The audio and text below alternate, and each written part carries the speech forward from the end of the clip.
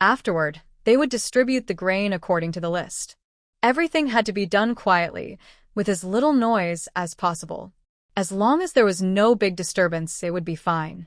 The higher-ups had already said they would find a way, as long as no trouble occurred. Su Fengmin and Zhang Xingli took out paper and pens, writing and planning.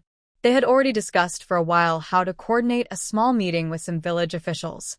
Like others in the village, they only needed to know that the old secretary and the team leader had found a way, using money to exchange for grain. The exact source of the grain didn't need to be known by anyone. With the two of them leading the effort, there wouldn't be any problems. Additionally, each household in the village was asked to send a representative to a meeting. They needed to keep control over their family members and block the news. Anyone who leaked information would be held responsible, and their family would not be spared.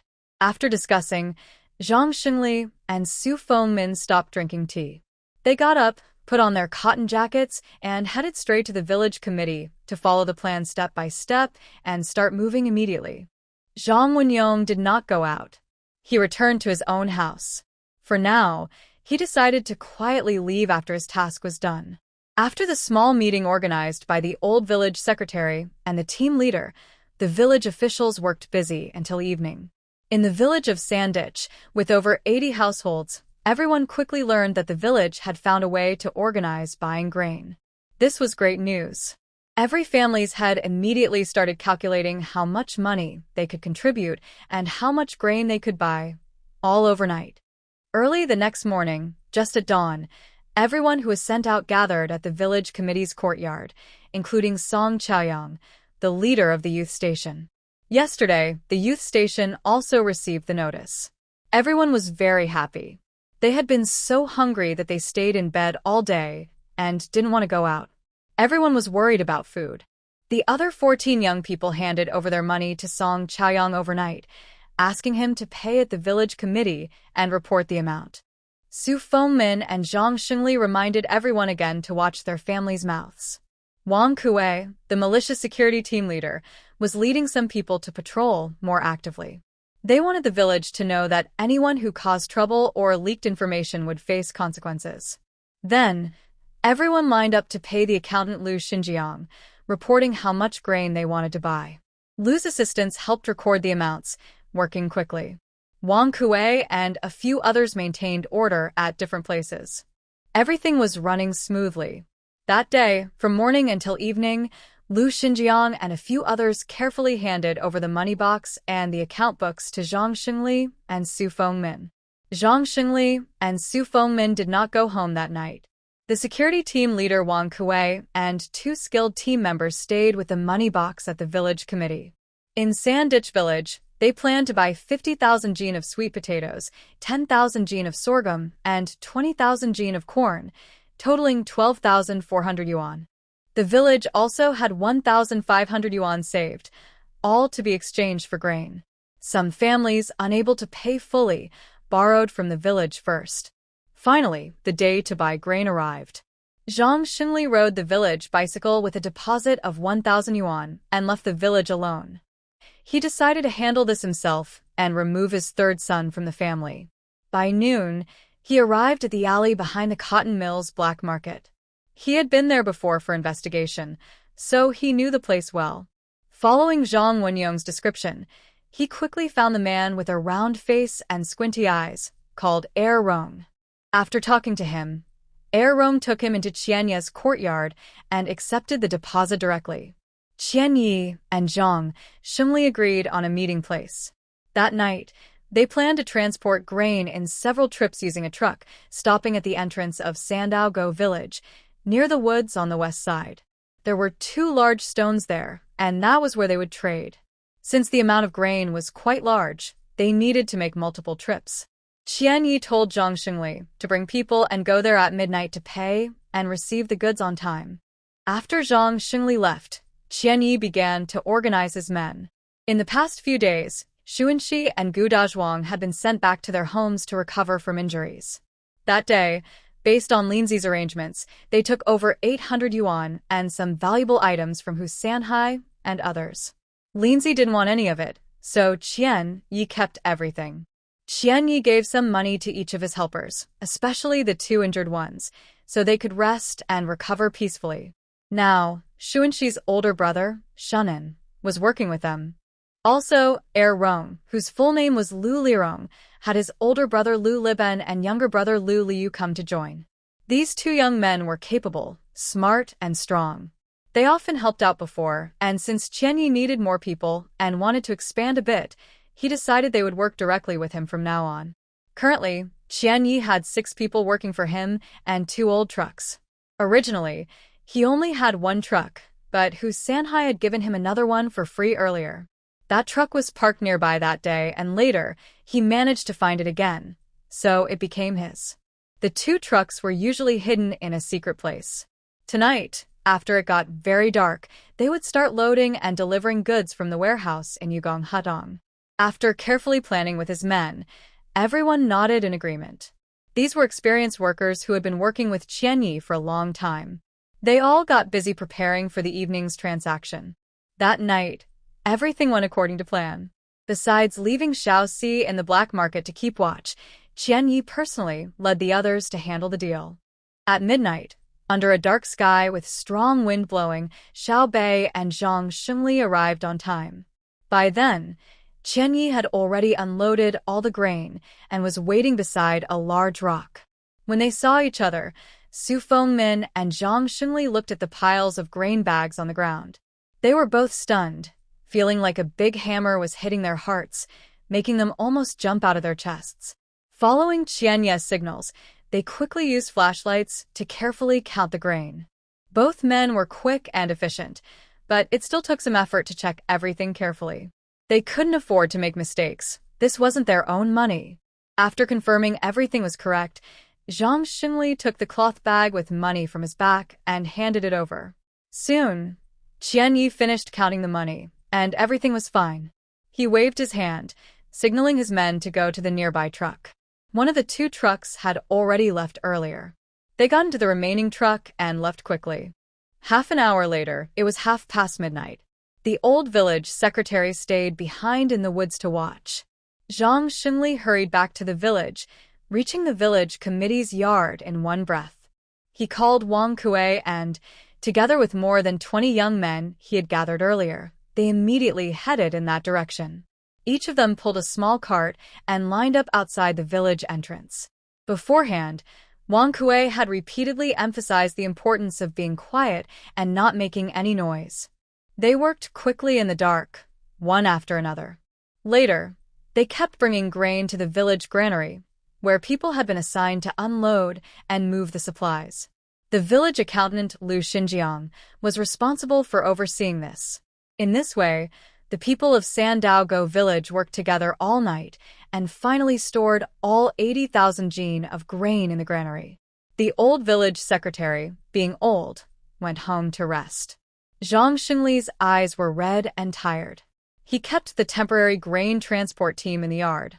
Most of these young men were members of the village militia and had some discipline. They stood quietly in the yard, waiting for the captain's instructions. Zhang Xingli warned everyone that after returning home, they must not reveal the exact amount of grain.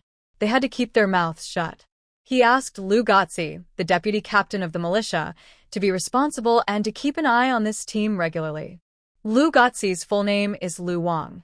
He is 21 years old, the eldest son of accountant Lu Xinjiang. He is also a clever person. He immediately assured the team leader repeatedly. Wang Kuei arranged 4 people to guard the granary, and the others went back first. Right now, nearby villages are short of food. When Zhang Xingli held a small meeting with the village officials, he specifically told Wang Kuei that his responsibility was very important. Who knows if, in places with serious food shortages, someone might hear rumors and come to steal, rob, or cause trouble at Sandaogo. Since it is the off-season for farming and wintering, more patrols should be organized in the coming days. Everyone knows that news about food in Sandaogo might spread, especially since many women married from outside, and they might think about their families and accidentally reveal information. But the timing of the news spreading, whether early or late, matters. The exact amount of food known later also varies. We need to pay attention to details and try to reduce risks as much as possible. This is everyone's effort.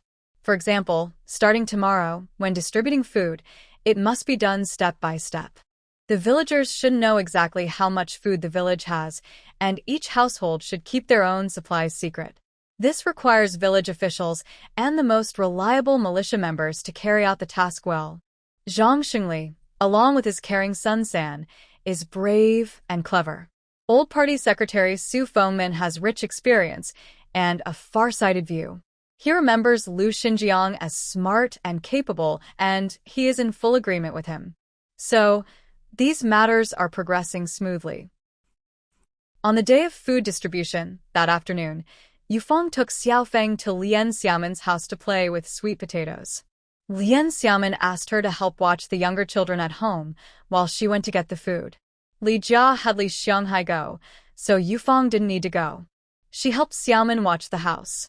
Since her older brother and mother returned home, Yufeng no longer watched her sister-in-law so closely. She often took Xiaofeng out to play. Lian Xiaomen didn't buy much food. She paid for 200 jin of sorghum and 100 jin of sweet potatoes. She thought to herself, this is like a kind of repurchase. She sold the food but bought it back herself. She wasn't in a hurry. The food was being distributed, and her turn was in the afternoon. When Lian Xiaomen arrived outside the village office with her cart, she saw 3 groups waiting ahead. The families of Old Zhengwu and Carpenter Shuedage each had 2 or 3 people waiting there, with their carts of food nearby. 5 young workers from the youth farm came here, waiting to receive grain. They didn't bring tools, so they probably planned to borrow village carts to transport it back. She only knew 2 of the young men. One was Song Chaoyang, about 24 or 25 years old. He was quite dark, tall, and thin, looking honest and kind. He often walked around the village, so everyone knew him. The other was Li Chuang, about 17 or 18. He wore a nearly new military coat and was just under 1.75 meters tall. He was leaning on Song Chaoyang's shoulder, standing by a big tree at the gate, chatting while waiting. Last time, she forgot to close her yard gate, and her sweet potatoes ran out. Later, Li Chuang from the youth farm found her and returned the dog, saying he had seen it before and knew it belonged to the family at the foot of the mountain. Lian Xiaomen thanked him and chatted for a while. She learned that Li Chuang had just been assigned to the Sandaogo village this year. She thought he was quite talkative. When she asked about his hometown, he said he came from Shanghai. His personality was unexpectedly cheerful, and he was quite funny.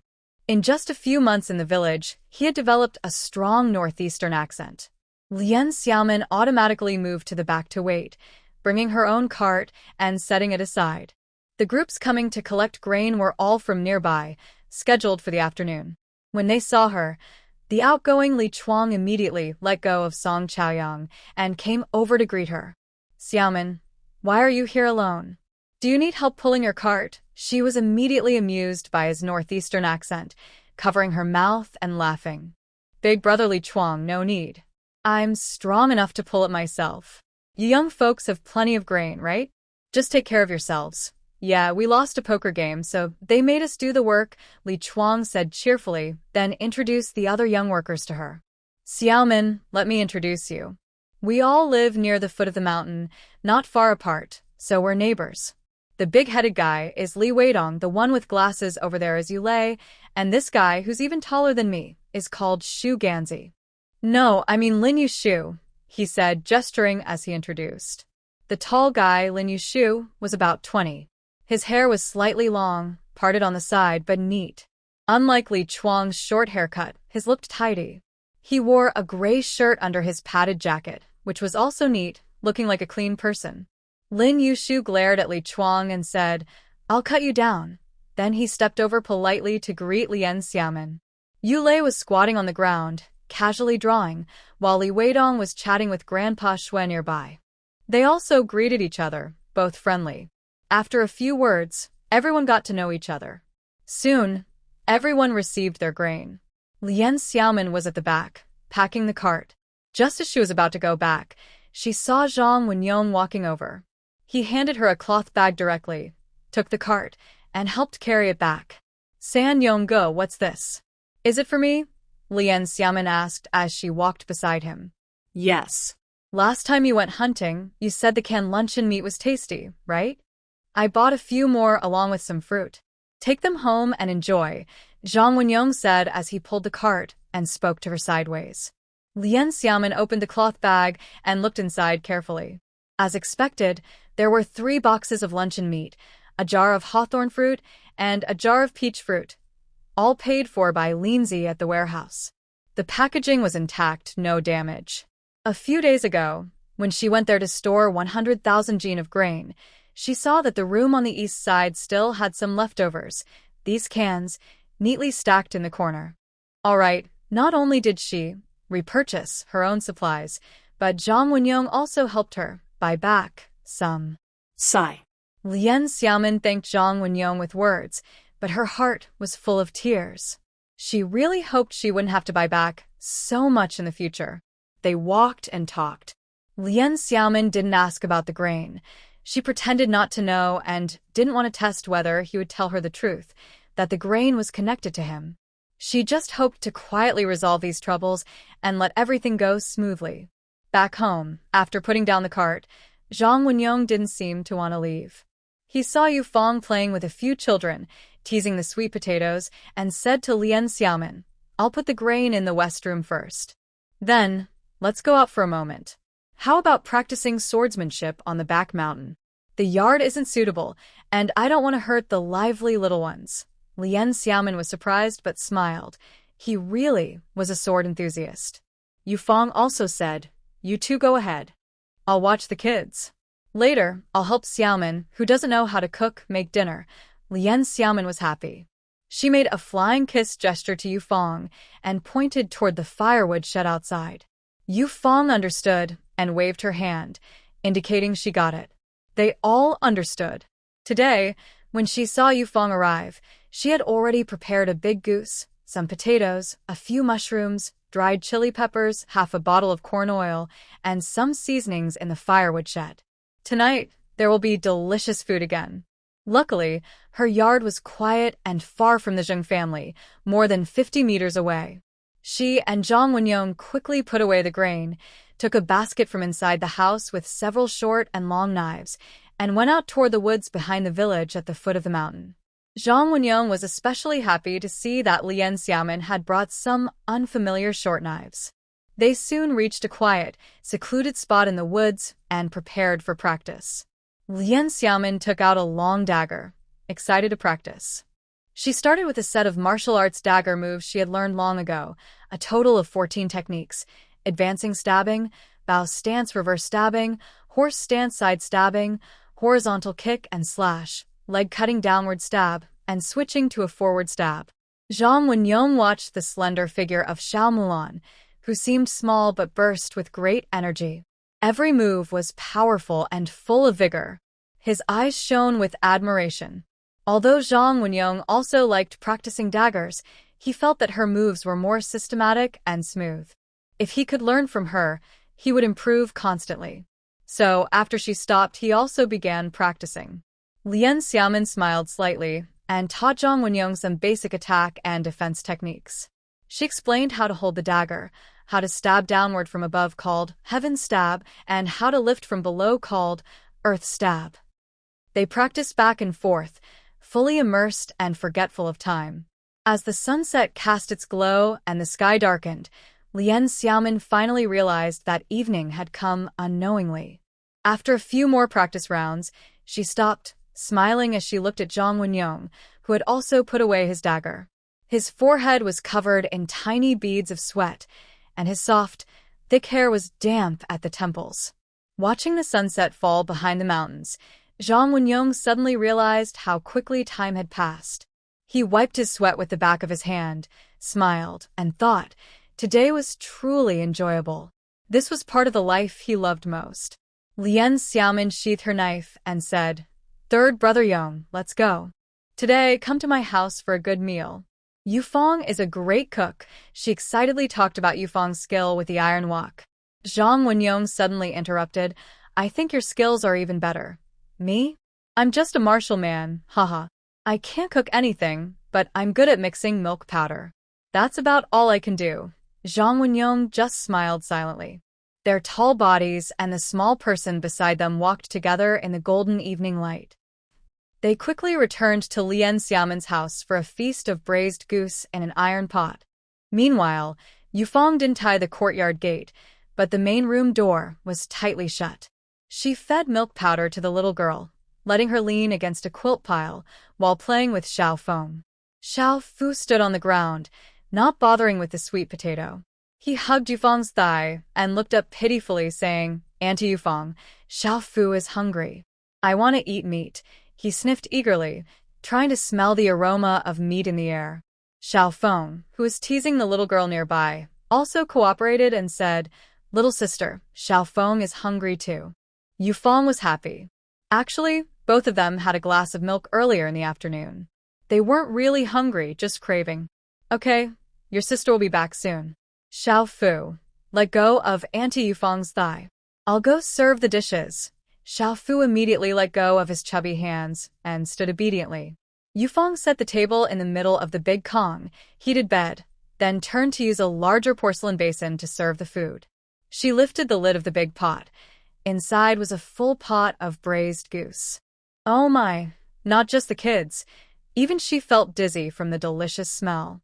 The juice was bubbling in the pot, and the tender goose meat looked so tasty, it would definitely be very appetizing. Following Xiaomen's instructions, she added plenty of potato chunks and mushrooms. She couldn't resist either. Yufeng first served a bowl, without chili for the little kids. The rest of the food was cooked with some dried chili peppers, simmered for a little longer, then quickly served out. It took 2 porcelain basins to hold all the dishes and broth, which she arranged on the Kong table. She was about to serve a pot of rice porridge warming on the stove when she heard the door open. They had finally returned. Jie is back. Hurry up and eat the meat. It smells so good." Little Fu ran towards the main hall door with his short legs. Suddenly, Zhang Wenyong reached out with one arm and picked him up, holding him close to his waist as they moved forward. Little Fu was so excited that his little feet lifted off the ground, and he giggled nonstop, calling out, "Sen Yong pot." Zhang Wenyong quickly entered the room, placed Little Fu on the Kong, heated bed, and took off his shoes. Little Fu hurriedly climbed to the edge of the Kong, gripping the table with his small hands, his big round eyes fixed on the dish in the porcelain bowl, drooling with anticipation. Zhang Wenyong turned to wash his hands at the stove in the main hall. Lien Xiaomen had already finished washing and told him to change the water himself before heading straight into the room. "Wow, Yufeng, the goose feast is all set up. You're really good at this." Lien Xiaomen sniffed the delicious smell in the room, her eyes smiling like crescent moons. She turned to Little Fu and asked, "Have you washed your hands, Little Fu?" Little Fu's eyes didn't move. Only his mouth moved as he replied, "I did." Jie, Lien Xiaomen nodded happily, helping Yufeng serve the rice porridge. There were 3 large bowls and 2 small bowls, all placed on the Kong table. On the table was also a plate with more than 10 cornmeal pancakes, giving off a fresh corn aroma. Such a feast. "Today, Brother Sanyong has good luck." Lien Xiaomen called out to Zhang Wenyong to hurry up, along with Yufeng, so they could all sit on the Kong and enjoy the meal. Lilia had finished her milk powder and played for a while. Now she was a bit sleepy. Lien Xiaomen moved to her side, gently coaxed her to lie down on the Kong, covered her with a small quilt, and then brought Little Feng over to sit by the table. The 2 little children sat quietly side by side. Yufeng took care of one, and Lien Xiaomen took care of the other. She first picked a small piece of goose meat from the mild dish and fed it to Little Fu. Little Fu chewed happily, looking adorable, eating big spoonfuls of rice porridge and meat. His expression was so charming that it made people smile. "Little Fu, does it taste good? Eat slowly, okay?" Little Fu's cheeks moved as he nodded and kept eating. Soon, he had drunk quite a bit of the rice porridge, making the meal even more enjoyable. Zhang Wenyong finished washing his hands, sat beside Lien Xiaomen on the Kong edge, and started eating without hesitation, picking up his chopsticks. "I practiced with a dagger all afternoon. To keep up with Ling Xiaomen's training pace, I used a lot of energy. Now I am very hungry," feeling both full and empty at the same time.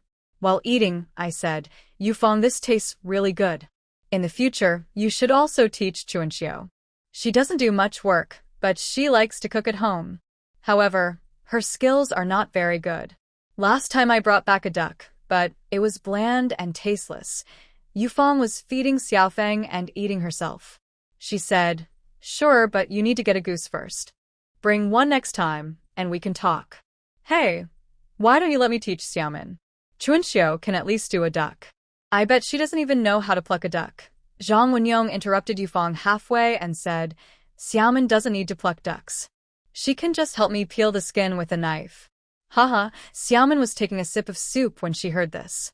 She almost spat it out and coughed a few times, still unable to stop laughing. Zhang Wenyong quickly patted her on the back to help. Everyone was eating happily, satisfied, and burping contentedly. The two little kids had already finished eating and went to play on the bed. Finally, the three of us finished all the dishes in 2 ceramic bowls. Of course, Zhang Wenyong ate the most. He had 5 pieces of bread, a big bowl of rice porridge, and even finished the half bowl of porridge Xiaomin couldn't finish, all in one go. In those days, this was a normal amount of food, especially after a hard day's work. After eating, seeing that it was getting late, we quickly tidied up the table and washed the dishes. Yufeng was about to leave with Xiaofeng, and Zhang Wenyong went out with them. It was very dark outside, so it was good to go together. Xiaomin cleared out the bag that Zhang Wenyong brought for canned food, took 5 big apples from the cupboard, put them in the bag, and handed them to him. Then she took out 2 jean of cakes wrapped in oil paper and put them into Yufeng's basket before seeing them off.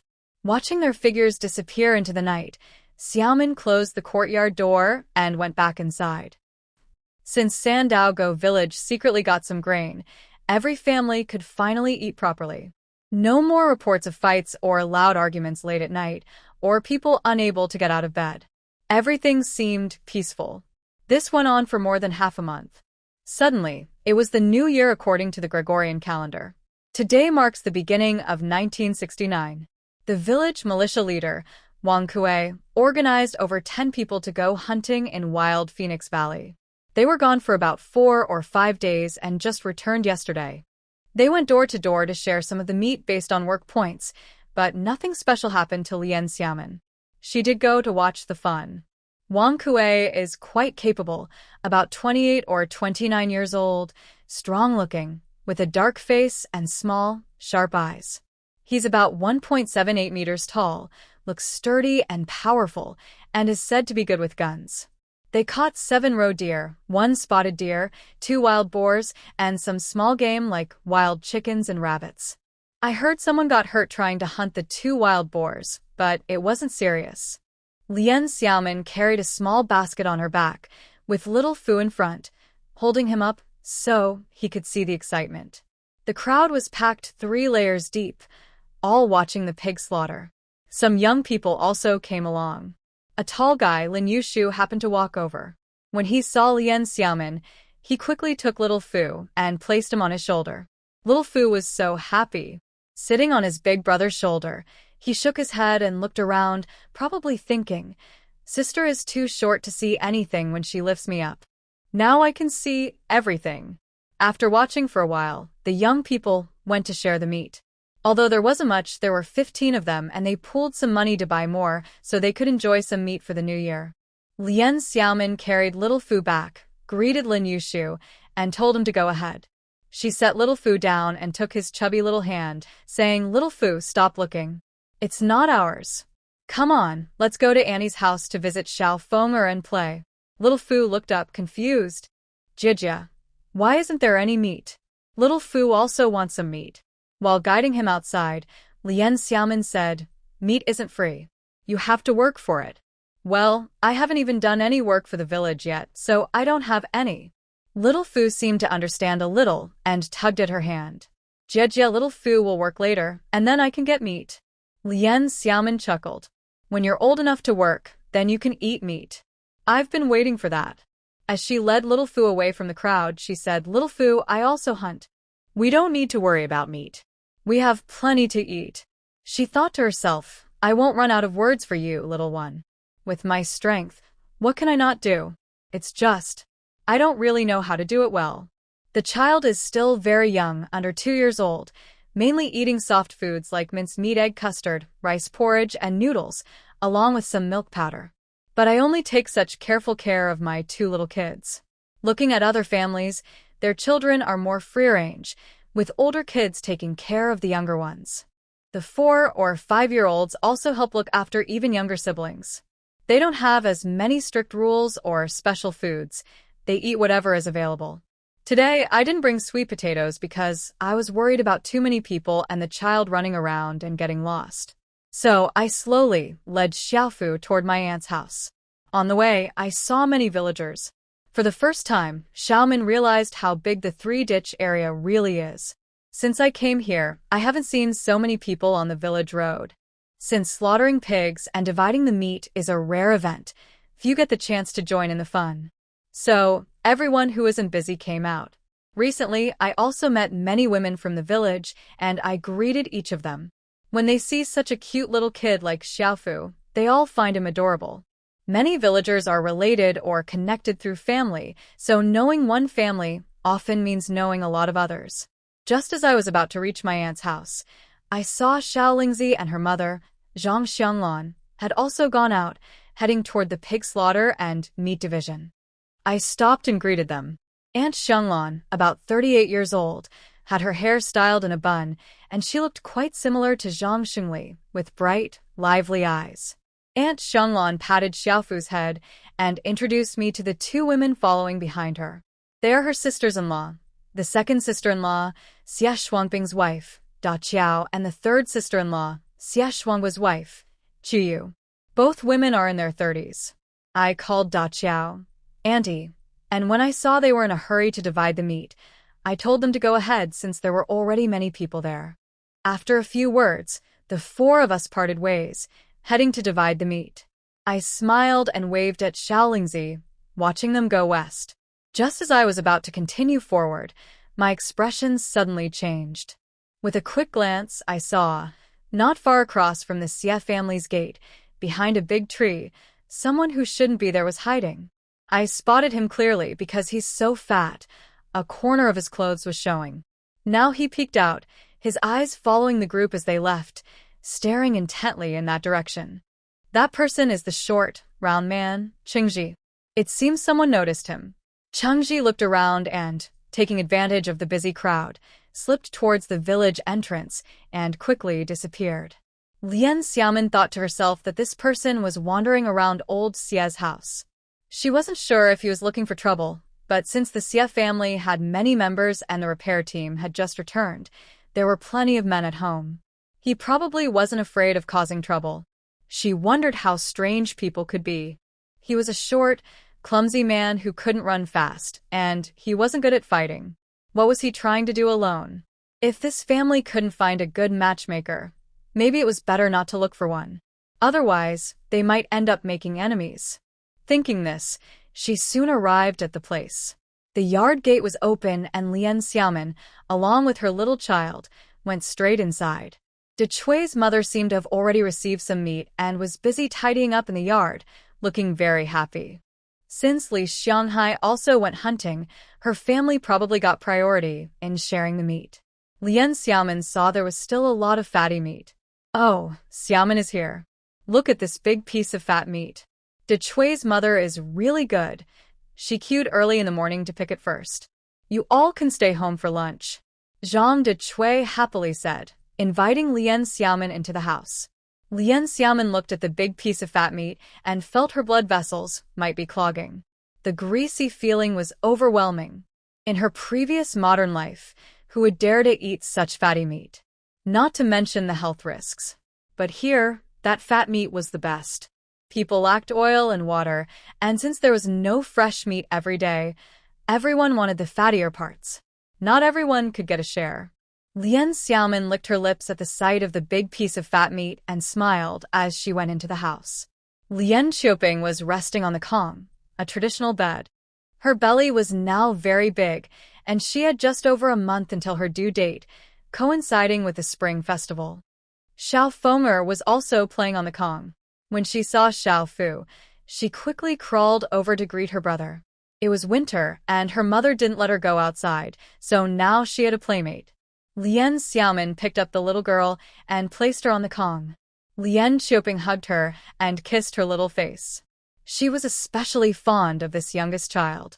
She liked taking care of her. The little girl was very obedient. She rarely cried or fussed unless she was hungry or needed a diaper change.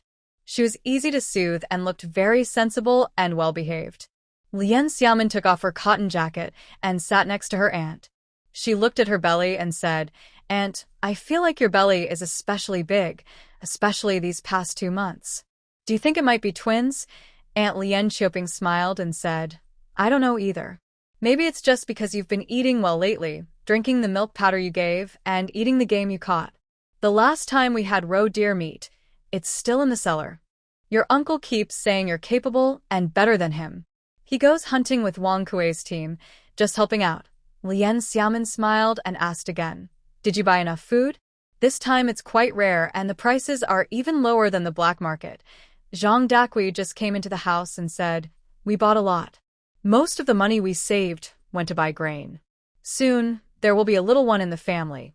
We need to get through this winter first. Who knows what will happen? Will spring be better? We might not be able to get any grain then." Lien Xiaomin nodded. The world is really unpredictable now. Things are getting messy everywhere. Cities are not producing well, and rural areas are not farming seriously. The harvest is affected a lot. I heard some places are just making false reports or exaggerating numbers. The villages under Jianye County are a bit better, but the future still looks uncertain. Lien Xiaomin suddenly remembered something and asked, "Dakui, how is Aunt Yufin? Can they get grain in Daelu Tree Village?" Zhang Dakui sighed and said, "It's hard. Where can we get it? I sent a bag of sweet potatoes to her sister's family, but I didn't say it was from our village. I just said Xiang Hai traded it outside." She moved closer and lowered her voice, "But last night I visited Xingli's house. I saw Qiao Zhi's younger sister and her husband from Gaojia Tun. Her brother-in-law is the leader of the Gaojia Tun production team called Zhong Xinmin. He's also struggling for grain. I wonder if Xingli can help him get some." Aunt Lien Xiaoping said, "This news has already spread to Gaojia Tun? Aren't we supposed to keep things secret? No one dares to talk about these. What's so secret? Someone married into our village, and even if they send some grain to their family, if they tell the truth, the news will spread quickly outside. We can't just watch our family starve. We don't know the officials in other villages. Many people might have come to Xingli recently. Zhong Xinmin is just a relative of ours, I know him." Lien Xiaoping nodded and showed a look of understanding. She is now quite pregnant, and her mind feels a bit slow. Recently, her body has become heavier, and she often feels very tired. Zhang Dakui saw that Lien Xiaoping was tired and didn't continue talking. She told her to rest on the bed for a while. Lien Xiaomin brought a pillow for her aunt and helped her lie down. Lien Xiaoping touched her belly and thought to herself. She wondered if she was really pregnant with twins, as Xiaomin said. Although it's risky in this time, the Li family has few children, and she hopes for many children and good fortune. Lien Xiaomin asked Dakui's mother, "Yufeng, where did you go?" She and her brother are in the cellar tidying up things. They'll come up soon. At noon, Lien Xiaomin stayed to eat. Zhang Dakui and Yufeng made sour vegetable stew with pork belly and millet water rice. The sour vegetables tasted really good. Compared to today's meat, Xiaomin liked the sour vegetables more, making everyone laugh. "Xiaomin, you're taking meat?" At Dakui's house. "Eat as much as you want," Zhang Dakui said, helping her with 2 slices of fatty pork. Lien Xiaomin looked at her bowl, her face scrunched up in dislike. She forced a small smile but couldn't bring herself to eat it. She then scooped some and put it into Yufeng's bowl. "Eat it, Yufeng. I don't know why, but I just don't like fatty meat." Dakui's mother, "I'm not pretending with you. Don't worry. I often go hunting in Dakingshan, so we never lack meat at home. It's just that your pickled vegetables are so delicious." Xiaomin gave Dakui a thumbs up, making her laugh. "All right, then eat more sour vegetables. There are 2 more in the jar. I'll make them again for the new year. This year's harvest isn't good, so there aren't many cabbages." I only pickled a few. While eating the tangy, flavorful sour vegetables, Xiaomin didn't lift her head. She thought to herself, I have vegetable seeds in my space. Later, I'll plant some cabbages and give some to Daqui's mother to pickle. I'll say I got better ones from outside. No matter what, I can exchange for cabbages here. Today, I cooked a chicken egg custard and some millet porridge for the two little ones. The millet was also from Xiaomin's previous harvest, kept for the children to eat porridge. Xiaofeng used a small spoon to eat by herself. Lian Qiuping fed Xiaofu while eating herself. When she was around, Xiaomin never had to worry. She told her to eat well and take care of herself. After finishing their meal and tidying up, the little children were feeling a bit sleepy. So, they were allowed to take a nap together in Lian Qiuping's house. Yufeng said, Xiaomin, let's go find Xilingzi. Zhang Dachui said, you two go ahead. The kids are at home this afternoon. I'll watch over them. Qiuping, you can take a little nap too. The two young girls left the house one after the other. They both wore the same wool scarves, one red and one blue. They looked at each other and giggled happily. A few days ago, there was a heavy snowfall. Although the village roads had been cleared, many areas that people don't usually walk on still had thick white snow.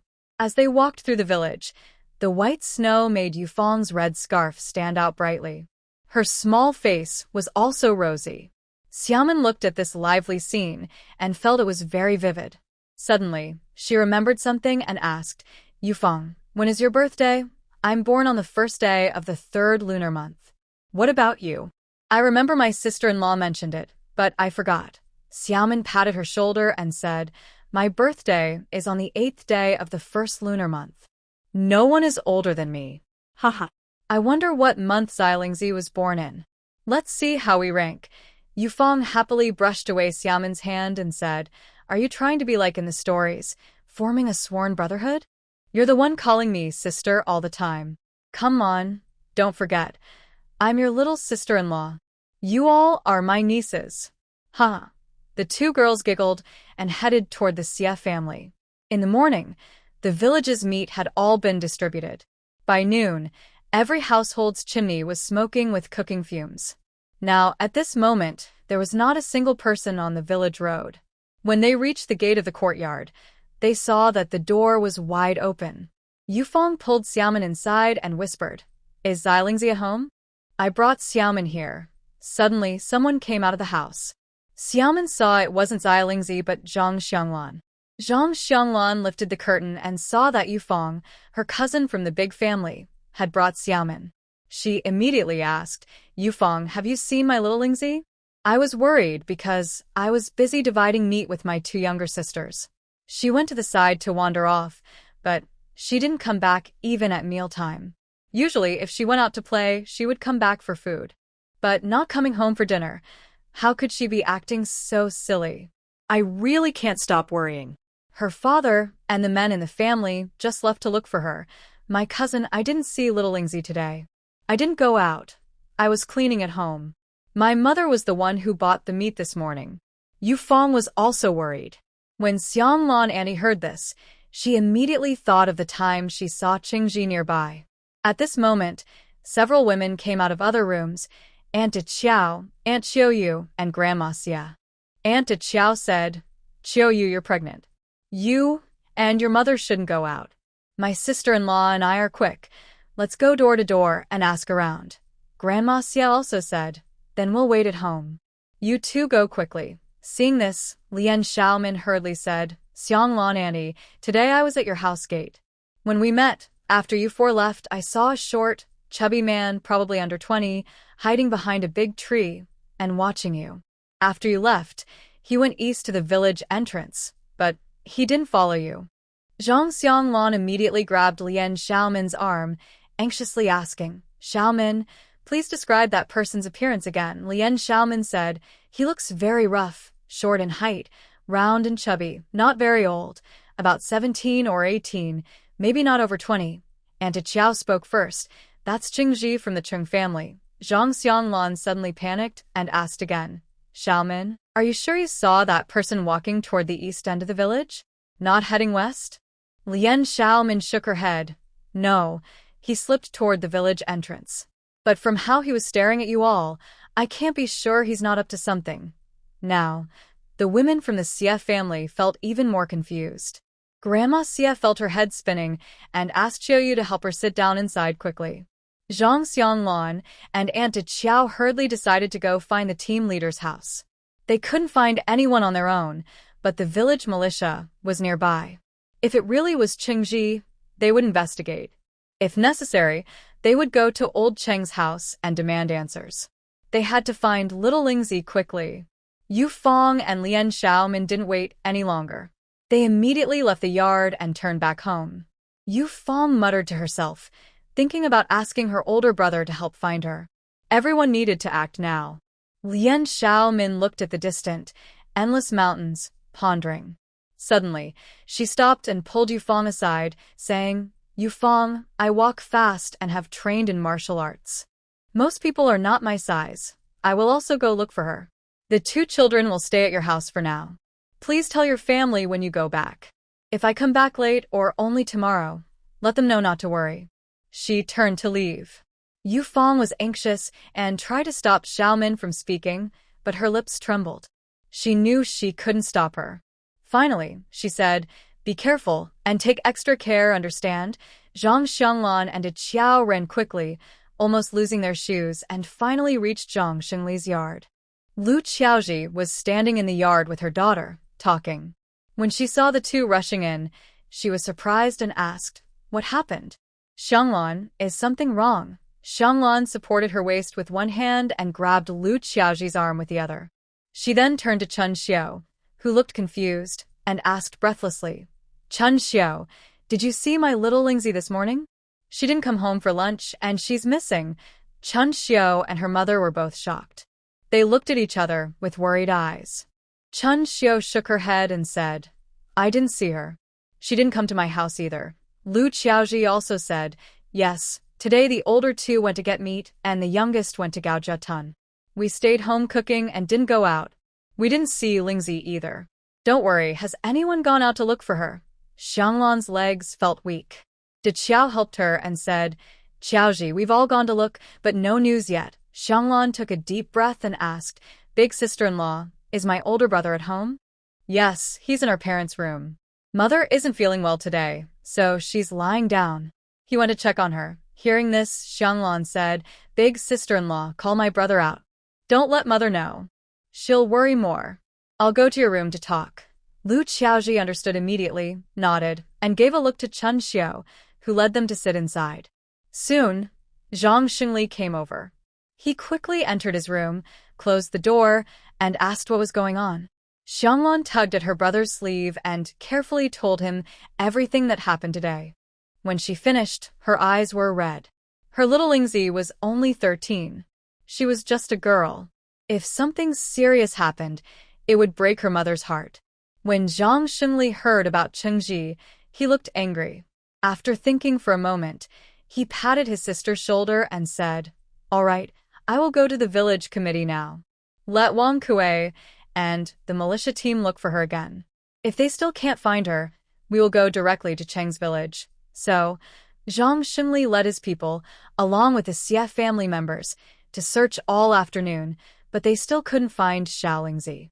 They searched everywhere near Sanditch, and even sent many people to explore Daqing Mountain, but still no luck. As it was getting dark, they took some more people to Cheng's village. When they arrived, Chengji was at home. Chengji's father, Cheng Qinglai, saw that Xie Shuangxi had brought a big group of people, and he was annoyed at first. His daughter had already become like that, and they still wouldn't leave him alone. What did they want? That day, after his eldest daughter was taken away, the commune even sent people. They caused trouble for days, parading her around and hitting her. They didn't spare her. Cheng Baoru couldn't take the stress and had a miscarriage. Afraid of causing a tragedy, she was sent to the commune hospital. Cheng Qinglai spent money and used many connections, finally managing to settle things without sending her to the farm for reform. He asked himself, he wasn't an unreasonable person. He had a good relationship with Xie Shuangxi before. But he didn't expect his own children to team up secretly, hiding everything from him and his wife. In the end, things turned out like this, and he could only accept it silently. Chung Qinglai had been worried and sad for many days. He sighed, thinking children are debts. But hadn't all this happened quite a while ago? Why are they coming back today? This is too much. They haven't finished yet. His family was not weak either. They had their own backing. Thinking about this, he got angry. But then he saw that the brigade leader of Sanditch, Zhang Xingli, also came along, bringing Wang Kuei. His heart started pounding. Zhang Xingli was a well-known figure in nearby villages. The way he stared with wide eyes made people feel a bit nervous. Looking at Wang Kuei behind him, he also knew him. Wang Kuei was very good with guns and was both smart and brave, an important person. Why did they all look so fierce? His own family had already been criticized and punished. It shouldn't be like this. Chung Qinglai told his son to stand still nearby. He felt nervous but tried to stay calm on his face. Gathering courage, he went to ask the leader, Xie Shuangxi, "Why are you here again?" "What's the matter?" Xie Shuangxi glanced at him and then looked past him, focusing on Chengji behind. He said, "Chengji, what did you come to our village for today? You were watching at my house gate.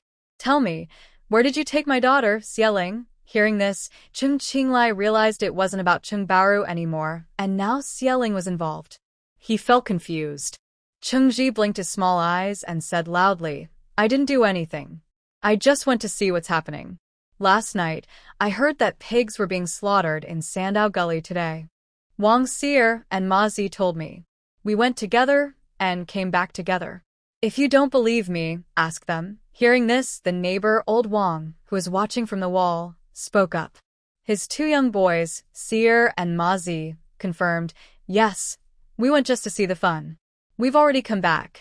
Then Xie Shuangxi asked sharply, "So, why were you watching at my house gate? Don't lie. Someone saw you." Chengji rolled his eyes and said with a sneer, "On the way back, I passed your house. I was thinking of fighting Xie Shui to vent my anger. But then I thought, I can't beat him, so I just went back from the village entrance." Xie Shui, standing next to his father, clenched his teeth and glared at Chengji. He thought, "With your weak look, how could you beat me?" Xie Shuangxi was speechless. He felt guilty because Chengji's words were true. According to what his family told him, Chengji had hidden behind a tree and watched for a while before leaving toward the village entrance. Chung Qinglai saw that they weren't saying anything and felt relieved. He knew he had some fault in the past and wanted to improve relations. He said, "Xie Shuangxi, my Chengji has explained everything clearly. How about this? You can come to my house and look around. I guarantee there's no Xieling there. I, Chung Qinglai, have been at home all the time. I swear, there's nothing." Zhang Xingli listened and thought this was a good idea. Seeing the other side admit it openly, he quickly stepped forward and said, "Manager Chung, I apologize if I offended you. We will check. Don't worry. If it's not your fault, Zhang Xingli, will not trouble you." He led Wang Kuei, Xie Shuangxi, and Xie Shui into the house to look around. They opened wardrobes and chests, even checked the backyard cellar, but found nothing. It seems that Xieling is not at the Chung family's place right now. No choice, the four of them returned to the yard and shook their heads at the family members, indicating no. At this moment, Xie Shuangxi's heart ached painfully. He leaned slightly against the wall, gasping for breath. He wondered where Xieling could have gone. As night fell completely, his heart darkened too. How could he explain to his wife when he got home? Zhang Xingli calmed himself and said to Chung Qinglai and Chengji, "I hope you're telling the truth. I'm warning you, if you're involved in this, you'd better confess now. If I find out later, you won't get away easily." Chung Qinglai repeatedly assured him that it had nothing to do with their family. Zhang Xingli felt anxious and didn't have time to waste talking. He turned on his flashlight and took people to continue searching. They had to find Xieling tonight. Time was very precious. Meanwhile, on Lian Xiaomin's side, she left the Xie family afternoon, around 2 o'clock. After letting Yufeng go home first, she walked alone along the village road, passing by each house from outside, constantly using her mental power to search. Her first goal was to confirm that Xiao Lingzi wasn't hidden inside the village. No matter what, She needed to search the entire village of Sand Ditch for clues. After more than an hour, she found no useful information. But she was sure of one thing. Xiaolingzi was no longer in the village. She had left the village. Since Zhengji left from the east entrance of the village, Lian Xiaomin headed west. Behind her house, at the foot of Daqing Mountain, there was a small path that could also lead out of Sand Ditch. She immediately headed in that direction. This path was familiar to her. She knew it well. She moved quickly, continuing to look for clues along the small trail. After walking about a mile, suddenly, she used her mental power to detect something in the woods. A cotton had fallen beside a large tree. This place was very hidden. Ordinary people wouldn't come here, let alone see anything. Lian Xiaomin hurried over and picked it up. It was a man's black hat, not Xiaolingzi's. She had never seen her wear it. She felt a little disappointed. She didn't know whether to go into Daqing Mountain to look or follow this small path out of the village. If she went outside the village, she could reach other villages or the commune. Which way should she go? Standing in the woods, she steadied her mind and used her mental power again. Soon, 2 small sparrows flew over and landed on the ground in front of her, hopping around. Lian Xiaomin thought to herself and used hypnosis on them. Through her perception, she quickly learned that 2 people had carried a sack here. They took out a hidden ground cart, loaded the sack onto it, and headed toward the commune along this road. In the rush, one person's hat fell off, but they didn't notice and hurriedly pulled the cart away. After ending the hypnosis, the small sparrows hopped a few more times and then flew away. Lian Xiaomin analyzed that Xiaolingzi must have been tricked into being put into a sack, then carried for about a mile to this place, where they took the ground cart and left. Now that she had a clear lead, and seeing no one around, she took a bicycle from her space, a Model 26, and rode off. It was broad daylight, and she knew the villagers were probably looking for Xiaoling. She decided not to ride a small electric scooter, but to use a bicycle instead. She pedaled hard and went quite fast, but since the road was snowy, it took her over half an hour to reach a fork near the commune and stop. In the nearby woods, Lian Xiaomin used her mental power to hypnotize a few more sparrows. She learned that before noon, the 2 men had handed the sack to 3 others at this fork. The others drove a jeep straight onto a main road. From the directions given by the small sparrows, she knew it was heading toward Jianye County. She calculated the time and realized she was over 3 hours behind them. Still, she couldn't give up on this lead. If she went back to find people, she wouldn't have a good excuse for how she knew everything. Besides, who could move faster than her? If everyone else delayed or hesitated, the traffickers might have already escaped. Thinking of Xiaolingzi's lively face and the scene of her kicking and punching, she decided without hesitation to follow alone. Most likely, this was a gang involved in human trafficking. The surroundings were silent. Confirming no one was around, she took a green jeep from the storage yard at the port in her space. The vehicle had already been used once to go to the county and felt in good condition. I don't know which colleague's car from Victoria Harbor was involved initially. It was accidentally brought into another time and space, the 1960s. I also don't know if the car is gone, or if they are worried about it. Will the insurance cover the claim? Anyway, I got distracted. I started the car and drove on. I thought, since it's all mine now, the whole port belongs to me. Lian Xiaomin drove the jeep onto a wider road, heading straight to the county town. She spent quite a bit of time searching along the way.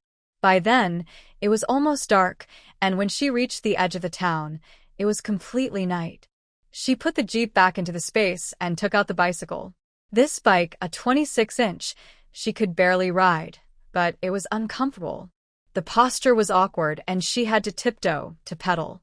As for the 28-inch bike, she was too small to reach the handlebars now. She had to crawl underneath to ride, which looked awkward. This was also why, when she first arrived in the county town, she preferred to walk along Route 11 instead of riding a bike. At night, Lian Xiaomin entered the town. She quickly pedaled through each street, using her mental power to check if there was a jeep nearby. After about half an hour, she felt tired and hungry. She found a quiet alley entered the space with her bike, and quickly ate a hamburger and drank some juice to restore her energy. She only rested for 15 minutes, then immediately left the space to continue searching. Around 7 p.m., Lien Xiaomin finally found a jeep parked outside a yard near the canned food factory. There weren't many cars at this time, and the whole town had few vehicles, so it was very likely to be the one she was looking for. She stopped her bike, pushed it into a quiet alley, stored it in the space, and then walked toward the large yard. She didn't go through the main gate but circled around to the side wall and stopped. Using her mental power, she sensed that inside the yard, there were 2 rooms. In one room, 4 girls were lying on the bed, all tied up and unconscious, unaware of their surroundings. In the other room, only one person was present, a middle-aged man, about 35 or 36, slightly overweight, eating at the bed. It seemed the others had gone out and hadn't returned yet. Lien Xiaomin took out a black mask, put it on herself, leaving only her eyes visible. This was something she usually made at home using black cloth, similar to the masks worn by terrorists in old movies. Her experience told her that sometimes night travelers can't do without this item, so she prepared several. Today, she decided to wear it. It was perfect for dealing with villains, using their own methods against them. If she wore this to the black market, it would scare normal people. Without hesitation, she turned around, climbed over the wall, tightened her waist, then leapt lightly, landing softly in the yard. Her footsteps were so quiet that the man inside didn't notice. She moved as quietly as possible, tiptoeing to the door of the 4 girls' room. Since the people inside were already tied up tightly, the door wasn't locked. She gently opened the door, slipped inside quickly, and then closed it behind her. There was no oil lamp burning inside, and the paper on the window let in very little light. Everything was pitch black. She took out a small flashlight, turned it on quickly, and shone a little light inside to check on the 4 girls. They were all about 17 or 18 years old, but none of them was Xiaolingzi.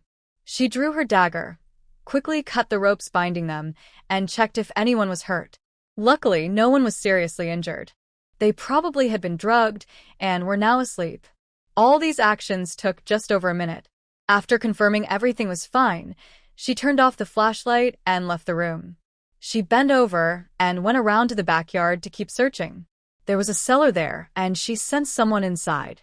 She found the cellar in the corner of the yard, but it was locked. To avoid making noise, she used a thin piece of wire to unlock it carefully and quietly entered. She turned on her small flashlight again and was surprised to see 5 small children inside. They were all leaning against the wall, their bodies slumped, and none of them were tied up. Looking closely, she saw they were very young, 1 girl about 8 or 9 years old, and 4 even younger boys, one of whom was only 3 or 4. What a terrible situation. So young, in such cold weather, locked in a cellar. The children were all asleep, none of them awake. She raised her hand and shone the light further into the cellar, finally spotting Xiaolingzi. She was curled up in the corner, her body partly hidden behind a large grain sack, which is why she hadn't seen her earlier. Lien Xiaomin did not make a sound. She quietly checked her and saw a bruise on her forehead and some marks on her wrists from being tied up. There were no other injuries. She was feeling dizzy and not fully conscious. She took a cup of brown sugar water from the space and gently fed her a few sips. She seemed able to swallow, so she slowly drank it. She also gave some sugar water to the other 5 children. Seeing they were still unconscious and sleeping deeply, she decided to move all 6 of them into the space at once. She placed them on the floor of an empty room on the 2nd floor of the villa. This was a small storage room inside a guest suite, about 20 square meters, with a thick carpet on the floor. The room had no windows. She locked the door and decided to leave them there for now since they were not awake. Her plan was to first move Xiaolingzi and the 5 children into the space, into the room where the girl was kept. Then she would deal with the kidnapper and catch everyone else when they returned. Just as she was about to leave, she noticed something strange about one wall in the cellar. She looked closer. She leaned in and pressed her hand against the wall, feeling around. Suddenly, she found a small bump.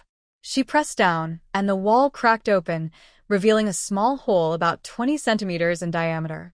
Dirt and debris fell to the ground. Looking more carefully, she saw that the hole was sealed with a piece of iron and had a small lock hanging on it. This was no problem for Lien Xiaomin. She used 3 fingers to grip the lock and pulled hard. With a loud bang, the lock came off, and the iron cover was pushed open. She used a small flashlight to look inside. The space inside was about the size of a large safe and was filled with many gold bars. Her eyes sparkled with excitement.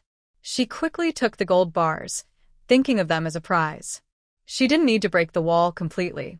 With her mind, she made all the gold bars instantly move into her space. Each gold bar weighed about 300 grams. There were over 180 bars, totaling around 56 kilograms. Now, they all belonged to her. She carefully stored them in a storage room on the first floor of the villa. She thought to herself that these gold bars were probably hidden by the kidnapper. This was her reward for coming to the county town. But she wondered how they had so much gold. It seemed unusual. Oh, and she also noticed that a notebook, like a ledger, was stored along with the gold. I quickly checked again with my mind. It was indeed a ledger, recording transactions of collaborating with some officials and sharing the profits. As I continued reading, I realized these people were not only involved in kidnapping, but also in smuggling antiques.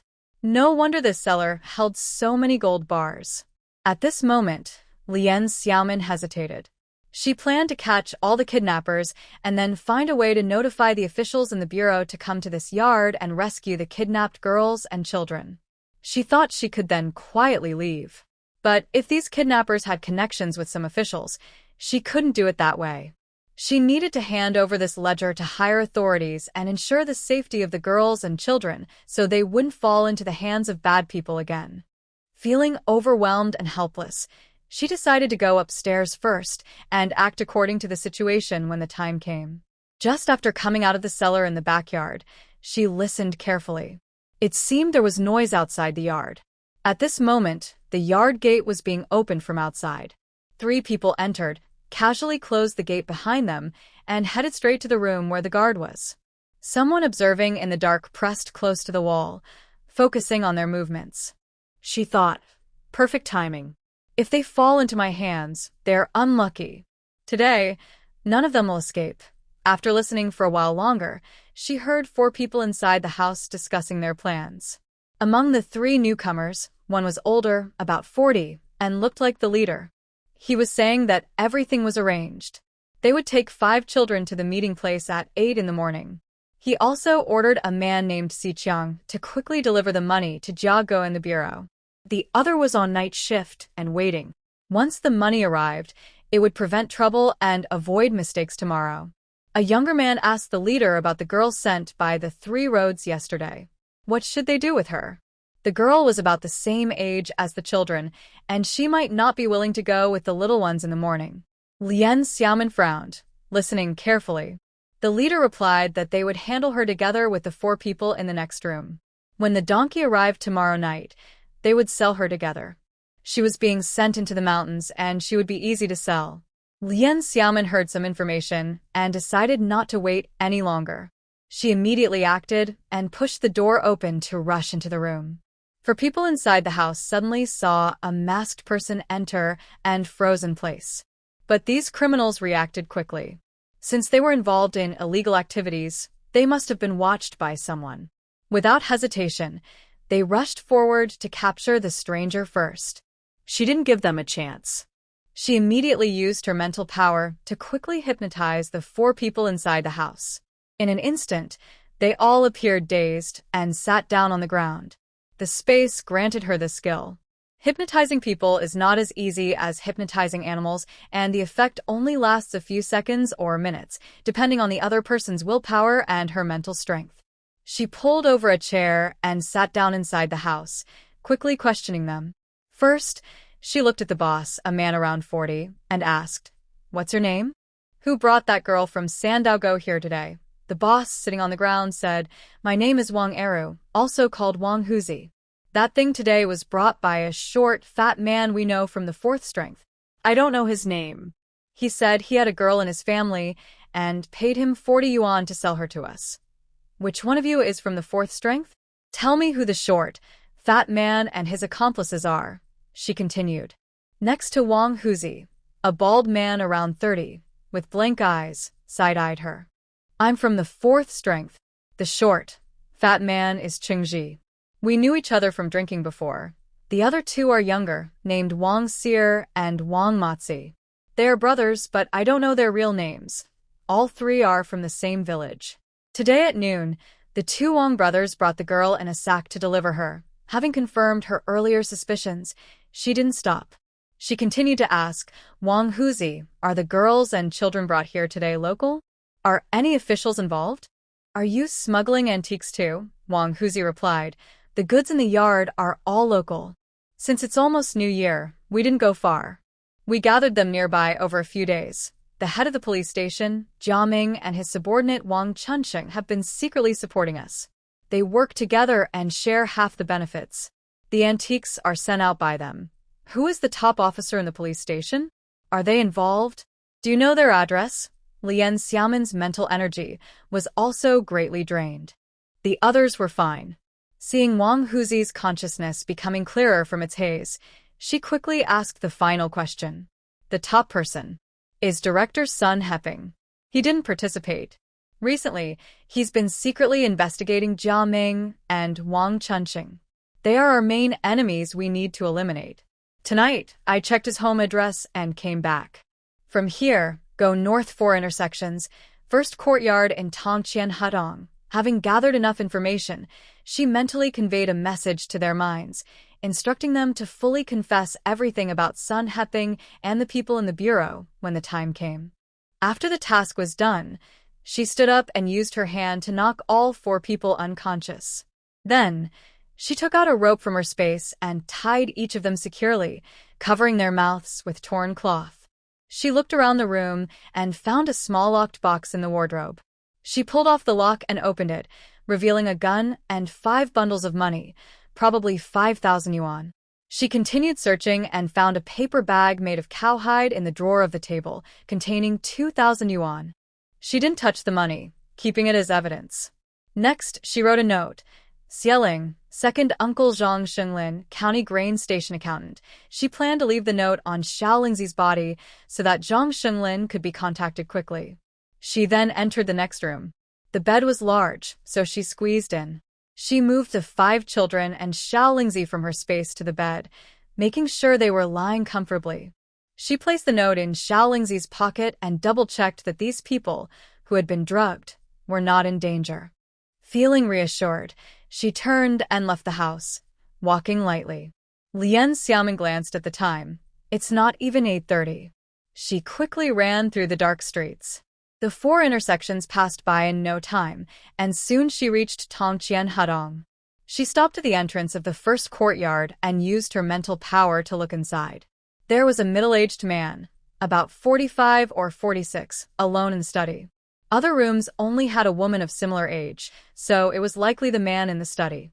Seeing no one else in the alley, she quickly climbed over the courtyard wall, entered the yard, and stopped near the door.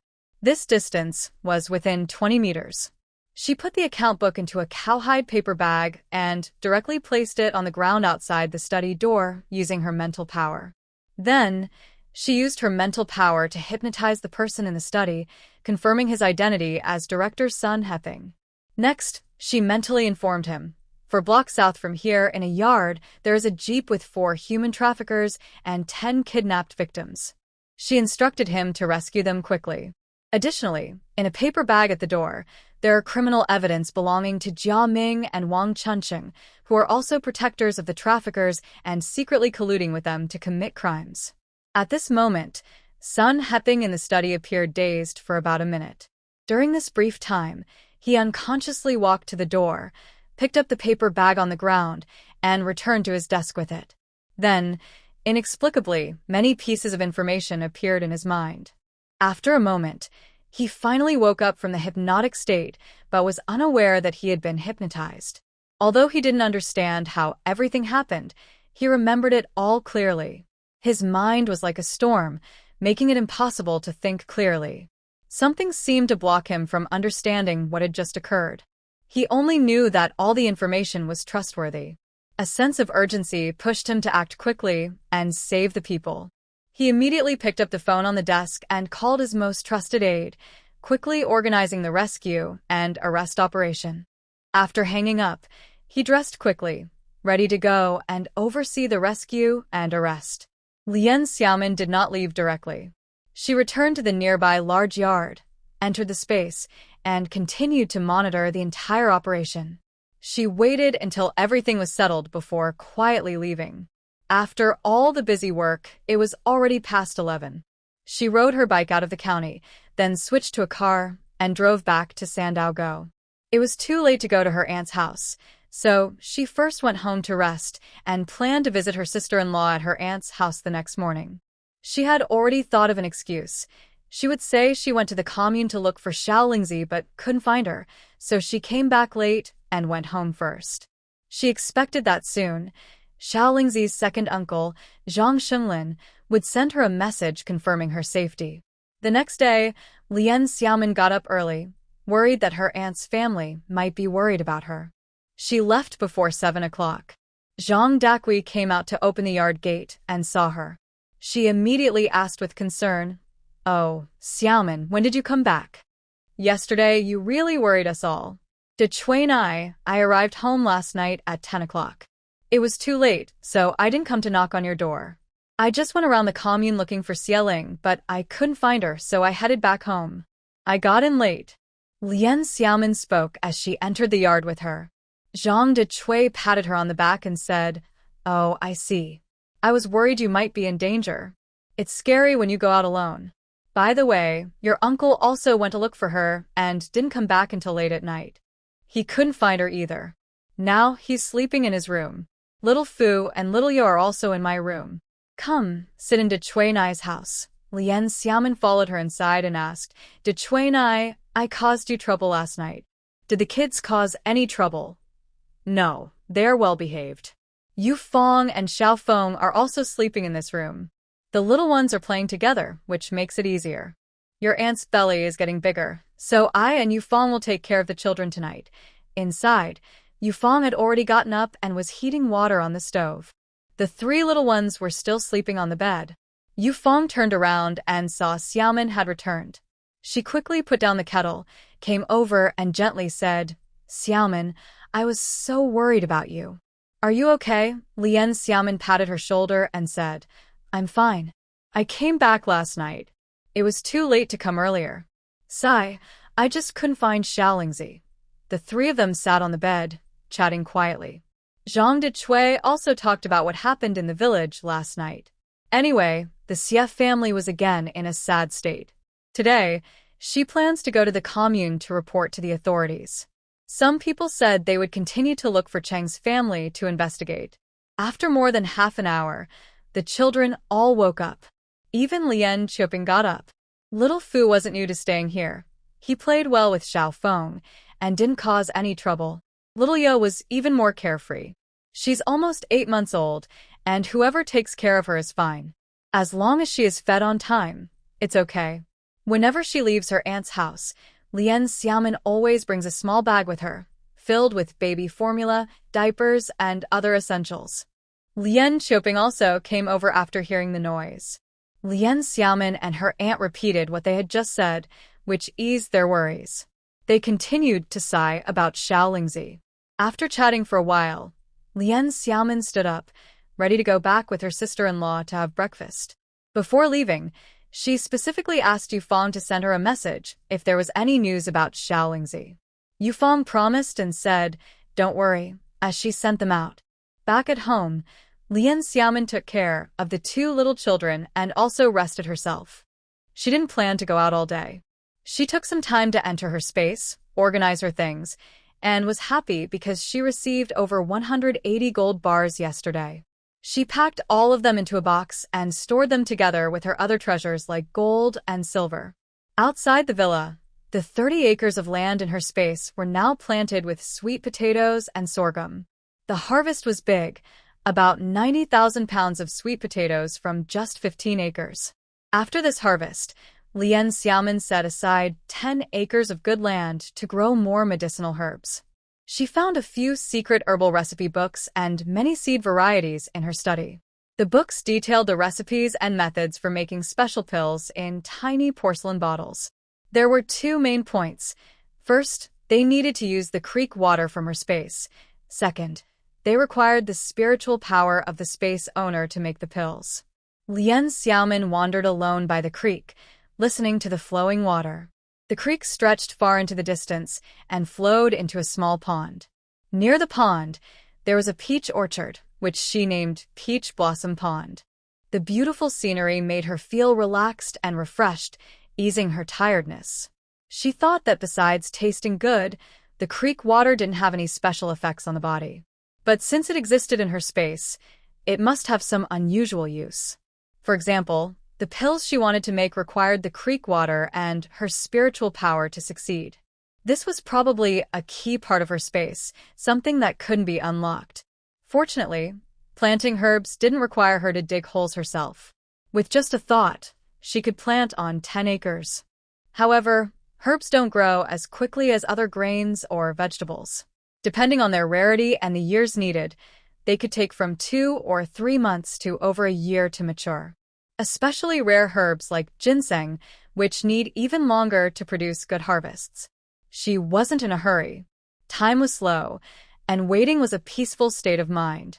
Plus, her study drawer was already full of pills and medicinal supplies.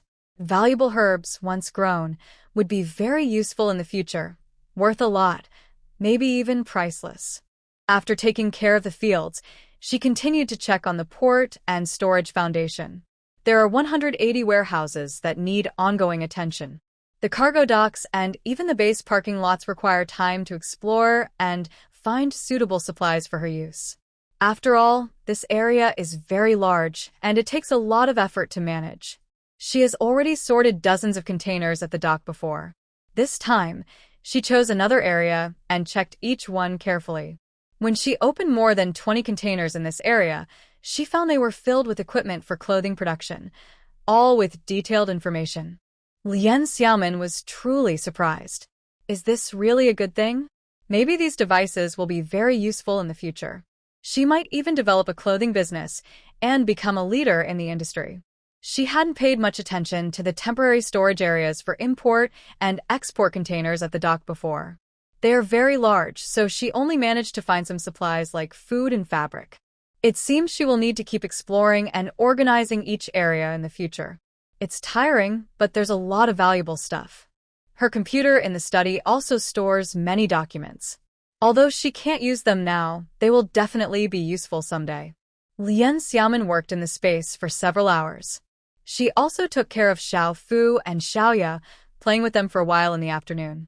Xiao Fu wanted to give some good food to Digua and asked his sister to save some meat for him at dinner. Lien Xiaomin was happy.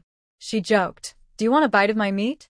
"Fine, Digua, you can come to our house and enjoy some too." Just after dinner, as it was getting dark, Yufeng finally arrived. As soon as she entered the yard, she eagerly pulled Lien Xiaomin aside and said, "Xiaomin, Xiaoling has been found safe." "Oh, everyone is so happy. I heard from Brother Xingli's house and rushed here to tell you."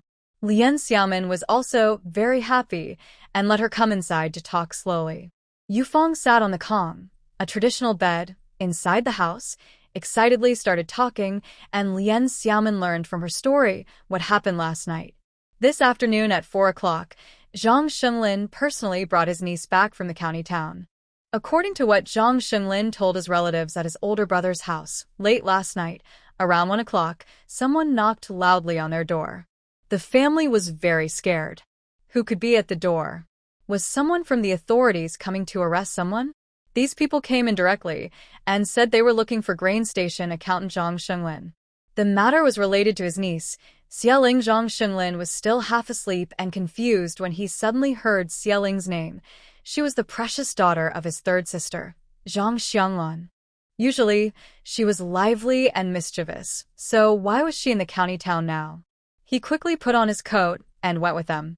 When they arrived at the police station and learned the details, they found out that Xiaoling was kidnapped by human traffickers today and brought to the county town. The people back home still didn't know about it. Fortunately, she was rescued that night and taken to the hospital right away. No one knew how they managed to contact him, and no one paid much attention to the details. Probably Xiaoling told them. He also heard that Xiaoling was fine in the hospital, just resting, so Zhang Xinlin didn't rush over immediately. He was a smart man, only 35 years old, but had worked at the grain station in the county for over 10 years. His father-in-law was a station master before retiring, so he had strong connections and had seen a lot. He didn't hurry to leave. Instead, he spoke briefly with the young man who came with him, mentioning some familiar friends at the station, and asked for a captain named Fu Hai. Soon, Fu Hai heard that Zhang Xinlin was looking for him and took some time out of his busy schedule to come downstairs and meet him. When they met, they greeted each other like brothers. Fu Hai was young and capable, about 30 years old, and they were good friends. Fu Hai immediately understood that Zhang Xinglin's niece, the 13-year-old girl named Xieling, was the one who had been kidnapped. He took him into the office, closed the door, and explained everything honestly. Fu Hai was the most trusted assistant to Director Sun Heping at the station. He was involved in planning and executing operations with the director and knew all the details. Of course, he couldn't reveal everything, but he told Zhang Xinlin the truth about Xieling. He explained the situation with Qingji, Wang Xier, and Wang Matzi, and said that once morning came, they would send people to the local police station in the commune to arrest the kidnappers at Chengjiazhuang. For now, the news was kept secret, and Zhang Xinlin couldn't share it.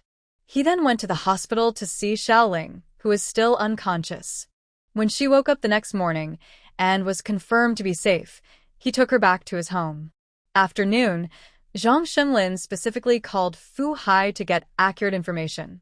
He learned that Qingji, along with his neighbors Wang's 2 young boys, had all been caught.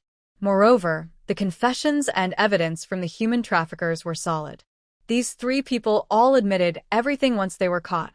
Seeing his well-rested niece, Zhang Xinlin finally breathed a big sigh of relief. He thought to himself, Xiaoling is lucky. She was taken far away, but managed to escape. It was almost a close call that she might have been sold into the mountains. But things turned around, and she is safe. This child has a good personality, carefree and easygoing. Besides a little shock, she's fine. She even ate a big bowl of rice at noon. She looks like she's okay now. So in the afternoon, he borrowed a truck from his workplace and asked the driver to help him, and Xieling quickly returned to Sandaogo. That's roughly how it happened. Yufeng spoke until her mouth was dry. Lien Xiaomin sat cross-legged on the kong, a traditional bed, listening very attentively. She forgot to pour her water until Yufeng finished talking. Then she happily poured her a cup of tea and placed it on the table. Yufeng took a few sips, then sighed and said, "Oh my, I'm so exhausted. Xiaomin, I can't stay much longer." Xiaoling was directly sent back to her home in the afternoon. Brother Xinlin went to his older brother's house and told us what happened. Tonight, my mother and I will go see Xiaoling again. Lien Xiaomin nodded without insisting. She saw her off and told Yufeng that her younger siblings were tired after dinner, so she would visit Xiaoling tomorrow. Yufeng nodded and waved her hand, then left the yard. In the following days, Lien Xiaomin stayed in the village. She also visited Xiaoling's home. Everything was fine, and she was in good spirits. But her family kept a close watch on her, asking her to stay at home for a while. They were all very frightened. Her family asked her how she was taken away in the first place. Usually, she was lively and even practicing martial arts with Xiaomin. How could she have been quietly taken by the 2 young boys from the Wang family? Didn't she shout? Xiaoling said, "Don't mention it. I was too trusting. I was outside waiting because there were a lot of people around, and I didn't push my way in." A boy, about 14 years old, ran over in a hurry and said that Xie Sudong had climbed a tree with him, but he fell down. It wasn't very serious, but she twisted her ankle while in the woods. She called her sister, Xieling, to carry her home. Xiaoling's younger brother is only 10 years old. When she heard Xiao Dong had twisted his ankle, she didn't think it was a big deal and went with him without calling anyone. She thought because the other person was not much older, she didn't need to be cautious. But then, she realized she shouldn't have gone with someone she didn't know. When they reached a patch of woods, another person suddenly appeared. He was about 3 or 4 years older than the first, with a face full of pimples. The two of them covered her face with a cloth, and then they both fainted. She didn't know anything after that. Everyone was sighing. Before this, there had never been any kidnapping or abduction in the area. Now that it had happened, everyone in each household warned their children not to go anywhere with strangers. Xie Shui was the most angry. He thought, is this really a normal kidnapper coming to our village? He believed it was Cheng Ji, that scoundrel, who had arranged this. He had lured the two boys from the neighboring house to come and get revenge on his family. From Xiao Lingzi's description, the older person with pimples was one of the two boys next door, who had even testified that day. Xie Shui was furious. If they wanted revenge, they could have come directly to him. But they targeted his sister, which made him so angry he wanted to tear their house down. Anyway, the incident was over. Everyone was relieved that Xiao Lingzi was unharmed and had returned safely. That was the most important thing. She had been taken to the county town, which was quite far away. How did they manage to solve the case so quickly and rescue her? For her worried family, it all seemed like a dream. More than 10 days had passed since New Year's Day. That afternoon, Lien Xiaomin brought her younger sister-in-law into the space. She gave her a bath again because it was too cold outside. Bathing in the space was the best choice. Afterward, she let the two little kids stay in the main bedroom. The little girl smelled nice and was now chubby and healthy. She was placed in a baby stroller, quietly looking at her sister and smiling. When teased, she would babble happily in baby talk. After washing his hair, little Fu's hair was still wet. He sat on the carpet playing with toys, occasionally cuddling his sister and building blocks together. Lien Xiaomin also played with her younger sibling for a while. When it was time, she fed them dinner. After drinking milk, she burped the baby girl.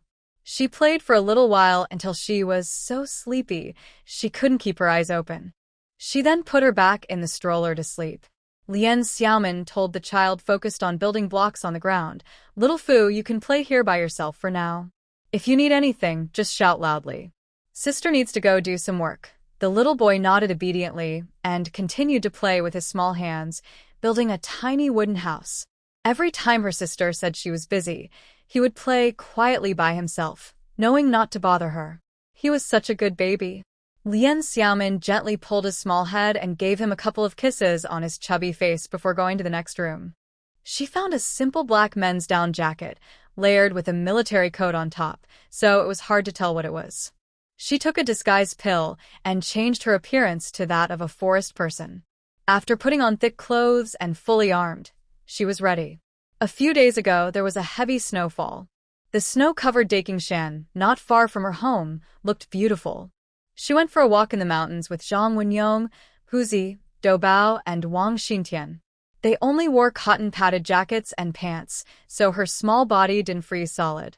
If she hadn't already taken the bone-cleansing pill, which strengthened her constitution, she would have caught a cold. Although her body was strong enough not to get sick easily, she still felt very cold and uncomfortable. She realized she was careless. If only she had worn a leather coat like the three brave brothers, it would have been much warmer. Later, she secretly added a down vest inside, which made her feel better. Winter in the Northeast is no joke. You must prepare well for the cold. She packed her backpack, ready to go, and left the house. It was already dark. She left her home, walking along the small path at the foot of the mountain behind the village. She took out her electric bike and rode toward the commune to find Xianyi. Because of the snow, the road was a bit difficult to travel, so it took more time. Near the commune, she switched to walking and arrived at the yard near the black market around 6:30. Herr Rome came out to open the door. When he saw Lindsay finally arrived, he quickly invited her inside warmly. Thinking back to the last time Lindsay entered this yard, the scene was still vivid. At that time, the atmosphere was tense and full of hostility. A few of us here are about to rush forward and fight desperately. The other side has so many people, It seems like a hopeless situation. We have already decided to stay here and wait for the outcome. But unexpectedly, Lindsay arrived and completely changed the situation. It was so shocking. If I hadn't seen it with my own eyes, I wouldn't believe it. Someone who looks young can have such incredible skills.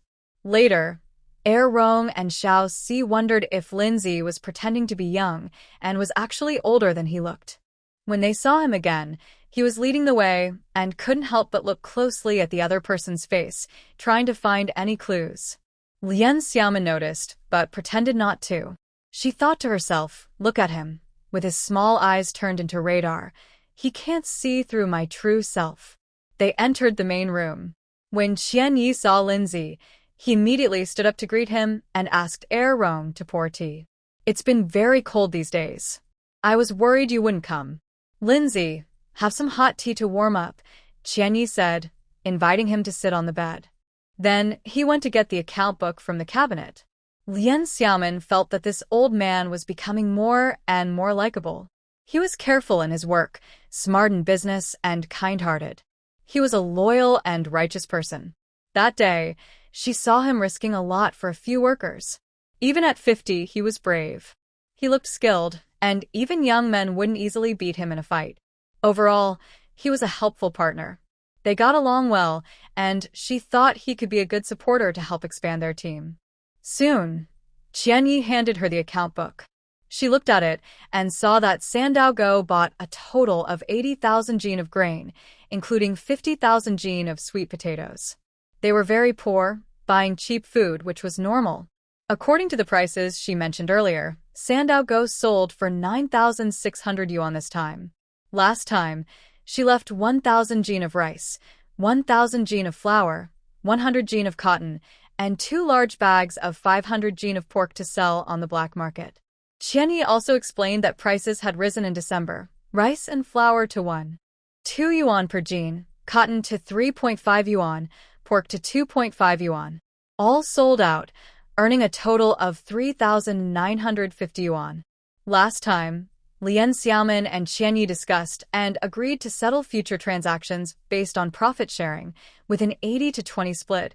She would get 80%, and they would get 20%. After Mr. Qian brought his people, he started working with Lindsay. He no longer needed to go to other places to find small supplies, which made him very happy. Originally, he said he would only take a 10% share, but Lien Xiaoman insisted on 20%. He said, let's do 20% for now, and if there are special situations later, we can discuss it. We need more people and resources, which also costs money. If we work hard, everyone will benefit. To settle accounts, Mr. Qian took out 13,550 yuan from his chest drawer, all bundled together. Even in unity, it was more than 13 bundles. Lien Xiaoman used a cloth bag to hold the money, put it in a basket, covered it, and stored it away. Mr. Qian poured water into Lien Xiaoman's teacup and poured himself a cup. As they drank, he said, now, with the spring festival coming, goods are in high demand. All the old stock has been sold out, nothing left. Now, we only have the remaining 10,000 jin of sorghum and 30,000 jin of corn after trading with Sandao Go. Lien Xiaoman listened and nodded, thinking about plans. Suddenly, Mr. Qian remembered something and said, by the way, a few days ago, Zhang Xingli, the team leader of Sandao Go, came again. He told me that the officials in nearby villages are asking him for help because they're having trouble feeding everyone. He's at a loss and wants to buy more grain. Lien Xiaoman put down his teacup and looked at Mr. Qian, listening to him. He continued, I told him I could only trade with you and wouldn't see others. We can't reveal our identity because the amount is large and selling at a low price could cause trouble. Also, we'll see how much we can get in the next 4 or 5 days. I think he'll come back the day after tomorrow. Mr. Qian finished explaining the situation. What to do next depends on Lindsay's plan. Lien Xiaoman listened and nodded. He asked, did you find out about the warehouse I asked you to look for last time? He replied, yes, I found one nearby. It used to be a cotton spinning factory warehouse, but it's been abandoned. He added, it's quite big, at least twice the size of my current warehouse. It's behind the north wall of the factory, in a separate yard. It's quiet and rarely visited. He continued, I arranged to rent it through connections. It didn't cost much. I paid 3 bags of corn as 2 years' rent. Here are the keys. Lien Xiaomin carefully stored the items and continued, "All right, I will arrange for people to deliver 80,000 jin of sweet potatoes and 10,000 jin of potatoes to the warehouse on Yugong Hudong tonight. Additionally, this abandoned warehouse will hold 30,000 jin of sorghum, 50,000 jin of corn kernels, and 10,000 jin each of millet, rice, and flour, along with 1,000 jin of dried noodles. We can't handle too much at once. The coarse grains are enough to supply 2 or 3 villages. We can deliver in 2 batches and find a good place for Zhang Xingli to receive the goods. For the fine grains, continue selling on the black market. I don't come often, so give me larger amounts each time." Qian Yi carefully recorded everything in his ledger as he listened. "I will also arrange for some other popular goods to be stored in the new warehouse. 1,000 jin of cotton, 10 rolls of cloth, 2 rolls of wool, 50 military coats, 50 bottles of white liquor, 50 bags of milk powder, 100 jin each of pastries and candies, 50 enamel basins and hot water bottles, 100 bed sheets, 58 jin cotton quilts, 300 jin each of brown sugar and white sugar. There are 5 bicycles, 3 sewing machines, and 100 cans of various preserved foods. Oh, and add 8 more pork shoulders, about 2,000 jin, plus 100 frozen chickens and ducks, and 1,000 jin of apples and oranges." Hearing this, Qian Yi felt more at ease, especially when he heard about the bicycles and sewing machines. He was secretly surprised. These were very hard to find before. No matter how he looked, he couldn't find such items. He was taking notes and thinking that working with Lin Zi would be very easy. With the Spring Festival in half a month, having these scarce supplies would surely bring a big profit this year. The workers could also earn a little more. Lien Xiaomin also explained some details about transactions with Zhang Xingli, warning him to be careful. She didn't stay long, and was about to leave. Qian Yi was capable of handling things. When it came to deliveries, he was meticulous and didn't need many instructions. He was even more careful than himself. She stayed less than an hour, and then left. She first went to the warehouse on Yugong Hudong, placing the 80,000 jin of sweet potatoes and 10,000 jin of potatoes in different rooms. They were stacked neatly, almost reaching the ceiling, to hold so much. Her cloth sacks were almost used up this time, but she had already told Qian that the leftover grain sacks from the last batch sold to Sand Ditch would be returned next time. In the future, she planned to do the same, try to recover and reuse the sacks and buy more as backups. Qian Yi had never handled such a large amount of grain before, so he would need to take care of these details himself from now on. After organizing the grain supplies, I went alone to check the cellar. It was completely empty. The items from last time seemed to have sold well, and the black market still has wealthy buyers for fine grains. In the cellar, I placed 2 baskets of pears, 2 baskets of oranges, and 10 frozen ducks. I left a note, considering it as a New Year gift for the money man and his helpers. I locked all the doors tightly, even after Xiaomin left to go to the new warehouse. Soon, I found an old warehouse behind the north wall of the cotton spinning factory. I unlocked the yard gate with a key, went inside, and saw it had been cleaned and was quite tidy. Then I used a second key to open the main warehouse door. Inside was quite large, without windows, and getting darker the deeper I went. I turned on a big flashlight and looked carefully. The space was empty, with a ceiling over 5 meters high. The floor was swept clean, with no dust. Using my mental power, I checked that no one was around. Then I quickly stored enough grain and supplies in the space. I organized the items into different areas: coarse grains, fine grains, and other miscellaneous goods, making it easier to transport when delivering to the village. The space was big, so I didn't need to be very careful with the arrangement, and I finished everything in 20 minutes. I turned off the flashlight and slipped into the space, transforming into Duan Yu's appearance with a thought. I changed into different clothes, planning to visit Sun Xiefeng's place next. After tidying up, I left the space, locked both doors, and headed out. Around 8 o'clock, I arrived at Sun's house and knocked loudly on the yard gate. The lights inside were on.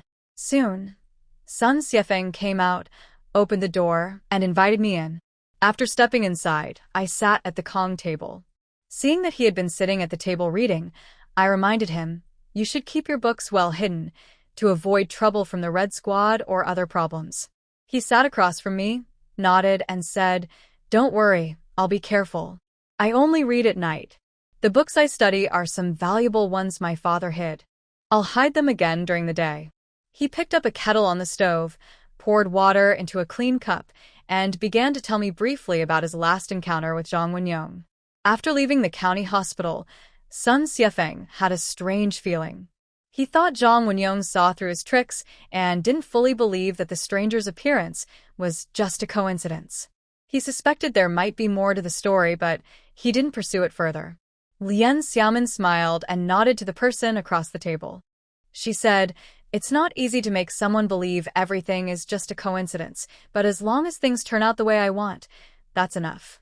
Then Sun Xiefeng mentioned that during this time, he had sold all the goods from Wei's yard.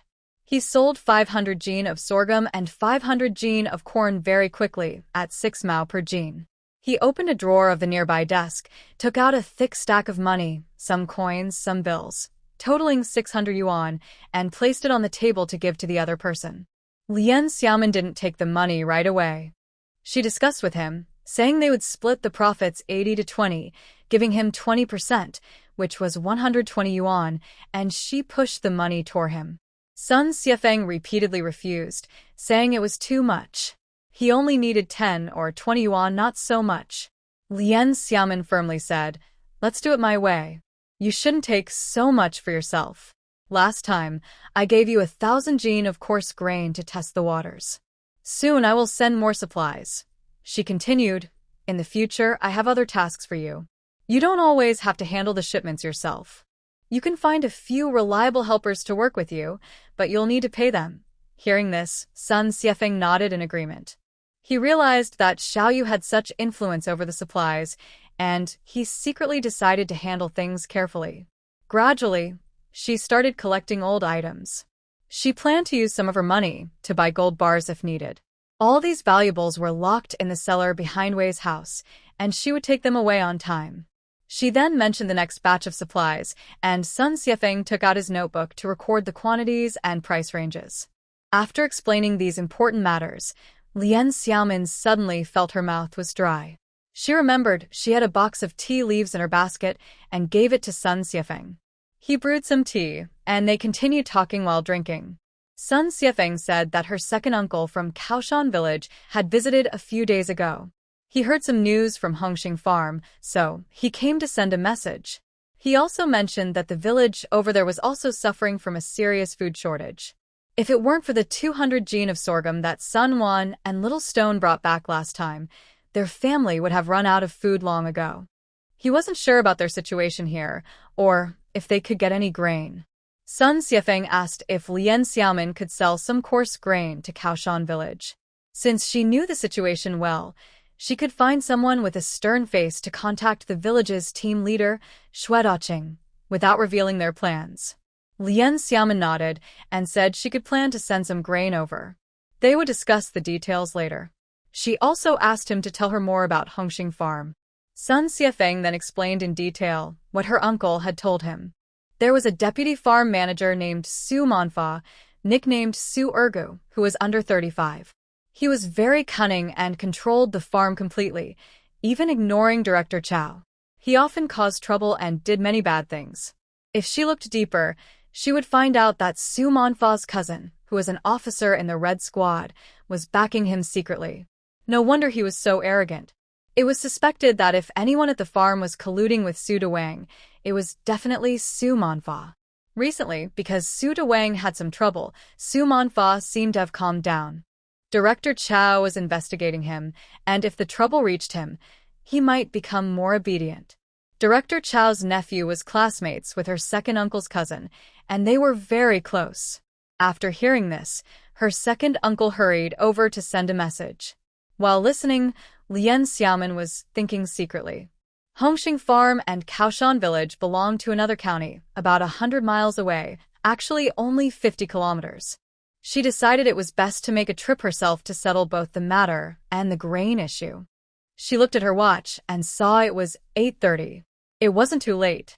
She stood up and told Sun Xiefeng, "I need to make some arrangements. Wait for me at the intersection in half an hour. We will make a late-night trip there." Sun Xiefeng was surprised but quickly nodded. Facing such an extraordinary person, he had learned to control himself. He only listened to Siyu's instructions and didn't ask many questions. After Lien Xiaomin left, she went to the nearby Wei family yard. She closed the door from inside and slipped into her space. Xiao Fu was already climbing onto the big bed and sleeping. There were a few toys scattered beside him. Seeing both children sleeping peacefully, she decided there was no need to change their looks. She simply put a diaper on Xiao Fu, as she would be busy tonight and might not be able to help him with his needs. It was safer that way. She watched Xiao Fu turn over and stick out his little bottom, sleeping like a small pig.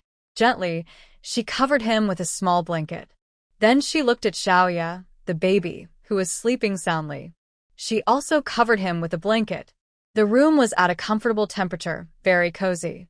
Both children had adapted well. After taking care of them, she went downstairs to have a late-night snack. She ate half a bowl of tomato and egg noodles, feeling very satisfied. Thinking for a moment, she prepared a lunchbox of noodles, 5 baked buns, and a pair of chopsticks for her little follower, Sun Xiefeng. She packed everything into a basket so he could eat on the way. Following her as the little boss was quite exciting. After tidying up, she left the space. She placed 30 bags of rice, 30 bags of flour, and 100 bags of sorghum, each weighing 100 jin, in 3 rooms. She also added 5 baskets of apples, 5 baskets of oranges, fresh fruits from the orchard, especially popular during the New Year. In the cellar, she stored 2 sides of pork, 10 chickens and ducks, 50 jin of brown sugar, 100 jin of various hard candies, 100 jin of cotton, and rolls of black and gray cotton cloth. She had already instructed Sun Xiefeng to keep track of these supplies, so he could continue to distribute them with his relatives later. Once everything was arranged, time was almost up. Lien Xiaomin locked all the doors and hurriedly left. She walked a little farther to a quiet place, used her mind to check her surroundings, and confirmed no one was nearby. She took her jeep out of her space and drove toward the Daiho Alley intersection. Sun Xiefeng was already waiting by the roadside. When he saw Duan Yu driving a green jeep slowly approaching, he waved and signaled, "Stop. Get in." He felt his small heart pounding fiercely again. He took a deep breath, reached out, and opened the car door to get in. Huh. His hand was trembling a little. What's going on? He wiped the non-existent sweat from his forehead, encouraged himself to stay calm, and told himself to stay composed in any situation. It was necessary. He thought to himself that, originally, Duan Yu had said he didn't live here, only coming occasionally to discuss matters, mostly at night. So having a car was normal. Anyway, this person seemed capable of anything, so he wasn't surprised by anything he did. Sun Xiefeng got into this jeep that looked a bit unusual and sat nervously in the back seat. Lien Xiaomin handed him a lunchbox and some flatbreads from her basket, telling him to eat on the way. Tonight would be busy, so he should eat well first to have enough strength. The young man was very hungry. It was already around 9 when they set off, and his stomach was really empty. At night, the road was quiet. The car moved smoothly, seeming to have excellent performance, not too bumpy despite the snowy road. Sun Xiefeng sat comfortably in his seat, holding the lunchbox and starting to eat. He thought to himself that he was really lucky to be following the boss and enjoying such comfort. Watching the skilled young boss driving ahead, he felt a deep admiration and respect. A small, slim girl. Her exact age was hard to say, but she was definitely younger than him. How could she be so impressive? Since meeting her, his life had taken many unexpected turns. Now, looking out the car window, he saw the dark night sky blending with the pure white road, with no clear boundary. He felt that his fate was beginning an unusual journey. That's right, just follow this road straight ahead. No one is around now. Turn on your car lights for safety. Sun Xiefeng used to follow his uncle, who was trained in martial arts and worked as a military transport driver. His uncle also taught him some skills. He reminded him briefly, then continued eating his pancake, without hesitation. He originally wanted to leave 2 pancakes, since Xiaoyu hadn't eaten yet. Lien Xiaomin was driving and talking to him at the same time. By the way, I've already arranged for people to deliver supplies to the Wei family's yard. Over at Shaoshan Tun, they will use trucks to send grain tonight. This must be done during the night. When Sun Xiefeng heard this, he thought Xiaoyu's plans were quick and careful. He listened quietly as she explained the plan further. You don't need to worry about the details. I have a dedicated delivery person. I can also handle negotiations with the team leader. I'll wear a mask, so I won't reveal my identity. You just need to tell me where the team leader's house is. As for dealing with Su Manfa, I've already thought of a way. Just like with Su Dewang, I'll send him a letter in Japanese. Then, I'll notify the farm leader to bring people to search for him. No one will escape. Just find out where his house is and I'll go there myself. Sun Xiefeng felt excited and kept saying yes. These troublemakers, who harmed his family and almost hurt his sister, had caused his parents a lot of suffering at the farm. Many others had suffered the same. Now, he finally saw hope to deal with this problem. Even though Xiaoyu spoke casually, could anyone else handle these tasks? Only she could make difficult and complicated things seem easy. Around 10 p.m., guided by Sun Xiefeng, they arrived at Shaoshan Tun. They parked the jeep in a hidden forest outside the village. Lien Xiaomin stayed in the car waiting, while Sun Xiefeng went home first to ask about everything he needed to know. He quickly headed home, carrying a cloth bag with some things for his younger siblings. Shaoshan Tun was small, with only about 30 households. But nearby, 7 or 8 villages were close together, just a few miles apart, forming a large connected area with many people. To the north was Hongxing Farm. Late at night, they knocked on the door and waited a long time. Finally, an old man from the Shen family came out, Sun Xiefeng's great-uncle, Shen Fengshan. Seeing his nephew, he hurriedly pulled him inside. There was also movement in the next room. Uncle Shen Fengchu had already brought a lamp and came over. The 3 of them entered the main room together. After sending the message, Shen Fengchu had been thinking a lot these days. Could his nephew really come back to deal with Su Manfa? That boy was only 19, young and weak, not very skilled, but he had influence and many people working for him. It was concerning. After he returned, he carefully inquired about Su Manfa's whereabouts and daily routine. To his surprise, Xue Feng arrived home tonight. Once inside, Shen Fengshan first lit the stove in the middle of the room and boiled some water. Sun Xiefeng sat on the edge of the kong, a traditional bed. Since there was no fire in the main room tonight, the bed wasn't warm. He took off his cotton hat, placed his cloth bag aside, and grabbed Shen Fengchu's arm. He said, "Second uncle, I came back to do 2 things. First, find a way to deal with Su Manfa.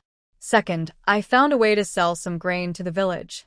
Hearing this, Shen Fengchu's eyes lit up. Both points were very important. He didn't want his sister and brother-in-law to suffer on the farm, constantly being bullied by that troublemaker. His younger sister had been his best friend since childhood. He couldn't bear to think about the last time he visited her on the farm and saw what happened. Sigh. Living in the countryside was fine, as locals had relatives and connections and could get some help. But Su Manfa, that troublemaker, was a real enemy. "Do you want to handle these 2 things tonight? All in one night?" he asked nervously. Sun Xiefeng knew time was tight, so he nodded quickly. He asked Uncle Shen to tell him where Su Manfa was staying and describe his appearance in detail. Late at night, the 2 spoke softly. It took about 20 minutes to explain everything clearly. Uncle Shen started the stove and quickly warmed the kong. Tonight, his nephew would definitely sleep on this bed. He also moved closer silently, listening quietly without saying much. After finishing the story about Su Manfa, they discussed how to sell the grain to the village. Sun Xiefeng said, "You don't need to worry about the rest. It's better if you don't get involved directly. Just tell me which family the production team leader lives with. I haven't seen him for a long time, so I might forget." Shen Fengshan replied directly, "Leader Xue Daqing's family. It's not far from your aunt's house. The 2nd house west of the cattle shed is your aunt's, and the 5th house is the Xue family. His family's courtyard wall is made of stones, and the spring festival couplets on the door were probably written by me. There are still more than 10 days until the new year, but he was so anxious that he put them up early. The horizontal banner says, "Welcoming spring and receiving blessings." Sun Xiefeng quietly memorized the instructions. All right, the fifth house to the west of the cattle shed, welcoming spring and receiving blessings. Oh, I forgot. Our eldest uncle is quite talented. He's the best writer in the village. Okay, uncle, I understand. I need to go out now. I should be back in a couple of hours, Sun Xiefeng said as he stood up and started putting on his hat. Shun Fengchu also stood up. He is tall, about 1.8 meters, and with both hands on his nephew's shoulders, he whispered worriedly, "Xiefeng, are you going alone? Is that okay? Maybe second uncle can go with you. He's pretty good at fighting and handling things. If he runs into Su Manhwa, wouldn't the two of you be stronger than just you?" Shen Fengshan also said, "Yes, I can help keep watch too. I'll go with you." Sun Xiefeng smiled and held them back. "Big uncle, second uncle, just wait at home. I told you earlier, I'm not going to hurt him. We're just going to put the evidence in. We'll see what happens tomorrow morning. Director Chow will handle him. Don't worry. No matter what happens, act like you don't know anything." The two nodded quietly. They gently sent their nephew out the door. When they returned to the main room, no one went to their own rooms to sleep. Tonight, they would just wait here. Sun Xiefeng left home and quickly went back to the woods outside the village, then got into a jeep. He moved fast and didn't waste much time. Once inside the car, he carefully told Xiuyu all the information again. Lien Xiaomin listened and understood. As for Su Manfa's side, it's better to go late at night. For now, she decided to find Xue Daqing first. She told Sun Xiefeng to stay in the car. The engine was still running and the air conditioning was on, so the temperature was comfortable. She didn't worry about whether Sun Xiefeng could sense anything different. Anyway, this person was under her control. Saying he was her loyal follower wasn't an exaggeration. In the future, many things would become clear after spending more time with him. He was smart, never asked too many questions, and she would keep observing, testing, and training him to serve her. Lien Xiaomin carried a basket, put on her hat and black mask, and headed alone into Laoshinton. She walked quickly and soon found the fifth household west of the cattle shed. The yard was quite large, with new spring festival couplets on the door and the phrase, "Welcoming spring and receiving blessings," written across the top, correctly placed. Using her mental power, she checked the description of the person's appearance and confirmed that the person sleeping in the first room on the west side was likely Master Xue Daqing. Next to the west wall of the courtyard was a woodpile shed. Xiaomin quietly climbed over the low stone wall and tiptoed into the shed. Today, after taking a disguise pill, she could change her appearance before taking the antidote. She entered her space and changed into men's clothing, then mentally transformed into a middle-aged man with dark skin, about 30 years old. She used her mental power to hypnotize Xue Daqing, confirming his identity. Then, she planted an idea in his mind. To get up, put on his coat, and quickly go to the woodpile shed at his home to meet a black market trader to discuss grain deals. In just 2 or 3 minutes, the door of the west room opened. Xue Daqing carried a kerosene lamp and came out. As he reached the yard, an old man's voice came from the next room. "Daqing? Why are you still lighting the lamp?" Xue Daqing answered loudly. "Dad, someone from the village needs to see me about something urgent." "You sleep on." He went straight into the shed and saw a masked person waiting there. He thought to himself, this must be the traitor. Her hypnotic suggestion had now ended, and Xue Daqing was fully awake. He felt a bit dizzy, unsure of what was happening. Just now, he was sleeping, but suddenly, these pieces of information appeared in his mind as if they were real, urging him to act quickly. He didn't know where these thoughts came from. It was as if some force in his mind was holding him back from recalling everything, making him believe that everything was real and that he should proceed. He stopped overthinking and focused on the task at hand. When he realized he could buy grain, everything else seemed insignificant. Daqing Chui quietly asked in a low voice, "Do you have grain?" "How do we trade?" Xiaomin calmly replied, "Yes, I heard that your team leaders are asking around about grain, so I came to you first." I have a large amount of coarse grain, sweet potatoes and potatoes at 8 cents a jean, sorghum and millet at 28 cents a jean, totaling several 10,000 jean. I also have some millet at 35 cents a jean. Payment and delivery will be exchanged at the same time, but it needs to be quick, by noon tomorrow. When Shuedacheng heard this, he immediately felt very excited, as if a drum was beating loudly in his heart. For days, he and the officials from nearby villages had been worried and stressed. With the new year approaching, many families were so hungry they couldn't get out of bed. If things continued like this, someone might get hurt, or worse. They tried many ways to find food, but couldn't get much. It was very frustrating. If they could buy grain at this price, everyone would be saved. He quickly said, "All right, our area has 7 villages. Tonight, I will notify the leaders of each production team to gather money quickly. But we need a lot of grain, so Lien Xiaoman interrupted him. "Don't worry about that. I have some samples in my basket. Take a look. We have as much as you need." She placed her basket on the ground in the woodshed and poured out half a basket of sweet potatoes, and a few small cloth bags filled with half a jean of sorghum, corn, and millet. Shuedacheng put the lamp on the ground to light up the scene, then squatted down and opened each cloth bag to check. Seeing and holding the grain with his own hands made him feel even more real and shocked. He was so excited, he clapped his hands together and nodded repeatedly. He thought to himself, "This is a good deal. Where else can I find such a chance? Finally, I can buy the life-saving grain." He glanced at the masked person out of the corner of his eye and thought, "Anyway, I pay first and get the grain later." With so many people here, I'm not worried about being cheated. They quickly agreed on the plan. Lien Xiaoman finally reminded him, "Tomorrow at 10:30 in the morning, I will wait outside the village in the woods. You go alone to report the needed amount." At noon, she would bring a few village leaders and production team heads to bring the money and complete the trade. After saying this, she carried her empty basket, opened the door latch, and left Shuedacheng's house. Shuedacheng was still in a daze, thinking about what just happened. How did that person get in? He decided to forget about it for now. His mind was not sharp enough, so he should save his energy for gathering everyone to buy grain. He immediately went to the village chief and the party's secretaries' houses. He planned to send people to notify the other villages tonight, count how much grain was needed, keep track of the money, and once everything was ready, gather it all to buy the grain together. Before leaving, he looked at the new spring festival couplets on his door and felt happy. The couplet said, "Welcome spring and receive good fortune." He smiled, thinking, "This good luck is mine to catch." Here is the corrected and simplified version of your text. Shuedacheng was very excited and busy working through the night, and so was Lien Xiaoman. After leaving, she found a quiet place, entered her space, changed back to Xiuyu's appearance and clothes, and then left the village to return to the jeep.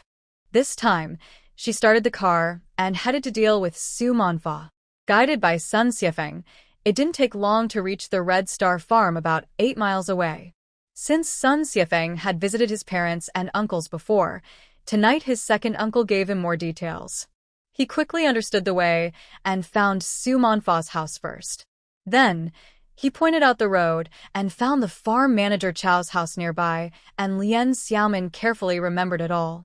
After confirming everything, she didn't stop the car nearby. Instead, she drove a little further and parked in a remote place. She told the person in the back seat to wait in the car and not follow her. Although she didn't understand why even a lookout wasn't needed, Sun Xiefeng trusted her completely and obeyed her without question.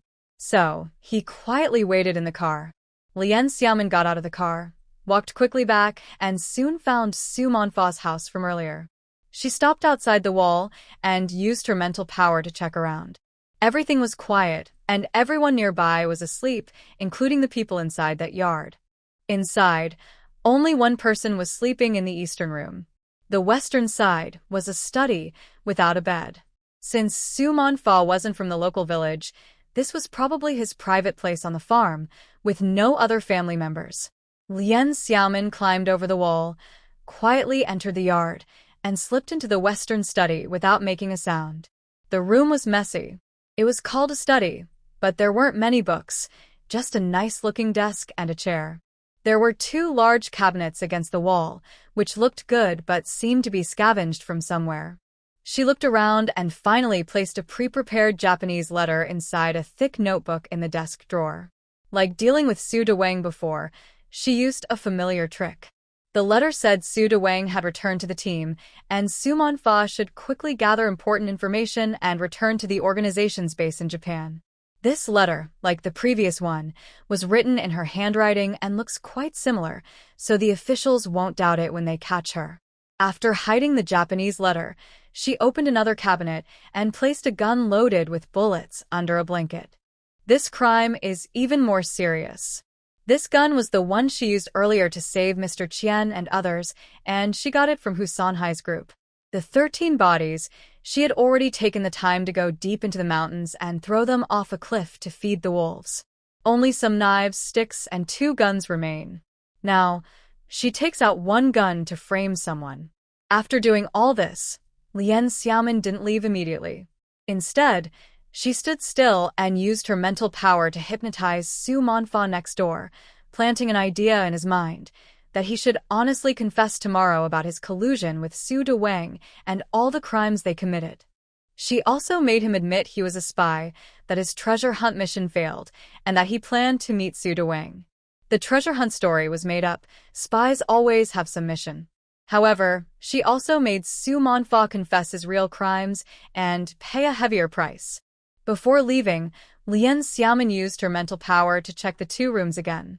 She thought, with such people, how could they have such fine rosewood tables, chairs, and cabinets without some hidden money or valuables?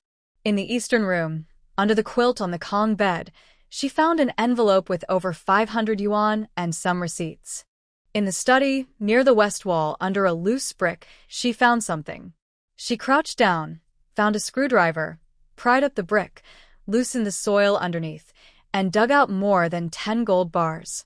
Haha, who doesn't enjoy the thrill of finding treasure with their own hands?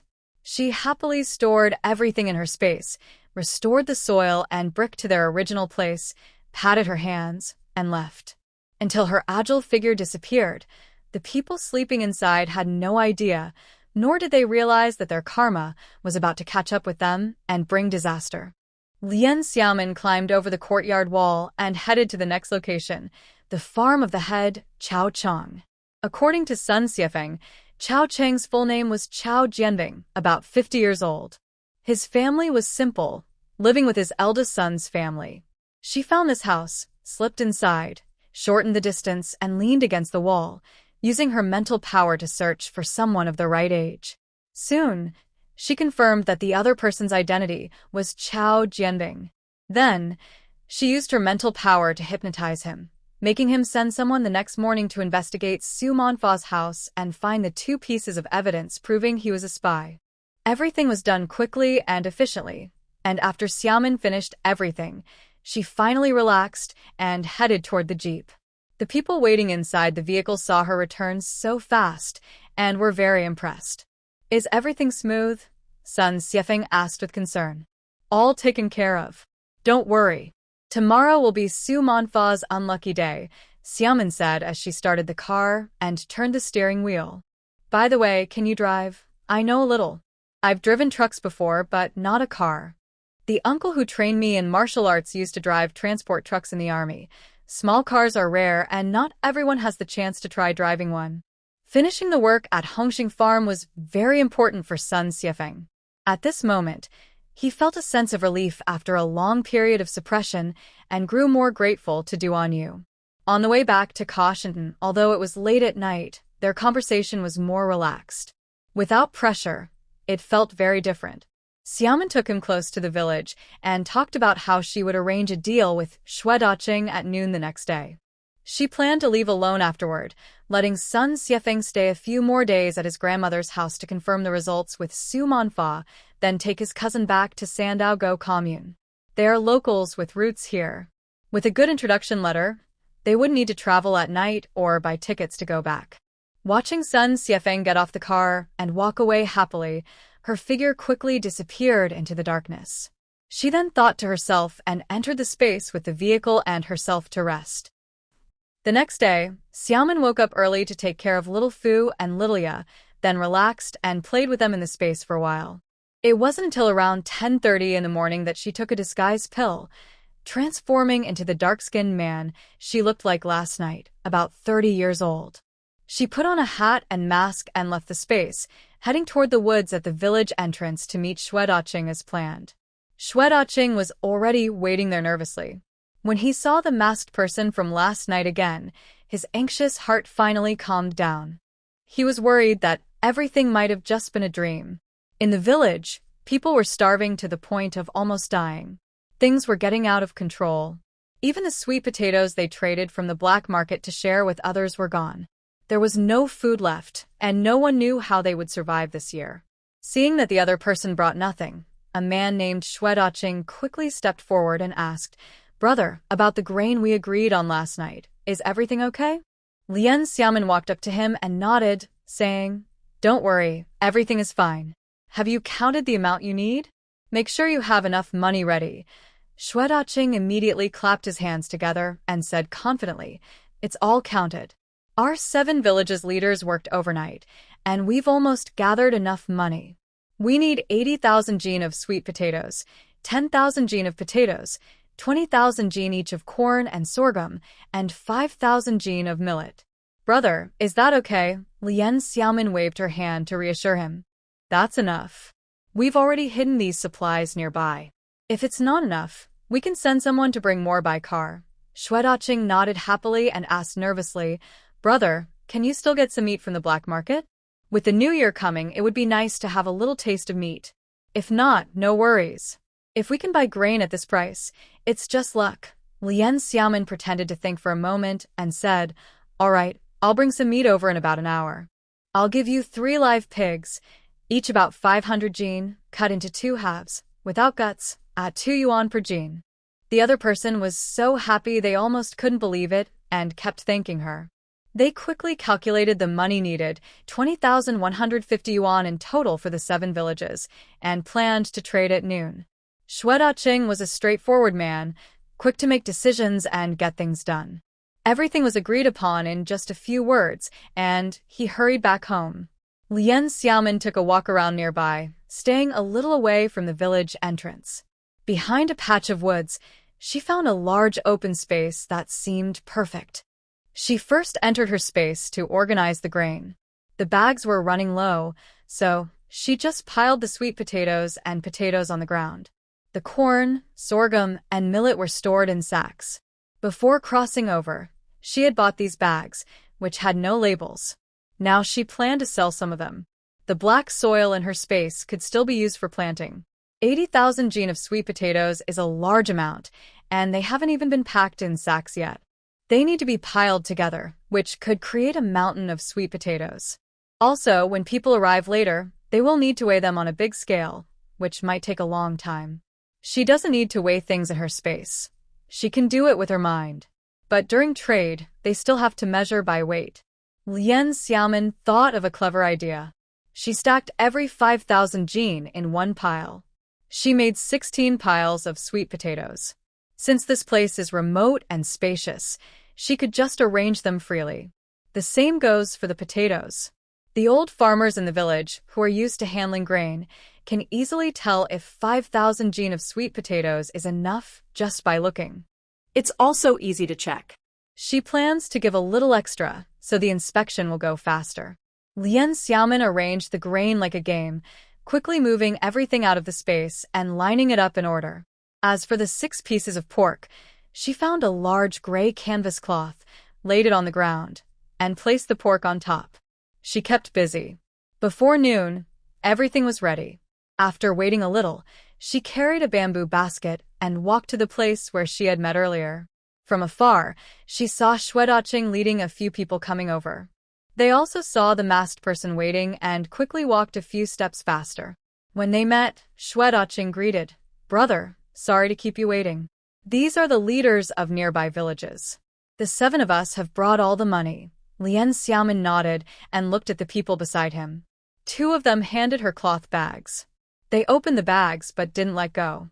Inside, she saw bundles of cash, Different bills, all neatly arranged and separated by amount, packed in bundles. After glancing at them, she turned her face and signaled them to follow. The 7 people looked a little nervous and uneasy, but kept close behind her. They walked about 400 or 500 meters to the place where the grain was stored. She stopped and looked back. The expressions of the 7 behind her were quite amusing. They all looked blank, staring fixedly at the sweet potato mountain with their mouths wide open, unable to close them. They stiffly turned their heads to look at the wall of rice bags on the other side. Lien Xiaomin had sorted the rice, corn, sorghum, and millet into separate piles, not mixed together. Several people looked at the scattered piles of food, arranged like battlefield positions. There was so much emergency grain in front of them that everyone felt overwhelmed with emotion. One of the oldest men suddenly felt faint and sat down slowly. 2 others quickly helped him up. Among the excited crowd, Xue Daqing was the first to react. He handed the money to the 2 men carrying the money bags, and they counted it. A few others hurried over to check the grain quantities. Lien Xiaomin didn't have much trouble. She just pretended to count the money for a moment, then put it all into a large basket, closed the lid, and stored it away.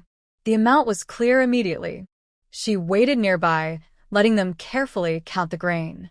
As she expected, the village leaders who managed the grain recognized the piles right away. Each pile of 5,000 jin was about right. They checked each pile carefully. Lien Xiaomin stayed calm and waited quietly. Once everything was confirmed, they parted ways. Lien Xiaomin turned to leave, leaving them happily busy organizing the grain. She walked far away, looked around to make sure no one was watching, then took out her jeep and started back home. Time passed quickly. Before they knew it, it was the end of the month. Tomorrow was New Year's Eve. There is an old saying in the Northeast: during the first month, don't do needlework or sewing, or you'll be upset all year.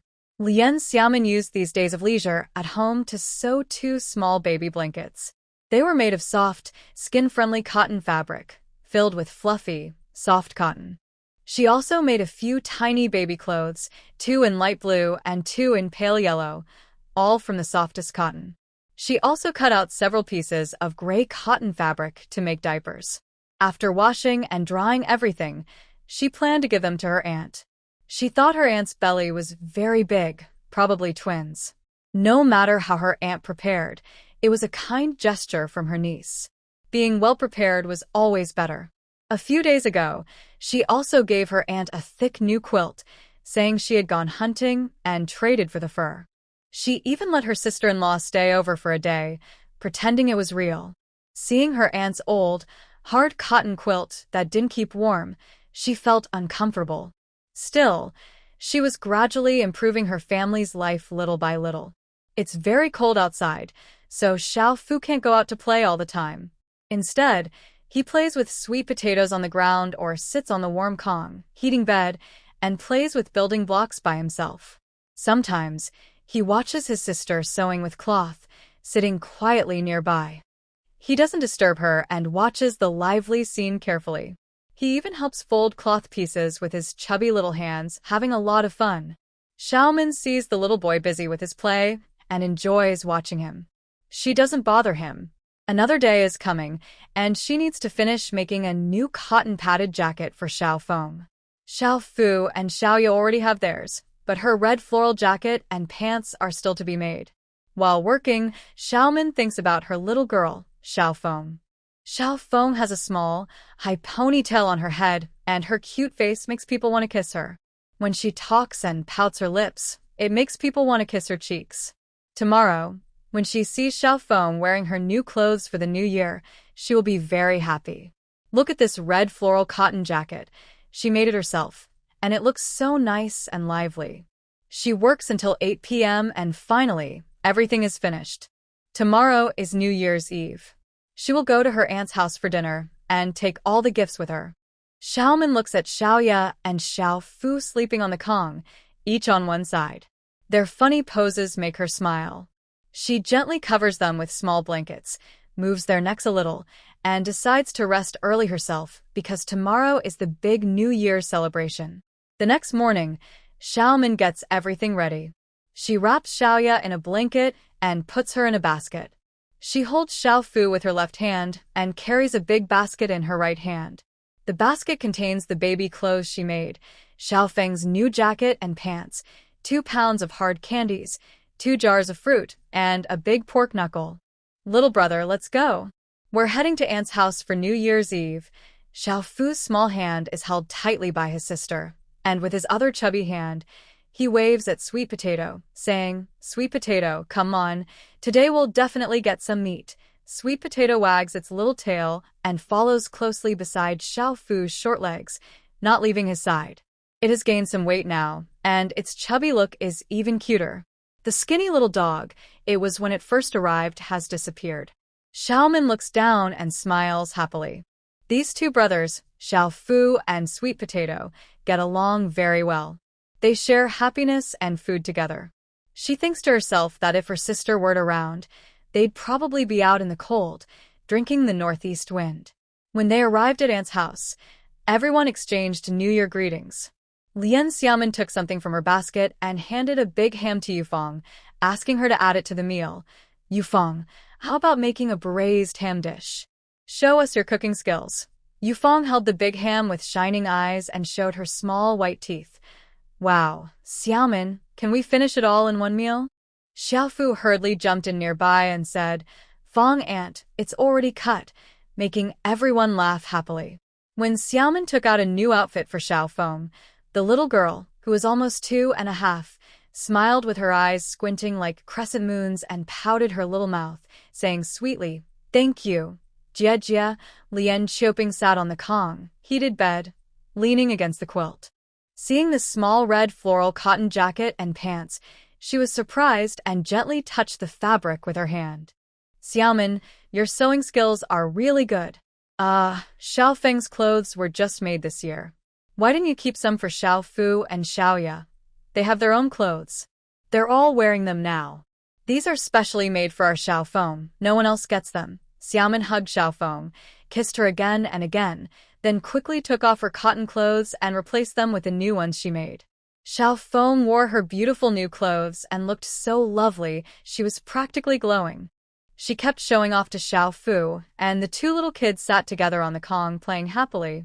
In the north, New Year's celebrations usually start from the noon of New Year's Eve, when the whole family gathers together to eat.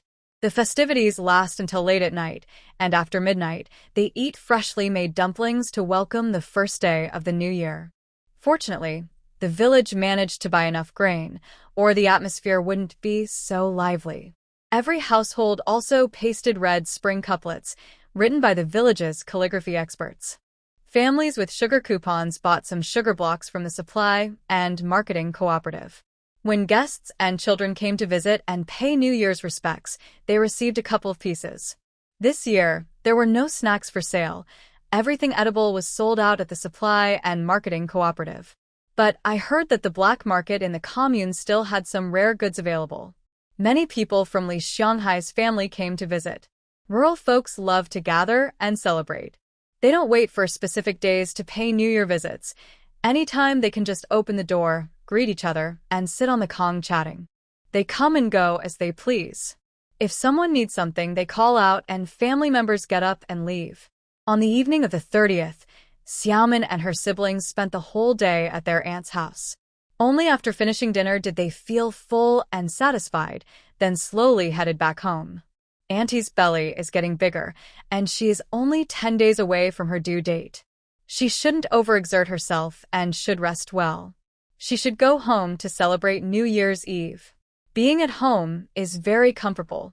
Although there is no TV or Spring Festival Gala, our space has everything we need. Moreover, the two little kids have already taken the pill from the small gourd, so there is no chance of anyone discovering the space. Suddenly, a thought occurred to her. Along with Sweet Potatoes, the three of them and the dog entered the space together. Lien Xiaomin watched a video of the Spring Festival Gala with the two kids. She didn't know if they understood anything, but it created a lively atmosphere and made everyone happy. Xiaofu looked at the people talking on TV, confused, then saw many people dancing and singing. He jumped and danced along, humming something like the people on TV. Lien Xiaomin couldn't understand what he was humming but knew he was very happy. Even though leaving the space would make these memories fade over time, the happy feelings would stay. The little girl in her arms was getting sleepy. Lien Xiaomin saw it was almost 7:30 p.m. and the kids should go to bed. She stopped little Fu from making trouble and took them out of the space, back to the warm big bed. She changed the little girl's diaper and put one on little Fu too. He had drunk some juice tonight, so he might wet the bed if he didn't go in time. Soon, she comforted the two kids to sleep. Watching them peacefully fall asleep, she kissed each one, covered them with small blankets, and told them to sleep well. For Lien Xiaomin, it was still early. She wasn't planning to sleep yet. Suddenly, she heard a knocking at the courtyard door. Gord ran quickly to the main hall door, but couldn't go out because it was closed. It barked twice. Lien Xiaomin quickly used her mental power to send a thought, telling Gord to stop barking so it wouldn't wake the two sleeping children, which would take a long time to soothe. Gord returned to its doghouse beside the stove, obediently lying down with its eyes half closed, ignoring everything. The people on the bed quickly got up. She put on her military coat and went outside to open the door. When she opened a courtyard door, she saw two young people from the Knowledge Youth Group, one man and one woman, both looking a little anxious. She recognized the man. It was Li Chuang, a city guy from Shanghai who spoke with a strong northeastern accent. She was quite familiar with him.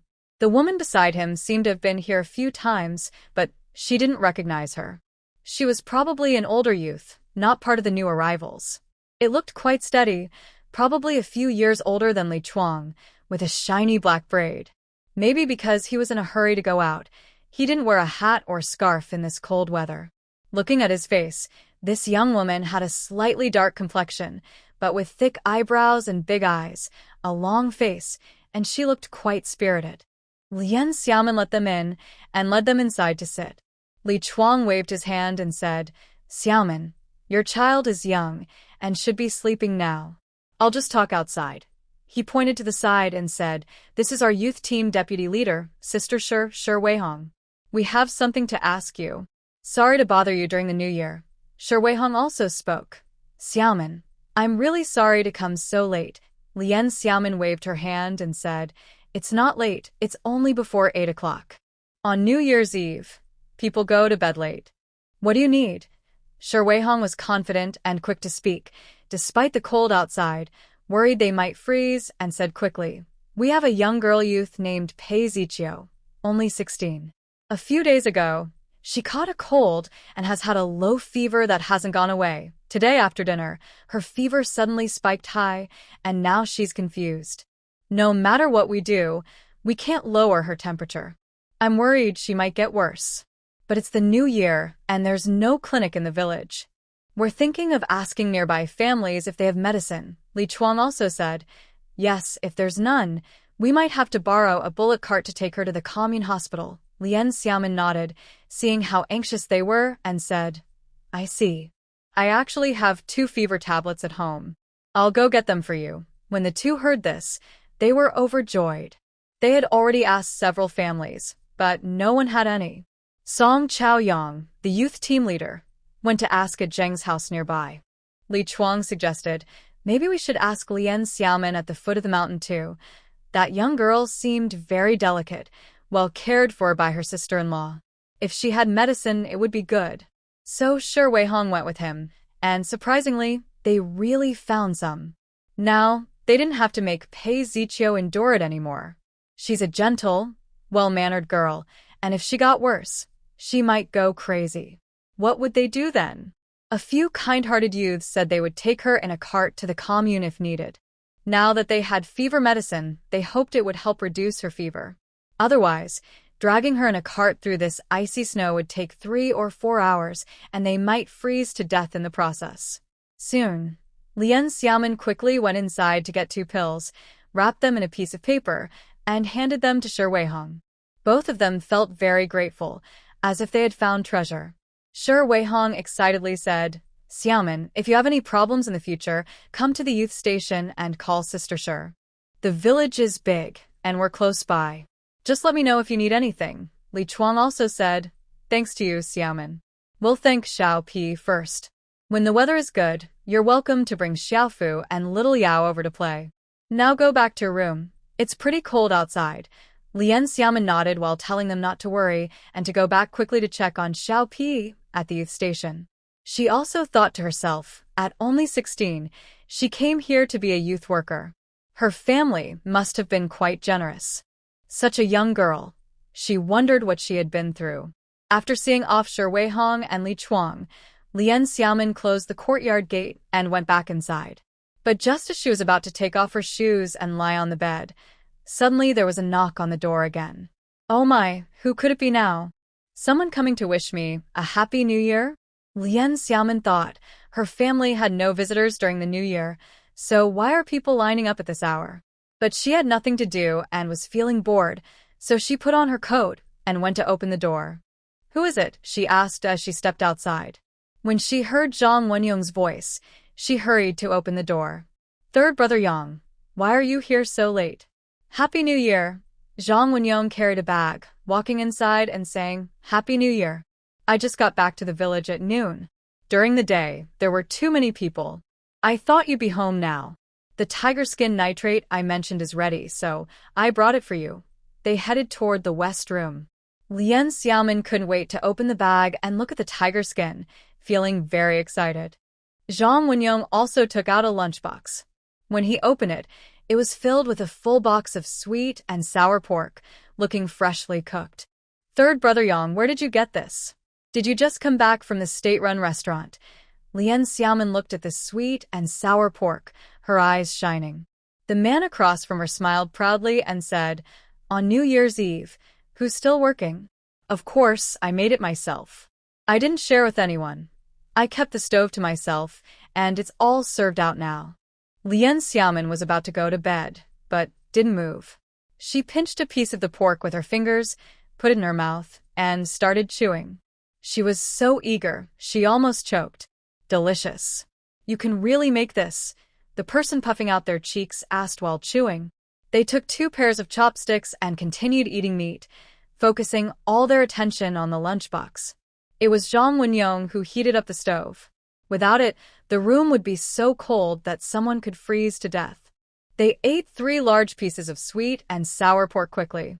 Lien Xiaomin went to the east room and brought back 2 jars of fruit preserves, the same ones Zhang Wenyong had given her before. With a click, she unscrewed the lids, inserted 2 spoons, and placed them on the stove table. She pushed the jar of hawthorn fruit to the other person, who liked hawthorn. They brewed some tea and sat cross-legged on opposite sides of the stove table, facing each other, eating and chatting. The lunchbox of sweet and sour pork was quickly finished by both of them.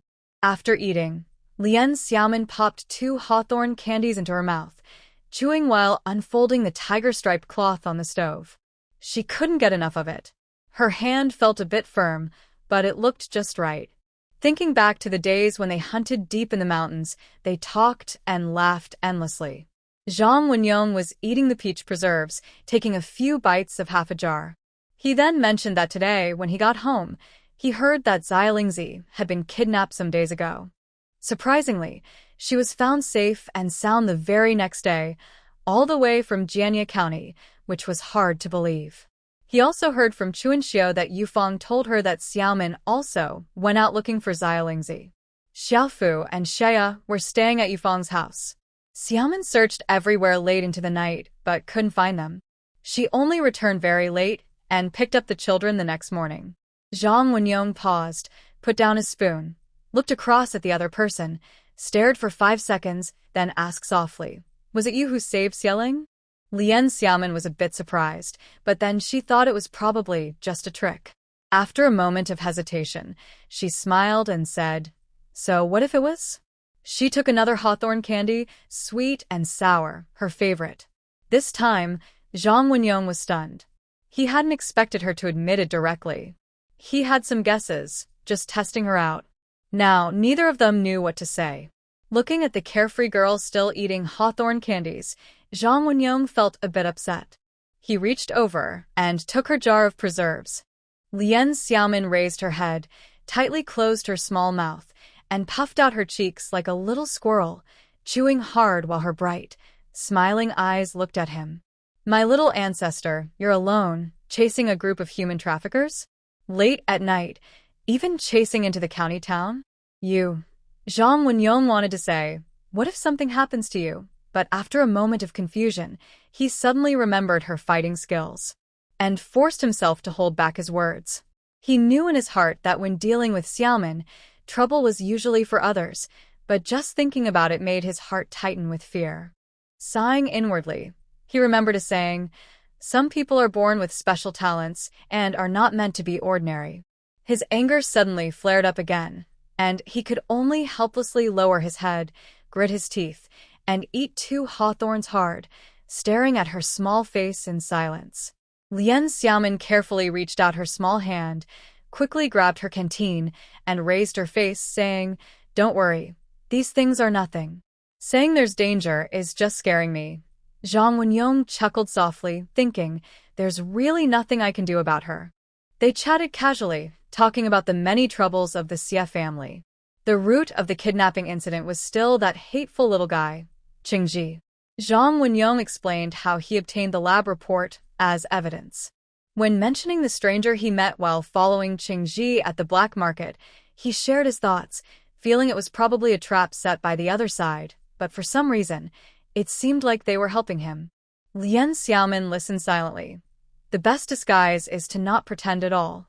They also talked about the recent grain purchase in the village.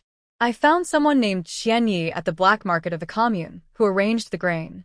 But my father and the old secretary took over this matter, worried something might go wrong and harm me. If anything happens, they will take responsibility," Zhang Wenyong admitted honestly. Lien Xiaomin looked surprised, and the person opposite suddenly frowned, saying, "Actually, I have a bad feeling. This matter is too big, and it might not be over yet. If there's an investigation from above, I'm afraid even my father can't handle it. I worry about him, but he's that kind of person, dedicated to the village and not caring about the consequences for himself. There's nothing I can do." Lien Xiaomin deeply understands how people like Zhang Xingli think in this era. In her previous modern life, universal values were more self-centered and selfish, but of course, this was influenced by society. Every era has its own characteristics. Now, in the 1960s, there really are people like Zhang Xingli and Su Fengmin who risk everything for the village's food supply, willing to face any danger. Then she thought about the people in Leishanton. If, as Zhang Wenyong predicted, someone checks on this matter, it might be discovered sooner or later. Anyway, there's no way they can find out about Xue Daqing's side because he personally used a 30-year-old man's appearance and identity to make the deal, leaving no trace. But if Qian Ye's side is involved in the transaction, and if Zhang Xingli and Su Fengmin reveal everything, it could become troublesome. However, she is fully prepared to handle this. Is there anything she cannot solve? No, there isn't. Lien Xiaomin looked at the person across from her, who was frowning slightly, and said, "Third brother Yong, if anything happens later, don't step forward. Come find me. I have a plan, but you must keep it a secret, okay?" Zhang Wenyong paused, his eyes full of meaning as they fell on Mulan's calm face. Based on his understanding of Lien Xiaomin, he didn't think she was just talking casually. Instead, he believed that if she said she could do it, she definitely had the ability. He nodded and kept it in his mind. Although he worried about this girl every time danger arose, he also trusted her abilities deeply. This amazing little Mulan, as if a divine soldier descended, kept surprising him again and again, each time more than before. If she said she could do it, she definitely could. Lien Xiaomin continued eating hawthorn jam, thinking to herself that she valued this person's honesty in telling her all the dangers openly. A warm feeling rose in her heart. Anyway, she would cover for third brother Yong. After all, she was the one who planned this. She had to handle the aftermath properly. The village wouldn't starve or cause big trouble, and she had sold a lot of goods to make money. Not taking advantage of her space's powerful conditions to earn a few buckets of gold would be a betrayal of her space and herself. In the future, when the time is right, She plans to buy some valuable courtyard houses, turn them into a museum, and realize some meaningful ideas. Of course, all these plans will need money. She also has a feeling that maybe, not too many years from now, money, especially gold bars, will be useful. Although she has acquired many treasures and a lot of gold, who wouldn't want more money? During the 4 months since her crossing, she has been thinking about her future. After all, mentally, she feels like a 33-year-old adult with some perspective, naturally thinking ahead. In the current Hong Kong port city, with her skills, can't she make some moves? That would require a lot of money. Using gold is easier. She can take it with her and exchange it directly for cash, which can be used as capital for many things. But her younger siblings are still young, and her aunt is here too. Although she has just celebrated her birthday, turning 14 in age and 15 in nominal age, she still feels young. Everything depends on future opportunities, and she plans to move forward step by step as circumstances allow. The two people in the Western house chatted for a long time. Zhang Wenyong stood up to leave. Lien Xiaomin packed half a bag of apples and oranges into a cloth bag for him so he could take them home and enjoy slowly. Tomorrow, she plans to bring some for her aunt as well. She mentioned that her third brother helped exchange them, and they were just brought back. After seeing him off, she returned to her room, fed the little girl a night milk. For some reason, Xiao Fu also woke up and wanted to drink. She prepared a bottle of suitable milk powder, and the little child happily drank from the bottle. That night passed, and finally, the first day of the new year arrived. During these New Year days, her aunt and Achui's nanny couldn't let the 3 children stay home alone. They let them celebrate the new year there, visiting during the day so the little ones could play together. Everyone in the village was running around happily, and Chuanxiu and her mother brought Dodo and Meili to the Li family. The children played together, chattering happily, creating a lively scene. Seeing Xiao Fu happily playing with his friends, the little girl was also trying to crawl on the bed, carefully guided by her aunt. Lien Xiaomin sat with Yufeng and Chuanxiu, chatting. Chuanxiu asked why Xiao Lingzi hadn't come to play. Yufeng explained that even during the new year, the Xie family didn't let Xiao Lingzi go out often. It was a bit frightening for her, so she was told to stay at home in the cold weather. With the arrival of the Spring Festival, it also became February on the calendar. For several days, little Lucky, who loves fun, had been playing happily with many friends every day, always asking to go to Auntie's house. On the 6th day of the first lunar month, after waking up in the morning, Lien Xiaomin fed the little girl milk and helped her burp. Next to her, little Lucky obediently drank a glass of milk and said, "Jia Jia, when you're done, let's go play outside." His eager eyes looked at her. "Today, you can't sit on the ground again, okay? Yesterday, your little cotton pants got wet, and there's snow on the ground. It might make your little bottom cold." Today, Lien Xiaomin changed him into a new pair of cotton pants. Little Lucky looked at his small feet, feeling shy to look at his sister. Over the past few days, he had been rolling around in the snow quite a lot. "Eat one more egg, and then we can go out to play later," she said, putting down the little girl and feeding little Lucky another egg. "Jia Jia, today let's bring sweet potatoes and go play outside. I also want to visit little dog Gua Gua." "Okay, but it depends on whether their family is busy." "Be good, okay?" Little Lucky's eyes lit up, and he nodded heavily. Just then there was a knocking at the door outside. Gua Gua was the first to run out. This little fellow had also become chubby now. Usually, he was cooped up inside the house, but today, since the door was open, he was running back and forth happily. Lien Xiaomin put on her military coat and got up to open the door. When she opened the gate, it was Yufeng, who had come over before 8 o'clock. "Yufeng, why are you here?" she asked, opening the courtyard gate. A young girl wearing a red scarf entered and said, "Xiaomin, my sister-in-law is about to give birth. She started labor around 6 this morning, but she hasn't delivered yet. I just came to tell you." Lien Xiaomin was surprised and a little worried. "Oh, really? I'll go get the things prepared for her." Seeing her anxious look, Yufeng smiled and said, "Don't worry, the midwife and others are here. My mother is also watching over her." Lien Xiaomin nodded, and the two of them hurried inside to get things ready, dressing the 2 children. Yu Fong placed the little girl in a basket and carried her on her back, holding little Lucky's hand as they walked. Lien Xiaomin needed to carry quite a few things. She held a large basket in her left hand and a cloth bag in her right. Actually, everything was prepared a long time ago. In the basket, there are small clothes, small blankets, 2 bags of baby formula, 2 pounds of soybeans, and 20 eggs for the baby. In the other bag she is carrying, there are 2 old hens, for large pig's trotters, and 10 big apples. Since everything was already thought out, she said Brother Sanyong helped exchange them. She doesn't know much, just that she wants to give some nutritious food to her aunt. She heard pig's trotters are good. Near the commune hospital, there's a small black market she visited, and she even saved Sun Xiefeng that time. She found that people often buy pig's trotters and old hens for pregnant women, so she also prepared a set for her aunt. She locked the yard door, and the 2 of them, happily carrying sweet potatoes, left the house with the children. On the way, they stopped at the village chief's house. Yu Fong took little Fu and the sweet potatoes there to play with the puppies, Daodu and Millie. Xiao Fenger was also there. Chun Xiao and the puppies, Xiao Guzi and Xiao Bing, could take care of the little ones and play with the 4 children. When she heard that Xiao Ping had already started, Feng Mei said, "Don't worry, you all go ahead and do your work. Xiao Fu and Xiao Feng will stay at my house." Lien Xiaomin and Yu Fong thanked her and hurried straight home. As soon as they entered the yard, they saw Li Shanghai in the yard, lazily tidying up the firewood shed. Zhang Dakui was boiling a lot of hot water in the main room and kitchen. She came out and saw Lien Xiaomin, saying, "Xiaomin, you 2 wait in Yu Fong's room.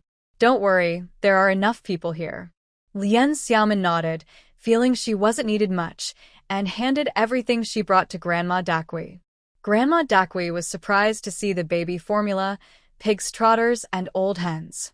"Xiaomin, where did you get these? They're good things. Later, I'll stew soybeans and pig's trotters for Qiuping to help her produce milk." Lien Xiaomin whispered. Brother Sanyong helped exchange these. Grandma Dakui, keep them for now. Grandma Dakui quickly nodded, not saying anything, and went to tidy up the things. Yu Fong took Xiaomin into her room.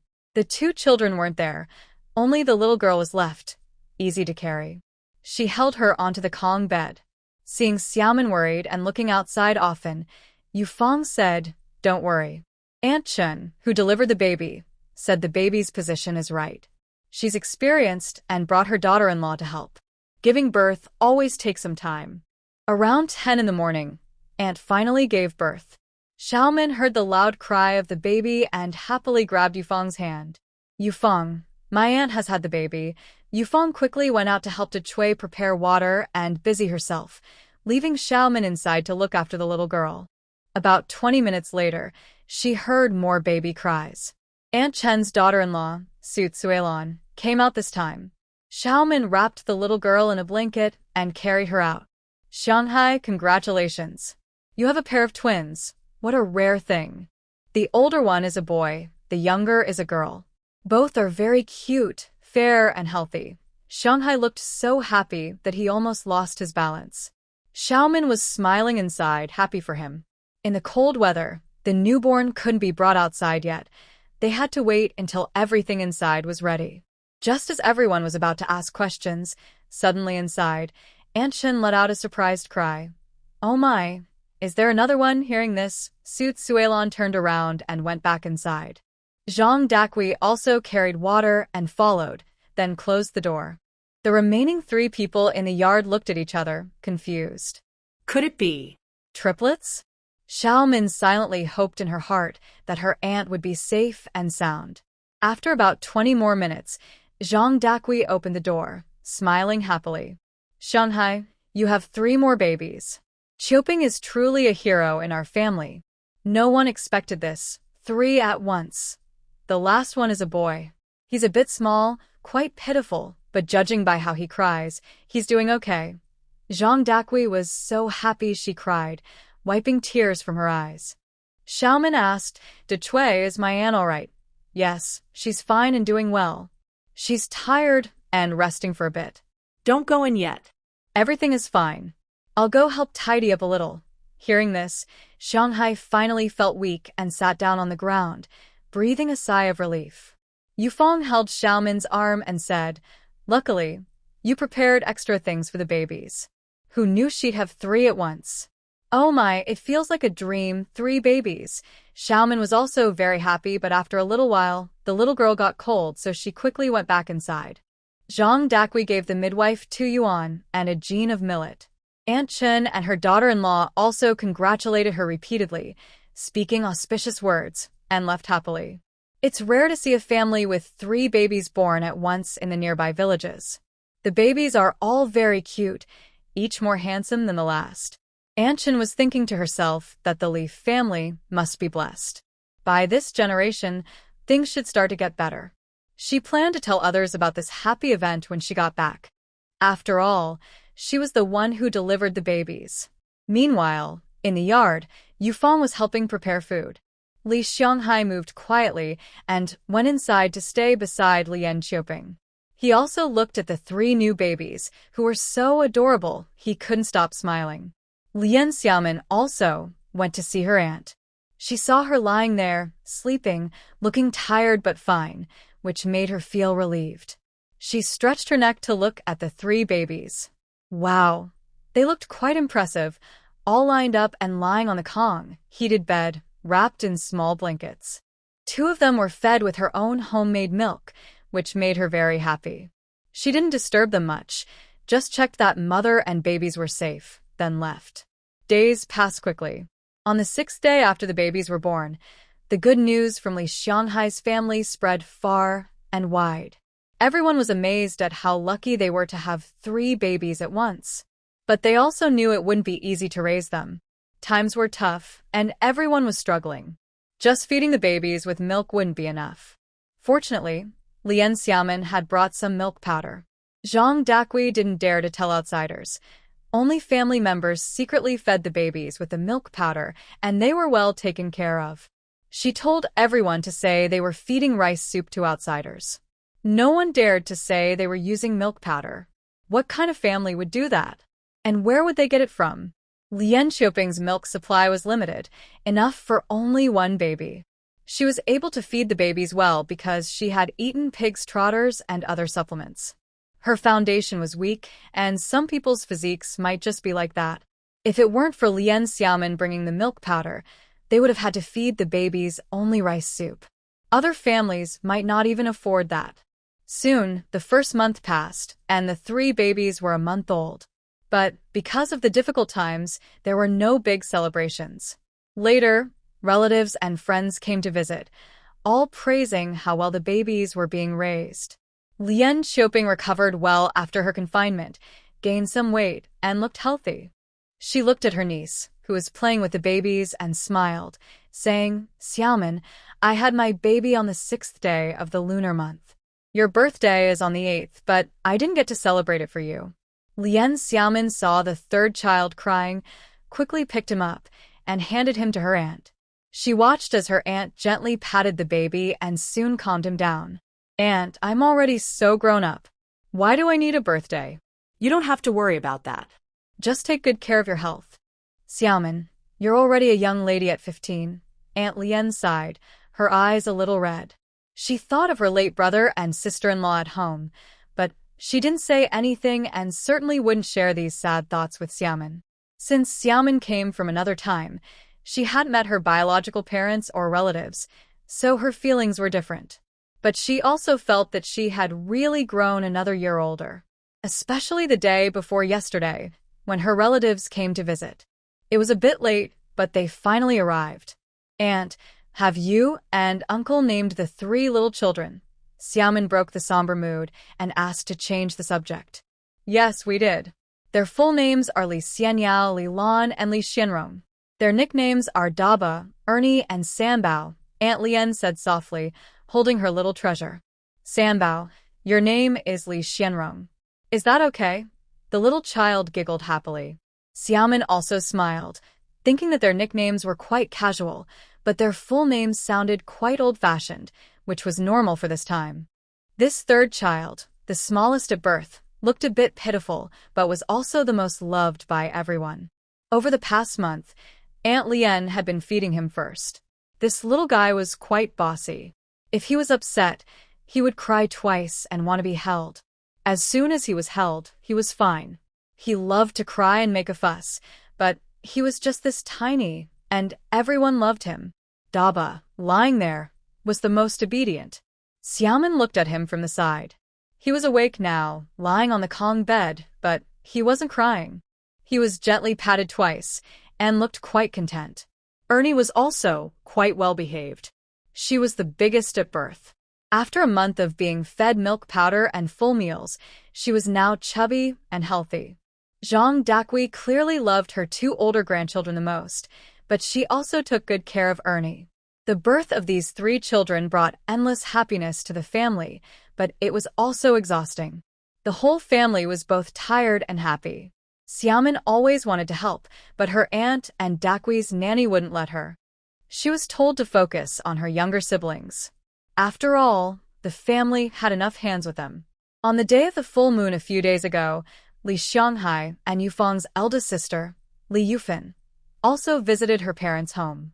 She brought a basket of eggs and her youngest child along.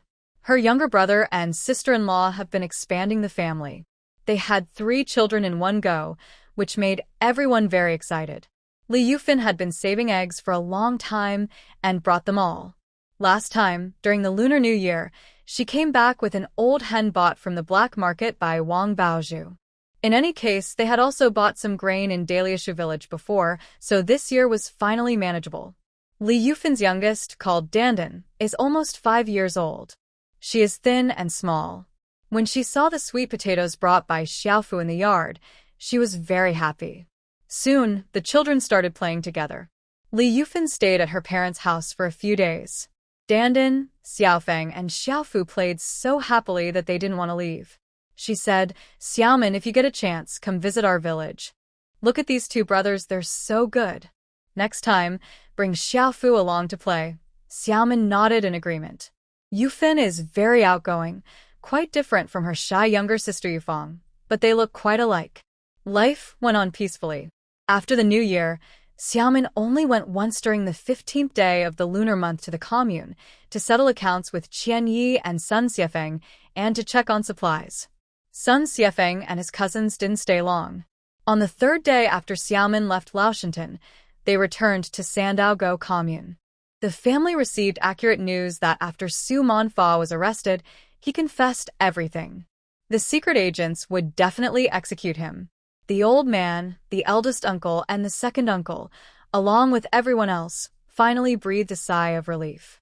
The 2 uncles also helped by sending things regularly, making life much better for the sisters and their husbands. Meanwhile, Sun Xiefeng was busy. Before the new year, he sold goods quickly. Most of the popular supplies from the Wei family yard were also sold out soon. On the 30th day, the 3 brothers returned to Laoshantan for the new year. They left again on the 10th day of the lunar month and continued selling goods. Shun Chuntian and Shun Chuanqiao, aged 22 and 18 respectively, are people Xiaomin has met. They seem capable and reliable, with strong bodies and some skills in fighting. With these 2 helpers mainly responsible for selling goods, Sun Xiefeng could focus more on other matters. He tried to collect more good quality old items and slowly exchanged Xiaomin's cash for gold bars. In daily life, Sun Xiefeng continued to spend a lot of time practicing martial arts. Under Xiaomin's guidance, his skills improved quite a bit. One day in mid-March, in the middle of the night, Xiaomin was sleeping soundly when she suddenly heard knocking at the door in the yard. She was lying in her warm bed, drowsy, and immediately used her mental power to check outside. It was Zhang Wenyong at the door. It was so late at night, and seeing the time, it was definitely urgent. She quickly got up, dressed, and went to open the door. After opening the door, it was quiet outside. The 2 of them didn't speak. With a shared understanding, they silently moved inside. They took a few quick steps into the west room.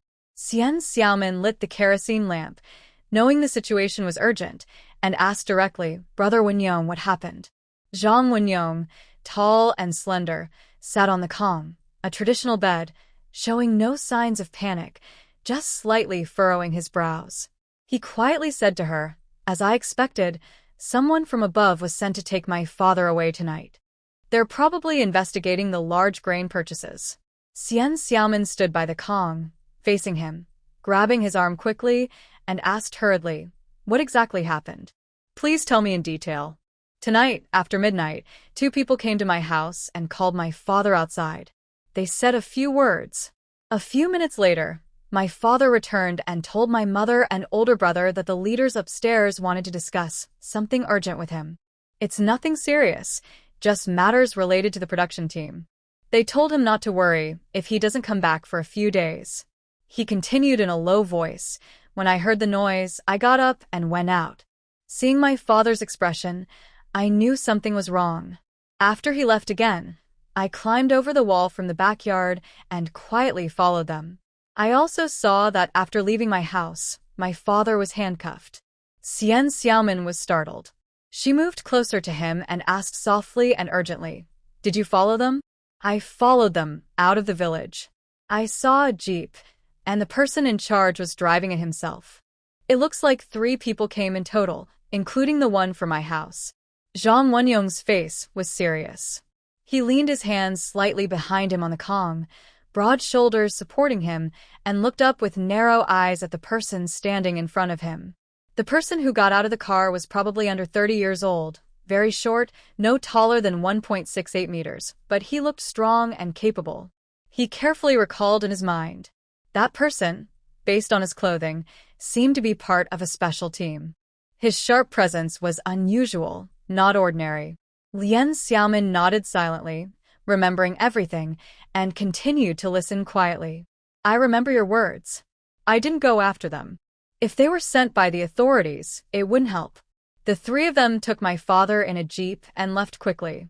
I immediately turned around to find you. Then tell me in detail about the 2 people who visited your home, their appearance." Zhang Wenyong recalled and described everything he observed. After he finished, Lian Xiaomin looked at the time. It had been over half an hour since the car left. She focused and thought for a moment, then said, "Don't worry. Leave this to me. You go back first. Tomorrow, reassure your family and say everything is fine." After speaking, she grabbed the shoulder of the person opposite her, gave a gentle squeeze, hoping to give him some confidence and strength. Zhang Wenyong was caught off guard and almost let her grip push him down onto the bed. He steadied himself, his body leaning slightly, then quickly sat upright. He slightly raised his head, his deep eyes looking at her small face. He hesitated for a moment and nodded. "You must take care of your own safety first. You still have younger siblings. If things get really bad, Lian Xiaomin interrupted him. "It's not your fault. Uncle Shengli wouldn't be in trouble either. You go back now. If there's any new news, I'll find you immediately." She then sent Zhang Wenyong away. After he left, Lian Xiaomin returned to the house and immediately took the sleeping little girl and little Fu into the space, placing them in the bedroom of the small villa. The 2 children, unaware of what was happening, continued sleeping peacefully. She moved them onto the large latex mattress, where little Fu stretched out comfortably, forming a big X with his body. After settling both children and covering them with small blankets, she prepared to leave again. She went to the next room. She wore a thin black down jacket, as it was still quite cool in March, especially late at night. Stepping out of the space, Lian Xiaomin left her yard and headed down the small path at the foot of the mountain behind the village. After walking a short distance, she thought for a moment and took out a black Mercedes car she had bought before her journey. The logo and license plate had already been removed.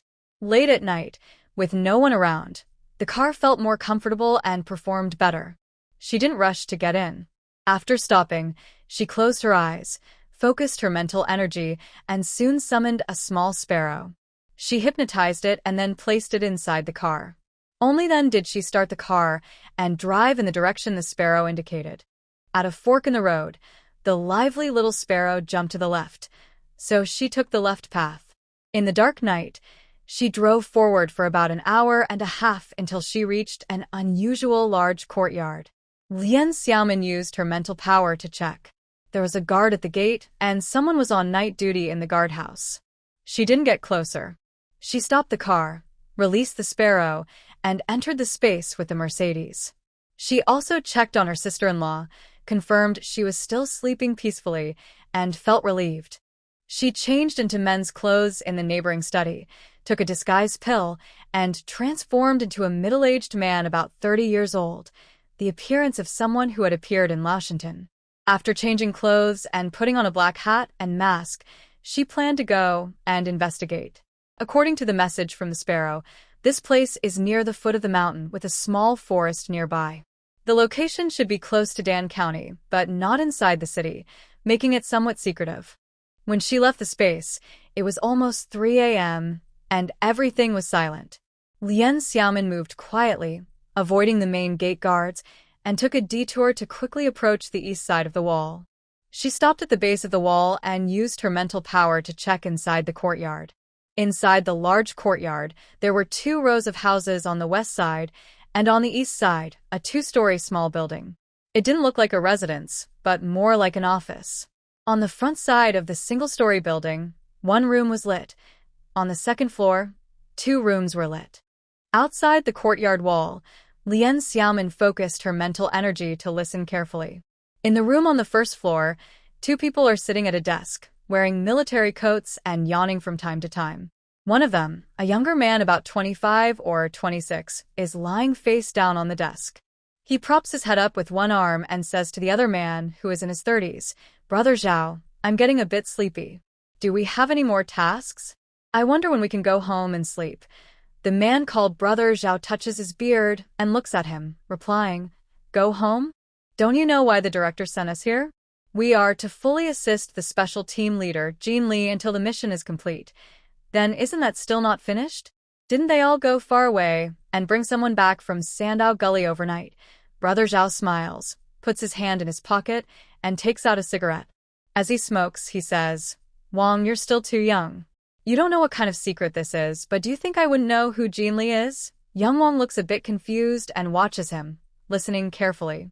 People in that position doing that kind of work is not simple. This is just the beginning. We can't go back yet.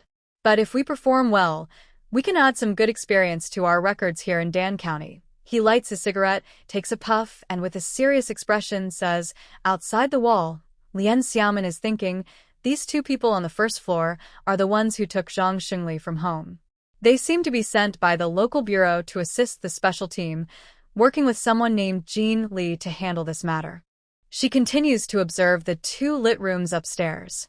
In the larger room on the west side, there are 3 people. Their uniforms clearly show they are part of a team, all around 30 years old. But one of them stands out. His height is the shortest, and his appearance and status seem unusual. He closely resembles Zhang Wenyong's description.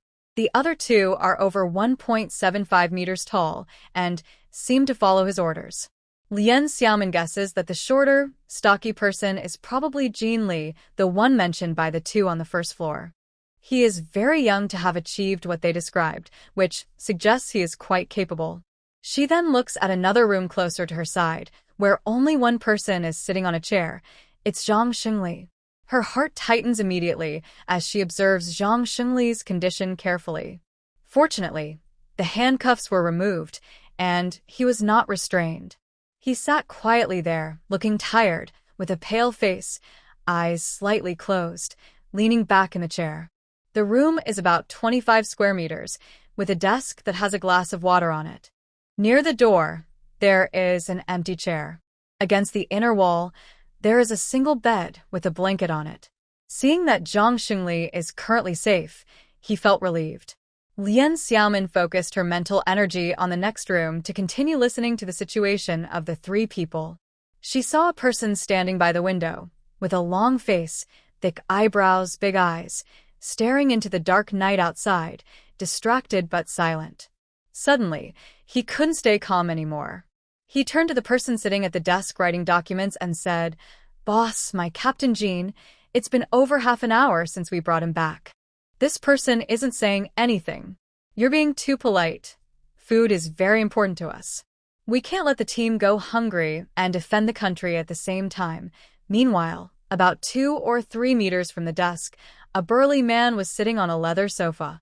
He spoke in a simple, honest way and joined the conversation. Lu Jianbing is right, boss. Besides our special team of a few dozen people who have the best supplies and can eat well, the thousands of soldiers are starving. Now we finally have a lead. We must act quickly. The calm person sitting at the table paused his writing, looked up, and saw their anxious expressions. He gave a half-smile and looked at them. Finally, his gaze settled on the sofa. He raised his chin and asked, Lu Weigua, I want to ask you, who is Zhang Xingli? The person sitting on the sofa immediately sat upright and replied, Report, Captain. He is the team leader of the sand ditch production team, 43 years old, also serving as the village chief. Jean Li waved his hand to stop him from continuing. He is the people, the common folks. He's not our enemy. Why would we attack him? When Zhang Xingli was fighting the enemies, you were still in bed. Hearing the captain's scolding, the two immediately looked embarrassed, their faces turning red and then pale. Lu Jianbing stepped forward, standing by the table, and spoke softly. Leader, you're right to criticize. We're a bit lost right now. But are we just going to wait like this? This time, the task assigned to our special team is too heavy. In the past, we easily caught spies, fought bandits, and even confronted enemy spies at the border, but now, dealing with buying grain has fallen on us, and it feels overwhelming. Jean Li didn't look at him.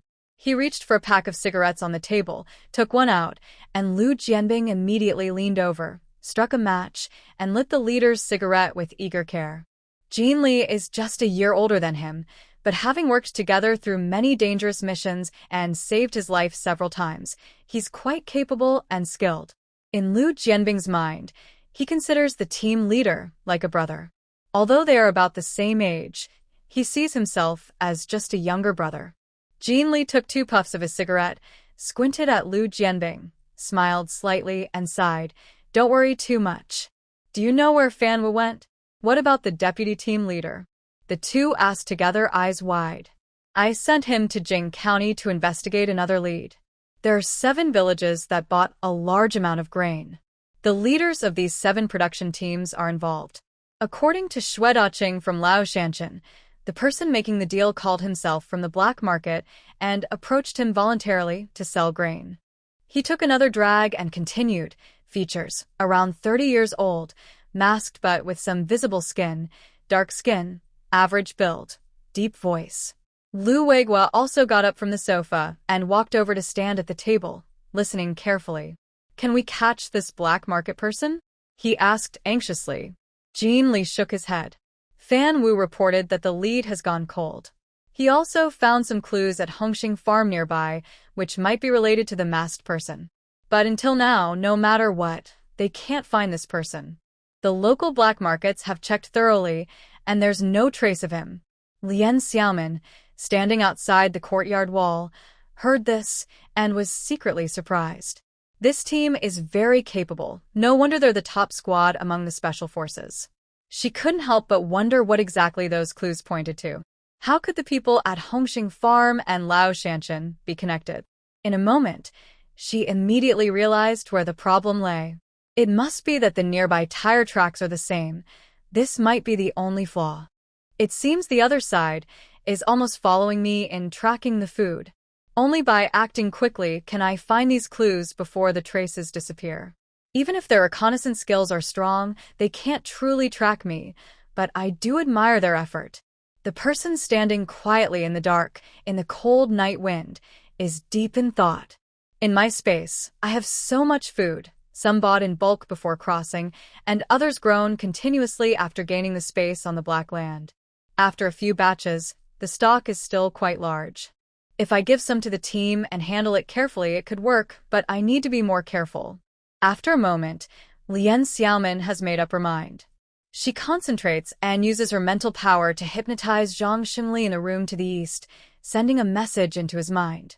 You can tell Jean Li and others that the person trading food with you is a middle-aged man around 30, of average height, claiming to come from Jing County's black market, wearing a mask, with a dark complexion, speaking in a deep voice. That he also drives a jeep. He always comes to see you, mysterious in his movements, But it looks like he has many people working for him, and they act quickly. The hypnosis only takes about a minute, and Zhang Xingli suddenly feels much more alert from his previous drowsiness. Strangely, he looks out the window and recalls some very vivid memories. He can't understand why these memories come to him, but it all feels real. He truly saw the masked man trading, and his physical features are very clear in his mind. Lian Xiaomin exhales heavily. Zhang Xingli is very strong-willed, and she has worked hard to hypnotize him for over a minute. In her heart, she thinks, "Uncle Xingli, you really are impressive. I admire you. Probably Jinli really did something sneaky to you, but it's unlikely they'll find out the truth. But still, I worry they might use both force and emotional tactics. Everyone in the team is hungry and lacking food. If things follow the usual pattern, they might end up in worse trouble. Luckily, I arrived just in time, so I avoided that situation. I must not let Mr. Qian find out about this. No matter what, when you're in a tough situation, the first rule is to protect yourself. Only then can you have everything." Xiao Min secretly smiles to herself. She feels like she's becoming a bit of a boss. It's amazing how quickly the environment can change a person. After waiting a little longer, the three people in the room to the west finally made some noise. Jinli looked at his watch and stood up. He put out his cigarette in the ashtray on the table and said to the two people sitting on the sofa, "It's getting late. We've kept Zhang Xingli here for a while. Now is the time when everyone is most tired and their willpower is low. Let's question him again. If he still won't talk, we'll let him rest for now." Lu Jianbing and Lu Weigua had no more words. They just stayed there quietly. When they heard the team leader's words, they immediately got ready and followed him out. No matter what, the people in the cheetah squad will do everything they can, as long as there's a chance. Even tasks like buying grain, which are complicated and unpleasant, must not be abandoned or lose morale if setbacks happen. Lu Jianbing unlocked the door to the east room, pushed it open, and stepped aside to let Jinli, the team leader, go in first. He and Lu Weigua followed behind. Inside, they closed the door. Jinli pulled over the only empty chair and sat across from Zhang Xingli at the table, while the other two stood sternly behind him. He signaled for some water to be poured. Lu Weigua quickly took a hot water bottle from the floor and poured some hot water into a jar on the table. Jinli lit a cigarette himself and handed one to Zhang Xingli across the table. He also placed a match on the table. Zhang Xingli suppressed his inner feelings and took the cigarette, lighting it slowly. At first, he had already prepared for the worst. He decided he couldn't reveal the details about buying grain. First, he couldn't expose that his son and the old party secretary were involved. They had seen the traders, and they would face consequences. Such a large black market grain deal would surely mean death. Second, since he had promised to buy the grain at a low price to save lives, he couldn't betray that trust and harm others. Furthermore, what if the people from the black market come to retaliate? While he is open about it, the other side is secretly planning. How can his family be safe? He can only risk everything himself, bearing all the consequences alone. Whatever happens, he is not afraid. He hasn't done anything wrong. These grains have saved many lives. There haven't been any major problems. Weren't the public officials already told about this? What more can they do to him now? Even if he dies, he will have no regrets. But just now, the thoughts that suddenly appeared in his mind gave Zhang Xingli a new understanding. He suddenly felt confident that as long as he spoke like that, everything could be solved easily. No matter how much he thought, his mind couldn't go further. But he believed that this was a turning point, and he was sure of it. At this moment, he glanced at the person questioning him again, and he was already certain. Jinli also sensed a small change in Zhang Xingli. For example, the first time he offered a cigarette, the other person ignored it completely. This time, his attitude seemed to soften a little. He kept watching Zhang Xingli closely. After taking 2 puffs of smoke, he tapped the ash into the ashtray and said in a serious voice, "Captain Zhang, I've already told you many things before, but I didn't mention my real identity. I am part of a special team. You know that, but have you heard of the Cheetah Squad? I am the captain of that squad. Seeing the other person look surprised, he knew that with his position, he might have heard of it. He continued, "Look, if this was just about catching black market traders, would we send out our top team like this?" Jinli took another puff of smoke, paused, and then continued, "I'm not here to catch anyone specific. I'm here for the soldiers who lack food, just like us. Thinking about your villagers, risking your safety, I take on this task for the same reason." Hearing this, Zhang Xingli exhaled heavily and listened quietly. This large amount of grain is very important. It's hard to believe that any region in the country could produce so much secretly and sell it. We probably can't trace where it came from. But no matter where it's from, we want the grain to get through this tough time. So, I'll ask again, can you tell me who you're trading with? Jinli seemed calm on the outside, but his sharp eyes never left the person across from him. Suddenly, he shifted his gaze to the window and softly said, "The people from Kaoshan Tun only traded with the other side once, and then they disappeared. But you can contact the buyer more than once easily. There must be a special reason for that." He seemed to be thinking, and then looked back at the person in front of him. At this moment, Zhang Xingli held a cigarette between two fingers, resting his hand on the table. He didn't look up at Jinli, but kept his eyes on the cigarette. After about 2 minutes, he seemed to have made a decision. His lips moved, and he finally spoke. "All right, since that's the case, I won't worry about it anymore. I can tell you, the person I deal with is about 30 years old, calling himself from the black market in Jing County. Every time, he comes to me first, as if he already knows I'm looking for him. He appears again at night. This person is of medium height, wears a mask, and I don't know what he looks like, but I can see parts of his skin are dark, and his voice is deep. I only followed him once outside the village. I saw him driving a jeep away." Jinli was surprised by Zhang Xingli's change in attitude. His gentle approach was his last way to deal with this person. He didn't expect it to go so smoothly and to get such useful information. Especially hearing that the masked man drove a jeep, Jinli felt a surge of excitement. That was a lead they needed. Kaoshan Tun and Hongxing Farm had also found some traces of the jeep's tires. No one else, not even Xue Daqing and others, had seen this vehicle, so Zhang Xingli's information was likely trustworthy. Lu Jianbing was quickly taking notes with a notebook. As long as they could get more details, they finally had a breakthrough tonight. Jinli's face remained calm, showing no surprise. He asked calmly, "When you traded, did you see more people? With so much grain, how is it transported?" Zhang Xingli finally looked up directly at him, shook his head, and said, "They deliberately avoided letting me see others.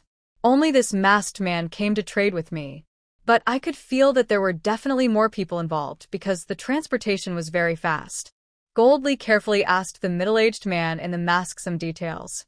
Zhang Xingli's mind clearly remembered the man's appearance, from head to toe, every movement and posture, all very vivid.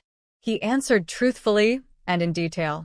Goldli kept a sharp eye on Zhang Xingli, watching his reactions closely to judge if he was telling the truth. Seeing that Zhang Xingli answered confidently without any signs of lying, Goldli felt reassured.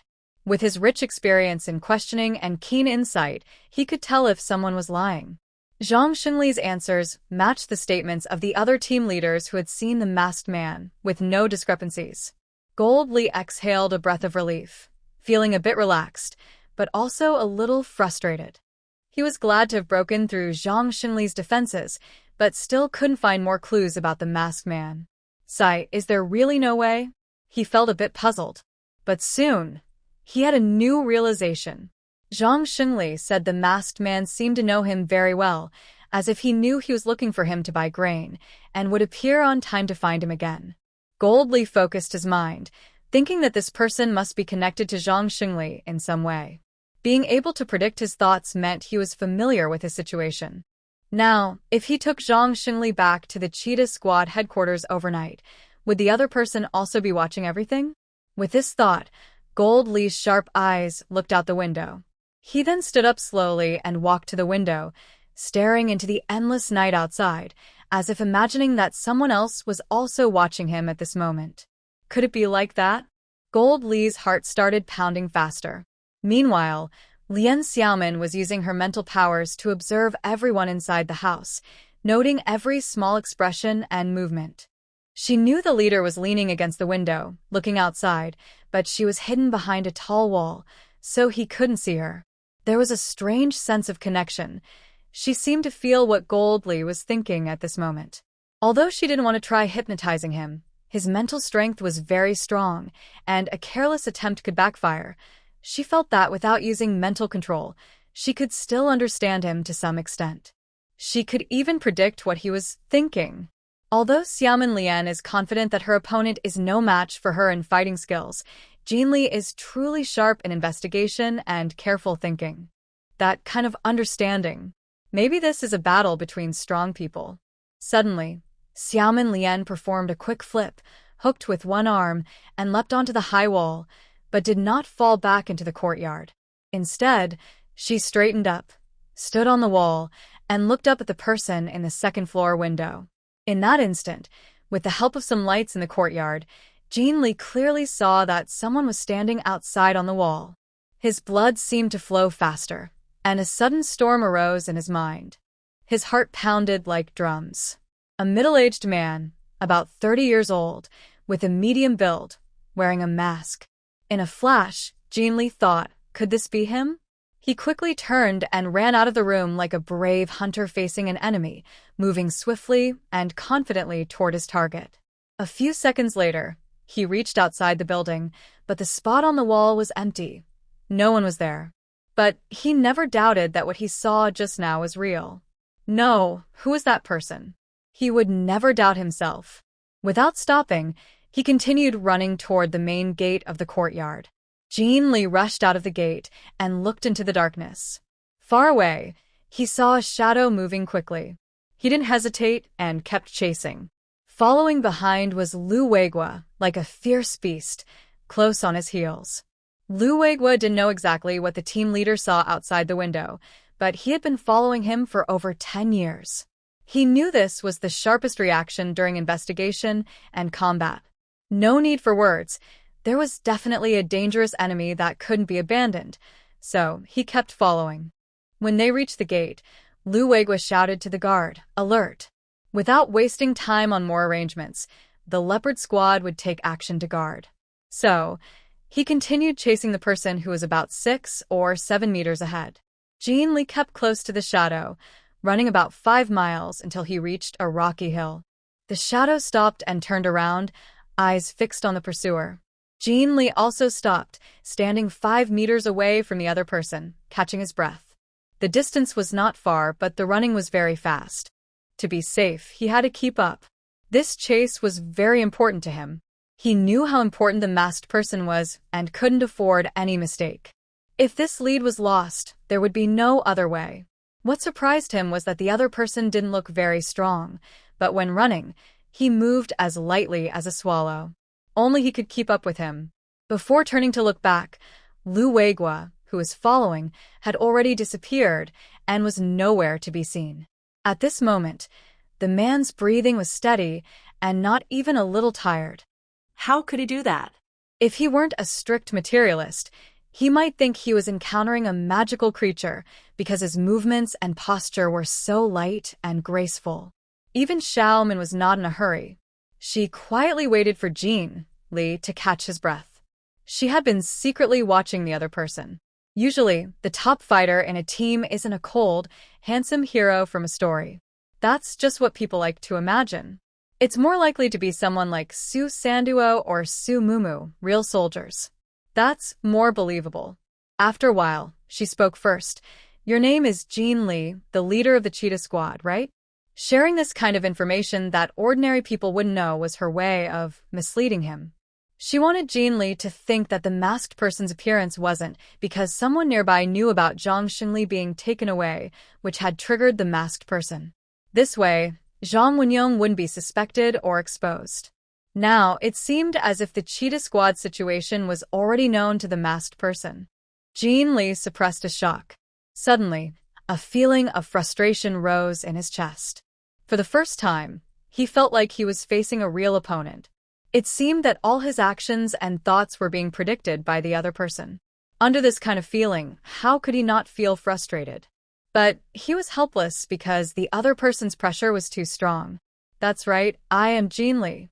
He calmed himself, controlled his emotions, and took 2 or 3 more steps forward, now only about 2 or 3 meters from the masked person.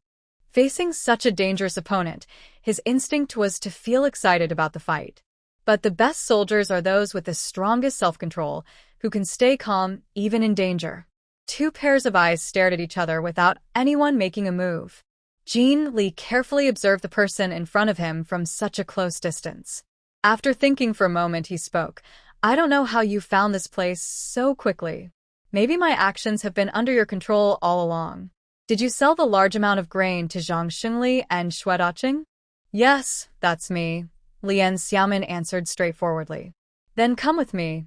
Jean Lee suddenly lunged at the masked person. The other had been giving him too much pressure, and he wanted to use his confidence in his skills to break through directly.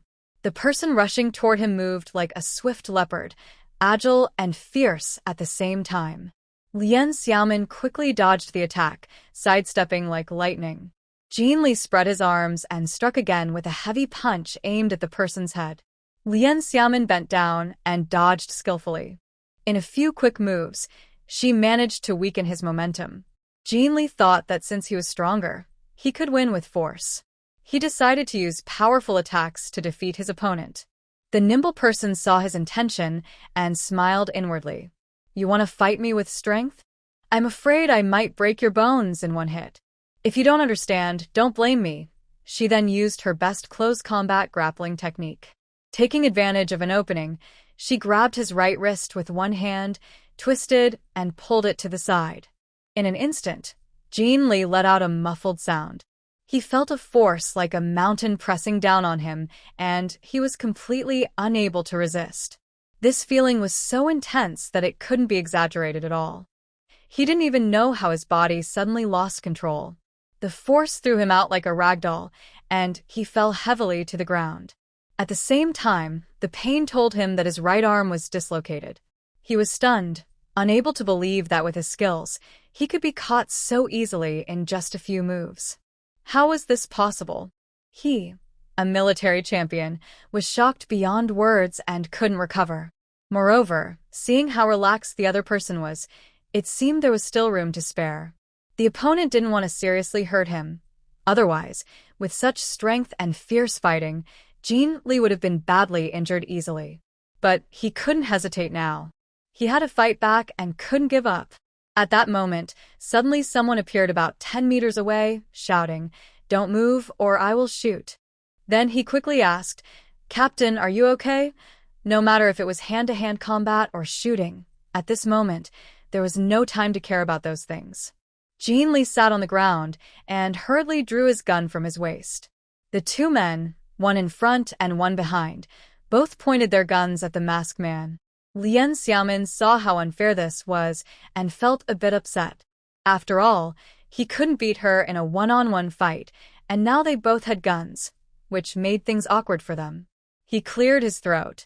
Looking at Jean Lee's expression, he could tell Jean Lee was also uncomfortable, probably thinking, as long as I don't feel awkward, others will.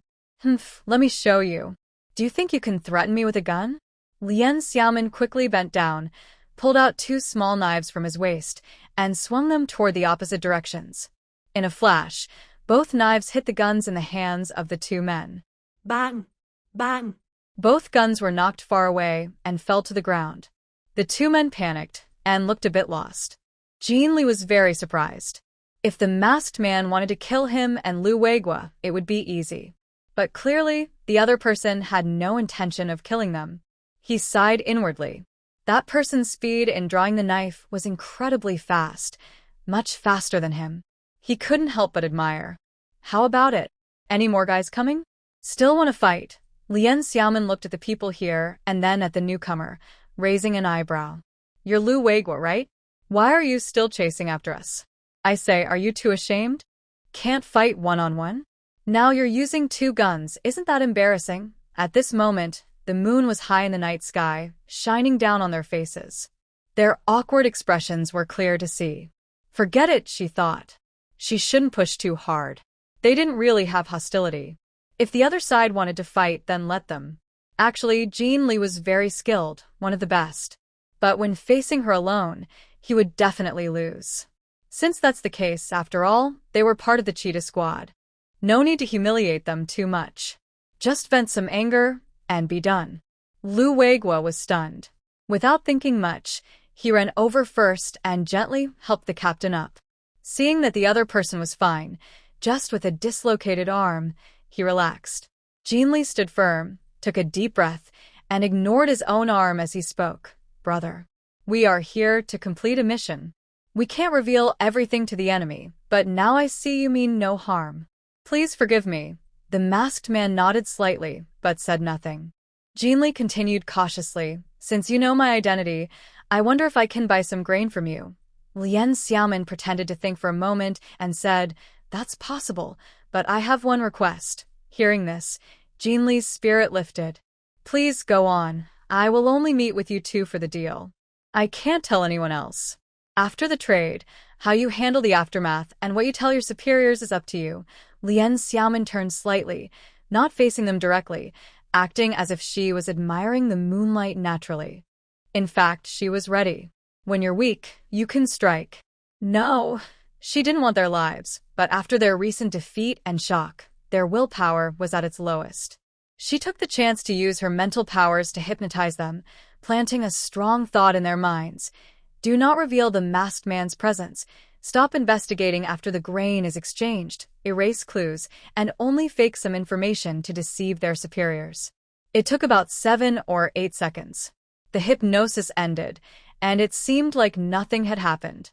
She turned back to look at the two. Jean Lee was clearly stunned for a moment, but then firmly replied, yes, as long as the trade goes smoothly and we get the grain, I promise we won't investigate further. Lu Weiguo also seemed to wake from a daze and said, that's right. The team and I will figure something out. We won't reveal your location. All right. I have 60,000 jin of grain in total. I give it all to you this once. No more after this. 5 days from now, at midnight, we will trade here again. Only you two come with the money. Half cash, half gold. Jean Lee felt a surge of happiness inside but kept his emotions in check, calmly nodding in agreement.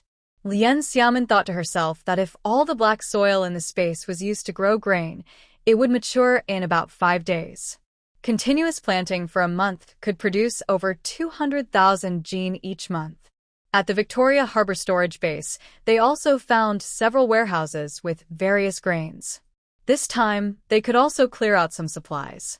This deal is not just about making money, it's mainly about resolving the matter well. But it can't be given away for free. Let's proceed with the sale.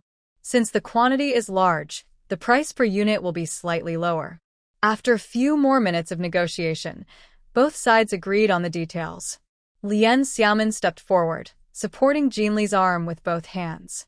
After a quick check, she gently reset the dislocated joint. Seeing that there was no serious issue, she retrieved the 2 knives that had fallen on the ground earlier. She greeted everyone, then turned and ran off quickly, disappearing into the night. What those two did afterward is not worth mentioning. When Lien Xiaomin returned home, she deliberately started releasing her mental energy from a distance to erase any traces of the car passing by. By the time she arrived home, it was almost dawn. She entered her space, took the antidote to restore her appearance, changed her clothes, and went outside to add firewood to the stove. The house warmed up again, and she moved the 2 children from the space onto the bed. She prepared milk for the little girl, fed her, burped her, and then laid her back down to sleep. She checked the little boy's diaper, tucked him into bed, and he slept soundly. After settling them, she was so tired she couldn't keep her eyes open and immediately fell asleep. She slept until late morning before slowly waking up. When she opened her eyes, she saw the little girl lying directly on top of her, using her small hand to touch her sister's face. No wonder she had dreamed of being crushed by a big rock, like Sun Wukong under the 5 Elements mountain. Lien Xiaomin quickly picked up the adorable little baby, sat up, supporting her with her arms, and gently rocked her. Little girl, you should be called Fatty now. Look at how chubby you are, almost squishing your sister. Having such a cute little kid around made her feel sunny and happy, and all her worries disappeared. She kissed the baby on the neck, and the little one giggled and babbled in baby talk. Looking at the time, Lien Xiaomin saw it was 9:30 a.m. She had slept for about 3 hours. She was still tired but felt a bit more refreshed. She looked toward the bed and saw Xiao Fu lying on the small table, nibbling on a piece of egg cake she had prepared before sleeping. She put on a sweater, cuddled the little girl, and moved closer to sit. Then she prepared a bottle of milk for Xiao Fu and handed it to him. Xiao Fu, you're so good. You know how to find food yourself. Here, drink your milk. Jia, are you tired? Little Fu can eat by himself. Cake is so tasty. Can you share some with your sister? On the chubby little face, there are crumbs from the cake, and she is smiling happily while looking at her. You are almost 2 years old, and your sister is only 10 months. She needs to eat her own food. Little Fu, eat by yourself. When she gets a little older, you can share your treats with her. Lien Xiaomin gently ruffled little Fu's small head. Such a good baby, already caring about her older sister. She then took out a boiled egg, peeled it and fed it to him. After eating and drinking enough, little Fu went to play with his building blocks. The little girl sat in her sister's arms, playing with her tiny feet, occasionally glancing at the table, hoping for something tasty to eat. Lien Xiaomin also took out a small bowl of fruit puree from her space, specially for this little baby. Recently, she has been searching through her computer for various stored materials, including baby food recipes, and has learned to make some complementary foods to give the 2 children extra meals.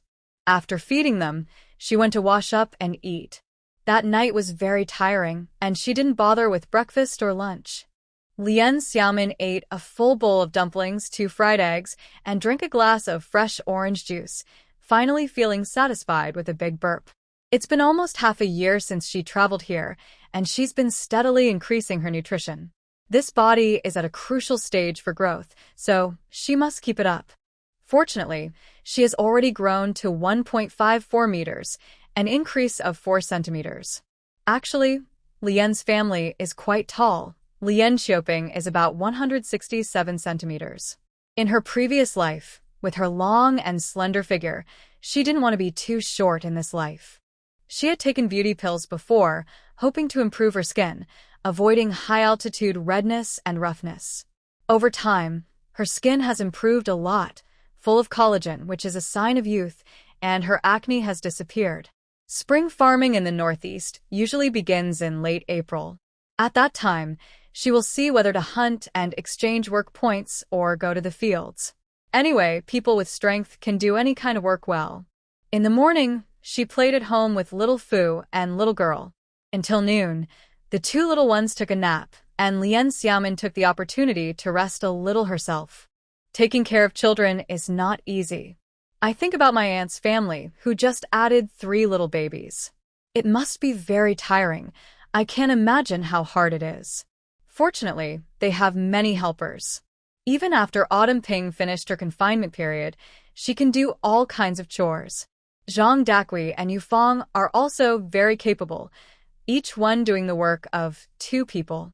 Plus, Li Xianghai is very attentive. He loves the children very much and does all kinds of work. He takes good care of the kids. Anyway, there's still some time before work starts again, so the family is busy but managing. Lien Xiaomin slept until 2:30 in the afternoon before waking up. Xiao Fu knew her sister was tired, so after she woke up, he obediently played on the bed. Around the little girl, there were piles of bedding, keeping her separated in the bed. She was practicing crawling and occasionally chatting with her older brother. "Yeah, are you paying attention to me?" When she woke up and saw her adorable younger siblings, she looked at them quietly without moving. Soon, Xiao Fu noticed her. Jia, you're awake." Xiao Fu wants to eat fruit and look at pictures, the little boy babbled, crawling over happily and throwing himself at his sister. Lien Xiaomin hugged the chubby little boy and sat up. She took out 2 kiwi fruits from the space, peeled them, and fed him with a small spoon. Xiao Fu was very happy. Jia, this green fruit is really tasty. Xiao Fu likes to eat it, right? Is it sweet and sour?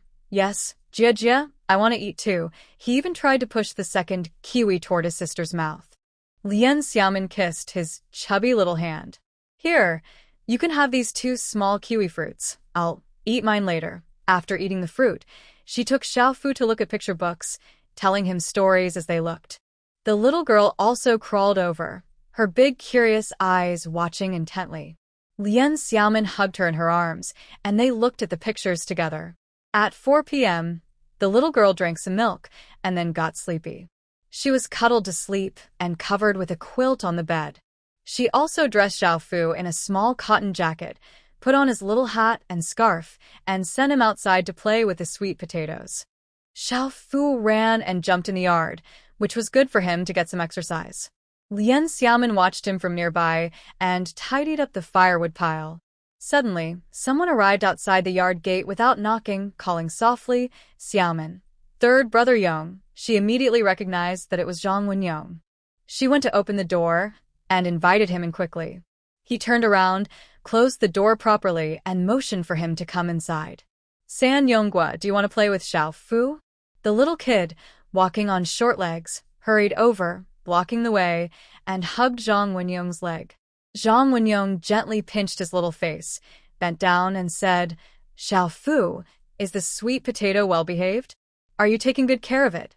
"Yes, the sweet potato is very good. I gave it some meat, and it's been very friendly with me," Xiaofu said happily, smiling at Zhang Wenyong. Lien Xiaomin said, "Xiaofu, don't run too fast in the yard. If you get cold, bring the sweet potato inside to play. Sister needs to talk to San Yongge." She patted the dust off her hands and went into the main room to wash her hands.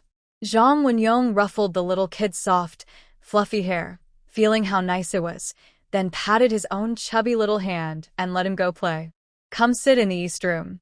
The little one is sleeping by himself. It's okay to talk quietly." Lien Xiaomin moved the Kong table to the head of the bed, placed some large oranges on the table. As soon as Zhang Wenyong sat on the edge of the Kong, he eagerly spoke. "My dad came back this afternoon, and it was that car that brought him back." He looked at the person sitting across, leisurely peeling an orange, with a grateful yet worried look in his eyes. "Did you chase after him late at night again? Look at those dark circles under your eyes. If you didn't sneak out at midnight, who would believe it?" Lien Xiaomin chuckled. She hadn't even looked in the mirror today, so her dark circles were obvious. She peeled the orange and put it in her mouth, signaling the person opposite with her eyes. "Peel and eat." "Uncle Xingli came back so soon? That's good. What did he say?" "He told the family he was called away by the commune leaders for a meeting. He said he managed to bluff his way through. But when I asked my dad privately, he said it was about the grain purchase last time, and the team took him away. When he asked, they just sent him back. If I ask my dad more, he won't say anything. He just told me everything is over now. The less we know, the better. Just remember, once it's over, it's fine." After hearing this, Lien Xiaomin nodded. "I didn't go myself, but I know someone important who can handle this well. The person investigating the grain purchase doesn't seem to want to blame Uncle Xingli. They probably want to buy some grain too. Since everything is fine now, they must have found a way, so it's no longer our concern." Zhang Wenyong did not eat the orange and looked at her nervously. "Did you go to find someone from the black market in the commune to handle this? Won't it involve you?" "No, I found someone else, someone I met by chance before. He's very capable and skilled. We didn't get along at first. He has his own way, but I can't reveal him. Brother Sanyong, you just need to trust me. This matter is over now. Just like Uncle Xingli said, it's in the past." She handed the remaining half orange to Zhang Wenyong and looked into his eyes seriously. After a few seconds of stunned silence, he finally let out a breath and relaxed. He put a piece of orange in his mouth, chewed, and found it very sweet. "All right, since you won't tell me, I won't ask more. Just remember to put your safety first, and don't always handle everything alone. I may not be as skilled as you, but sometimes 2 fists are not enough for 4 hands. With me here, I'll try to help share the burden." "Okay, then you help share the load by making me a meal of sweet and sour pork. The meat is frozen in the woodshed, so dinner will be that," Lien Xiaomin said shamelessly. In an instant, a piece of tenderloin appeared in the woodshed. Zhang Wenyong stuffed the remaining 2 orange slices into his mouth, patted the non-existent dust off his hands, and smiled. Climbing up the ranks, right? No problem. My cooking skills, besides you, no one else has had the luck to taste. Just tell me what you want to eat in the future. Seeing his proud look, Lien Xiaomin stopped eating her orange and looked at him with envy. Brother Sanyong, how are you so good? The last time, that sweet and sour pork, it was this. She gave a thumbs up and made a strong gesture, waving it in front of him. My second sister-in-law's father is the head of a state-run restaurant. I want to learn a few tricks from the chef there. It's easy, and I've given him some benefits. Master Wang has taught me quite a few hard dishes. But why do you keep embarrassing Chu and Xiu at home? Why don't you show your skills yourself? Lien Xiaomin asked with a pout. Come on, stop joking. Cooking depends on mood. My skills, even Huzi wouldn't be able to eat them. He doesn't have that kind of mouth. It's just you. He looked at the little girl, who was full of hope and looking stunningly beautiful. Her medium-length hair was barely tied at the back of her head, with many long, loose strands falling on her fair cheeks. She smiled slightly, showing her small white teeth, drooling a little out of excitement. She remembered the last time she used her teeth to chew on crispy pork, which looked quite adorable and charming. Do you have any seasonings at home? I need to see if there's enough, Zhang Wenyong said as he got up and went to the storage room. Yes, definitely enough. It must be enough, Lien Xiaomin quickly added, filling in the seasonings. Several bottles and jars appeared on a shelf in the shed. Soon, the tall person walked quickly to the door of the shed.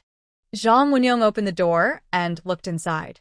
The shelves were quite organized. On the top shelf, there was a small red enamel basin covered with a cloth. When he lifted it, he saw a large piece of pork tenderloin. The second shelf had some seasonings, which looked quite complete and enough for use. He took what he needed and went to the main hall's stove to start cooking.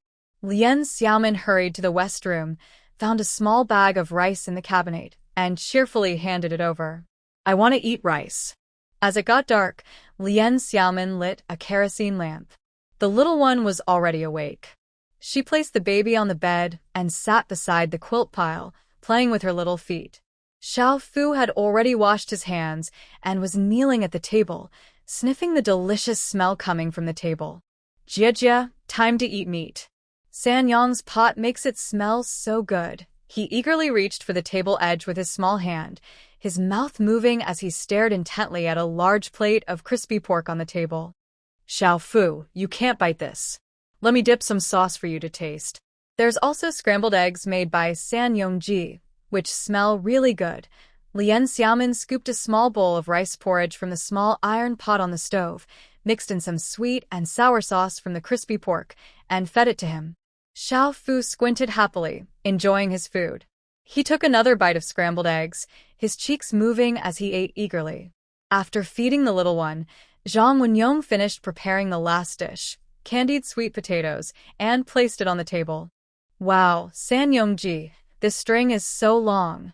Is this sugar? Xiao Fu, even though full, was still curious about the new dish. Zhang Wenyong used chopsticks to pick up some sugar threads from the sweet potato and place them in Xiao Fu's mouth, where they melted instantly. The little guy squinted his eyes and chewed with a small mouth. It's really sweet, Lien Xiaomin said. Just taste it and see. Eating too much sugar isn't good. She then went outside to serve 2 bowls of rice, 1 small bowl, and 1 very large bowl. The little kid obediently listened, pouting his little bottom, crawling over to Xiaoya to play with her. The 2 people at the table picked up their chopsticks and started eating eagerly, digging in with gusto. The crispy-skinned, tender inside pot-braised pork was sour and sweet, deliciously flavorful. Lien Xiaomin ate big bites of meat, nodding in approval. This is a classic dish from the Northeast. The sweet and sour flavors are hard to resist. They ate 2 more pieces of caramelized sweet potato, and the texture was just right. Brother Wenyong, your caramelized sweet potato is really good. Not soft at all, crunchy and tasty. Yes, this sweet potato is nice too. It reminds me of the ones you brought when we went hunting, sweet and sticky. Lien Xiaomin thought to herself that these sweet potatoes were a bit different from local ones, but no one really cared about the small details. Every household cooks sweet potatoes and wild vegetables into hearty porridge or makes pancakes with cornmeal. Whole-boiled sweet potatoes are rare. They couldn't stop eating. Before long, the food was gone. Zhang Wenyong finished 2 large bowls of rice, and Lien Xiaomin, with her small bowl, barely managed to finish hers, though she ate quite a bit of meat. Brother Wenyong, with your great cooking skills, isn't it a shame that you don't do it more often? She finally put down her chopsticks, licked the sauce off her lips, and said with a charming smile. Zhang Wenyong smiled slightly and looked at her, thinking to himself, she still wants to trick me. What's up? What do you want to say? I'm just thinking you could come to my place and show off your talent. Look, I can analyze things for you. The more you learn and practice, the better your skills will get, right? Practice makes perfect. It's okay, you can practice at my house. I have all the ingredients ready for you. Just come and practice freely. I can also help you test some dishes. Zhang Wenyong wiped his hands with a clean towel from the table, propped his elbows on the table, crossed his fingers, and looked at the person opposite him with a smile in his eyes. After a while, he softly said, Actually, I don't really like cooking. I just seem to learn things pretty quickly. When I find something interesting, I start practicing. And driving, you won't believe it. The first time I touched the steering wheel, I fiddled around a bit and ended up driving my friend's truck. Zhao Limin was so scared he almost fainted. Also, studying and reading, I don't forget what I've read, almost. Since I was young, my dad always said, I really don't understand how Sanner's brain works. Spring Xiu always says I don't look like the Zhang family. My features don't match my brother's. They all have thick eyebrows and big eyes, but I don't. My interests aren't really the same either.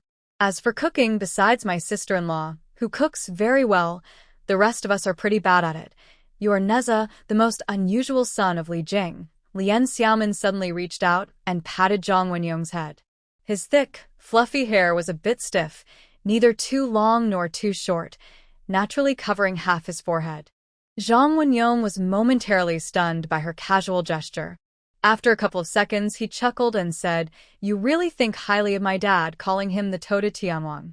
I'll tell him when I go back. Lien Xiaomin remembered last night, when she was trying to hypnotize and interrogate Zhang Xingli in the interrogation room, engaging in a mental and willpower battle. She thought to herself, Brother, you don't know that your old father is quite a remarkable person. I am so strong that I hypnotized him for over a minute, almost exhausted myself to the point of vomiting blood. While she was lost in thought, Zhang Wenyong took the thermos and brewed 2 pots of tea. When she snapped back to reality, she picked up a teacup, blew on it, took a couple of sips, and looked satisfied, resting his chin on the table, feeling a bit sleepy and drinking tea to wake up. Seeing her dark circles, Zhang Wenyong felt a little worried. What time did you come back? You didn't sleep much during the day. Rest early later. I'll clear the table and wash the dishes. I'm quick with my hands. Last time, I saw you weren't very good at washing dishes. Lien Xiaomin sat up straight again and continued drinking her tea. No rush. The 2 little ones aren't sleepy yet. They have to wait until night. Only after they sleep can I sleep.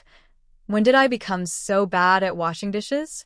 I work faster than drawing a sword. By the way, you're getting off track.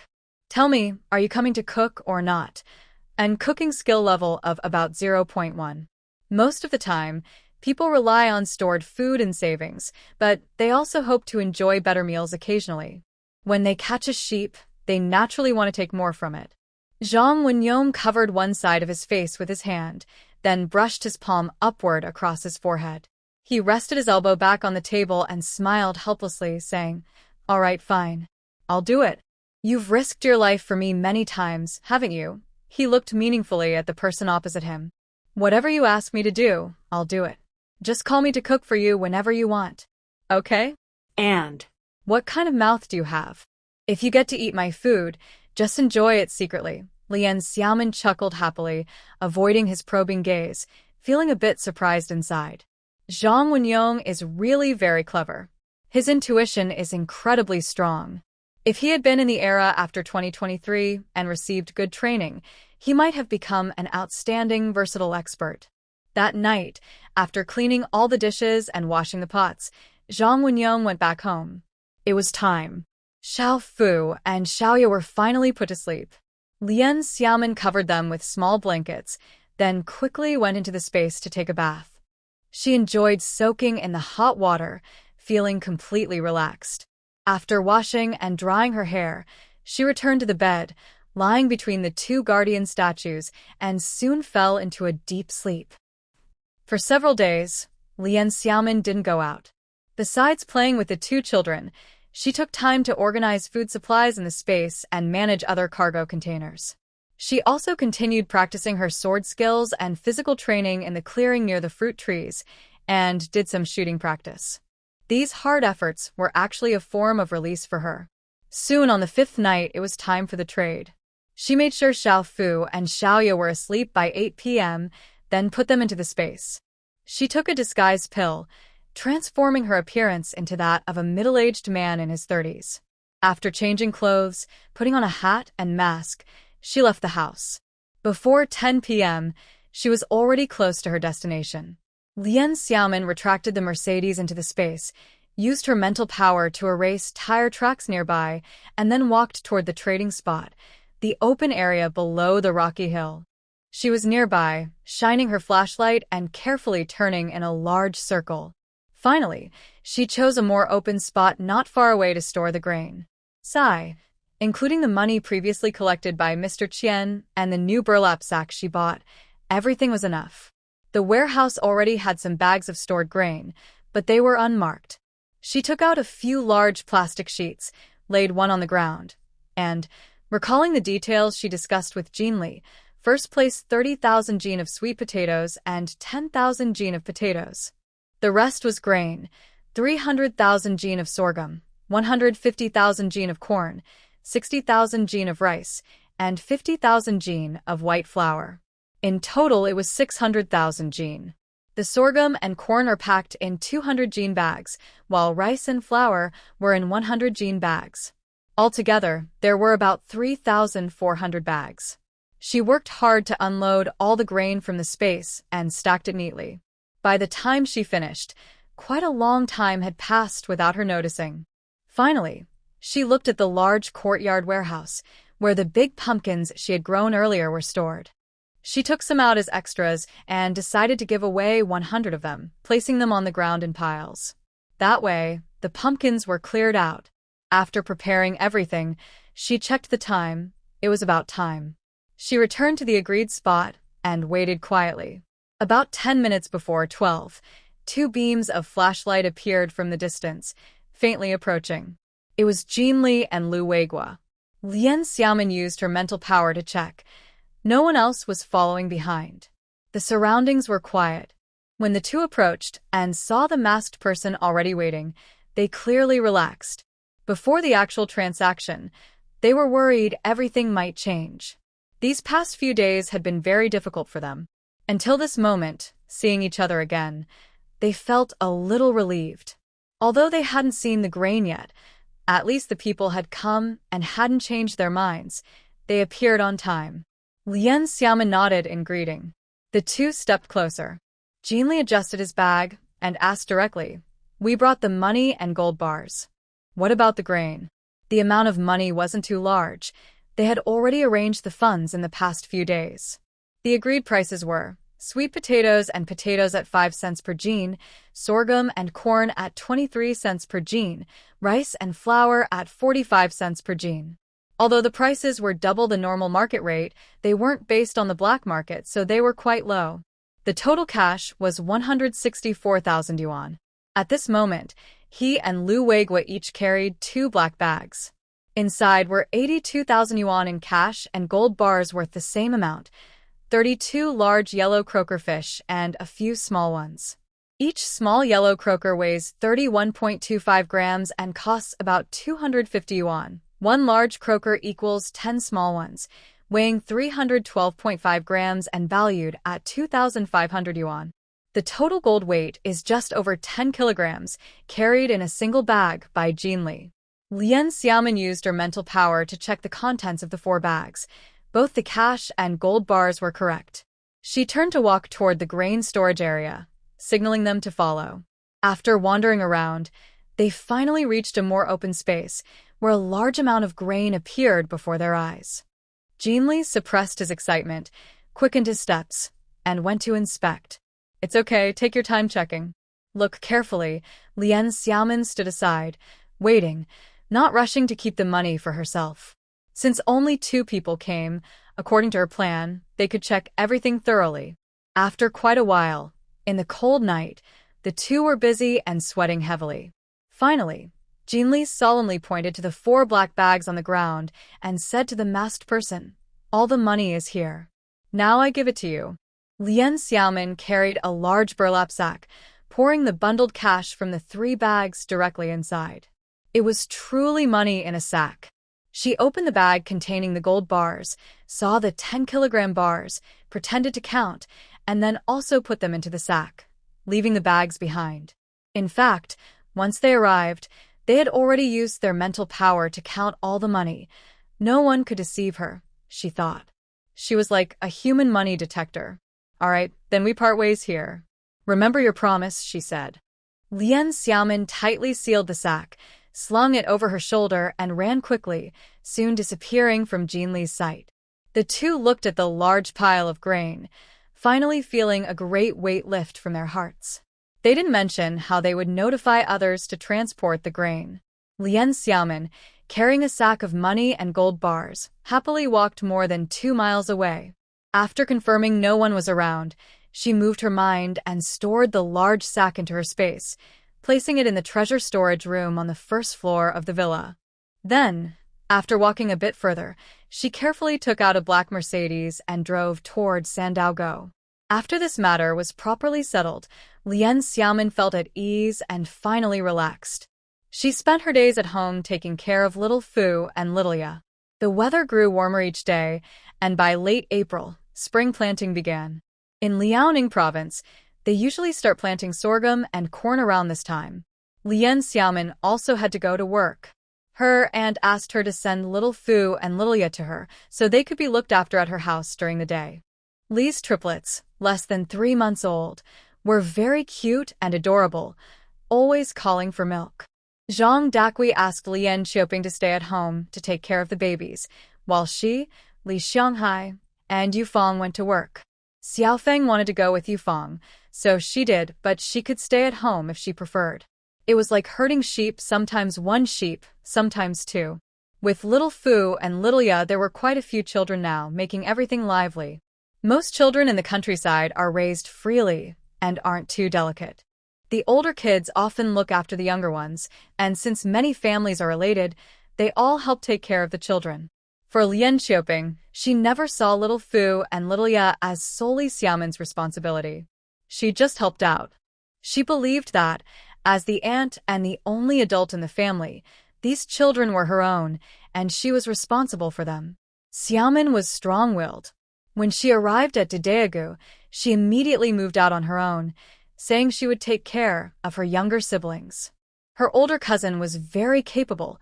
She not only didn't cause trouble, but also took good care of the only elder family member. This made Lien Xiaoping and the Li family very grateful to Xiaomin.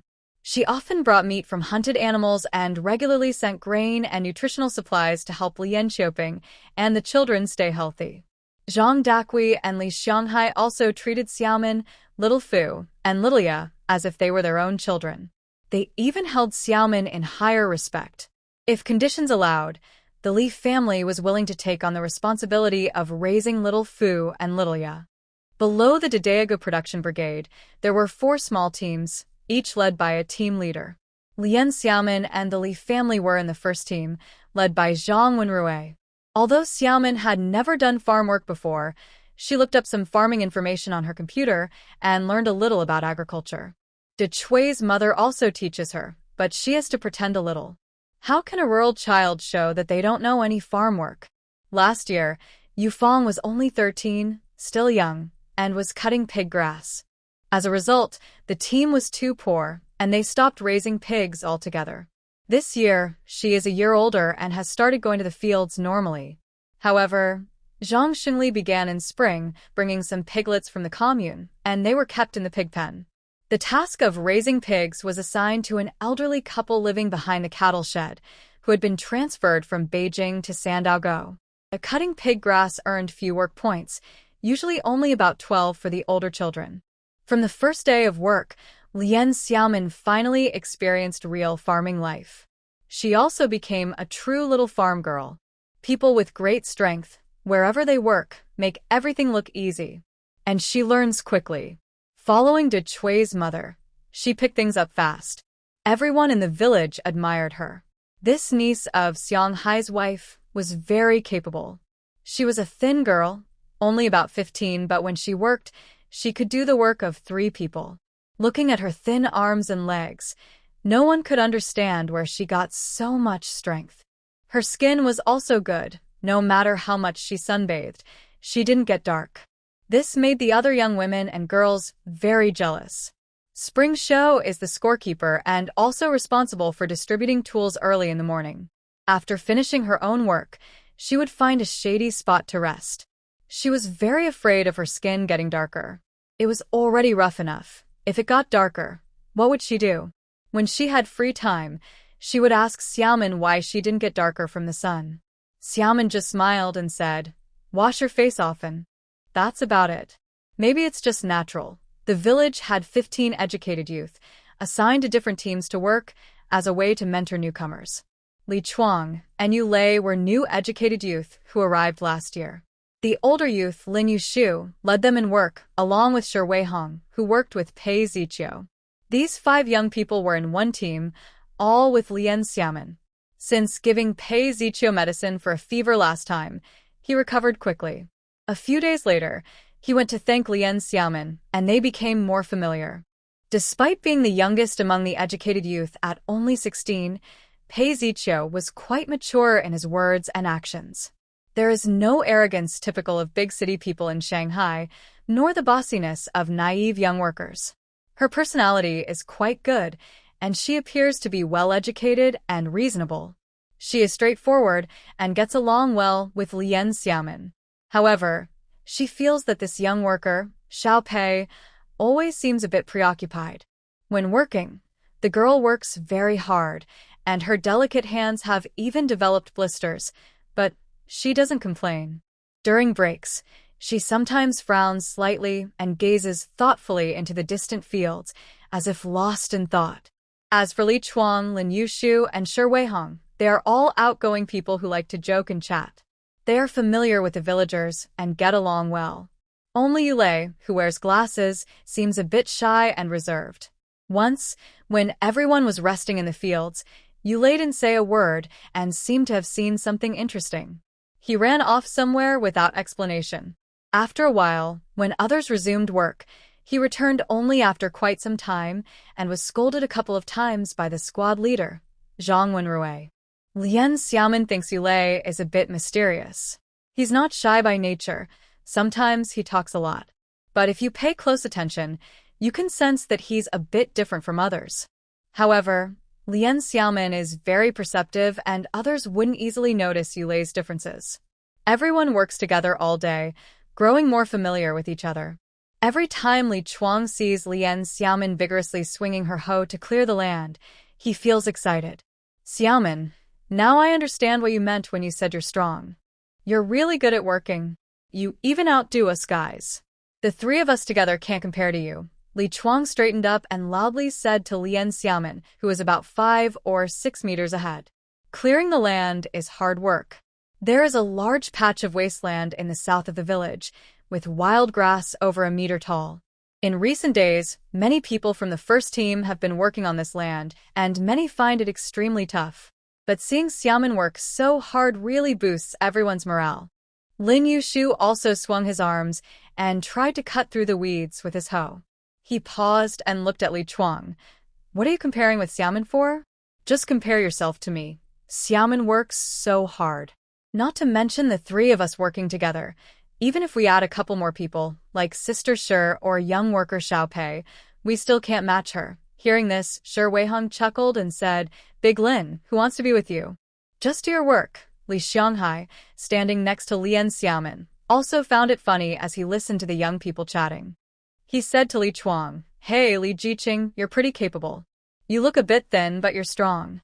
Your group of new youth from Shanghai are all quite capable, unlike fresh graduates." Li Chuang wiped the sweat from his forehead, raised his chin, and replied, "Brother Shanghai, not all of us are fresh graduates." He nodded toward Yulei in the distance and said, "Yulei is already 22, wears glasses, and looks a bit soft. Actually, he's not from Shanghai, but you northern folks can't tell the difference in accents. You think we're all from Shanghai." What the speaker said was unintentional, but the listener understood it differently.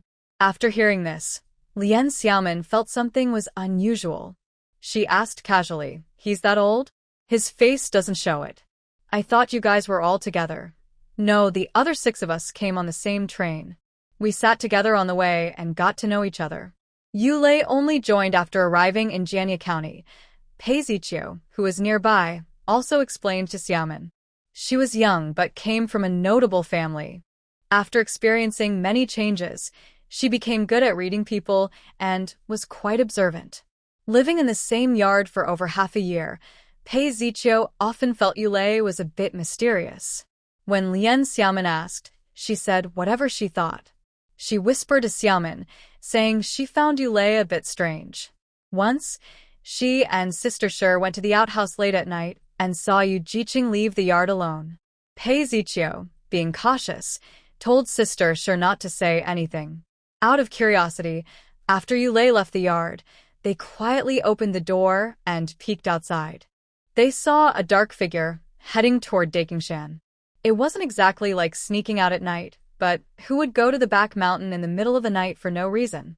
Xiaomin's home was at the foot of the mountain, a single house far from others, so Pei Ziqiu was just warning her to stay safe. Xiaomin listened thoughtfully and became more alert. However, she didn't do anything out of line, and since it wasn't her concern, she wouldn't mind. If any small thief truly dared to threaten her family, they would be asking for trouble and would surely face consequences. Jian Xiaomin began her daily work routine and also got to know more people in the village. The village had seen many changes. The first big event was that after the new year, the commune organized a second road repair before spring plowing.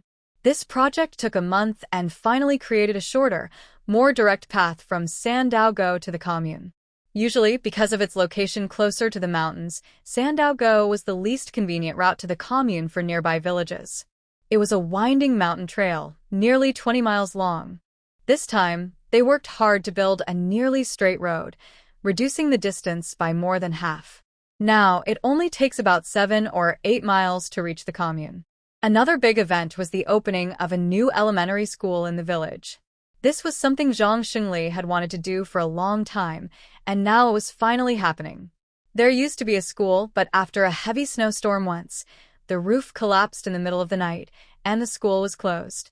The former female teacher was a girl from the village, but she later married someone from another village, and for various reasons, the school never reopened. The new school is located near the village committee, behind the granary, enclosed in a separate yard with a few sturdy buildings. They had some desks and benches made by Xuemujiang and his team, which counted as work points. Families sent their children of school age to continue studying. The teacher was also to be reselect. The village leaders held a meeting and chose 3 candidates. One of the spots was reserved for a young person who had been a youth sent to the countryside, Wang Jin. This suggestion came from the old village secretary, Su Fengmin. Wang Jin had graduated from high school, was 21 years old, and was quite steady. He often helped at the team office with writing tasks and was considered reliable. He looked like a responsible person, so they believed he would be good at teaching children. The other 2 teachers were from the village. One was Wang Yinqing, the daughter of Wang Erju from the village entrance. The other was Xie Jiao, the eldest daughter of Xie Shuangping, Xie Shuangxi's younger brother. Wang Yinqing and Xie Jiao were both 16, almost 17, and had finished middle school. There weren't many girls in the village who had completed middle school, just these 2, and they were the best among their peers. Both had been selected for their abilities. The middle school was located in the commune, and in the past, students had to stay in the school dormitories to attend. Later, the school was in chaos for a while and has not yet recovered.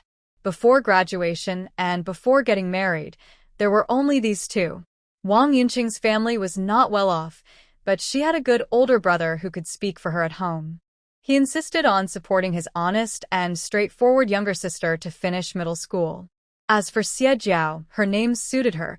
She was a bit delicate and spoiled. Lian Xiaomin also heard Xia Lingzi mention that her cousin from her second uncle's family was 2 years older and not very easy to get along with. The Xie family has good genes. Xia Lingzi looks quite spirited, and Xie Jiao is even more handsome by 3 points, but she has a somewhat bossy personality. Usually because she was the first child of Xie Shuangping and Zhou Daqiao, her parents loved her very much, so she was spoiled at home and got her way in everything. However, Xia Lingzi was just a young girl with a bit of a boyish personality and didn't pay much attention to her. Lian Xiaomin didn't even speak much to this proud Xie Jiao. As an aunt with a psychological age of 33, she simply didn't care about such a young girl. Every village and town has a few lively kids, right? In Liaoning province, the main crops are still sorghum, corn, wheat, and rice. Team leader Zhang Xingli has overcome many difficulties and is working hard to boost production. He hopes this year won't be like before, where they only focused on appearances and ignored production, leading to a famine. Every morning, Lian Xiaomin takes her younger siblings to Lian Xiaoping's place, and in the afternoon, she goes to pick them up after work. She usually works only half a day, finishing her tasks early, and then she doesn't go back in the afternoon. She's quite capable. Even now, she is still working diligently. Thanks to the benefits of the strengthening pill she took, her progress is very noticeable. Farm work is no longer a big deal for her. At home, she spends a lot of time in her space practicing martial arts and doing intense training, but that's very different from the hard work of farming, which is definitely dull and tiring. Behind her house, there is a small plot of land she has cultivated since Qingming Festival, planting vegetables that are growing very well. Lian Xiaomin really likes the spring and summer seasons in Liaoning province. Compared to the south, the summers in the northeast are not hot and are quite cool in the mornings and evenings. Winter is extremely cold and very long, while autumn is also nice but very short. She hasn't fully experienced the crisp autumn air before winter suddenly arrives. During the harvest season, everyone in the village, regardless of age, had to work in the fields if they could. Xiaomin sometimes felt that she was still too young and thought it might be better to find a job at the commune. Now, she was working in the production team mainly to earn work points, which was just an excuse to support her family. Since April, Zhang Wenyong had been working at the commune's transportation team, so he didn't need to work in the fields. His good friend Zhao, Li Min, was the driver of the transportation team. Old Lu, Zhao's master, was in poor health and couldn't work anymore before retirement age. Old Lu was experienced, so he often got long-distance driving jobs, which were very tiring. The young, strong men could handle it, but someone like Old Lu, who had been unwell for over a year, couldn't keep up. He decided to sell his job. Old Lu's 2 sons had their own jobs, and his grandchildren were still young, so there was no one to take over his work. Therefore, Zhao Limin, his apprentice, took over the job after discussing with Old Lu. It was a good idea to sell the work to Zhang Wenyong. In this era, good jobs like being a driver were hard to find. Driving was a stable, well-respected job. If Zhao Limin hadn't been quick and well-connected, many others would have rushed to take the position. Zhang Wenyong had saved a lot of money by selling game animals to the black market with his childhood friends. Later, with Xiaomin's help, he went into the mountains and earned a lot more. He had saved about 2 or 3,000 yuan, which was a decent amount. Spending some money to buy a good job was easy for him. He didn't hesitate when Zhao Limin told him about the opportunity. He immediately decided to go. In the end, he negotiated with Old Lu and paid 400 yuan plus 200 jin of sorghum to get the job. The sorghum was leftover from when the village bought grain from Qianyi. Old Lu was happy and took him to the transportation team to complete the paperwork. He trusted Zhao Limin because they knew each other well. Even the team leader, Cui Jinshan, knew Zhao. Both Old Lu and the team leader thought that this young man, only 19, was calm and steady in difficult situations. He learned quickly and was skilled, even better than some of the experienced workers in the team. The main thing missing is experience in long-distance driving. For short trips, I can handle it easily right away. So, Zhang Wenyong started working as a full-time employee immediately, without going through an apprenticeship.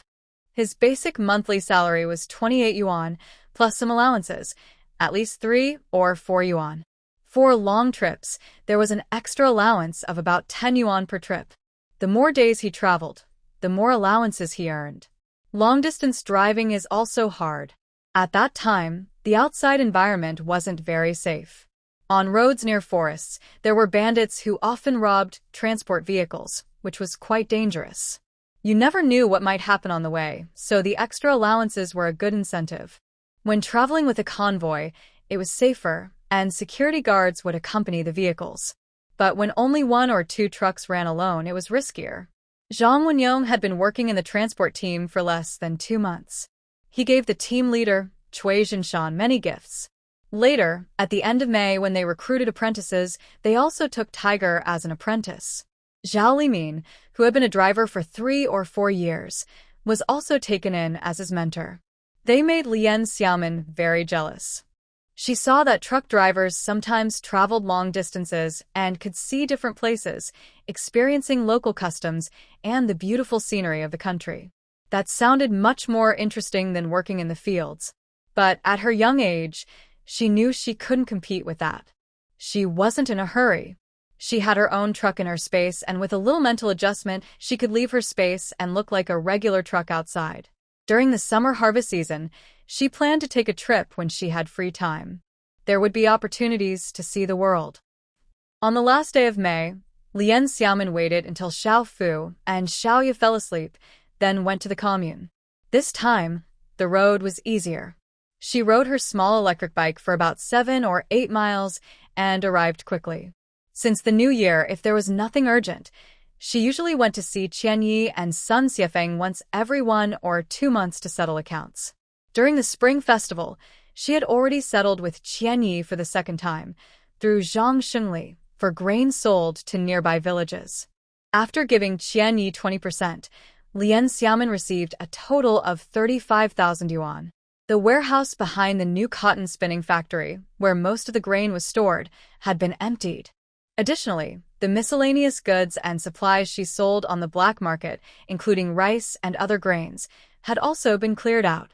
Over the past few months, she had recovered about 15,000 yuan. These two amounts total 50,000 yuan. Mr. Qian managed to exchange them for 20 large yellow croakers. On Sun Xiefeng's side, before heading to Kaishantan last time, he quickly delivered a batch of supplies and earned 10,000 yuan. However, he used all that money to buy gold bars and old items, so it hasn't been spent yet. Since crossing over, the cash earned from supplies, including the 50,000 yuan accidentally obtained from Su Dewang's family, along with the large sum in Sun Xiaomin's space, now totals about 180,000 yuan in this era's cash. However, selling large amounts of grain to help the village pass through tough times is a special situation. After earning this big money, she ended the investigation by Jean Li and decided to stop doing such things. She probably won't do it again easily. Her trip to the commune was also because she hadn't been there much in the past 2 months after starting work. She still occasionally went to visit or take a walk. Around 8 p.m., Lian Xiaomin stopped her electric bike near the commune. She found a quiet place, entered her space with the bike, and transformed her appearance into that of a young man from the forest. It's early summer now, and the weather isn't cold. She wore a dark blue cotton linen jacket and black trousers. Lian Zi is about 1.73 meters tall, with single eyelids and a slim build, but all muscle. No one would guess that this young person, who looks only 16 or 17, is actually a big shot behind Mr. Qian. After tidying up, she carried a basket on her back and left the space, then continued walking toward the black market near the cotton spinning factory. Before reaching Mr. Qian's yard, just a short distance from the entrance to the alley where the black market is, she suddenly heard a commotion. She initially planned to walk straight through but stopped and looked over. From 50 or 60 meters away, she saw a boy about the size of a teenager holding onto the arm of a burly man in his 30s, who had a face full of flesh. The boy refused to let go and was trying to snatch a small white cloth bundle from the man's other hand. The middle-aged man widened his eyes and shouted something. Despite trying to explain, the boy didn't let go and kept struggling. In anger, he kicked the man in the leg. The man was kicked to the ground, but didn't care about his injured leg. He still held onto the bundle tightly. The boy, weak but determined, was dragged along, scraping his knees on the ground as he moved forward. At this moment, someone from the black market came out and quietly scolded them before walking quickly over. Lien Xiaomin recognized him. It's Xuanqi, whom she hadn't seen in many days. In early April, he came back, but I haven't seen him yet. It seems he has recovered from his injury and is back on duty. I saw Xuanqi walking quickly over, without saying a word. He slapped someone and shouted at a middle-aged man, saying, "What are you shouting about? Bring the red sleeves and hoops. You're ruining our business. I'll kill you." The man was suddenly hit and got angry, feeling a bit unfair. But then he saw two more people coming behind Xuanqi, both looking fierce and ready to fight. He immediately calmed down. His face changed quickly, like flipping a page. He looked defeated and tried to act friendly, not daring to be arrogant anymore. Xuanqi's followers, Shunan and Xiao Mao, didn't care about the rules. They went up to him, wanting to hit him again if he didn't back off. Xiao Mao, with sharp eyes, suddenly looked across the street at the woods. He didn't care about the troublemakers anymore.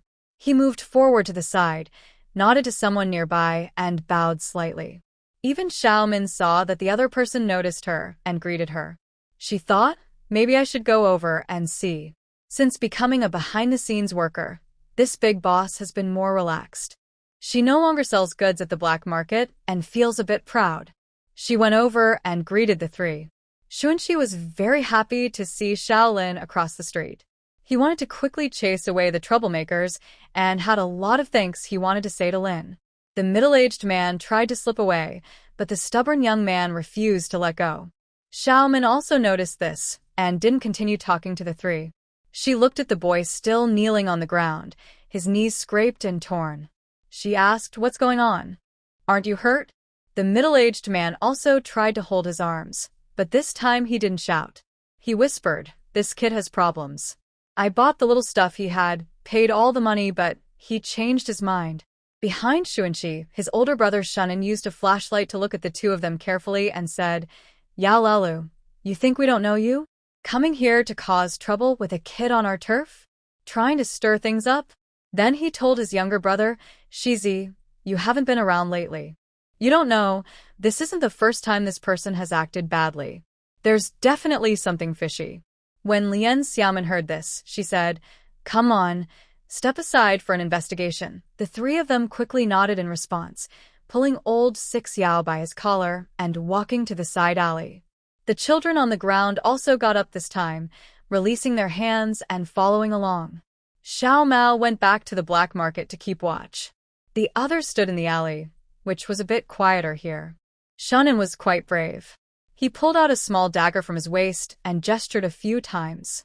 Without wasting words, the originally tough and stubborn man immediately looked scared and nervous. His legs went weak, and he pressed his back against the wall to stand firm. Lien Xiaomin found this amusing. Sometimes, the power of a prop is clearer than endless talking. Next to her, a boy about 10 or 12 years old, with a brave face, showed no fear. He spoke confidently first. "Big brothers on the street, this person just forced me to buy something. I took some old items to exchange for money. It's my life-saving money. My little sister has a fever and is about to go crazy. I had no choice but to bring out my family's treasure, hoping to sell it quickly to pay for her hospital stay."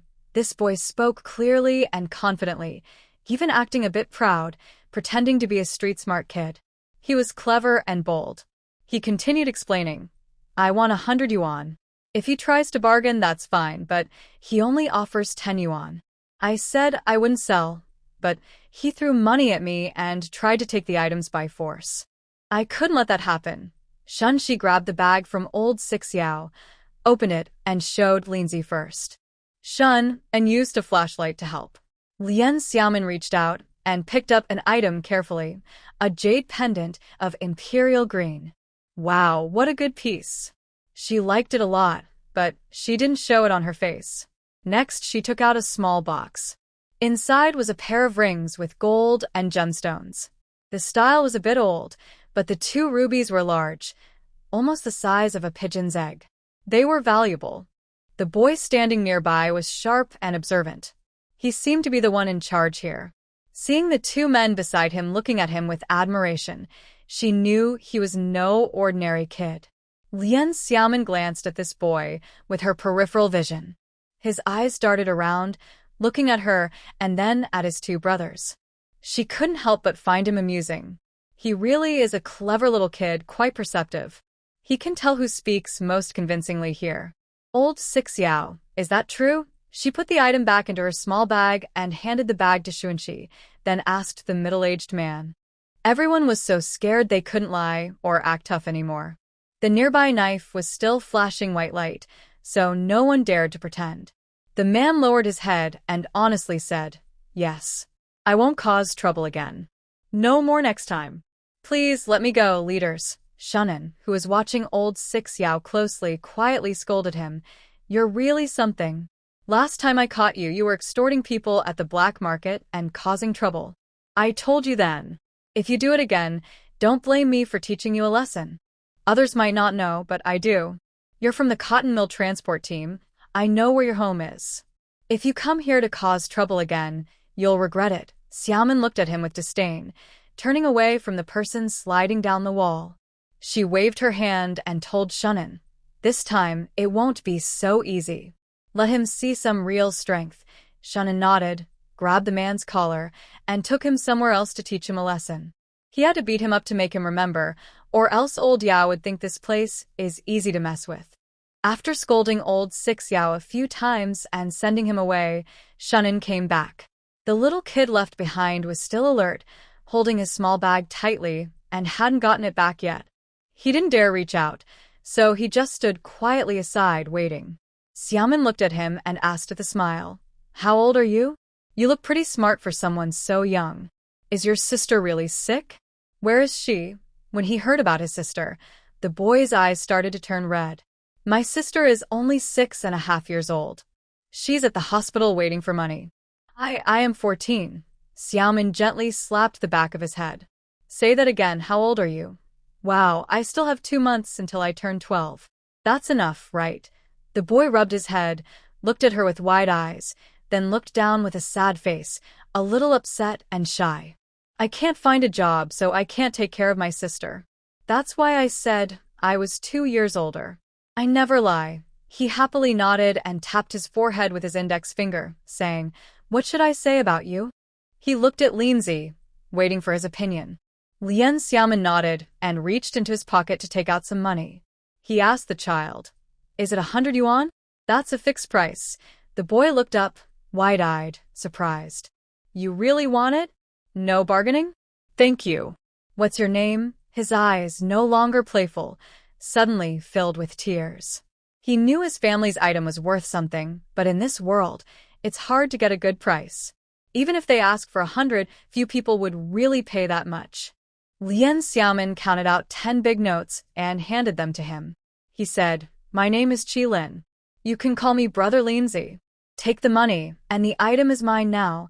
Then he took the small bundle from Xuanqi and put it into his basket. "Thank you, Brother Linzi. My name is Ma Cheng.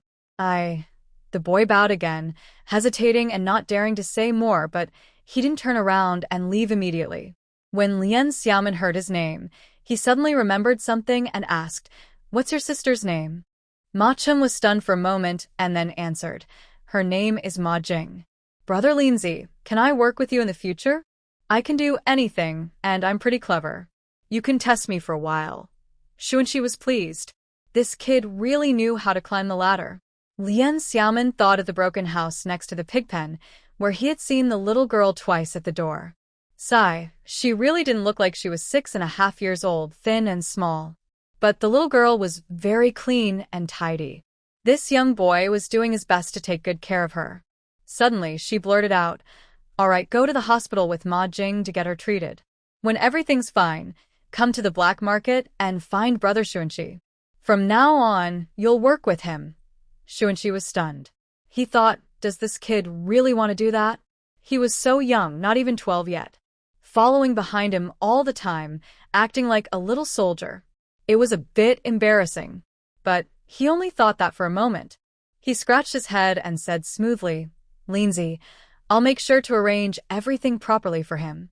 Ma Cheng didn't expect the other person to really agree. And everyone around him listened to Brother Lindsay's orders without question. He realized he hadn't misjudged. This little boss in front of him was really good at talking. Ma Cheng is still young, and his thoughts show clearly on his face. His flattering little eyes also make Xuanxi laugh. "All right, stop looking at Lindsay. He's really the most reliable here. You should go now. Remember to come find me later." Xuanxi pats his small shoulder and pushes him out. Ma Cheng purses his lips and nods. "Okay, 很谢谢." "I'll come find you later. I'm leaving now." Qilin-ji, goodbye. He runs off into the distance and quickly disappears at the end of the road. "Lindsay, are you also worried that this kid might be lying again? Or that he really has a sister?" Xuanxi casually says as she follows him toward Qian Ye's yard nearby. Shun and walks behind silently, looking like he agrees with his brother. Lien Xiaomin smiles and says as she walks, "He really does have a sister, and she seems like a nice little girl. I think he wouldn't lie about her being sick or anything to fool people." She glances at Shannon and continues talking to Xuanxi. "Just like your brother, he wouldn't easily lie about you being sick or in danger." Shannon hears this and looks surprised. Lindsay's thoughts are very detailed. Thinking about others, he and his brother have depended on each other since they were young. His younger brother is like his life. He wouldn't say bad things about Xuanxi. The two brothers nod, and Shannon asks, "That Ma Cheng, do you know him?" "No, I don't know him personally, but I know a little about his family. They're leftover children of a landlord family. No one else is around. If this kid isn't clever and sneaky, he wouldn't be able to protect the little girl. From now on, don't mention that I know this. If he wants to talk about it, let him. Just pretend we don't know.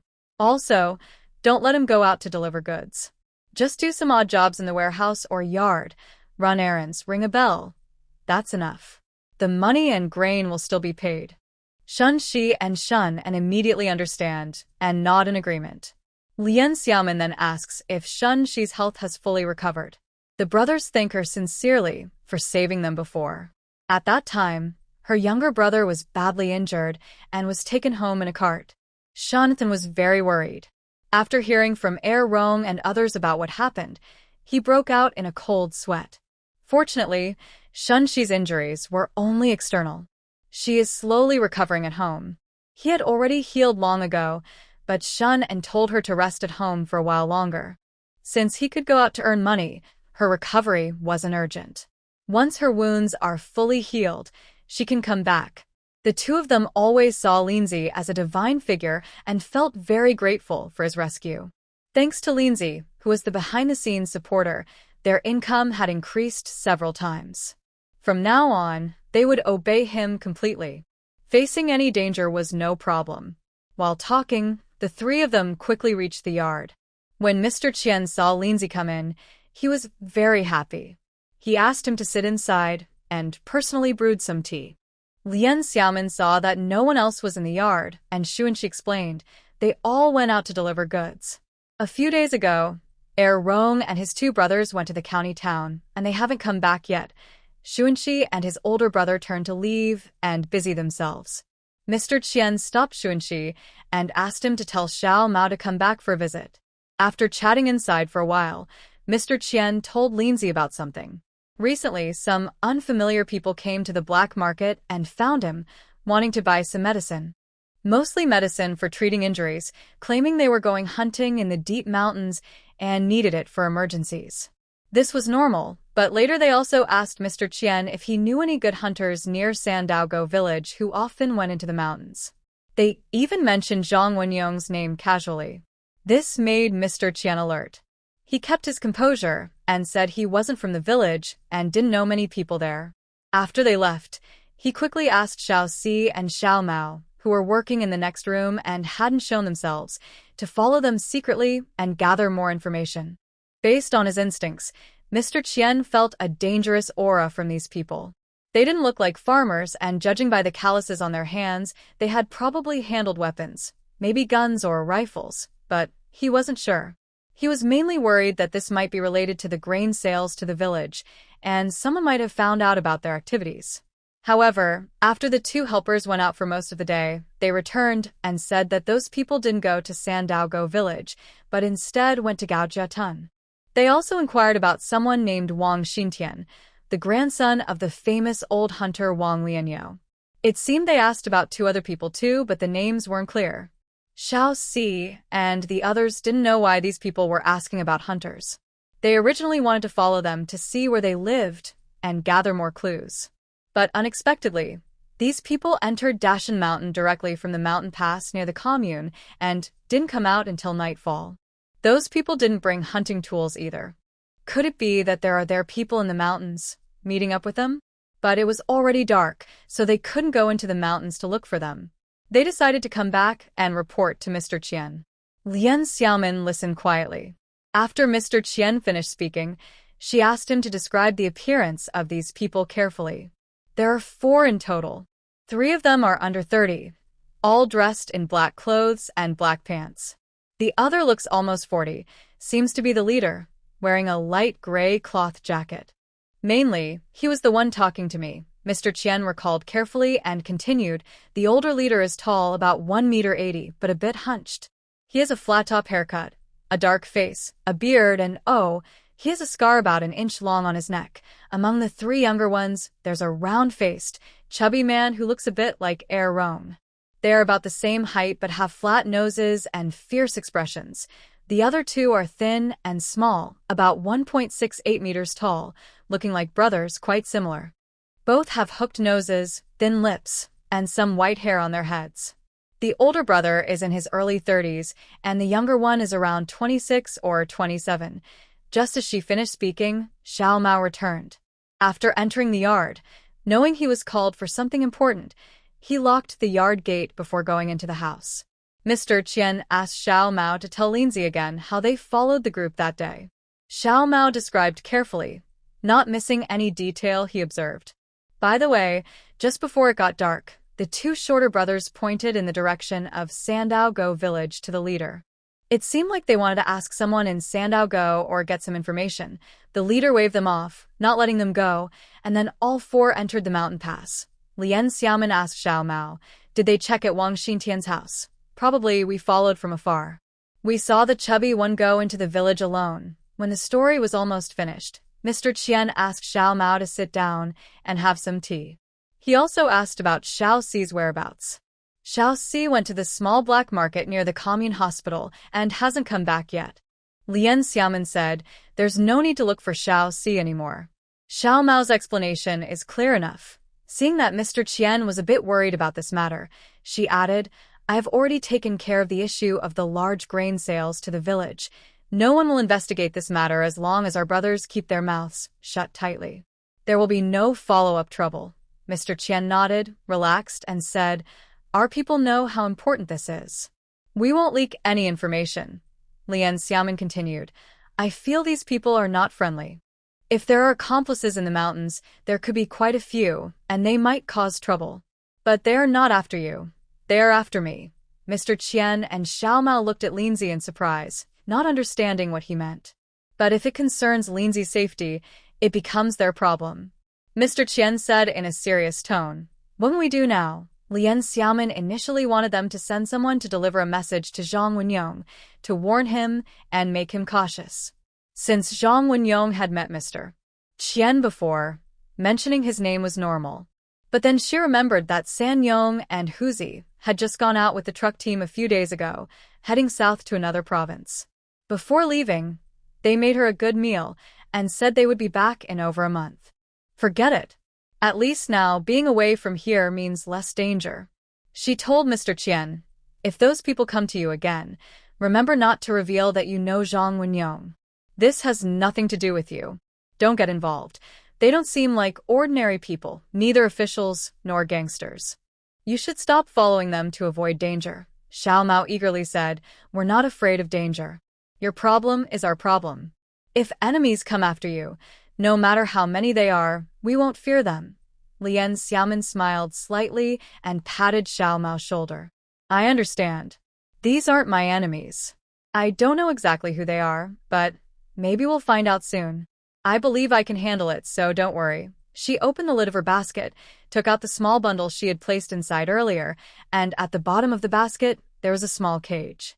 She picked it up and placed it on the table, handing it to Mr. Qian. "Two pigeons." Mr. Qian looked surprised. "They're homing pigeons. If there's an urgent message, I can use these two to send it." Actually, the two pigeons were just pigeons. She didn't know any special message-sending skills.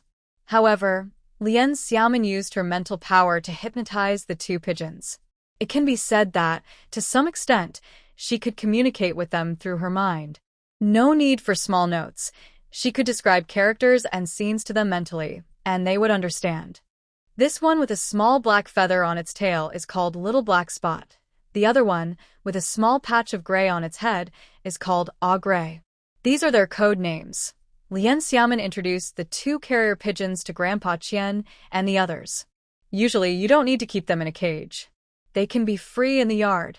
Just call out their code names, and they will respond. Tie a note on their leg telling them to find Lindsay. Grandpa Qian was happy.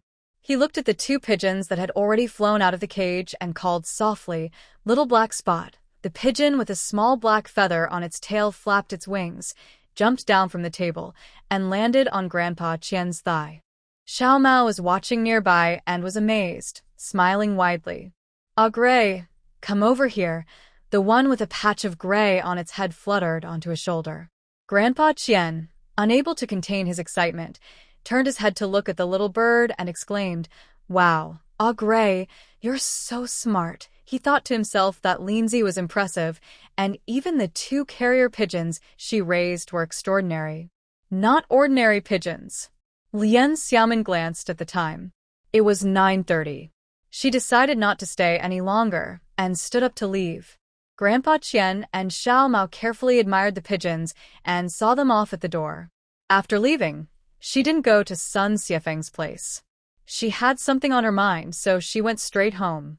That night, she had a bit of trouble sleeping. Lien Xiaomin was pondering the identity of the group Grandpa Qian mentioned and why they were investigating some hunters. It was obvious that after checking Zhang Wenyong and learning he hadn't been in the village these days, she didn't go to Sandaogo but instead went to Gao Jiatan to find Wang Xintian. Xiao Mao said they also inquired about two other people from Gao Jiatan, but he didn't catch their names. Could they be Dou Bao and Huzi? Hunting in the deep mountains. Clearly, this was carried out by a few members of the Five Tiger Squad, but the other side probably didn't know about her. Initially, Zhang Wenyong and the others kept her involvement in this matter a secret, agreeing not to reveal it to anyone. Dou Bao said that even when mentioning this behind her back, they didn't dare to use her real name and instead gave her a code name, Little Mulan. They looked for them because of the hunting issue. This is a possibility. Thinking differently, could Zhang Wenyong and the others have offended someone who is now seeking revenge? But I still feel it's not that simple. These four people have a different way of doing things from Sun Xiefeng. They are not cruel or ruthless, so it's unlikely they are easily connected to such a group. As she kept thinking, she grew tired. Forget it, no need to overthink. What is meant to happen will happen. You can't hide from it.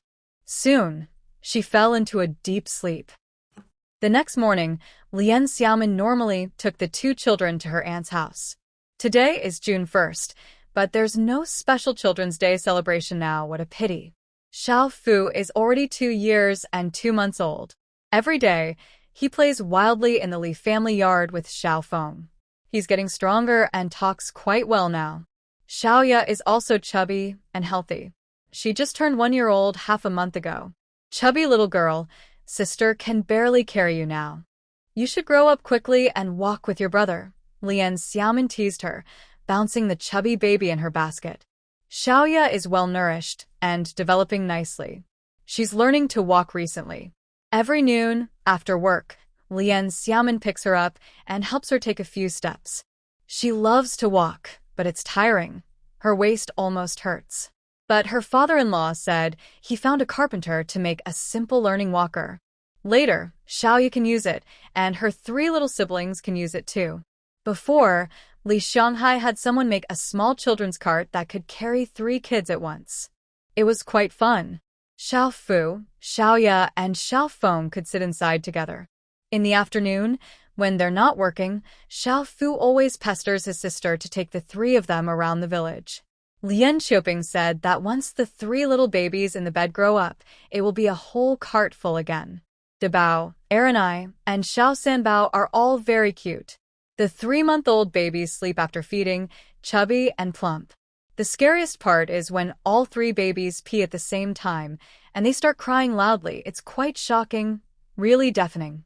In an instant, little angels can turn into little devils. Auntie can't hold them all at once, so she has to do it one by one. Even Xiao Feng, who is under 3, can climb onto the bed and help soothe the babies. Lian Xiaomin has seen scenes like this before, and her blood pressure rises quickly. Having 3 babies at once is really exhausting. Sometimes she manages to help out, but when her aunt is alone, it's quite difficult. However, Yufeng is still young and is assigned the lightest chores, so she can help her sister-in-law a little. Later, Zhang Dachui simply told Zhang Xinli to arrange for Yufeng to feed the pigs. Because the old couple living behind the pigsty are too busy with the pig pen and the cattle shed, Yufeng was added to help. Feeding the pigs is done at set times, and during free time, she can go home. She only earns 5 work points, but that allows her to spend more time helping at home. Most rural women can do this work, and even Xiuping can handle it herself. After giving birth, her body was quite affected. But after 3 months of recovery, she was better. Taking care of the babies and doing some housework is much easier than working in the fields. Lian Xiaomin often secretly takes formula here to feed the 3 babies. She told her aunt that it was bought by brother Sanyong outside, as he is now a driver for the transport team and has more connections. Her aunt gives her money, but she refuses to take it. She often uses the excuse of going hunting to give her aunt some meat and supplements. People's efforts are always mutual. Usually, whether Lian Xiaomin is working or going out, the Li family takes good care of Xiao Fu and Xiaoya, treating them like their own children. She doesn't feel she's losing out. She sometimes sends supplies over, mostly spending on her own mother and cousins. Initially, Lian Xiaomin made 2 sets of small clothes for her aunt's future babies. Unexpectedly, she ended up having triplets. The small clothes could only fit Erenai and Xiao Sanbao, while Dabao wore clothes made by Lian Xiuping. Now, summer has arrived, and she sent 2 large pieces of soft, pure cotton fabric, light green and light pink checkered patterns. She asked her aunt to make more small clothes for the 3 babies and Xiao Feng.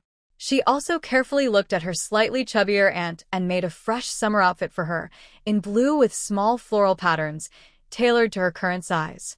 The clothes were made using a sewing machine in the countryside, which was very fast and easy. The excuse was that she knew an aunt from the commune who lent her the machine, and she paid her with a pound of millet for using it. The big niece made the clothes, and Lian Xiuping was very impressed. She kept praising Xiaomin's sewing skills. When she tried them on, they fit perfectly, slightly loose, cool, and comfortable. Lian Xiaomin liked wearing black linen pants and a light blue jacket. She had bought more than 10 pairs of these pants before crossing over, saving them for herself. Most people wouldn't notice anything special about black pants, but they were very cool to wear. The jacket was made by her, based on current styles, with small modifications. She made it herself in light blue, light gray, and black, and she wore these pieces alternately. After the spring plowing in April and May, and the wheat harvest in June, Lian Xiaomin didn't work much anymore. At her age, especially with 2 small children at home, the team didn't expect much from her. They would be paid based on work points, so if she worked less, she'd get less grain. It had been over half a month since she last met with Qian Yi. Nothing had happened, but Lian Xiaomin remained alert. She felt a storm was coming but couldn't investigate the group hiding in the mountains for now. She didn't know who they were or how many there were. In the afternoon, Xiaofu and Xiaoya woke up from their naps and wanted to go outside to play. Lien Xiaomin told the children, "It's too sunny outside. If you go out now, you'll turn black as coal. Listen to your sister and go out a little later, okay?" Xiaofu could only play on the floor with the sweet potato, jumping around. Xiaoya played with a small leather ball on the Kong, a traditional bed. Her sister took the ball from her, bounced it twice, and the little girl giggled happily, showing her chubby face. Lien Xiaomin gently pinched her little hand and kissed her twice. She was such a cute baby, rarely cried and loved to smile. They waited until nearly 4 o'clock when the sun wasn't so hot outside, then took the children for a walk. She put Xiaoya in a basket on her back, held Xiaofu's small hand, and led him slowly out the door. They went to the woods behind the house for some shade. She didn't bring the sweet potato, worried it might run around. The dog is very lively and naughty. When released into the yard, it runs happily on its little legs and quickly disappears from sight. Xiaomin and her 2 children walk toward the back mountain. She often comes to the woods at the foot of the mountain. It's a very relaxing place for a walk. They choose a flat spot with few stones and let Xiaofu jump around and play by himself. Next to them is a large rock. Xiaomin was about to sit down and rest to cool off. Suddenly, she sensed that behind a big tree, about 3 people could hug it. Someone was whispering. Xiaomin quietly stood next to Xiaofu, keeping an eye on that area. While the children happily played with small stones, one of them suddenly shouted, "Jie, I need to pee." Her small voice startled the person behind the tree. Soon, a young man wearing glasses came out. "It's Yulei." Xiaomin saw another figure moving toward the other side of the woods behind the tree. She was busy helping Xiaofu pee and didn't see clearly. Yulei pretended to walk naturally toward the village. When he passed by her, he greeted her. He had a fake smile and said he knew someone from the Gaojia village production team.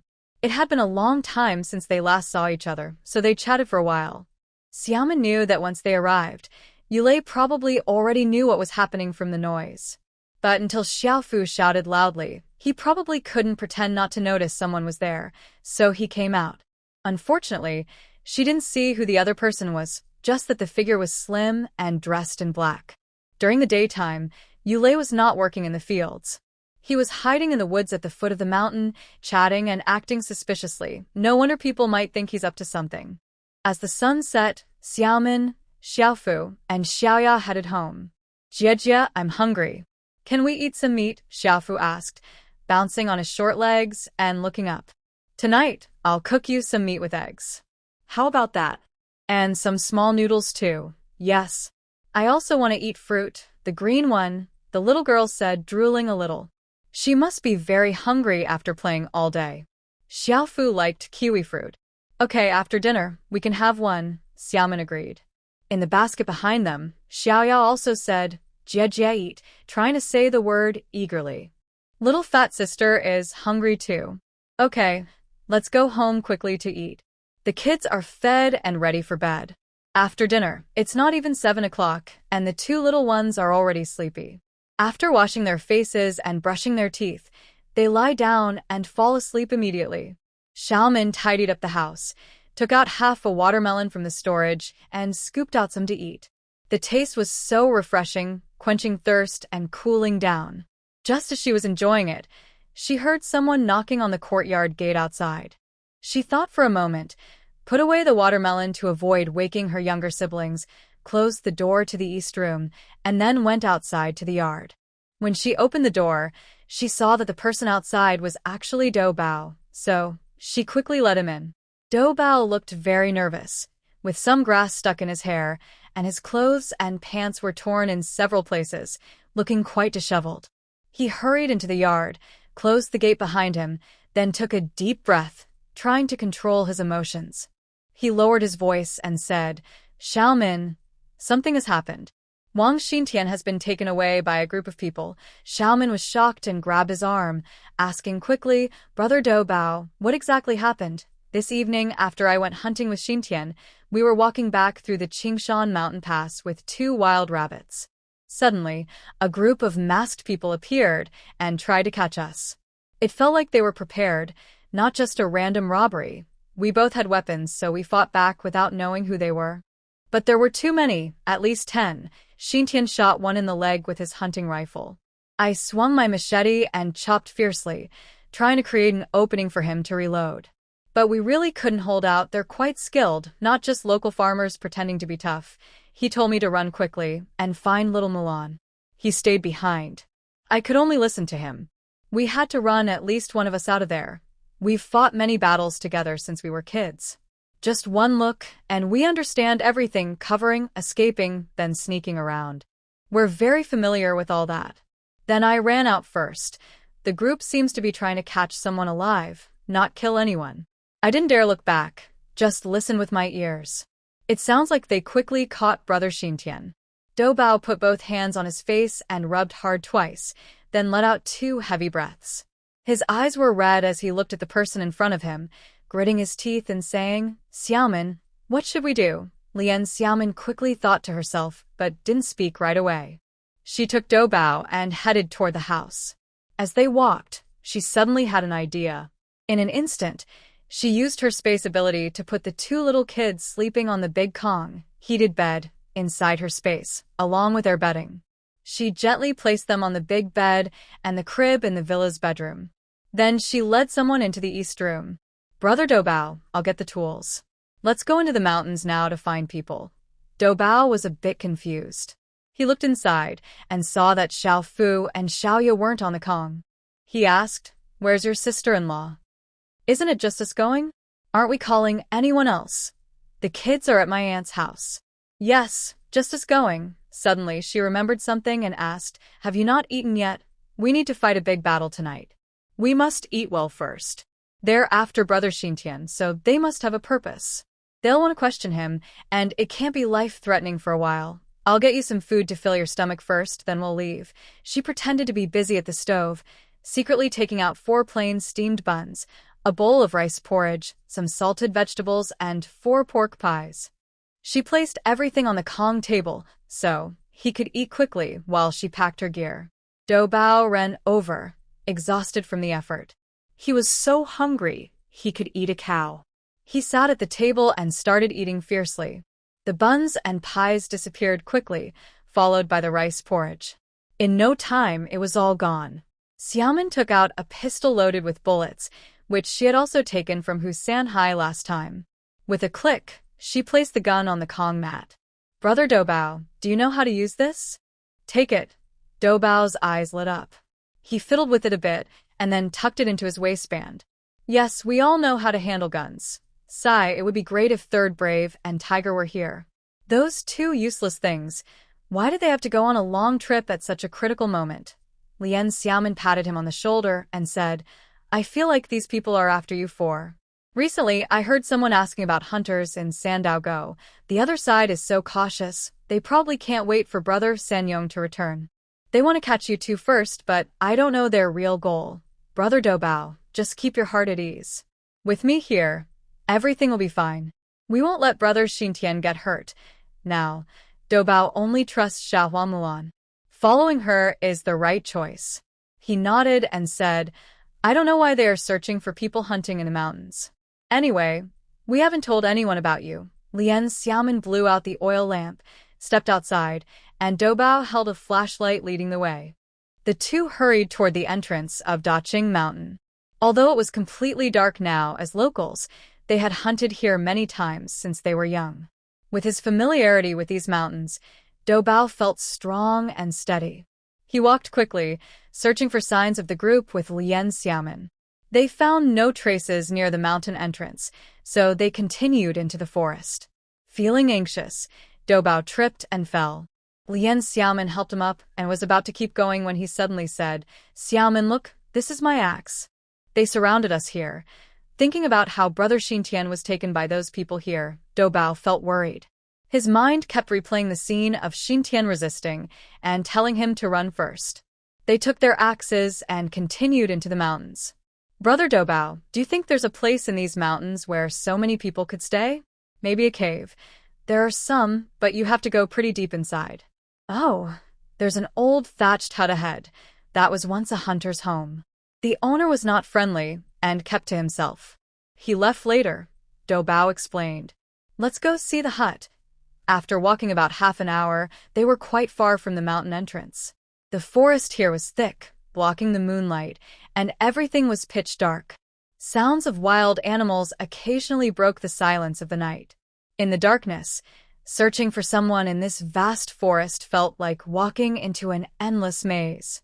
But their urgency to rescue Xintian kept them going. They searched side to side and moved forward again and again, never stopping. Lien Xiamen followed behind Bao about 3 or 4 meters, using her mental power to observe the surroundings and stay alert. The person in front stopped by a small creek, turned off his flashlight, and paused. Xiamen, not far ahead is that thatched hut. There's a very narrow stream here. I remember it clearly, Bao whispered softly. If someone is really in the house nearby, they could be on guard at any moment. We need to turn off our lights and move quietly. Lien Xiamen nodded. The two of them moved quietly, continuing forward. As they got closer, they could see faint lights ahead. Both of them exhaled in relief. They finally found the place where the group was. Maybe Wang Xintian was brought here. Bao put his gun on his waist and gripped his machete, ready to act, waiting for signals from the others. Lien Xiamen was calm. She signaled him to hide behind some grass and observe a little longer. At this moment, she secretly used her mental power to check the situation nearby. Outside the thatched hut, 3 people sat around a small fire, roasting rabbits. Inside the hut, there was a wooden bed with 2 people sitting on it, whispering about something. In the corner near the wall, someone was sitting on the ground, tied up with ropes. His face and body were injured, and he had already fainted. Wang Xintian. Lien Xiamen steadied her mind and focused on the 2 people sitting by the bed, trying to listen to what they were saying before going in to rescue him. One of the 2 was about 40 years old, with dark skin, a beard, and a noticeable scar over an inch long on his neck. This person seemed to have a leg injury. His pant leg was rolled up, revealing thick white bandages wrapped around his leg. He was sitting on the bed, leaning against the headboard. He was probably the person Wang Xintian shot earlier. Lien Xiamen quickly remembered that Qianyi had described the wound medicine and asked about Zhang Wenyong's group. The leader had a scar on his neck.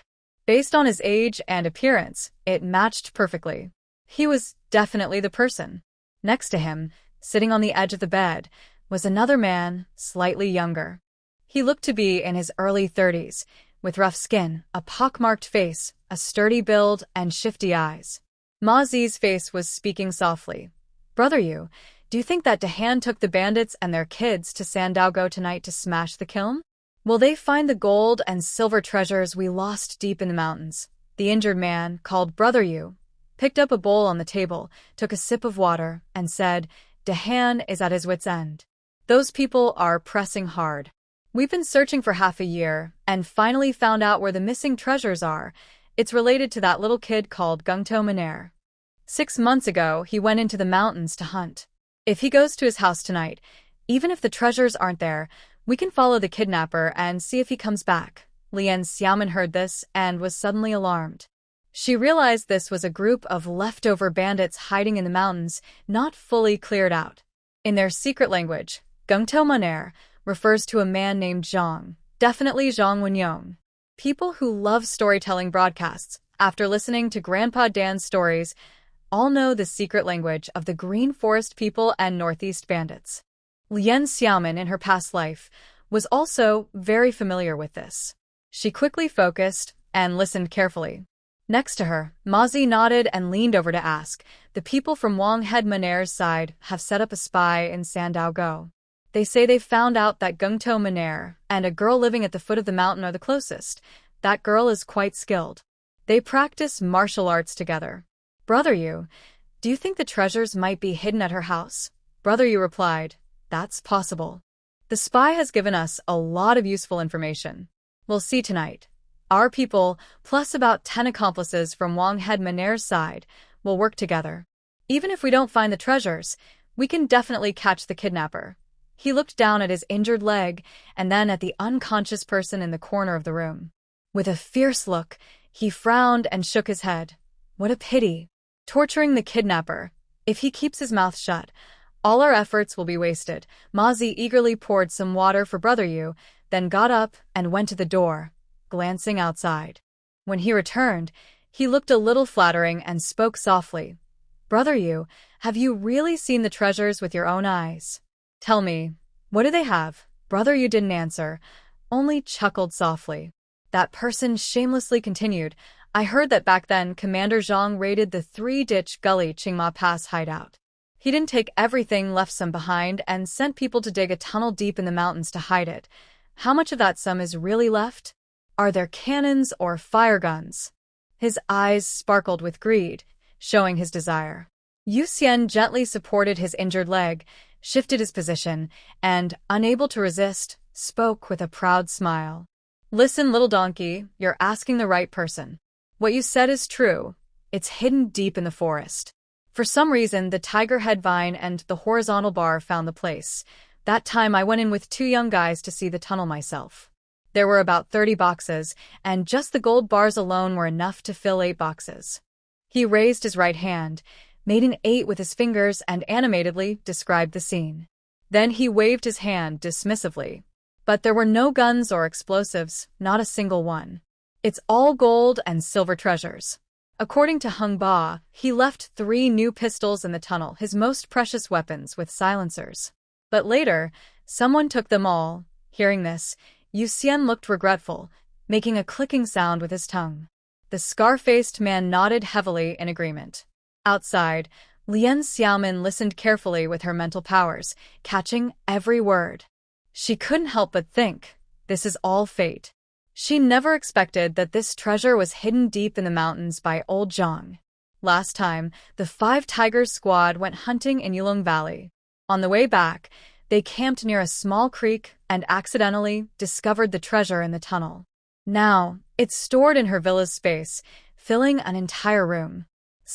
Karma works in mysterious ways. She never thought it would attract these wolves to follow her. Suddenly, her mind thudded. She realized something was wrong. According to what these 2 bandits said, their boss, De Hung Ba, along with another leader named Wang and some unknown others, went to 3-ditch gully to search for the treasure. The bandits probably thought it was Zhang Wenyong's doing, but he didn't show himself. They planned to storm the village, search Zheng's family and her own house at the foot of the mountain, and if they found nothing, they would kidnap people. Most likely, that's what's happening. She needed to quickly deal with these people, save Wang Xintian, and hurry back. Maybe the man surnamed Wang has another team of spies behind the scenes, secretly guiding these remaining bandits to do bad things and search for treasure.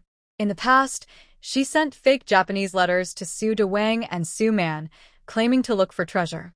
She didn't expect that this time, she might encounter real spies and bandits.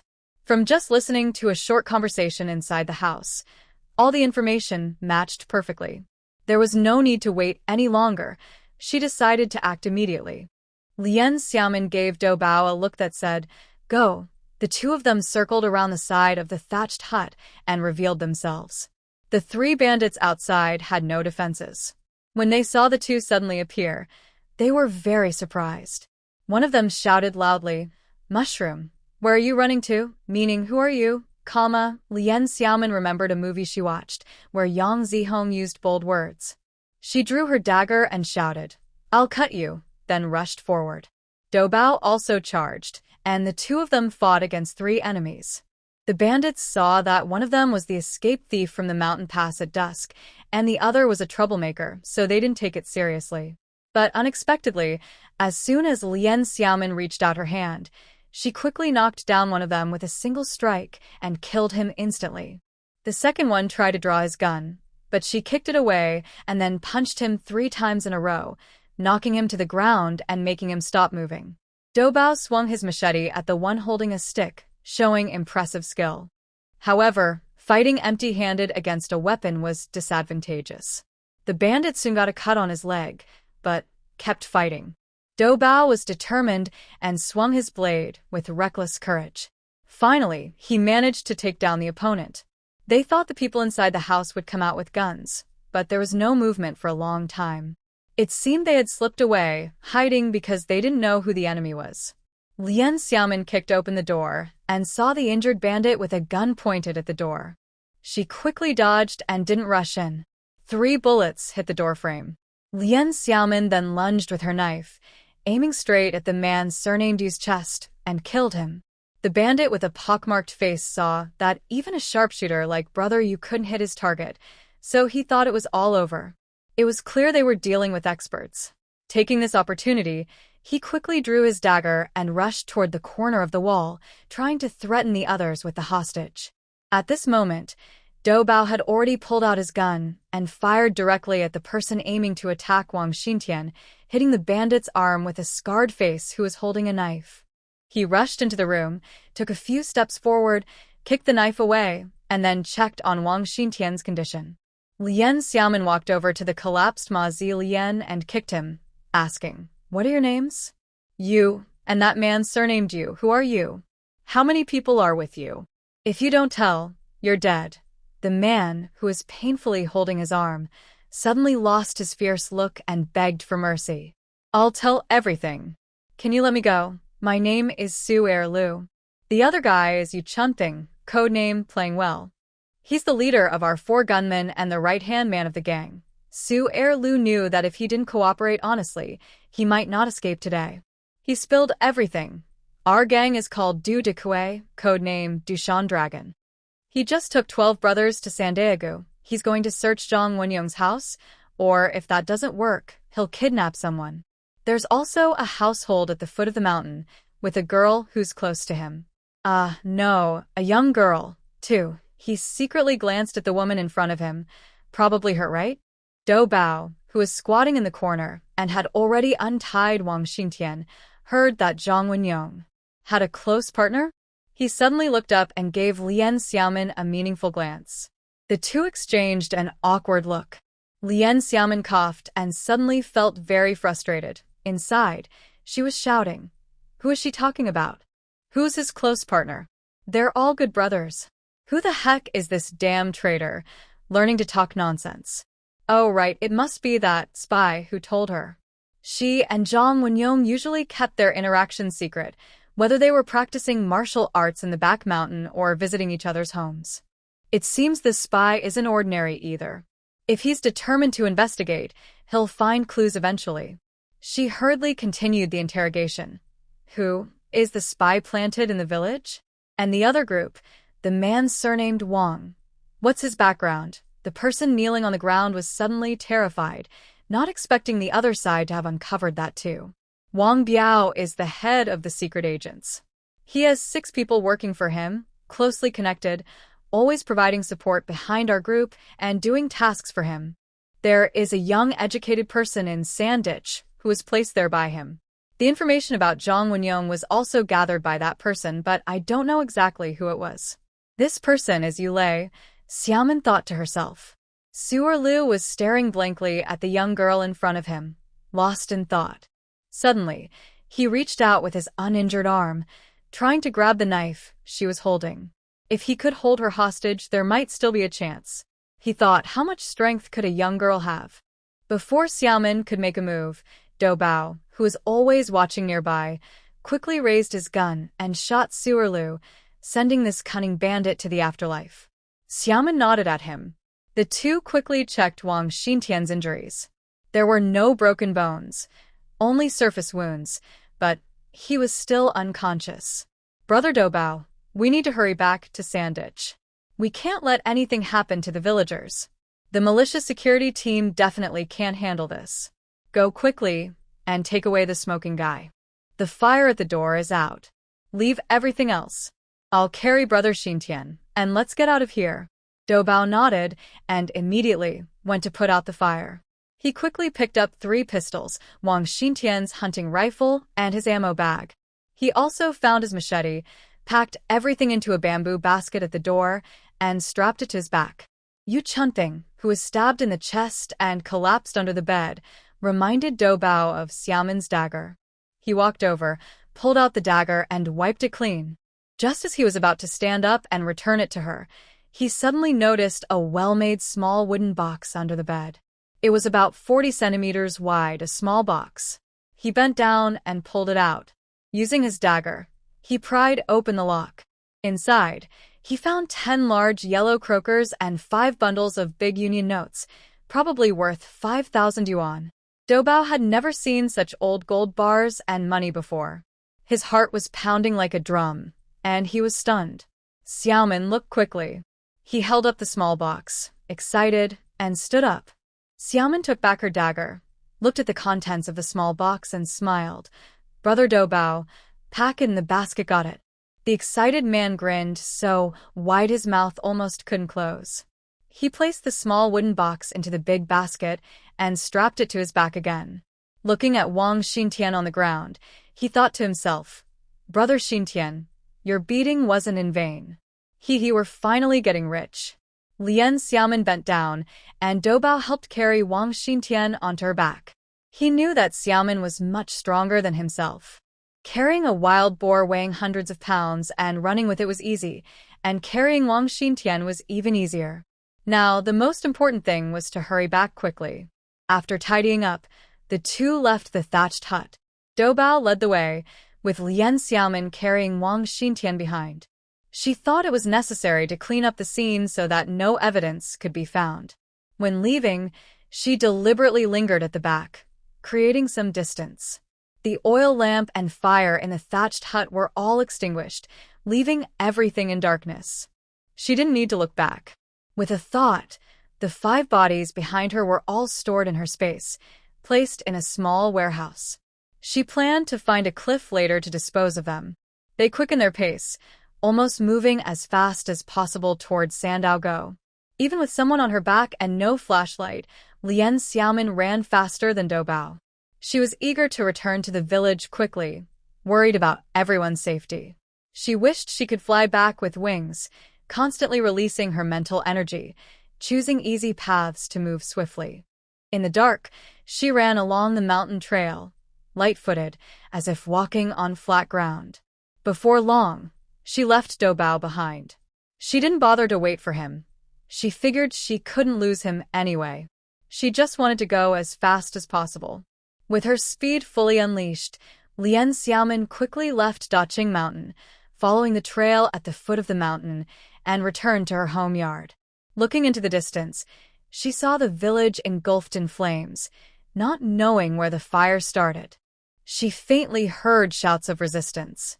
Feeling anxious, she hurriedly pushed open the door, carried Wang Xintian into the west room, and gently laid him on the bed.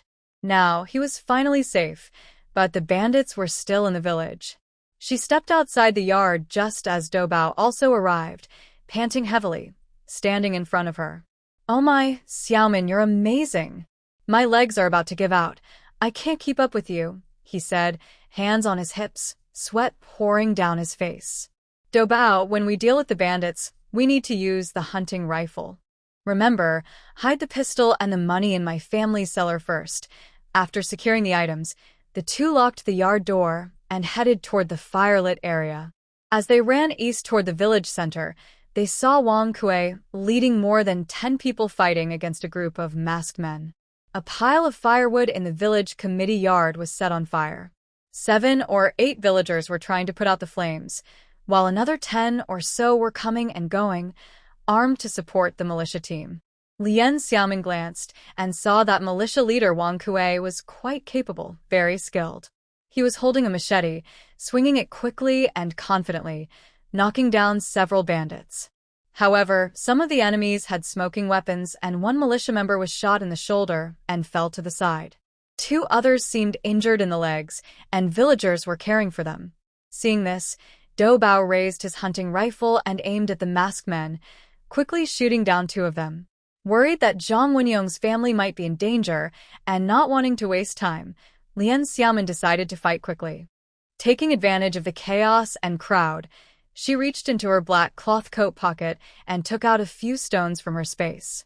Each stone was about the size of a ping-pong ball.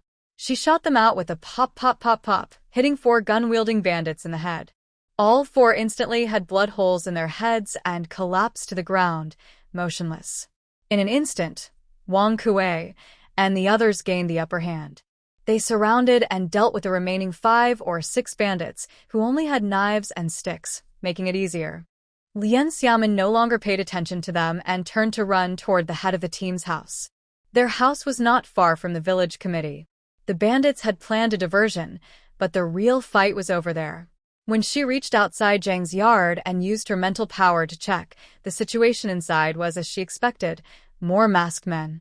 However, the other side wanted to capture someone alive and probably hesitated to shoot, fearing they would immediately attract the militia, so they didn't fire and wasted some time. At this moment, Zhang Xingli was fighting desperately with a firewood axe, while Zhang Wenji and Zhang Wenxing protected their family, also fighting with fists. But their strength was clearly no match for more than 10 bandits. They were about to be overwhelmed and captured. Seeing that there were too many enemies and she couldn't draw her pistol, Lien Xiaomin turned over the wall. Using the same method as before, she threw large stones at the masked men's heads. Who could stand against that? The bandits were stunned. Where did so many untrained shooting stars come from? Bang, bang, bang. Lien Xiaomin waved her hand, repeatedly hitting solid ping-pong balls at their heads. Most of the masked men quickly fell down. She was a bit too forceful, directly knocking out 3 of them. The remaining ones also suffered from head injuries. Whether they would wake up later was uncertain. Among them, 2 men stood nearby, holding guns and giving commands. They looked like bandit leaders. When she struck, she carefully controlled her strength, only knocking these 2 unconscious, without causing serious injuries. They probably had mild concussions and could wake up later. The bandit leader definitely wanted to keep some captives alive, possibly including Du Shanlong, Du Dakwa, and the secret agent leader Wang Biao. They might reveal useful information about the authorities. In the blink of an eye, after a moment of chaos, only 4 bandits remained standing in the yard. They all held daggers, staring in shock at their fallen comrades lying all over the yard. Even the big guy was knocked out. Can anyone tell them what just happened? The 4 of them were completely panicked. When one saw the person on the wall, he suddenly reacted and shouted, "Brothers, the situation is tense, run," and quickly fled toward the gate. The other 3 also panicked and hurried after him. The last one, even with his black cloth mask fallen off, didn't bother to pick it up and just ran away. Just then, Do Bao, carrying a hunting rifle, arrived. He immediately fired a shot, hitting the front man's thigh. The man instantly fell down, clutching his leg and wailing on the ground. The other 3 were even more frightened, only thinking about escaping, ignoring him. Truly, when danger strikes, everyone runs in different directions. Lien Xiaomin jumped down from the wall just in time to block these 3. She rushed forward, using hand-to-hand combat skills to disarm them, fighting the tall, thin man at close range. Seeing that the obstacle was a young girl, the man didn't take her seriously. He raised his knife and stabbed at her. This move was fierce, clearly intending to stab her quickly and then escape. But unexpectedly, despite her small size, the girl was incredibly quick and skillful. Like lightning, her hands moved so fast it was impossible to see clearly. She had already grabbed his wrist. With one strong twist, she pushed his arm back and pressed him to the ground without hesitation. His arm immediately broke. Lien Xiaomin kicked him in the leg again. The tall, thin man immediately collapsed, completely out of fight, only breathing heavily from the pain. The last 2 remaining men saw that the tall, thin man was defeated. They realized that the flower fighter was not easy to deal with either. They felt very nervous and their legs started to shake. They were thinking to themselves, these 3 ditches are just a small village. Why is it so strange? They thought tonight they would only face a group of unarmed villagers. But just now in the yard, some hidden weapons suddenly flew out. In an instant, many of their brothers were knocked down. Finally, the hidden weapon didn't hit them, and they managed to run out while covering their noses. But how come? There's still a woman like a judge blocking the way? These 2 guys didn't want to fight anymore. They ran away in different directions, trying to escape quickly. Lien Xiaomin didn't let them go. She signaled to Do Bao with her eyes, and one of them chased each man separately. She ran a short distance, then reached out and grabbed the fat man's shoulder. She didn't need any special skills, just used her strength. She grabbed his round, heavy shoulder and pressed him down. Then she kicked his knee. The thief immediately fell heavily to the ground, unable to struggle. At this moment, Lien Xiaomin thought quickly. Using her mental power, she hypnotized him. She learned that his name was Rolling Thunder Tang Hua. She pretended to casually press down on Tang Hua, but in the shortest time, she focused her mind and sent a message into his brain. After being caught, say you accidentally overheard that the treasure the bandit leader Du Daku was looking for was actually stolen by his own men, the cannon shooter Wang Er, Yu Chunping, who secretly transferred it with his trusted man Su Erlu. This was an inside job, not related to the villagers hunting in the woods. It took less than 10 seconds to complete the hypnosis. After waking up, the hypnotized person would only believe that this information was true and accurate. She dragged the fat man up. He looked a bit dazed but didn't say anything and surrendered. Meanwhile, Dou Bao was even more efficient. He took out a bullet and shot at the fleeing bandit with his hunting rifle. The shot hit his shoulder, and he easily caught the other man. They were escorting the captured men back toward Zhang's house. At that moment, a jeep drove along the village road, followed by a group of about 40 or 50 people running on foot. It turned out that some militia members had already ridden bicycles to report to the commune. Now that the road was repaired, the distance was shorter, and they could arrive quickly. When the commune leaders heard that remnants of bandits had entered the village, they acted quickly and sent troops to rush to Sand Ditch. However, while everyone was distracted, Lien Xiaomin's solid ping-pong ball quietly changed the situation. By the time these people arrived in the village, the fight was already over. On Wang Kuei's side, he had dealt with scattered bandits causing trouble around the village. Zhang Xunli also sent his eldest son out to call for help. Many people were lying in his yard, all tied up, whether they were still breathing or not. Now, everyone had gathered outside Zhang's house on the village road. Dou Bao and Lien Xiaomin handed over the captured people to the militia for custody.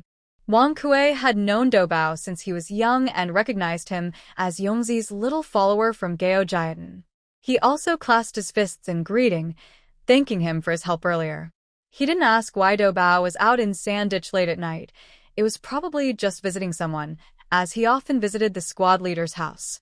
Taking advantage of the crowd's chaos, the two of them, unnoticed and silent, quietly slipped away.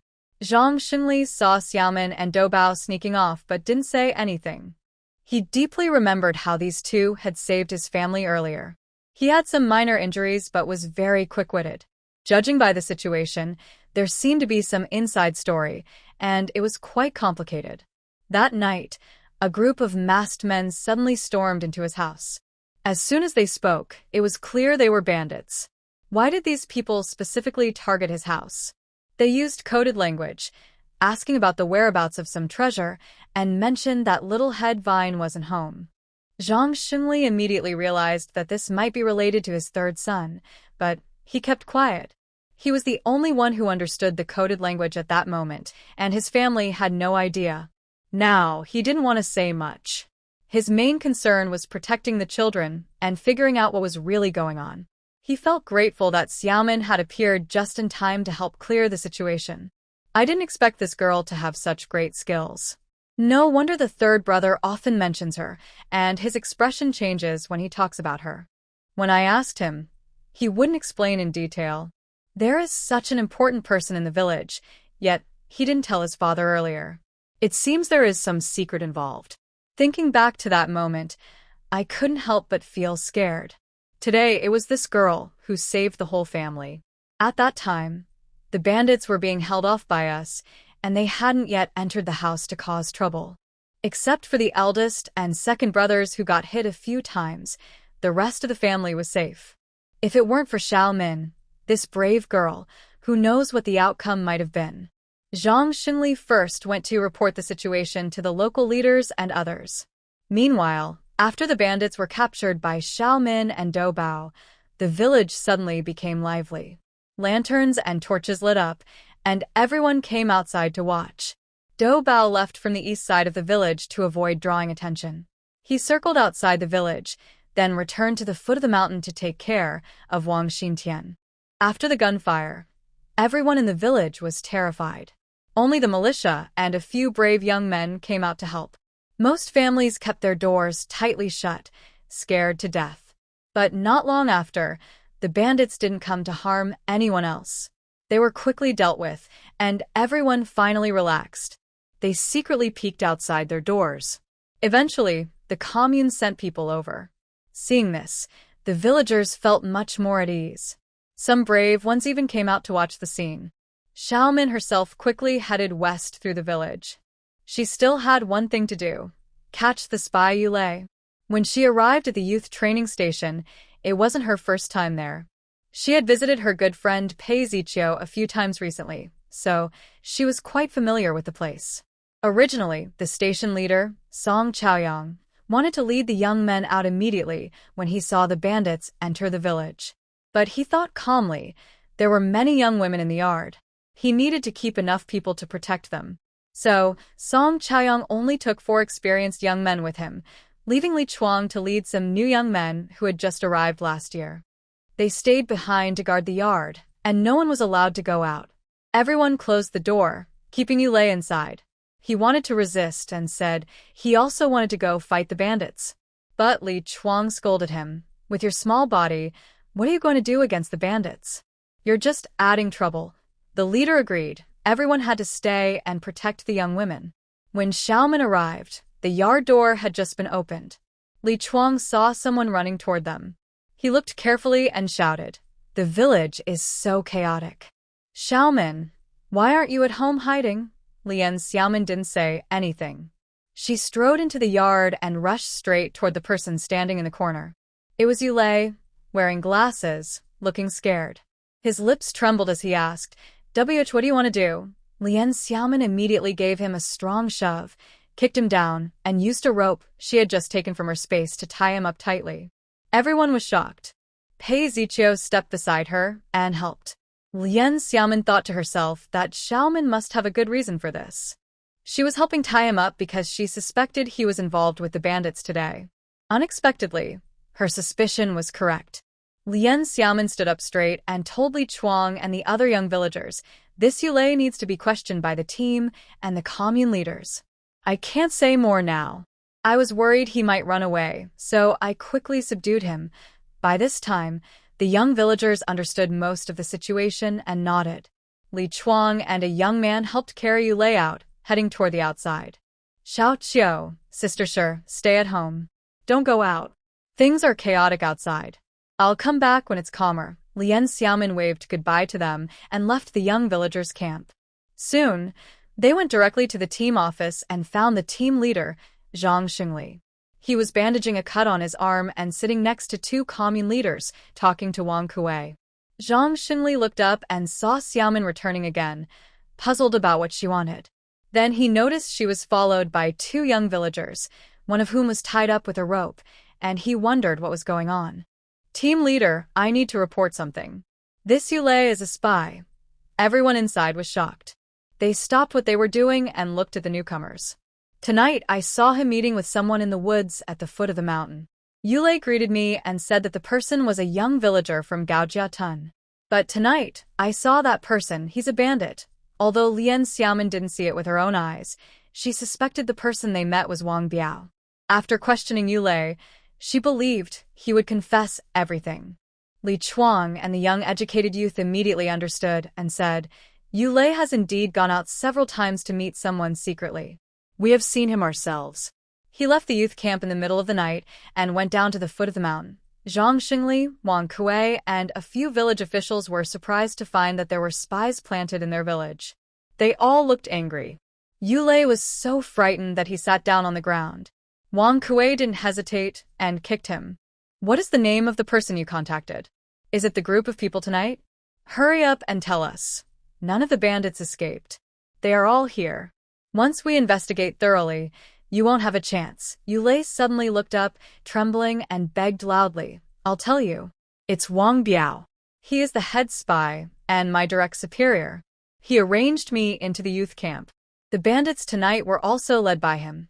Zhang Xingli saw Yulei admit everything but didn't press further right away. There were many people around, so he signaled Wang Kuei to keep an eye on him. The local leaders just said that a car from the county would arrive soon to take all the masked bandits and spies caught tonight to the county for proper investigation. Once there, they would be carefully questioned by higher authorities. Seeing that everything was settled, Lien Xiaomin and others left first.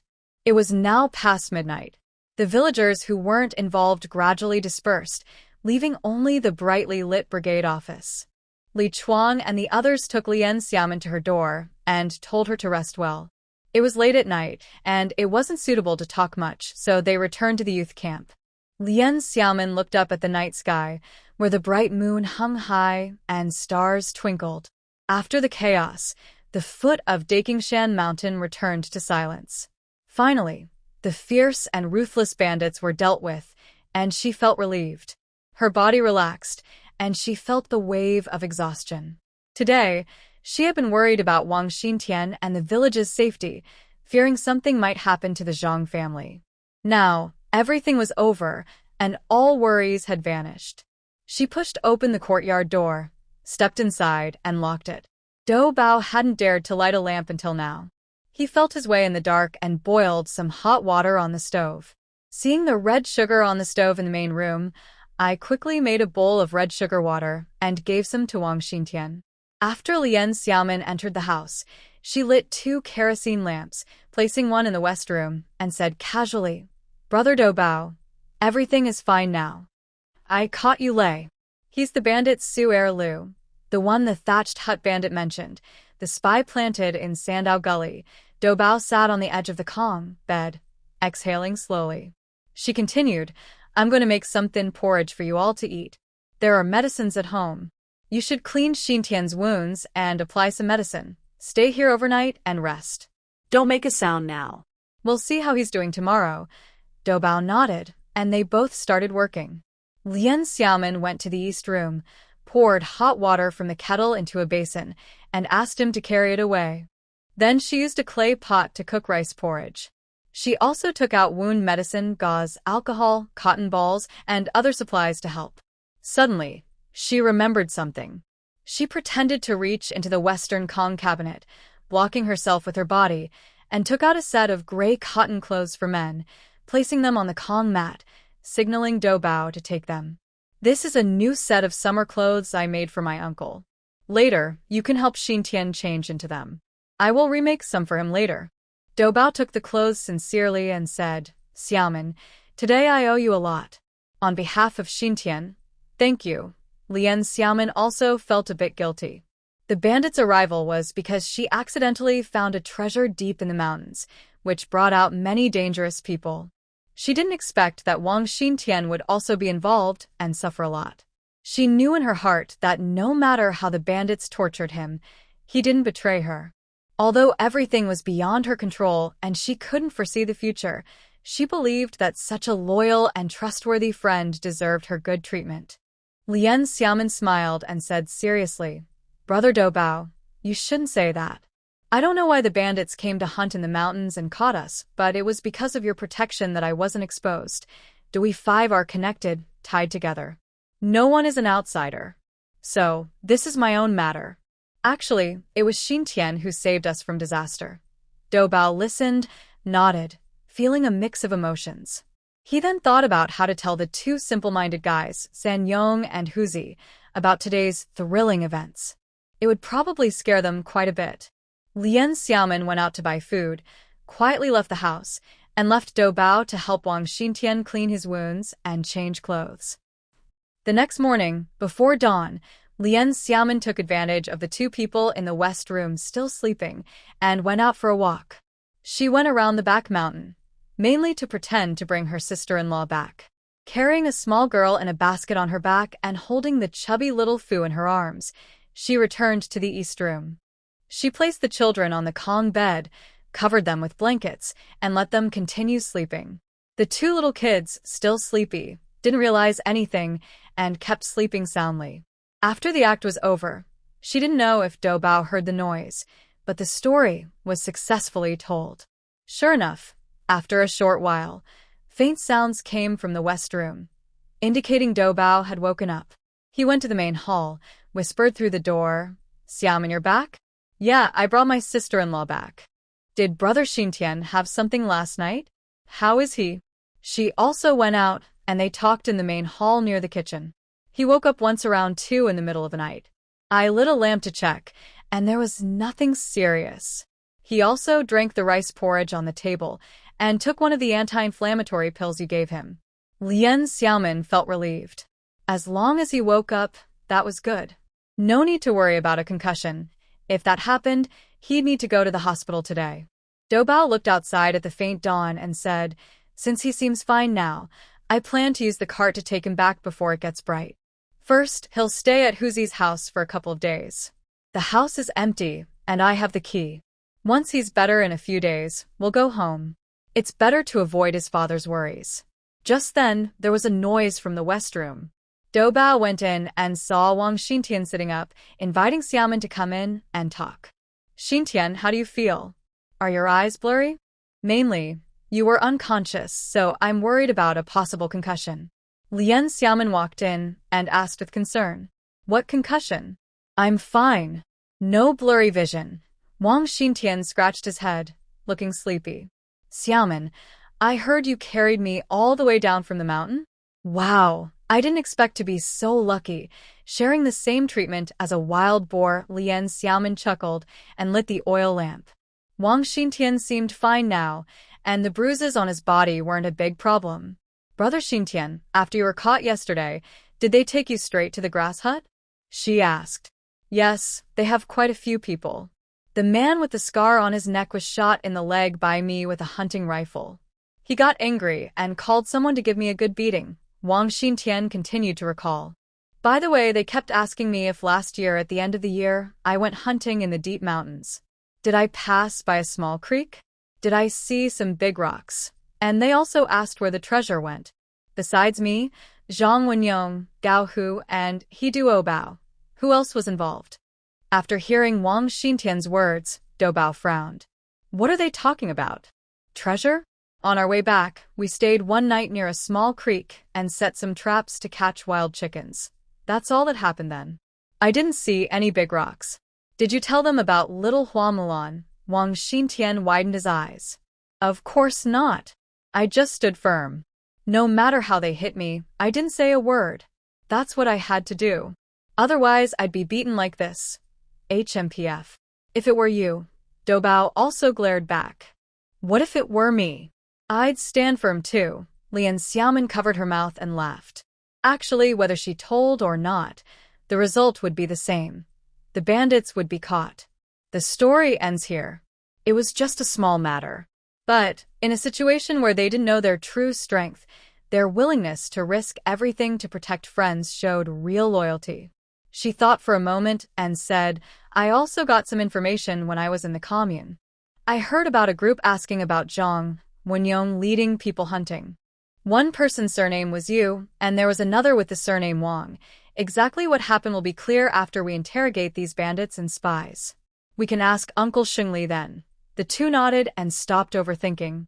Suddenly, Doubao remembered something and said excitedly, "By the way, Brother Xintian, your beating wasn't for nothing. I have something to tell you." Before he finished, Wang Xintian hit him on the back of the head. "What's that?" "I helped you block trouble, and you're so quick to run away from me. How much money did you get?" "It feels like it was worth it." Doubao covered the back of his head and kept smiling. "Hey, calm down. It's a surprise. Don't get blinded by it later." He got up and went to the corner of the Kong, grabbing a basket. Last night, after fighting with the bandits in the village, he returned before Lien Xiaomin. As soon as he entered the yard, he took out everything he had hurriedly hidden in the cellar and brought it inside. He first took out 4 pistols from his basket and placed them on the bed, one of which Xiaomin had given him. Wang Xintian was stunned, thinking, "Wow, really? I want to reach out and touch them. Don't rush. The main show is here." Doubao suddenly pulled out a small wooden box, snapped open the lid with a click, and placed it in front of him. Wang Xintian's eyes widened like light bulbs, his mouth opened wide, and he was struggling to breathe. "Oh my! There are bills and even gold bars. This is a big catch. Am I losing my mind? Did I see things? I feel a bit dizzy." As he spoke, he leaned back onto the bed. Lien Xiaomin and Doubao each grabbed an arm and helped him sit up. The three of them laughed together. They sat close around the bed table, with 5 bundles of money and 10 large fish laid out in a row. After being excited for a while, Wang Xintian finally calmed down and said with a smile, "Xiaomin, you can take all 10 gold bars. The 5 of us will share the money. Each gets 1,000 yuan. That's perfect." Lien Xiaomin shook his head hard. "No, we need to split it fairly. At least, it should be divided equally. Actually, Brother Xintian should get more because you carried everything alone." Enduring all the hardships, after some arguing, they finally agreed to split everything equally, as Xiaomin insisted. Although Zhang Wenyong and Huzi didn't participate this time, their families also suffered. And it all started from the hunting, a story of 5 people risking their lives together, bound by the same fate. No one could escape. Sharing both good and bad times. Doubao quickly did the math, muttering, "1 large fish is worth 2,500 yuan, 10 of them make 25,000. Plus 5 bundles of money, total 30,000 yuan. Divided by 5, that's..." Wang Xintian laughed. "Doubao, are you stupid? Your math skills are less than 1/10, no, 1/100th of a genius. Can you do that?" "You're so dumb. This is perfect. Each gets 2 gold bars and a bundle of money." Doubao grinned. "Yeah, that's right. Each person had 2 gold bars, 1,000 yuan, and stacks of money neatly divided in front of them. 3 people, each with 1 share, and the remaining 2 shares are first placed with Lien Xiaomin. Later, when Zhang Wenyong and Huzi return, they will be given their parts." Doubao happily stores away his gold bars and money, then suddenly has an idea. "Do you think these gold bars might have been taken from some treasure by bandits? I wonder how much that treasure could be." This tone suddenly makes Lien Xiaomin remember Su Erl's question to Yu Chunping, which also had a similar ending. Wang Xintian glares at him again. "Treasure? Don't talk about treasures. I don't want to get involved. It's best if it has nothing to do with us. Otherwise, next time you can go do the work. Doubao, we are just ordinary farmers. We don't have the capacity to handle so much. If we really got it, we might even lose our lives faster. Do you understand? Only very capable people can handle such wealth. We are not those people. Don't be greedy." He pulls his own share close to his chest, raises an eyebrow, and continues earnestly. "Look, these 2 big yellow fish, a bundle of money. Wouldn't that be good? We can handle that." Doubao scratches his head, grins, and nods enthusiastically. I was just joking. Seeing you get beaten up like that makes me feel sad. I care even more about my own life. We don't need those treasures. Just having this is already good enough." The 3 chat and pack up to leave. Wang Xintian says he will walk back slowly, and that's fine. Doubao immediately stops him. "Come on, stop pretending. What are you trying to act for with me? I'm Doubao. I can't run you out of the mountains so fast or carry you back, but I can use a cart to slowly pull you back to the village. That's my job.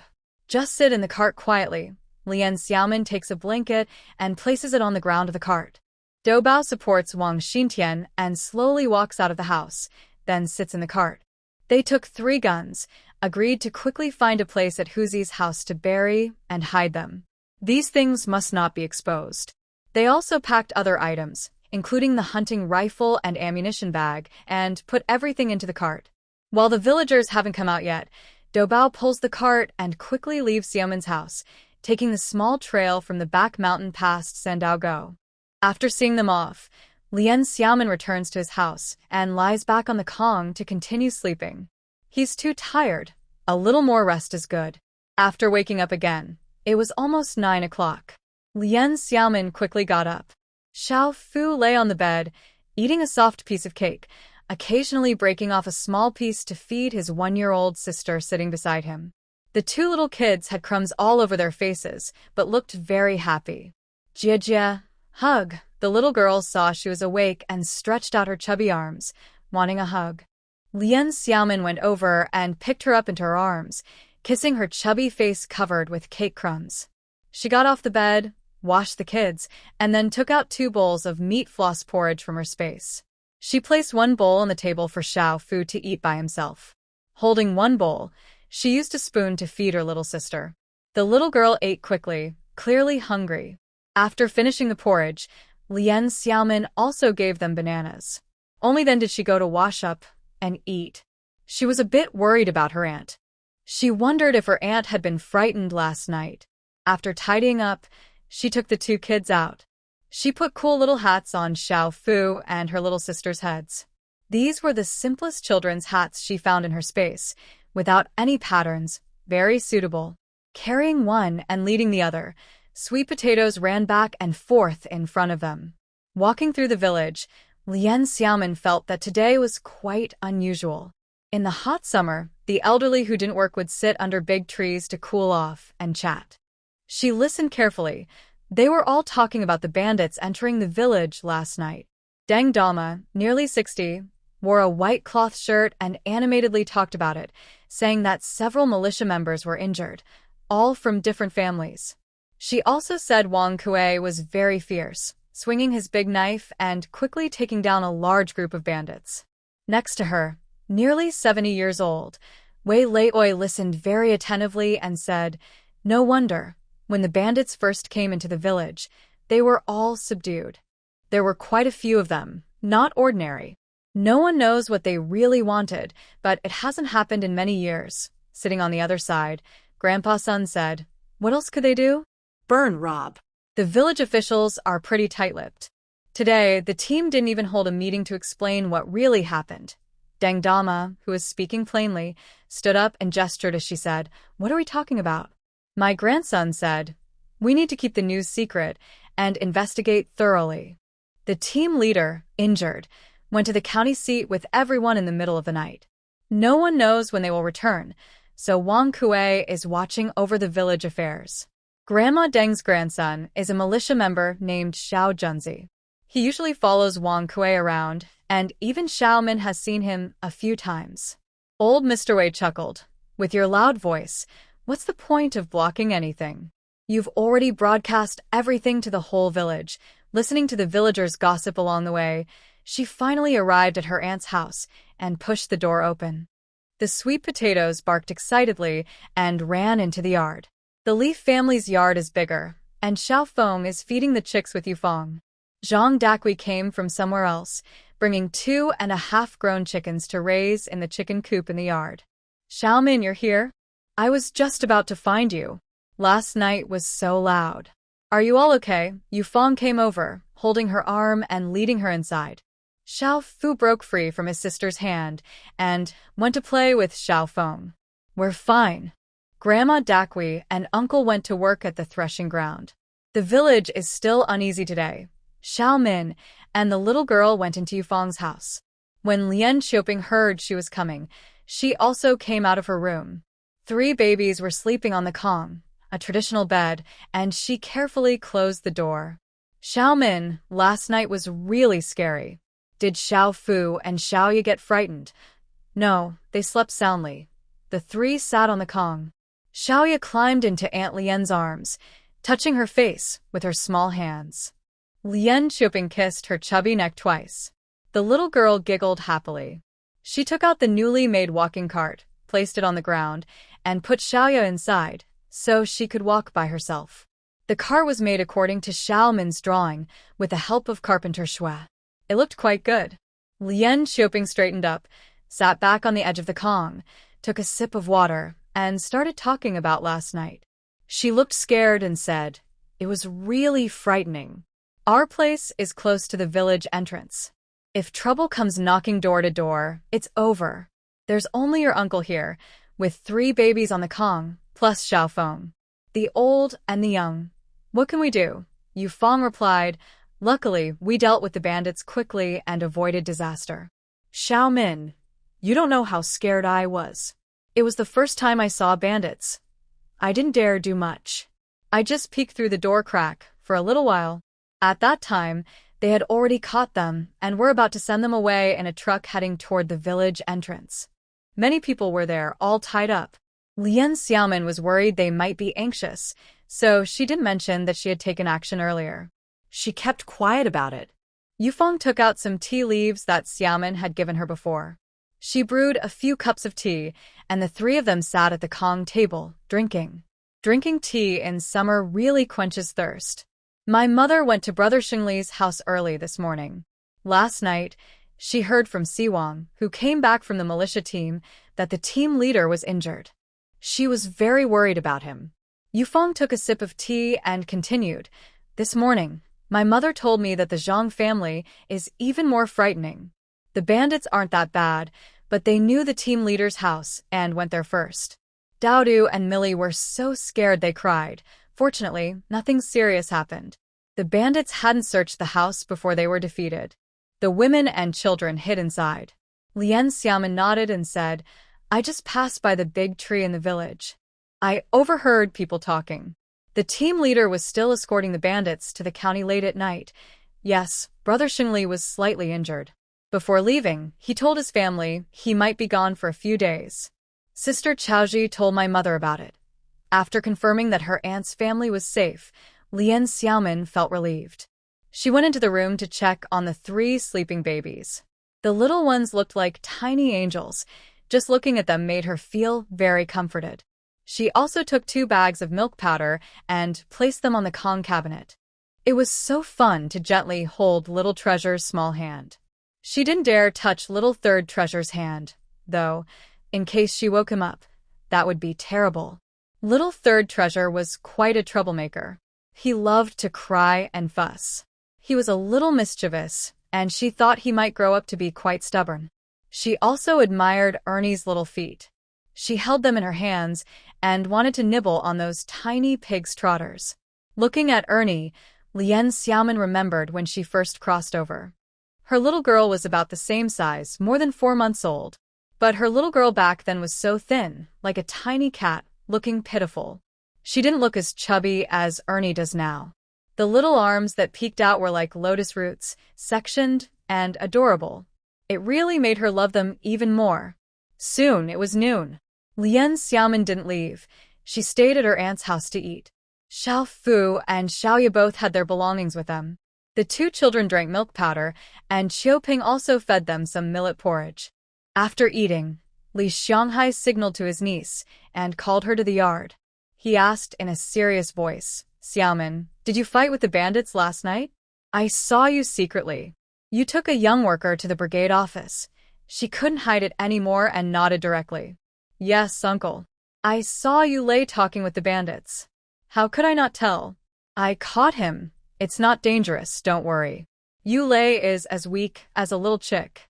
He's definitely not my size. You should call others next time. There's also E from 1,000 miles away. Bandits and spies are very sneaky." Li Xianghai still worried and shook his head. He really couldn't do anything about her. Xiaomin thought to herself, "You haven't seen me show off at the brigade leader's house yet. I'm much more fierce than Wang Kuei with a big knife. I took down a whole group by myself." Knowing that her uncle meant well, she said, "Yes, I understand. Don't worry." After Zhang Dakui returned, she didn't say much to her. It seemed that Uncle Xinli didn't reveal that he had attacked the bandits on the wall. Brother Rue and Brother Xing were in the yard at the time and saw her too. Since Grandma Zhang Dakui didn't know anything, probably Uncle Xinli didn't say anything before leaving. Other elders and women and children in the Zhang family were hiding inside and didn't know about her. If the 3 men didn't tell, others wouldn't know. Anyway, it seems the news didn't reach outsiders. She thought to herself, Uncle Xinli, as the leader of the team, is a legendary figure in the nearby villages. He's very clever. He probably knows a lot and might even suspect that these people came for Zhang Wenyong and the others. In the afternoon, Xiaomin saw Xiao Fu and Xiaoya still napping. Since it was very hot, she decided to leave the children here and play nicely at home with Xiao Feng. She greeted her aunt and went to visit the young workers' site. When she arrived, she saw that several young women workers hadn't gone to work. Yesterday, everyone was a bit scared. Actually, at first, a masked person went straight to the young workers' site. But a few young men saw him and chased him away with sticks, quickly closing the yard gate. That lone bandit didn't turn back to call his accomplices to come again. Everyone was so scared that a few young women hugged each other and cried. Now, farm work isn't hard, so they took the day off today. Pei Ziqiu didn't go either. When she saw her good friends arrive, she was very happy and was about to find Xiaomin. Just as she was about to invite her inside to talk, Xiaomin said, "Why don't we go to my house? I have some good food for you." "Okay, let's go." The two young girls left the youth camp and headed to the foot of the mountain to the west, which was nearby, just a few steps away. Back home, Xiaomin pretended to go to the firewood shed but secretly took out a big round watermelon from her space. She thought to herself, "Tonight, when I pick up the little kid, I will also carry a watermelon in the basket to my aunt's house." Pei Ziqiu's eyes lit up immediately.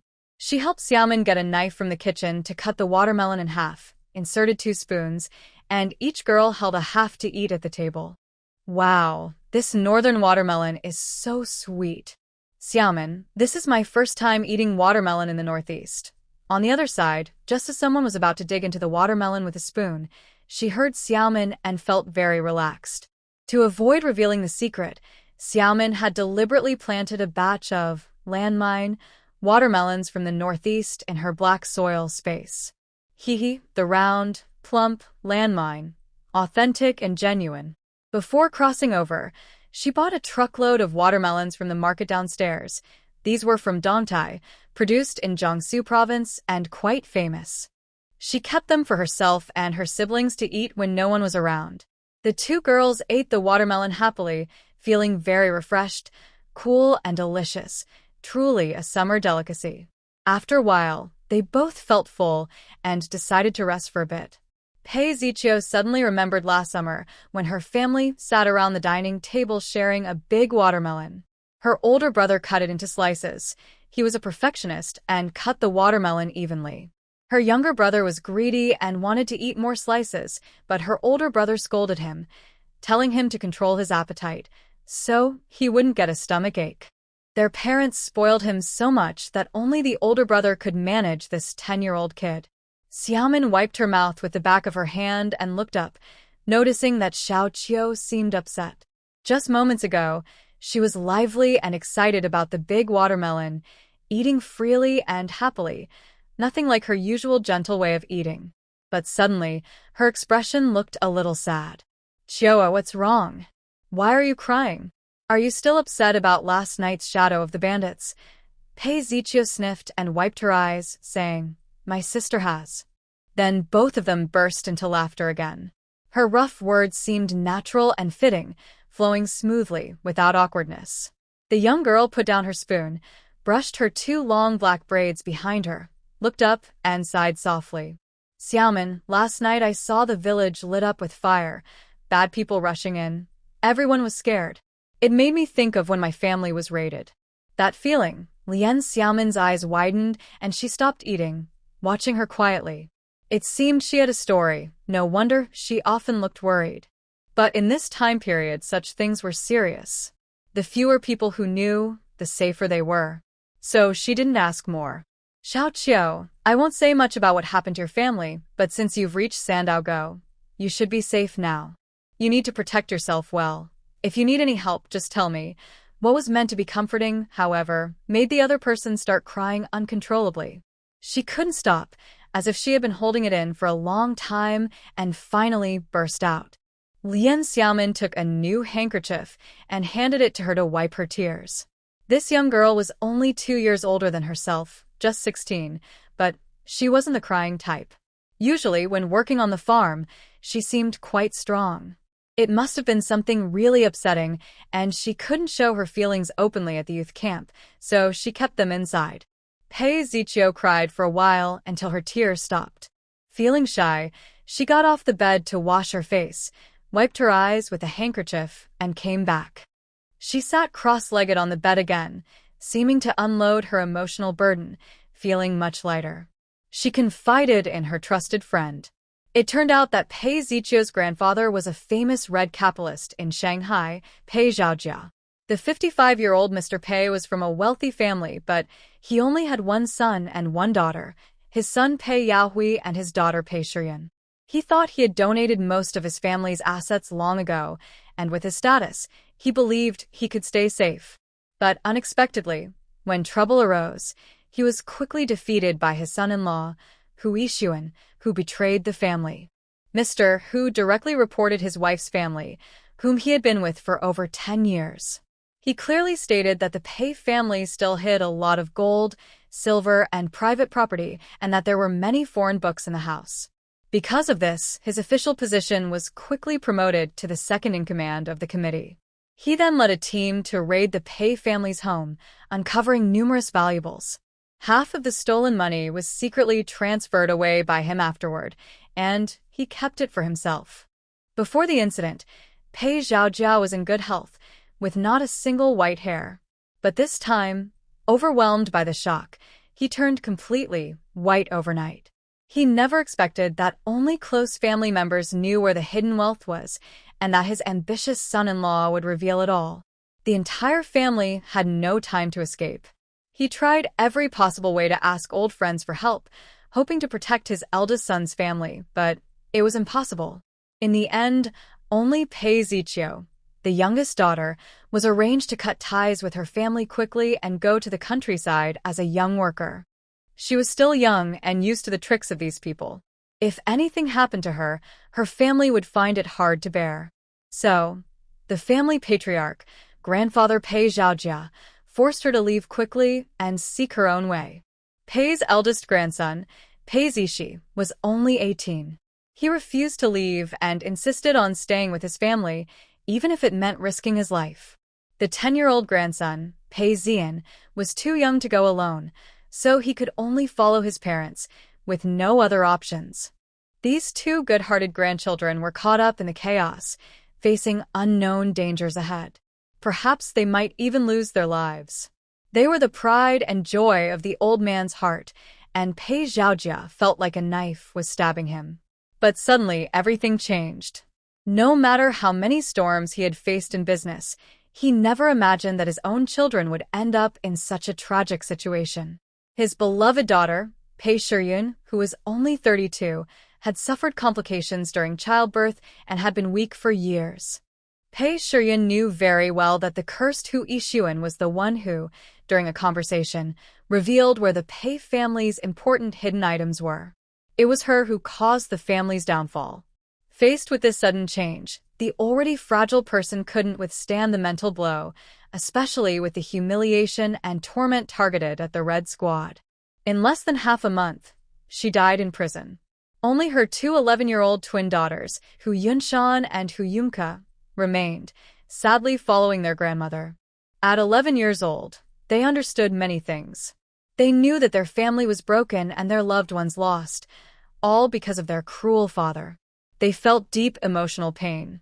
They were lonely and without support, living with their grandparents and their older uncle's family, all imprisoned together. Since their mother was murdered, the two girls saw Hu Yixuan as their enemy. They even changed their surname to Pei, to distance themselves from him. Pei Ziqiu told about the family's misfortune, which made Xiaomin sigh with pity. She suddenly realized that the young girl in front of her was truly a wealthy young lady.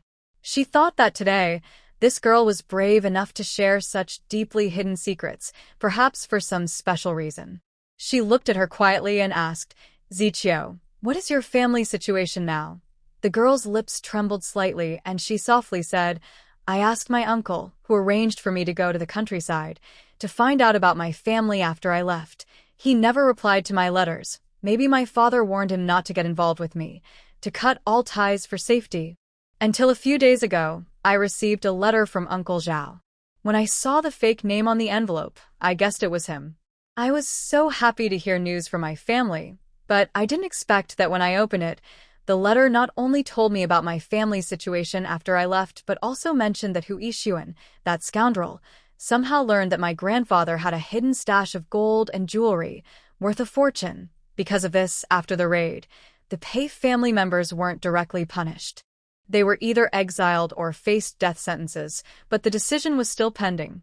They've been kept in a special prison ever since."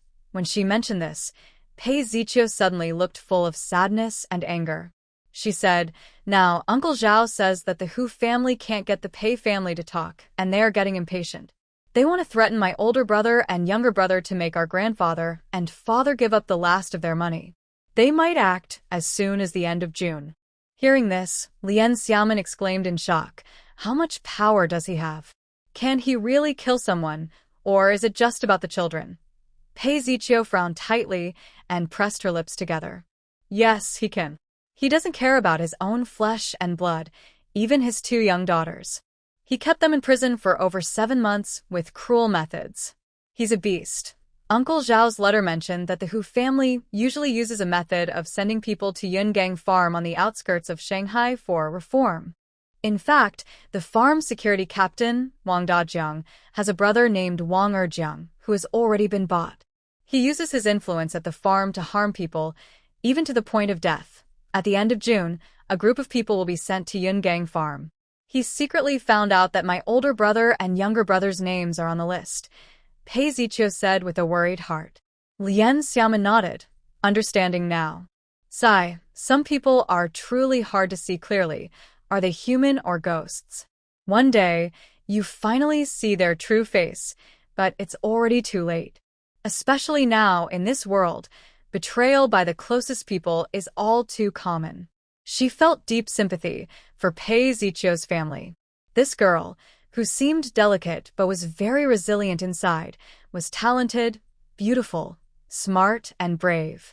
With such a family background, if she hadn't experienced this, she would surely be a remarkable person.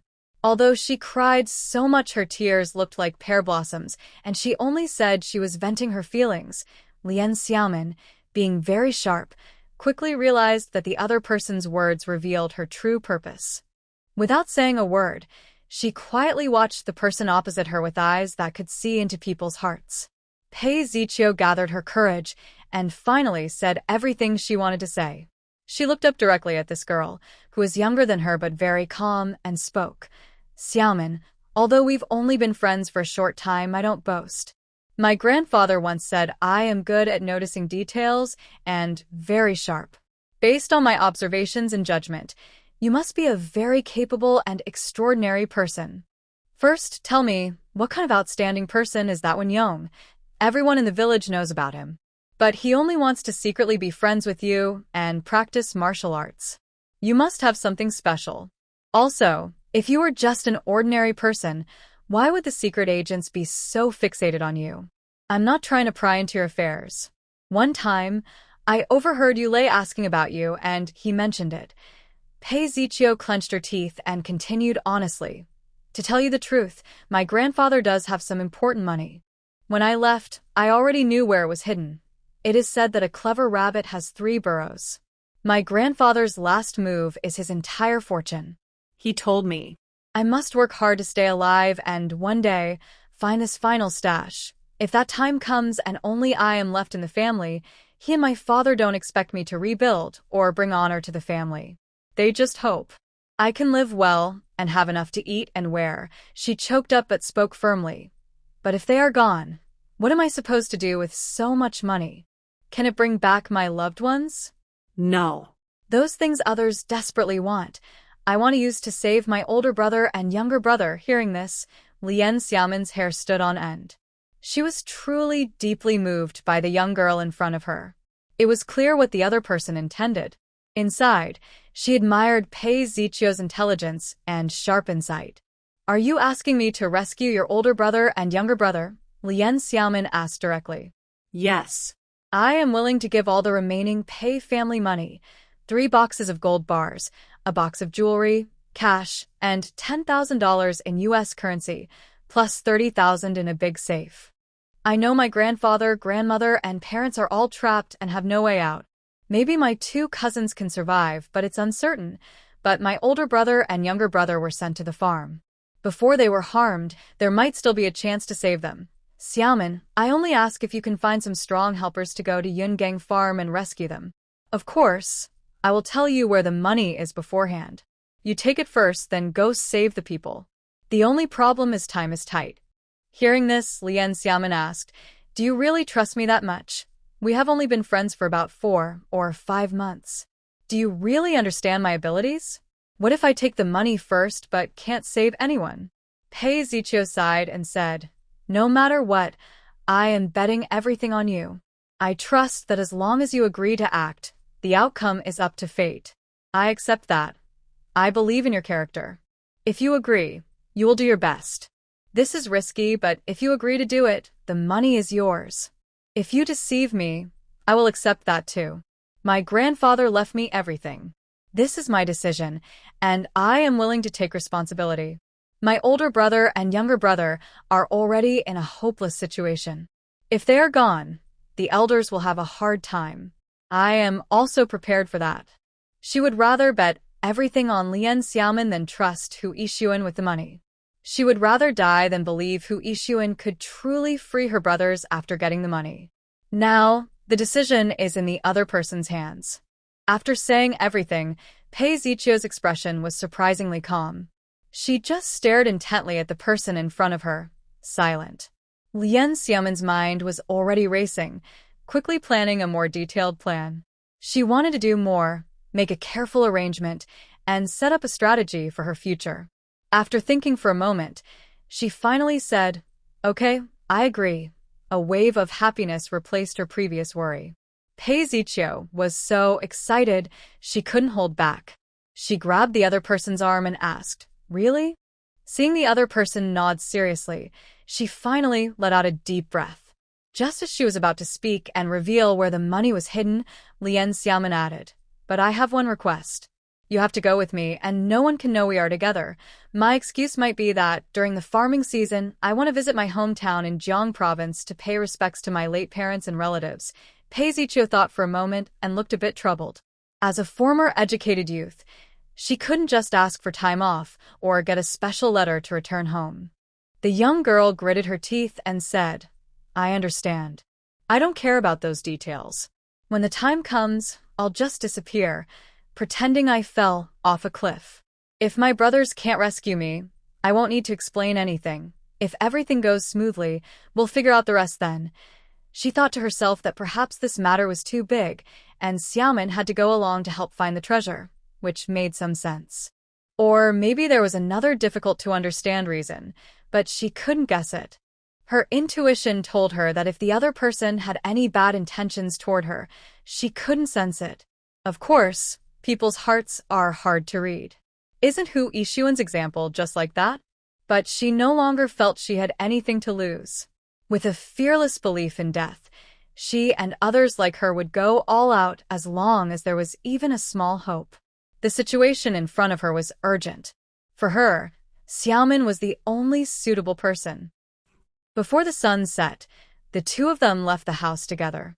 They had agreed to leave in 3 days. Pei Zichio faced new risks and challenges, but no matter what, she felt more relaxed than ever before. Xiaomin carried a basket with a watermelon that looked like a landmine to her aunt's house to pick up 2 children for dinner. Li Xianghai and Zhang Dakui hadn't come back from work yet. Yufeng needed to go feed the pigs at the pigsty. At home, only Qiuping was left, watching over the little kids. Xiaofeng and Xiaofu sat under the big locust tree in the yard, playing with ants using sticks. When they saw their sister return, they all stood up and ran over, each grabbing a leg and shouting, "Jia, Jia," non-stop, trying to see who could shout louder. The noisy children made Xiaomin's head hurt. "Both of you just played with the ants and touched my pants. Go wash your hands quickly." She placed the bamboo basket in the kitchen area, then scooped 2 ladles of cool water from the water jar into a basin to wash the mischievous little one's hands. "Xiaomin, Jia, what is this?" Xiaofeng finished washing her hands first, opened her big round eyes, and stared at the large watermelon beside her. "This is a landmine watermelon. Have you never eaten it, Xiaofeng?" Xiaofeng tilted her head, thought for a moment, pursed her lips, and shook her head. "Xiaofeng, Jia, watermelons are sweet. They are red and very tasty." Xiaofu, still not finished washing, turned his head and told the daydreaming little girl, "Isn't it green? How did it turn red?" Xiaofeng's small ponytail on her head also tilted, and her tiny face showed a bit of confusion, looking adorable. Her younger brother pouted and kept explaining, "It's red. When you cut a big watermelon with a knife, just like this, snap. Inside, it's red." Xiaofu imitated how his sister had cut the watermelon before, using his small hands to show. Xiao Feng opened her mouth wide, smiling with her eyes squinting, almost drooling, then turned around and ran into the house, kicking her legs happily. Mom, I want a big watermelon. So sweet. She entered the house, making a big gesture with her small hands, looking at Lien Xiaoping with longing. Lien Xiaoping gently patted the big baby she had just fed, burped him, and placed him on the kong, a traditional bed. She bent down to wipe the drool from the child's mouth. It's your sister who brought the watermelon for Xiao Feng. Don't worry, after dinner, we'll eat together with your dad, grandma, and aunt. Okay? We'll give Xiao Feng the biggest piece. The little girl looked very adorable and nodded eagerly. Yes. Let's eat together. Did you thank your sister? Just then, Lien Xiaomin, leading Xiao Fu, entered the room. She heard Xiao Feng's sweet little voice shout, "Thank you, Jia Jia."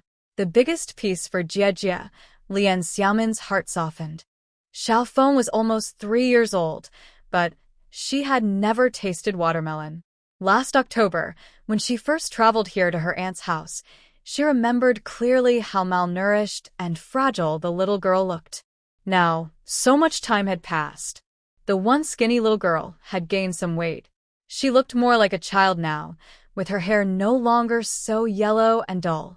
She was a fair, lively baby now. The brother and sister ran outside to look at the big watermelon again. The innocent little girl was eager for nightfall, hoping her family would come back so they could all eat the red, juicy fruit together. Lien Xiaomin sat on the edge of the kong. The little girl crawled over from inside, snuggling into her sister's arms. Xiaomin, where did you get the watermelon? Stay for dinner tonight and eat together. Xiao Feng hasn't tried it yet. In the past 2 years, we haven't grown many melons here, so it's not easy. Lien Xiaomin quickly replied, "Aunt, I won't stay to eat. I'll take the kids back later. We still have another melon at home. Oh, I want to talk to you about something. I want to go back to my hometown during the summer break, visit my parents and uncle and aunt, and pay respects. Since autumn will be busy with harvests, maybe now is a good time to go." When Lien Xiaoping heard this, she paused for a moment, then nodded, sighed, and said softly, "Yes, you should go back and visit. Pay respects to the family for Annie too, so they can rest easy. Look at my brother. He's raised this big girl well, taking good care of her younger siblings. Once these 3 little ones are a bit older, I'll go back with you next time. Also, Xiaofu and Xiaya are too young to suffer hardships. Just leave them at home. I'll take care of them, so don't worry." She continued with concern. "Will we be able to buy train tickets? I heard it's hard to get them. Maybe ask Uncle Zhang's second brother in the county seat to try for us. No need. In a few days, I'll get an introduction letter and buy the tickets myself. I heard it's not difficult." "Well, Auntie, I'll go now." After saying that, she picked up Xiaya, placed her in a small quilted basket by the bed, carried her on her back, and called out to the outside, "Xiaofu, we're going home. There's also a watermelon my sister left for you. Go eat it when we get back." Xiaofu ran over quickly, looked up with a small face, nodded, and held his sister's hand as they headed outside, calling out, "Goodbye, Auntie. Goodbye, Xiao Feng." The next afternoon, Captain Zhang Shimli hadn't returned yet, so Lien Xiaomin had to go find Secretary Su Fengmin to get an introduction letter. Old Su happily issued it for her, writing a validity of 30 days. Now, trains are slow, and the round trip would take nearly half a month. He closed the drawer and left the brigade office. Village officials aren't usually always here, but these past 2 days, due to special circumstances, Su Fengmin and Wang Kuei had been staying here to oversee village security, so they were busy. Lien Xiaomin followed behind, watching him stride toward his home, then turned back to the brigade entrance. This time, she didn't go inside, but quietly passed by in small steps. In fact, she used her mental power to secretly take 3 blank pages of the introduction letter from the secretary's drawer and stamped each page with the nearby seal. Success. Seeing the 3 sheets neatly placed on the study desk in her space, she was satisfied and took a little walk around before heading home. As for the introduction letter Su Fengmin personally wrote for her to her hometown in Jiang Province, it was of no real use, just a formality. This trip was part of a bigger plan, and she prepared several copies of the introduction letter for future needs. Today is June 19th. I agreed with Pei Zichio to leave on the 21st. To avoid suspicion, neither of us should leave the village on the same day. She plans to pretend to leave for the provincial city tomorrow, just as she told her aunt. All trains to Shanghai depart from the provincial city. When she escaped from hardship before, she had no money for a ticket and couldn't buy one. Now she has money, but whether she has a ticket or not doesn't matter. Most villagers have never been to the provincial city and don't know much about train tickets. They won't ask too many questions. Early the next morning, Lien Xiaomin took her younger siblings to her aunt's house. Zhang Dakui and Yufeng hadn't gone to work yet. She told Xiaomin to be careful on the way. She told her not to worry about home. The two little kids are safe at her place, playing happily with friends, so she can relax. Lien Xiaomin brought enough food for Xiaofu and Yaya, along with some eggs and apples. The children had just asked her to carry one and hold the other, as they were brought over. Now they're sleeping on a different bed, not waking up at all. Yesterday, they already knew their sister would be gone for a while. But they behaved well this time, didn't cry or make trouble, and are used to staying at their aunt's house. With that, Lien Xiaomin set out to leave San Diego. At dawn, she decided not to ride her bike. She walked straight to the commune and headed to Sun Xiefeng's house. Her two cousins, Xin Chuntian and Xin Chuanqiao, had rented 2 rooms nearby, but had already moved out. Now only Sun Xiefeng was at home. Early in the morning, someone knocked on the yard gate. He was a bit surprised and went outside. When he opened the door, he paused. The young girl in front of him looked unfamiliar. But Her head and body shape gave him a strong sense of familiarity. A quick thought flashed through his mind. Could this person be related to Duan Yu? Lien Xiaomin had previously changed her appearance to look like Duan Yu, but her body shape and voice hadn't changed. She spoke now. "It's me." Sun Xiefeng immediately recognized her and quickly stepped aside to let her in. Previously, every time I saw her, she had an ordinary face. She has single eyelids, but her eyes are bright and lively, and her appearance is quite pretty. He was already used to Xiu Yu's usual look. Over the past 6 months, she has come here several times to teach him martial arts. He is quite familiar with her moves, small gestures, and expressions. Now, he can't help but feel surprised and mostly admire her skills and abilities. It seems nothing can defeat her. She does everything so perfectly. Working with someone like her is truly a lucky chance for him. Of course, he doesn't know that she is incredibly talented, almost like a superpowered person. When Lien Xiaomin entered the house, Sun Xiefeng was already up and had tidied the room neatly. On the desk, there was a notebook, probably for studying. They sat down and Xiaomin said casually, "As you can see, I look like this now. I was disguised before." Sun Xiefeng nodded, showing admiration. "You are truly extraordinary. Why did you come here so early today? Is there something important?" She lit the stove in the room and boiled water to make tea. It was the tea Xiaoyu liked to drink. He knew that her sudden decision to reveal her true face must mean something unusual. Over time, Xiaomin had become quite familiar with her. Sitting on the bed, she said directly, "There is indeed something important. Tomorrow you need to go on a long trip with me. We will take turns driving to Hushi. My real name is Lien Xiaomin." Just remember that. There was no need to remind him, but he would never tell anyone anything related to her, as if a hidden seal covered his lips. Even about her 2 cousins, he only had one rule: don't ask, don't say anything, and don't inquire. Just focus on doing your work and making money. While drinking tea, Xiaomin briefly explained the plan for the trip. Sun Xiefeng nodded repeatedly, feeling amazed. Every meeting of Duan Yudong's people was a big event, and this time it was especially important. The journey was long, and the plan was very exciting and daring. Listening to it was quite thrilling. He knew that this trip would take many days, so he planned to make some arrangements. The two talked for about an hour and a half. After finishing their tea, Xiaomin got up and left. She found a quiet, deserted alley and slipped into a hidden space. Since the last time she harvested the large watermelon, the black land area had been planted with wheat. Now, The wheat fields swayed like golden waves. It wasn't yet time to harvest, but just watching this scene made her feel very peaceful.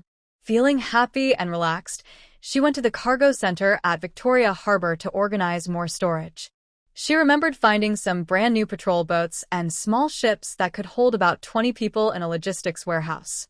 These ships had been bought by the harbor but hadn't been used yet, and they were cheap for her. Now, she needed them for her plans. She spent the whole day in her space, waiting for nightfall when Pei Zichio would come to meet her at the community hall. Meanwhile, over with Pei Zichio at noon on the 21st, during a break, she followed her plan and went up the mountain with some young women to pick wild vegetables. After walking for a while, sweat dripped down her face. She casually took off her light red checkered jacket and tied it around her waist. As they walked, she deliberately lagged behind. Quietly, she reached a cliff behind a rocky hill. She unfolded her jacket, tore some big holes in it, and hung it on a low, crooked tree branch near the cliff. She carefully created the illusion that she had slipped and fallen off the cliff, trying to escape like a cicada shedding its shell. She didn't care whether others believed her or what might happen if she returned later. All her thoughts were on her only remaining hope, to rescue her older brother and younger brother. She handled the scene quickly and then hurried down a difficult, hidden path. This path was barely a trail, full of thorns, so no one would come this way. Pei Zichio had lost her jacket, only wearing a dusty shirt, carrying a small bamboo basket, chopping through the thorns with a machete, and trying to move forward. Feeling anxious and worried about being discovered, she walked very quickly, ignoring the scratches and wounds on her body. After a difficult journey, the young girl finally circled around and reached a small forest not far from the commune. She found a hidden spot to hide and wait until nightfall. Around 7 o'clock, night finally fell. Pei Zichio took a blue cloth from her pocket, wrapped it around her head, and covered her face tightly, leaving only her eyes visible. She hurried toward the commune and waited at a designated alley entrance. Not long after, headlights appeared, and a jeep slowly drove up and stopped in front of her. The young girl standing by the roadside was surprised. She had no idea about Xiaomin's next plan and hadn't been told anything. Now she realized there was a car, which was impressive. Xiaomin was really clever. It seemed the other side had everything planned carefully.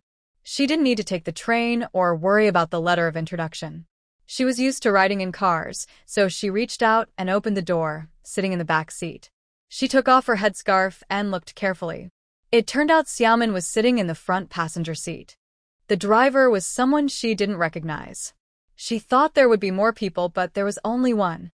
However, this person looked quite capable, maybe a skilled fighter. Her family used to have bodyguards, but officially, they were trusted aides close to her grandfather and father.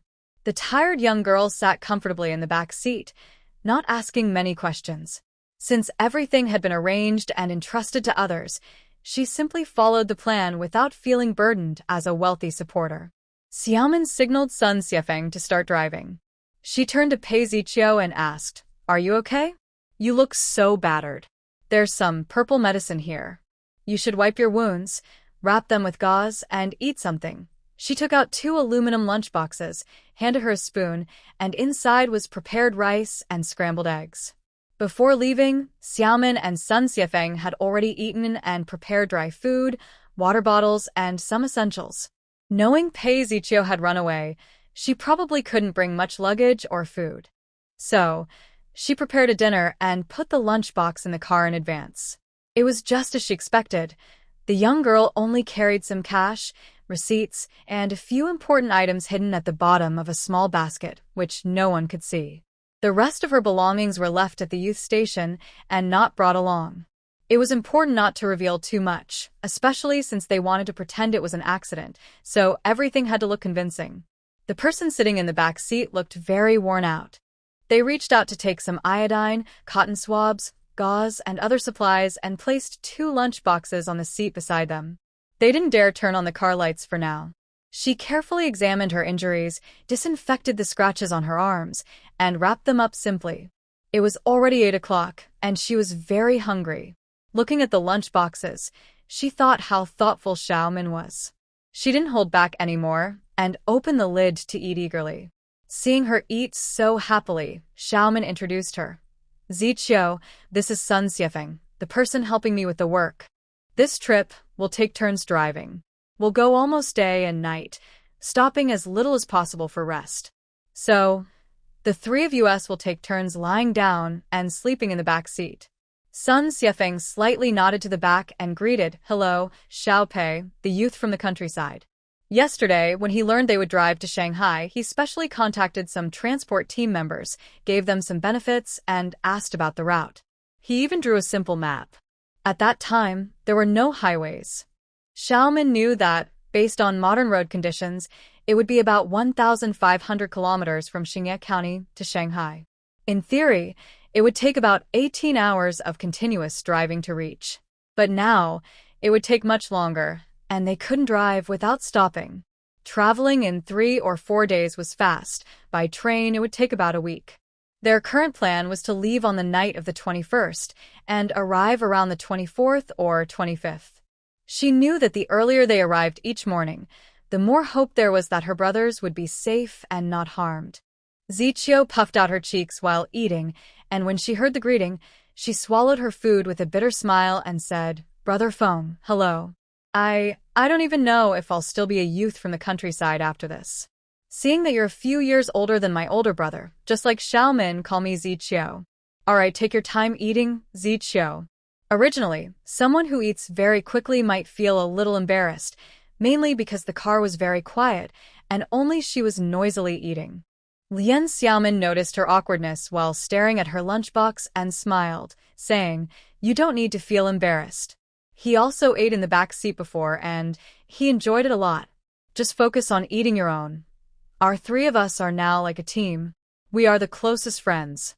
Climbing snowy mountains and crossing grasslands are tough tasks, but in this small space in the car, we'll be together for many days. It's a kind of fate, so just relax. Otherwise, it will be very hard." The three of them started their journey this way. They chatted for a while. Pei Ziqiu briefly explained how she came out today, then she started to feel sleepy. The trip was long, and they needed to take turns resting, so they didn't talk much. Those who could rest should rest as much as possible. Today, they hurried out, and the tired girl lying in the back seat decided to lie down first. She found a thin blanket and a small pillow, and used both. The air conditioning was on inside the car, so covering herself made sleeping more comfortable. Lian Xiaomin didn't know if real jeeps from this era had air conditioning. Anyway, Sun Xiefeng was definitely one of her trusted people, so she didn't need to worry much. Pei Ziqiu was also smart.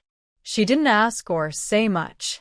She adjusted the backrest of the front passenger seat, then closed her eyes and quickly fell asleep. After leaving the commune, they turned on the car lights. Sun Xiefeng had a good sense of direction. Seeing the other two sleeping deeply, he became more alert and drove as smoothly as possible. He had rested well earlier and wasn't tired at all. He kept driving forward. After driving for 6 or 7 hours straight, he finally felt tired. They found a place to stop, and the three of them swapped seats. Sun Xiefeng lay down in the back to sleep, while Pei Ziqiu sat in the front passenger seat, leaning back and dozing. Lian Xiaomin, the driver, used a thermos to brew some tea, took a few sips to stay alert, then started the jeep again and continued on the road. She had been driving from 3 a.m. until dawn. During the night, the other two were sleeping. She quietly put a small Bluetooth earphone in her left ear and played a recorded storytelling broadcast from her phone in her pocket. This was her biggest hobby. The more she listened, the more energized she felt. Grandpa's storytelling was truly wonderful, and she never got tired of hearing it. The volume was low, so no one else could hear. While drinking tea and listening to storytelling, she didn't feel tired or bored. Around 10 in the morning, she parked the car in a hidden forest area and woke up the two people. They got out of the car separately, found a place to stretch, and used the bathroom, then moved their limbs for a while. In the trunk, there were 2 plastic buckets of water and a porcelain basin. After washing up briefly, they ate some food. They had already planned that during the day, driving openly would attract attention, so they chose a hidden spot to rest more. At night, besides stopping to go to the bathroom, they kept driving almost non-stop. Xiaomin finished eating and went to sleep in the back seat. Sun Xiefeng and Pei Ziqiu stayed outside the car, stretching their legs and moving around for a while. They took out 2 mats from the trunk, laid them under a big tree near the car, and made a simple bed to rest. In June in the northeast, the summer isn't always hot like in the south. Especially in the woods, it's quite cool. Pei Ziqiu told the others to rest well and sleep a little. She wasn't tired and didn't want to rest, so she sat under the tree to keep watch and pay attention to the surroundings. Around 3 p.m., they packed up and Sun Xiefeng continued driving forward. They had been on the road for 2 days, traveling safely and steadily. On the morning of the 23rd, around 9 o'clock, Xiaomin was driving when something unexpected happened. Sun Xiefeng had just gone to sleep in the back seat at 6 in the morning, breathing heavily. Although Pei Ziqiu didn't need to drive, her physical condition wasn't as good as theirs. After 2 days of traveling with them, she was barely holding on and was now dozing in the front seat. The jeep reached a rural road not far from a county, and Xiaomin looked ahead, feeling that there seemed to be quite a few people. She immediately recognized that about an hour ago, her jeep and this small truck had met on the road. The small truck was driving very fast and had overtaken her. It seemed like she was being watched. She quickly grabbed the steering wheel and pulled over into the nearby woods to turn off the engine. She thought quickly about her options. She remembered that Sun Xiefeng mentioned during his shift change this morning that they had now entered Jiang province. She looked down at the hand-drawn map. According to it, the county town ahead should be Tai County. Carefully examining the route marked on the paper, she thought that if she could go straight through Tai County, it would save a lot of time. Otherwise, she would have to cross a mountain pass, then go a bit further and detour through a long mountain road to avoid the county town, and keep going forward. Xiaomin quickly made up her mind. She decided it was best to find a way to use her referral letter to her hometown in Jiang province and blend in. She could also pass directly through Tai County by the city. Once she made her decision, she acted on it. She reached into her space-time study and took a small porcelain bottle with sleeping powder, just a tiny bit, sprinkling it near the noses of the 2 people. This powder could make someone lose consciousness and sleep for about 3 hours. When she first discovered her space, she thought about using this drug against enemies if she ever faced danger. It seemed pretty effective, like something from ancient stories about bandits or flower pickers. But unexpectedly, she used it on her 2 comrades first. Since it had no harmful side effects and could help them rest, she thought, "Sorry, Sun and Xiao Pei, don't blame me for this." When they woke up, they would just think it was deep sleep with no special feelings or awareness. It was her first time using it on her own people, and she felt a bit brave. She even called out their names, no response, of course. It really was a miracle drug from her space. Once she confirmed no one was around, she got out of the car, tied a gray scarf around her head, carried a bamboo basket, and dressed herself as a tired traveler. Then she thought quickly and, in an instant, put the car and the 2 people into her space. She was now alone, walking briskly along the roadside ahead. Not far ahead, she could clearly see the group of people a few hundred meters away. There were about 7 or 8 people, all wearing red armbands on their arms. She continued walking while using her mental powers to listen to what they were saying. Looking at the 2 people who didn't wear red armbands, they seemed to be in their 30s, probably the small truck driver who reported something. There was a man around 40, dressed in a blue official uniform, showing impatience on his face. He was questioning them. "Did you see clearly? No license plate? Or is it a dark-colored glass, a special vehicle? It's been a long time, but it hasn't come through yet. We both saw clearly. It's really that kind of vehicle." The other person nodded firmly and answered. Next to the leader with the red armband stood a short, chubby assistant who rolled his eyes and added, "It should be here by now. Let's see what kind of situation he's in. If you try to fool us, you'll regret it." Knowing what to expect, Lien Xiaomin directly headed toward the checkpoint and quickly arrived there. The group of people didn't seem to pay any attention to this small girl. They ignored her completely, each one stretching their necks and looking toward the main road. One of the young men in his 20s asked as she passed by, "Where are you headed?" "The county town is ahead." "Do you have a letter of introduction?" "I'm from here. Visiting relatives.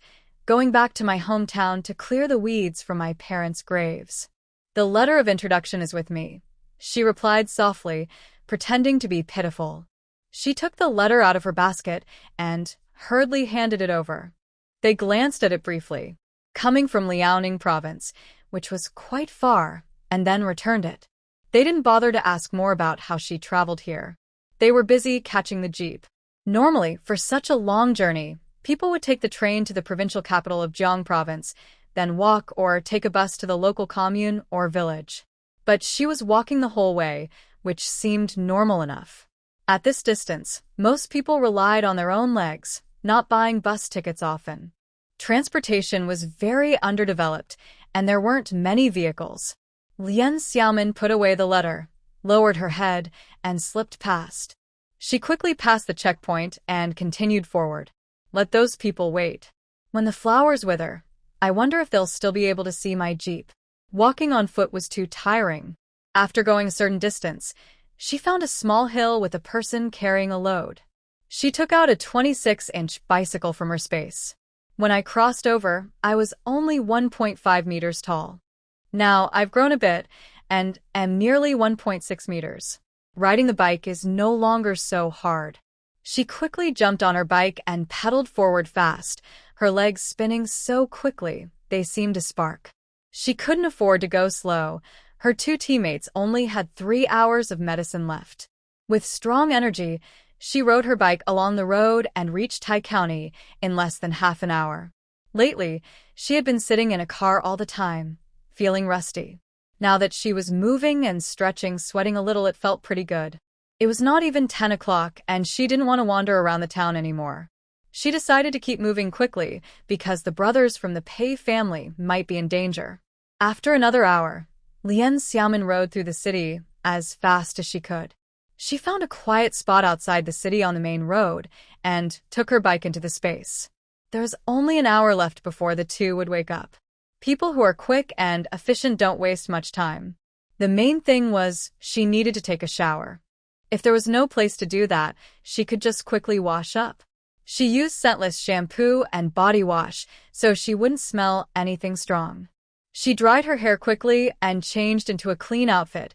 She had dozens of the same shirts and pants stored away. After tidying herself up and eating a box lunch, it took her about 40 minutes. All right, she thought, better hurry and get out now. Lien Xiaomin moved her mind and drove her jeep out of the space. She felt light and free as she continued driving forward. When Sun Xiefeng and Pei Ziqiu woke up, it was already noon.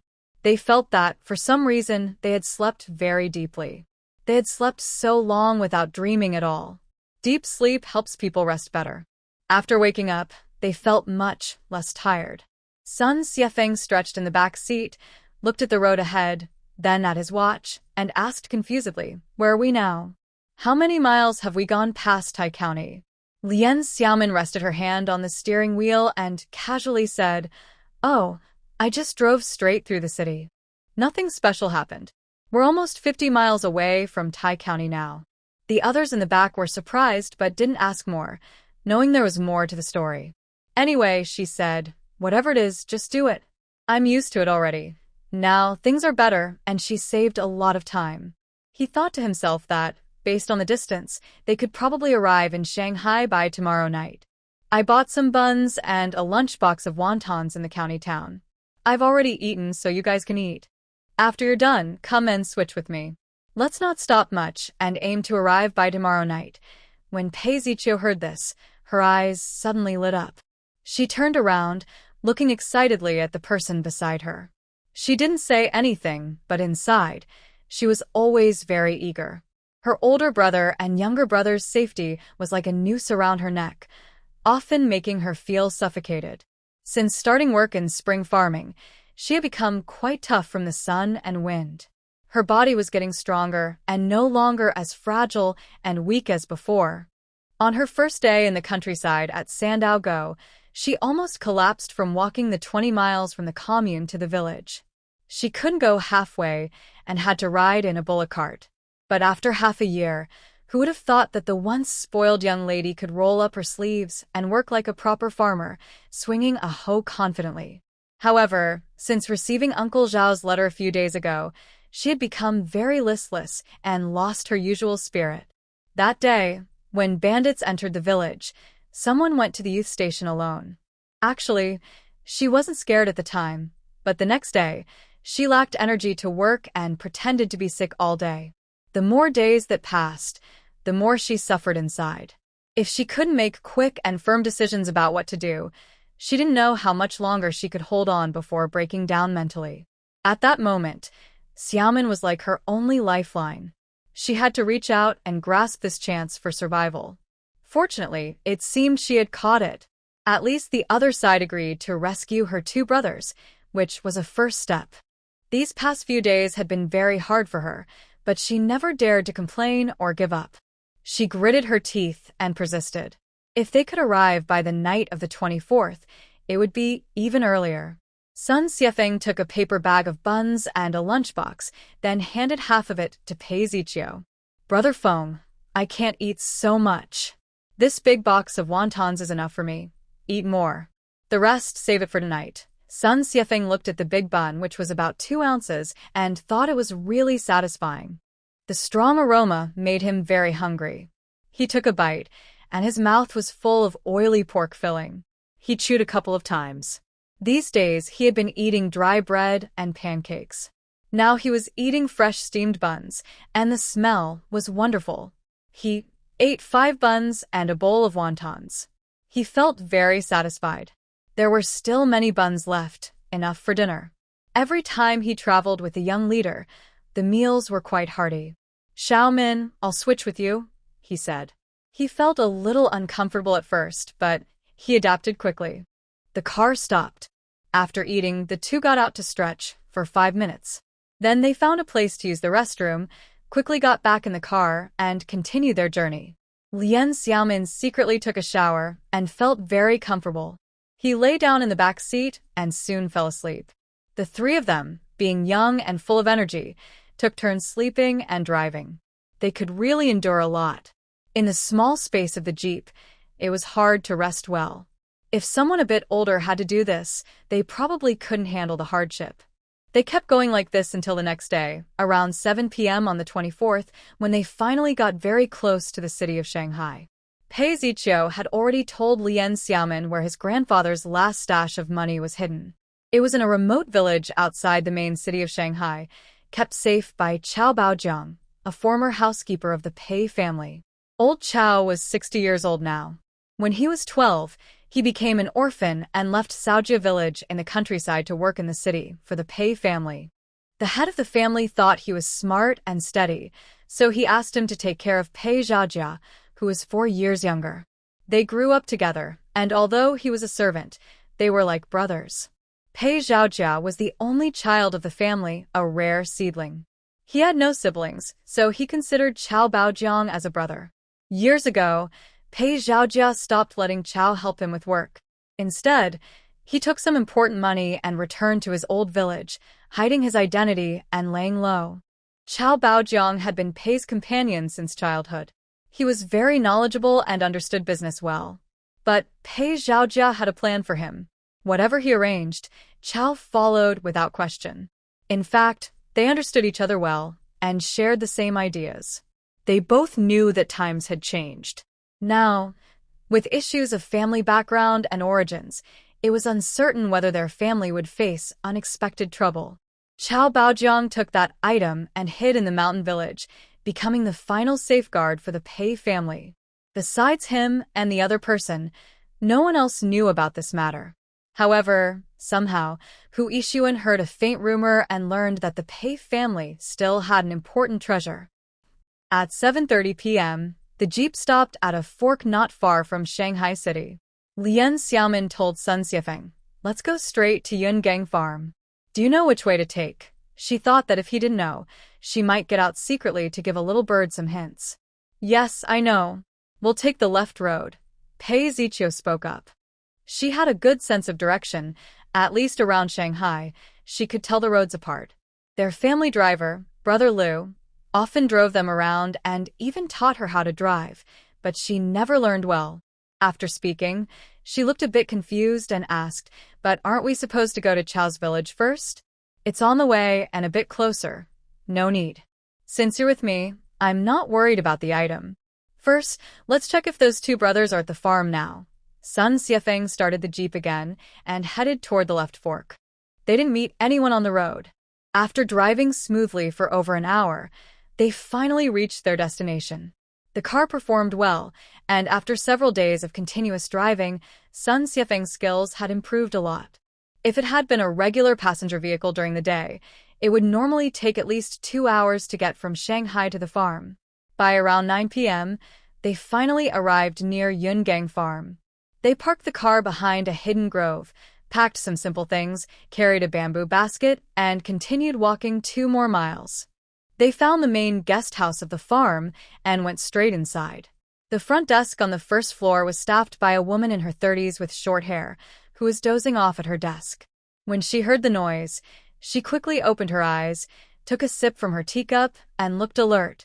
Lian Xiaomin took out a letter of introduction from her pocket and handed it over. "Hello, sister. We want 3 single rooms." This letter of introduction was filled out by her herself on a blank page after stamping it. The 3 people are young workers from Sandaega village in Liaoning province. They came here to handle some matters but all used fake names.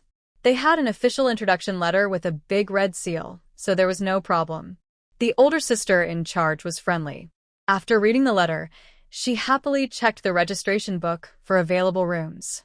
She looked at them briefly, then said, "You're lucky. There are 3 single rooms available. Each costs 1.2 yuan per night, with a 3 yuan deposit." Sun Xiefeng took out money, counted 12.6 yuan, and handed it over. She closed her notebook, kept the money, and gave them a receipt. She found the keys in a drawer and led them upstairs. "Someone will check the rooms later, so don't lock the doors now. After they finish, lock up," she said as she walked. "Don't go out at night unless necessary. The farm's security patrols, and we don't want them to catch you." When they reached the second floor, she pointed at 3 rooms next to the stairs, 201, 202, and 203. "These are the rooms. Here are the keys. There's a washroom at the back of the second floor. If you want hot water now, there's only 1 pot. The next morning, you can boil more." The night was quiet and they didn't want to disturb others. She handed over the keys and left quickly, without saying more. The 3 entered their rooms. Pei Ziqiu stayed in room 201, which had the only hot water. Lian Xiaomin stayed next to her in room 202. Sun Xiefeng checked the corridor and then went into room 203. They put down their things without locking the doors. They took turns washing their faces in the back washroom and then sat inside to rest. They still had plans for the night. They waited for the security check to finish before making their move. Around 10:30 p.m., 2 people came to check the rooms. They just turned on the lights, looked inside, checked the names, and then left. The second floor became completely quiet again. All the rooms locked their doors and went to sleep. The 3 quietly gathered in Lian Xiaomin's room 202 to discuss their plans. Actually, they had already planned everything on the way here. Pei Ziqiu said that Uncle Zhao could investigate so thoroughly because his nephew, Zhao Dongfang, worked on a tractor at Yungang Farm. The farm was large, combining agriculture and livestock. Many people had been sent down from cities or were serving sentences there, all managed together. Zhao Dongfang was only about 25 or 26 years old, but his father-in-law was a farm official, so he got along well and learned many important details. Uncle Zhao's real reason for writing to Pei Ziqiu was to see if she had any last words, and he asked Zhao Dongfang to pass the message to her brother and younger brother. This might be their final contact as siblings. The letter was very vague, but it clearly included Zhao Dongfang's contact address. The best way now is to go directly to find this person and ask whether Pei Zishi and Pei Zian are at the farm and which area they are in. Sun Xiefeng told Sun Xiefeng, "Here's what you should do. Take Uncle Zhao's letter and go to find Zhao Dongfang at the address and ask about the situation. Xiao Qiu should rest well first. We'll talk again tomorrow." "Don't worry, we will follow the plan," they nodded. One went back to sleep, and the other prepared to go out and find out more. Sun Xiefeng took the introduction letter, just in case he met the security team, so he could show it. Following the advice of the staff, he decided not to use the front gate. He went back to his room, opened the window, and slowly climbed down from the second-floor windowsill. The journey was smooth, and he didn't meet anyone. Nighttime was the best cover. He walked for 20 minutes, following the farm signs toward the main office area. According to the address, he arrived at the yard of Group 5, Number 3. He gently knocked on the door. After waiting a while, a young man in a white tank top came out. He yawned and opened the door, asking, "Who is it so late?" Zhao Dongfang thought the farm might have an emergency and needed his tractor. It wasn't unusual. Sometimes late at night, they needed to send a patient or handle urgent matters. He opened the latch, looked inside, and didn't recognize the person. But since the person looked sleepy, he wasn't too worried. The farm had a security team, and the management was strict, so everything was safe. "Who are you? Who are you looking for?" Zhao Dongfang asked. "Your uncle Zhao Chuzhou asked me to find you. Can I come in and talk?" "Sure, come in." When Zhao Dongfang heard the name of his uncle, he understood what was going on. There were 3 houses in his yard. At this moment, some people had woken up, and he quickly led the visitor to the empty west room. Inside, he lit a kerosene lamp, closed the door, and asked the visitor to sit on a chair while he sat opposite. Sun Xiefeng took out a handwritten letter from Zhao Chuzhou to Pei Ziqiu and handed it over.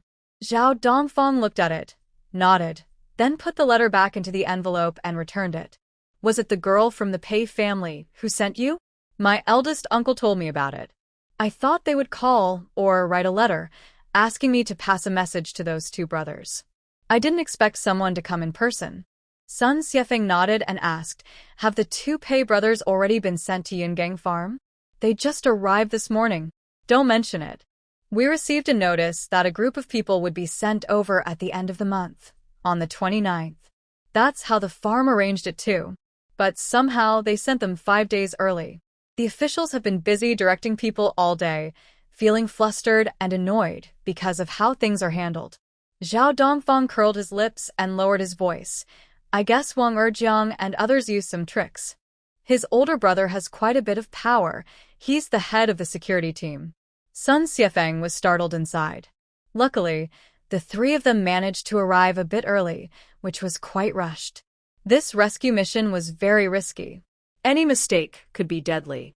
He leaned forward, close to the other person's ear, asking where exactly the Pei brothers were being held and how to get there. The person listening carefully was shocked and immediately understood. Could it be they were planning to rescue them? His eyes widened in surprise, and he didn't dare to speak for a long time. After taking a few deep breaths, his heart was pounding like a drum. Zhao Dongfang's head was buzzing. No matter how he tried to breathe, he couldn't get enough air. The person who had just calmed down a little also leaned forward, biting Sun Xiefeng's ear to speak. "Are you planning to rescue those 2? Brother, you really shouldn't think about that route. Tell Miss Pei to leave a few words. I'll definitely pass them along. Then, run far away alone and live a good life. Saving your life is the most important." After saying this, he patted the young man's shoulder in front of him. Sun Xiefeng looked at his face, so close that his eyebrows furrowed in worry, clearly frightened. He eased the atmosphere a little and also patted the other's arm. "Brother Zhao, don't worry. This plan is carefully thought out and foolproof. Let's take a step back. Even if something happens, it has nothing to do with you. You know how close Uncle Zhao is with the Pei family. He would never drag you into trouble. Trust me." As he spoke, he took out 3 small yellow fish and handed them to Zhao Dongfang. He wrapped his hand around Zhao's palm and gently squeezed, insisting that Zhao accept them. Money can be very tempting. Zhao Dongfang was a bit surprised. Sun Xiefeng looked at him confidently, not letting go of his hand. These small yellow fish were also something Xian Xiaoman had told him about in advance. Having strong friendships is important, but this matter is too risky. First, to thank them for their help, and second, to give himself some courage to take the risk. Zhao Dongfang tried to pull away several times, but couldn't break free. Finally, He clenched his teeth and made a sound. All right, Sun Xiefeng still held his fist with one hand and gently patted it with the other, then both hands relaxed. He felt the small yellow fish in his palm, kind of rough. The uneasy feeling was gradually replaced by a sense of courage. Zhao Dongfang sighed, feeling resigned. It's good luck, not bad luck. But trouble is hard to avoid. Now that things had come to this, he didn't want to waste more time. He carefully explained where the Pei brothers were hiding.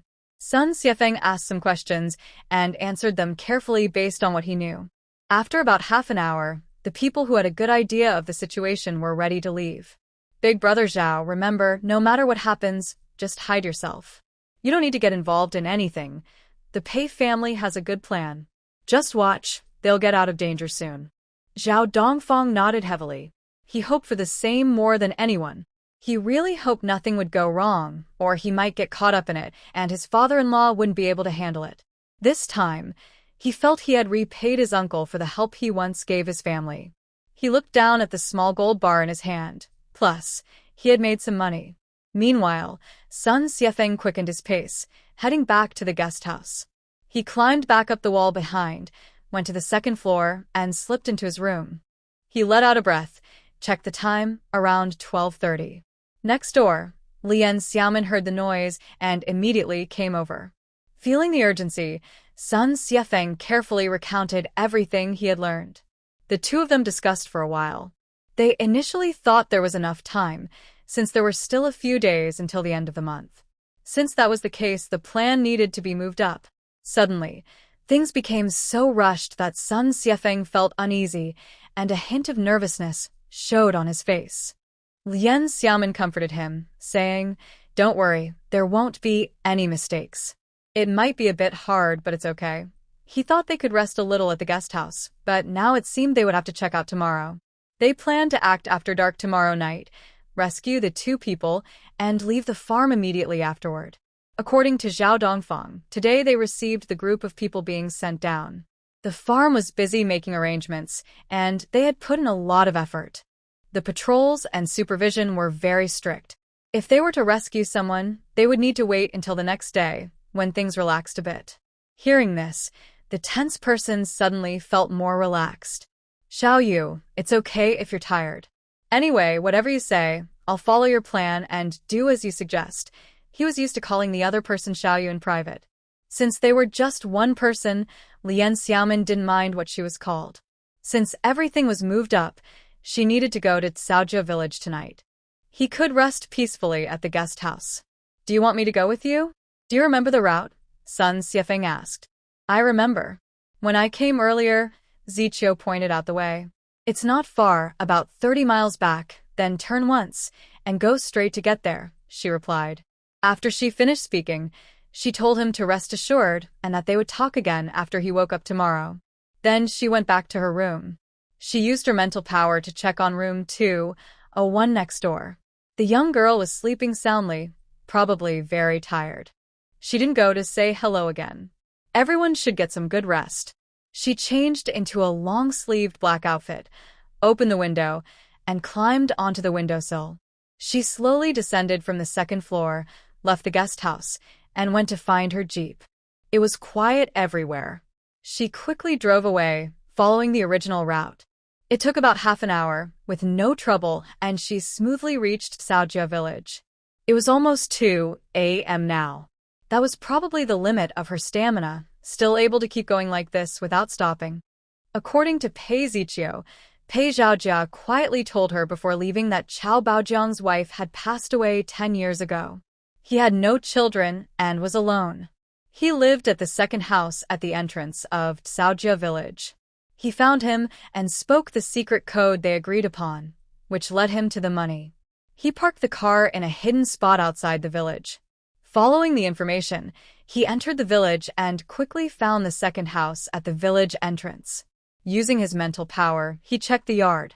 There were only 2 brick and tile houses.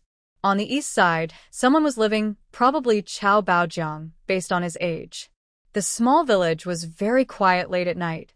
Even Xiaomin thought that the old man living here was enjoying a peaceful life. It was much luckier than the Pei family, who had faced great trouble. As long as there was money, he could eat well and live comfortably.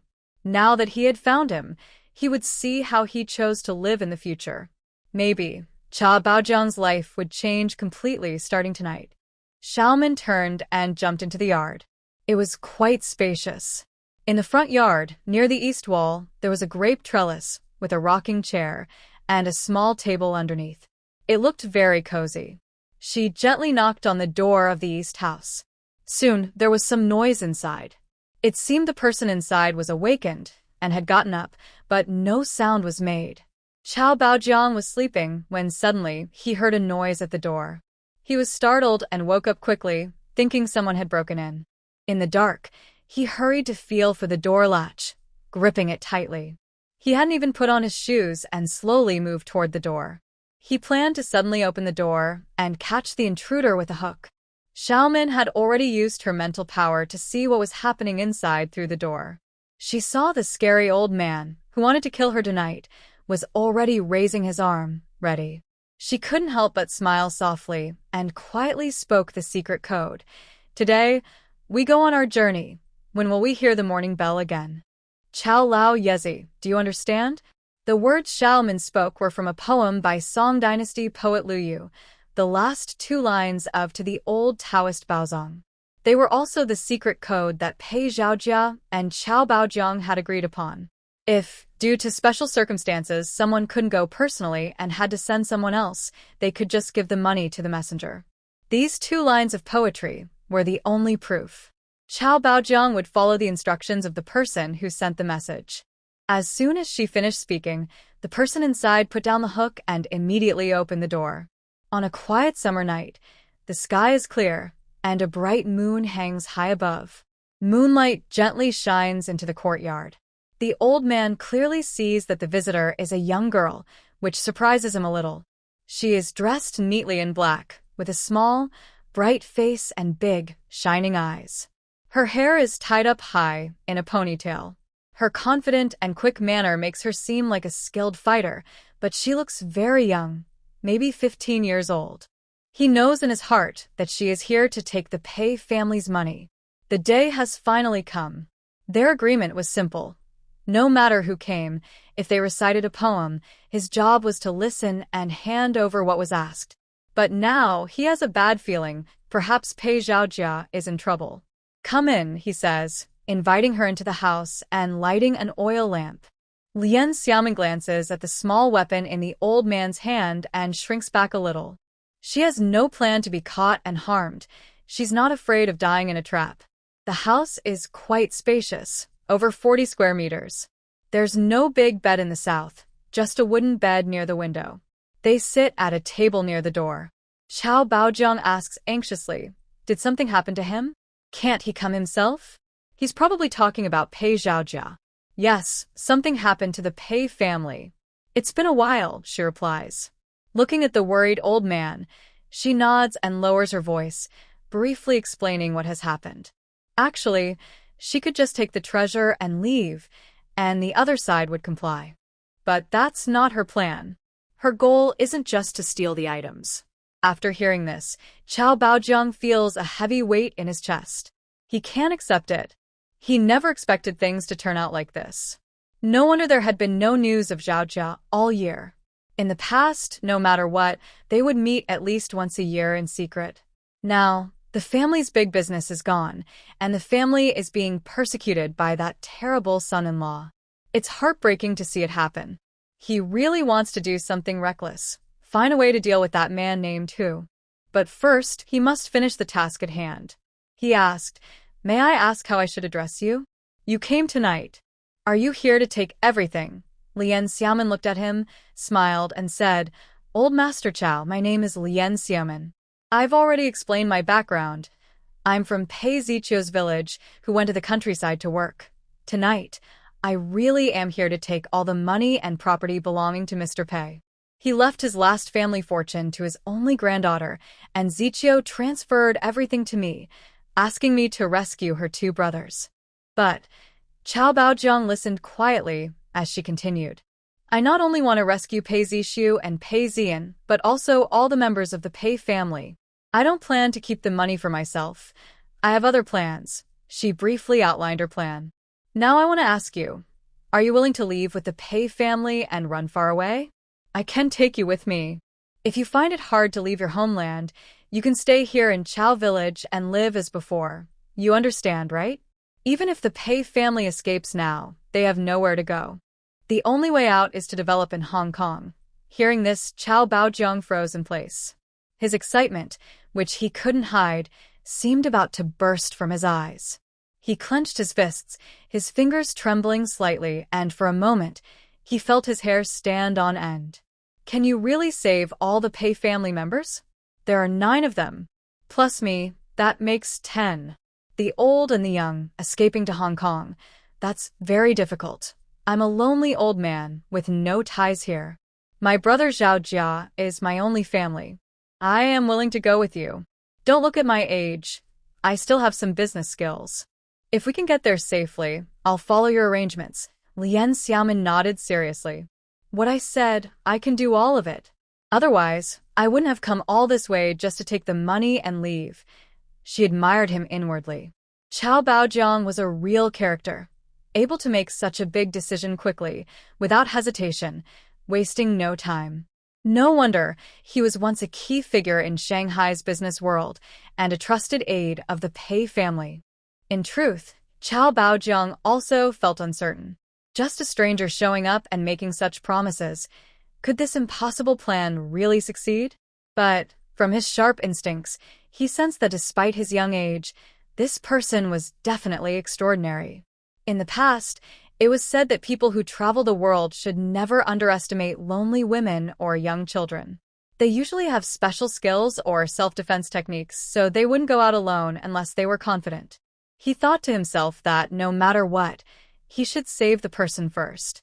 The Pei family was already in a difficult situation, so there was nothing to fear. If he could really save the person, as the young girl said, that person must be very capable. The future plans would then have a good chance of success. This was a desperate, all-or-nothing fight. He looked around at his simple home and then thought about Pei Zhaojia and his family trapped in danger.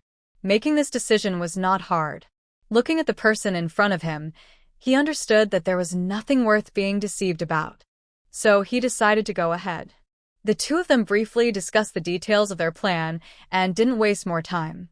Chao Baojiang stood up, found a flashlight, and prepared to go immediately to the treasure hiding place. The treasure wasn't in his house's yard, but hidden in the old ancestral house of the Chao family, buried underground somewhere. The ancestral house was too old to live in anymore, falling apart over the years. No one would think there was a treasure buried underground. He blew out the oil lamp in the house, and they went outside to the yard. They took a handcart and 2 shovels. Just as they were about to leave, Lien Xiaomin suddenly sensed that someone was in the neighboring yard. The faint sound of footsteps moving didn't escape her sharp ears. She signaled to the old man with a look, indicating that someone was listening on the other side of the wall. Chao Baojiang was very surprised. The 3rd house at the village entrance belonged to the old neighbor, Ding Taizhu, and his family of 8. They had lived nearby for many years. Could it be? Lien Xiaomin used her mental power to check and found that behind the wall, there was a young man in his 20s, quite sturdy. This person was sneaking around late at night, eavesdropping on the neighbors, holding a dagger in his hand. There was definitely a big problem. She signaled to the others not to make a sound and continued to pull the handcart outward. If there really was a problem, the person next door would follow them. Then they could deal with him. Cha Baoshan followed her instructions, left the house, and headed toward the village. The Chao village wasn't big, with only about 30 households. They tried to move quietly and soon turned into a courtyard. This house is really old and broken. One side of the wall has a large section collapsed, but the gate is still mostly intact, with a big lock hanging on it. The lock is rusty. Chao Baojiang put down the cart, took out his key, fiddled with it for a while, but it wouldn't open. Lien Xiaomin walked over, directly grabbed the lock, and with a forceful pull, yanked it off with a loud snap. The old man pursed his lips, pretending to be calm, but inside, he was very happy. This person is quite clever. Showing this move, he has some skill. It looks like the rescue plan might work. He dragged the cart inside to look for something. Lien Xiaomin didn't look around but used her mental power to clearly see the tail following about 50 meters behind. She pretended to also enter the old house's broken courtyard but quietly hid behind the door, waiting for the person to arrive so she could strike and catch him off guard. The person following behind moved quietly and finally reached near the courtyard gate, feeling secretly pleased. Over the past 6 months, she had been hiding in her small village, always alert, just to find out if Qiao Baojiang was involved with the Pei family's treasure. If she could find the treasure, it would be a great achievement. Tonight, the person she had been watching finally showed some clues, giving her a chance. He peeked around, first going to the collapsed part of the wall, tiptoeing to look inside. Unfortunately, from that angle, he couldn't see anyone inside, so he circled back to the gate, planning to go in directly. He saw clearly earlier that it was the old man next door and a young girl he hadn't seen before, maybe a teenager. Could they be giving the treasure to this person? She had never heard Qiao Baojiang had a granddaughter. These two, old and young, wouldn't be very strong fighters. He clenched his knife, thinking, with my strength, I should be able to handle these two. Finally, he stepped into the half-open gate. In an instant, the person hiding behind the other half of the gate moved like lightning, grabbing his neck with both hands and easily pulling him inside. A man about 1.75 meters tall, weighing around 160 pounds, was thrown to the ground with a thud, feeling dizzy and as if his bones were about to break. His dagger fell to the ground. He was about to shout, but Lien Xiaomin kicked him again, and this time he couldn't even make a sound. I feel tightness in my chest and a salty taste in my mouth, as if I might vomit blood. The person on the ground is now truly scared, feeling nervous and unsure of who this person is. I reached out a few times but didn't see clearly what was happening, and now I can't get up. At this moment, taking his life would be very easy. At this time, Qiao Baojiang also came over. He shined his flashlight and said, "Hey, isn't this Ding Chong, the second son of old Ding's family? He's grown up now and hasn't married. I heard he found a job in the city of Shanghai and rarely came home before. He only recently returned to Caojia village and stayed at home honestly for a while. Usually he doesn't work and is lazy. His parents, brother, and sister-in-law are most annoyed with him. But I heard Ding Taizhu say that his second son has his own ways to make money. He can always bring back some food and treats. If he doesn't want to work, he doesn't have to. He has gained some weight, and no one bothers him. Ding Chong, what are you doing following me? Are you spying on me?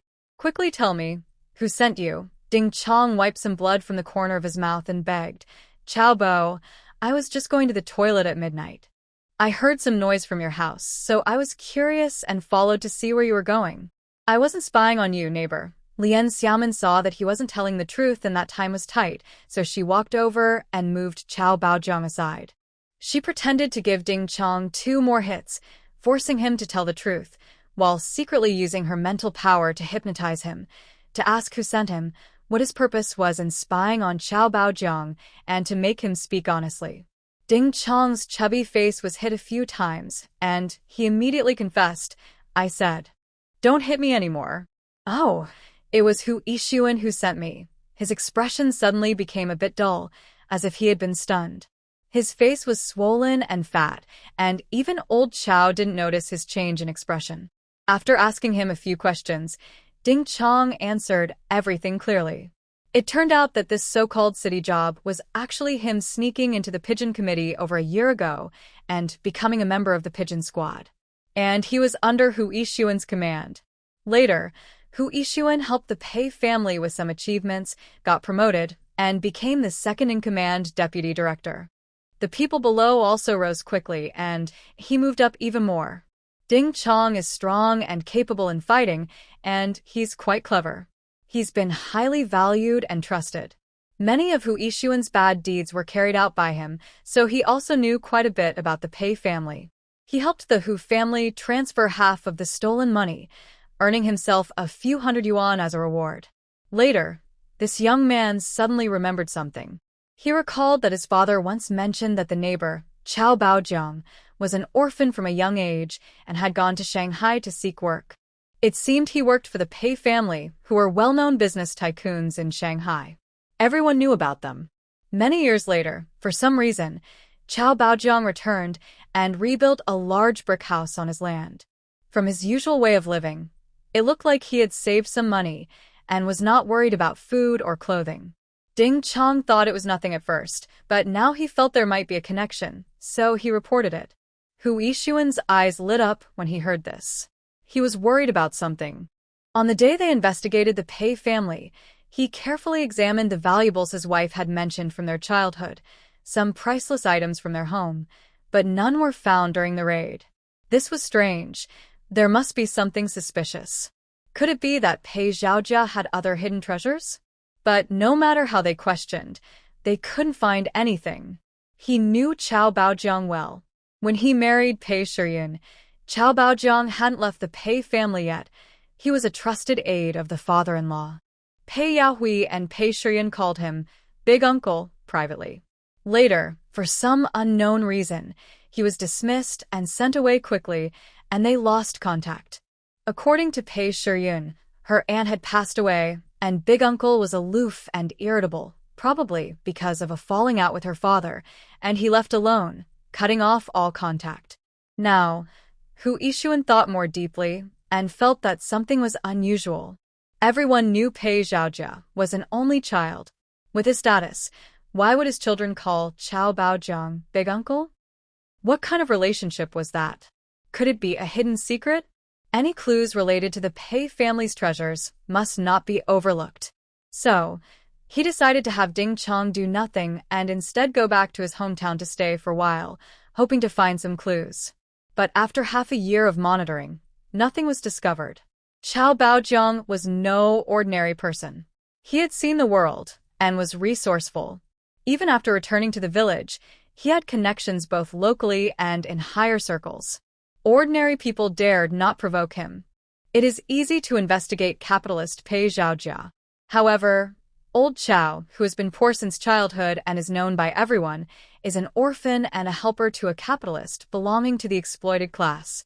When the class division was made earlier, he had no land or property and no visible family wealth, so it was hard to find any evidence against him. Just when Ding Chong was at a loss, tonight, with Lien Xiaoman's arrival, he saw an unusual opportunity. He thought of following the clues, hoping to find some treasure. Unfortunately, although his idea was good, he encountered this strict woman, and today his plan was stopped. Lien Xiaoman hypnotized him for 5 or 6 minutes, questioning him carefully about the details. In the end, she asked an important question. You say you trust Hu Yixuan the most. So, after they raided the Pei family, and he secretly took some money, where did you all transfer it? Chao Baojiang, who was nearby, was shocked when he heard this. He stared at her with red eyes filled with anger, then turned to glare at Ding Chong, waiting to see what he would say. He answered, they stole 8 boxes and secretly sent them to Hu Yixuan's private house, hiding them in the cellar in the backyard. It's the house where his parents used to live, at number 140 Xinling Road. Lien Xiaoman withdrew her mental power, ended the hypnosis, then kicked again. The person on the ground didn't make a sound anymore. Chao Baojiang's heart was like a turbulent sea. He hated that bastard who so much for doing such despicable things, but he also admired Lien Xiaoman for her courage and cleverness. She was truly impressive. It seemed she was planning to recover all 8 boxes of money. That was really powerful. Sigh. He wished he had a granddaughter like her. He calmed down and took a deep breath. It was a close call. He realized he had been watched all along. Luckily, he didn't go out to ask about Pei Zhaojia, why he hadn't come for a year. If Ding Chong had found out, he would be finished, and the Pei family's last treasure might not be safe anymore. It was clear that Ding Chong was watching him very carefully, probably because of the treasure. If the girl hadn't come today, he might have acted rashly someday, and he could have been in trouble. Seeing Lien Xiaoman's ruthless methods with his own eyes, in just a short time, the old man now had a new understanding of her. He thought that her plans to save people and escape to Hong Kong were not just talk. She definitely had the ability to do it. Just now, during the interrogation, although I tried to speak quietly, the night was so quiet that any movement was noticeable. Fortunately, the Chow family ancestral home is in a remote area with no neighbors nearby. The land around it is deserted, so there was no trouble. Anyway, after today, I plan to leave and go far away, with nothing to fear.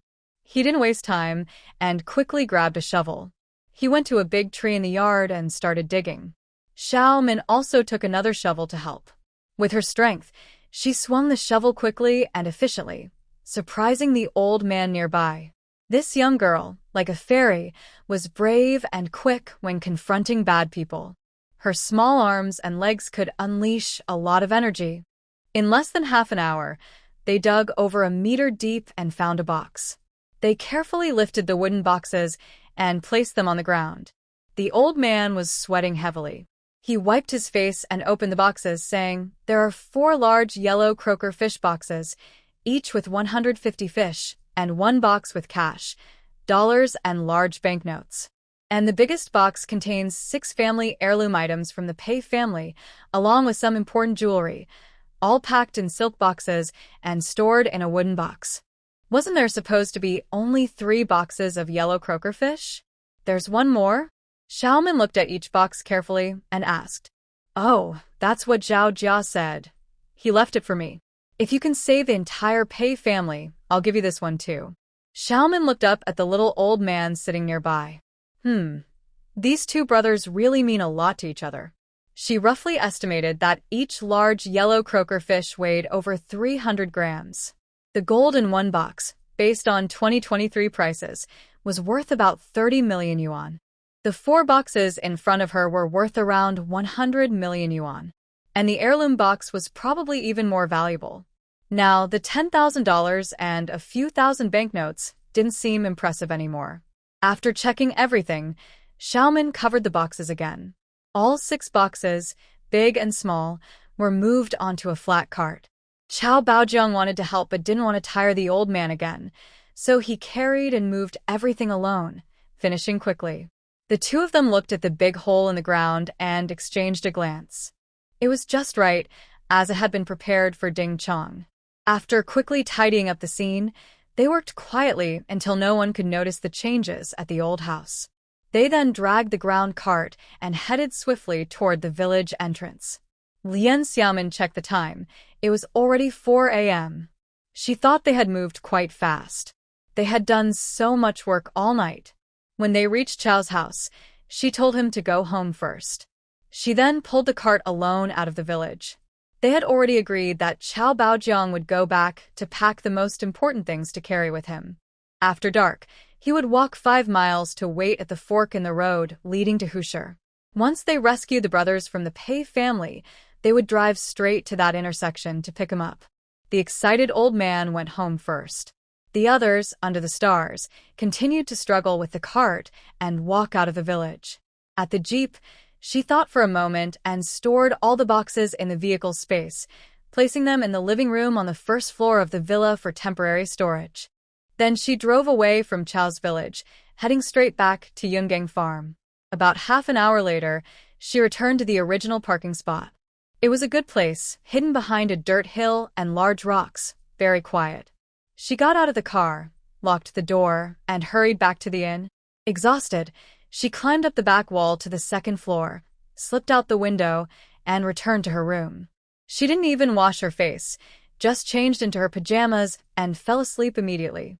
She was truly exhausted. She decided to sleep well first. It was already 11 a.m. on the 25th, and Lian Xiaomin was still sleeping. Sun Xiafeng had deliberately left the window open last night. In the morning, he heard the movement at the neighboring windowsill and knew she had returned, so he relaxed. He and Pei Ziqiu had gone to a nearby state-run restaurant for a quick meal. Now they waited quietly.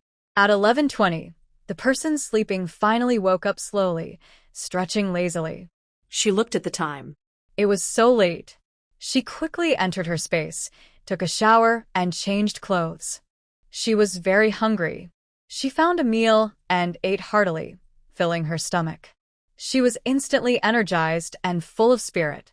Seeing it was almost noon, she tidied up and left her space. She opened the door to find the other 2.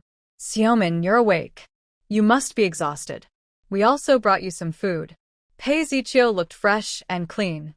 She had bought a set of summer clothes from the nearby supply and marketing cooperative earlier that morning and changed into them. The cloth tickets were not enough, so Sun Xiefeng brought some himself. Her previous clothes were really too torn to look at. When she quietly ran out of the 3 ditches, her left side was scratched by thorns, and she had a small hole. It was midsummer, and she had worn the clothes for 3 days. Her arms and legs were badly injured, and she looked no longer like a child. Sun Xiefeng brought some clean clothes, took a shower at the guest house, changed into fresh clothes, and was now clean and tidy, looking like a real person. Lien Xiaomin took a bag of buns, ate one as a token gesture. I just ate some dry food in the room. 1 is enough. It's noon now, you should eat some too. The two shared the remaining buns, packed up their things, and carried their baskets to check out and leave. They didn't go to the farm, but headed straight to where the jeep was parked. After getting in the car, they continued to rest, waiting for the sunset to start their move. Pei Ziqiu had heard from Sun Xiefeng early in the morning about the information gathered last night. She was only thinking about her older brother and younger brother's safety. She didn't know that Lien Xiaomin had also visited Saojia village in the middle of the night. She tilted her head, looking out the window. Summer was hot, and the sun was high in the sky. She thought, why hasn't the sun set yet? It's like it's nailed in place. The other two in the front seat discussed their plan. Lien Xiaomin took out a silenced pistol and a box of matching bullets, handing them to Sun Xiefeng.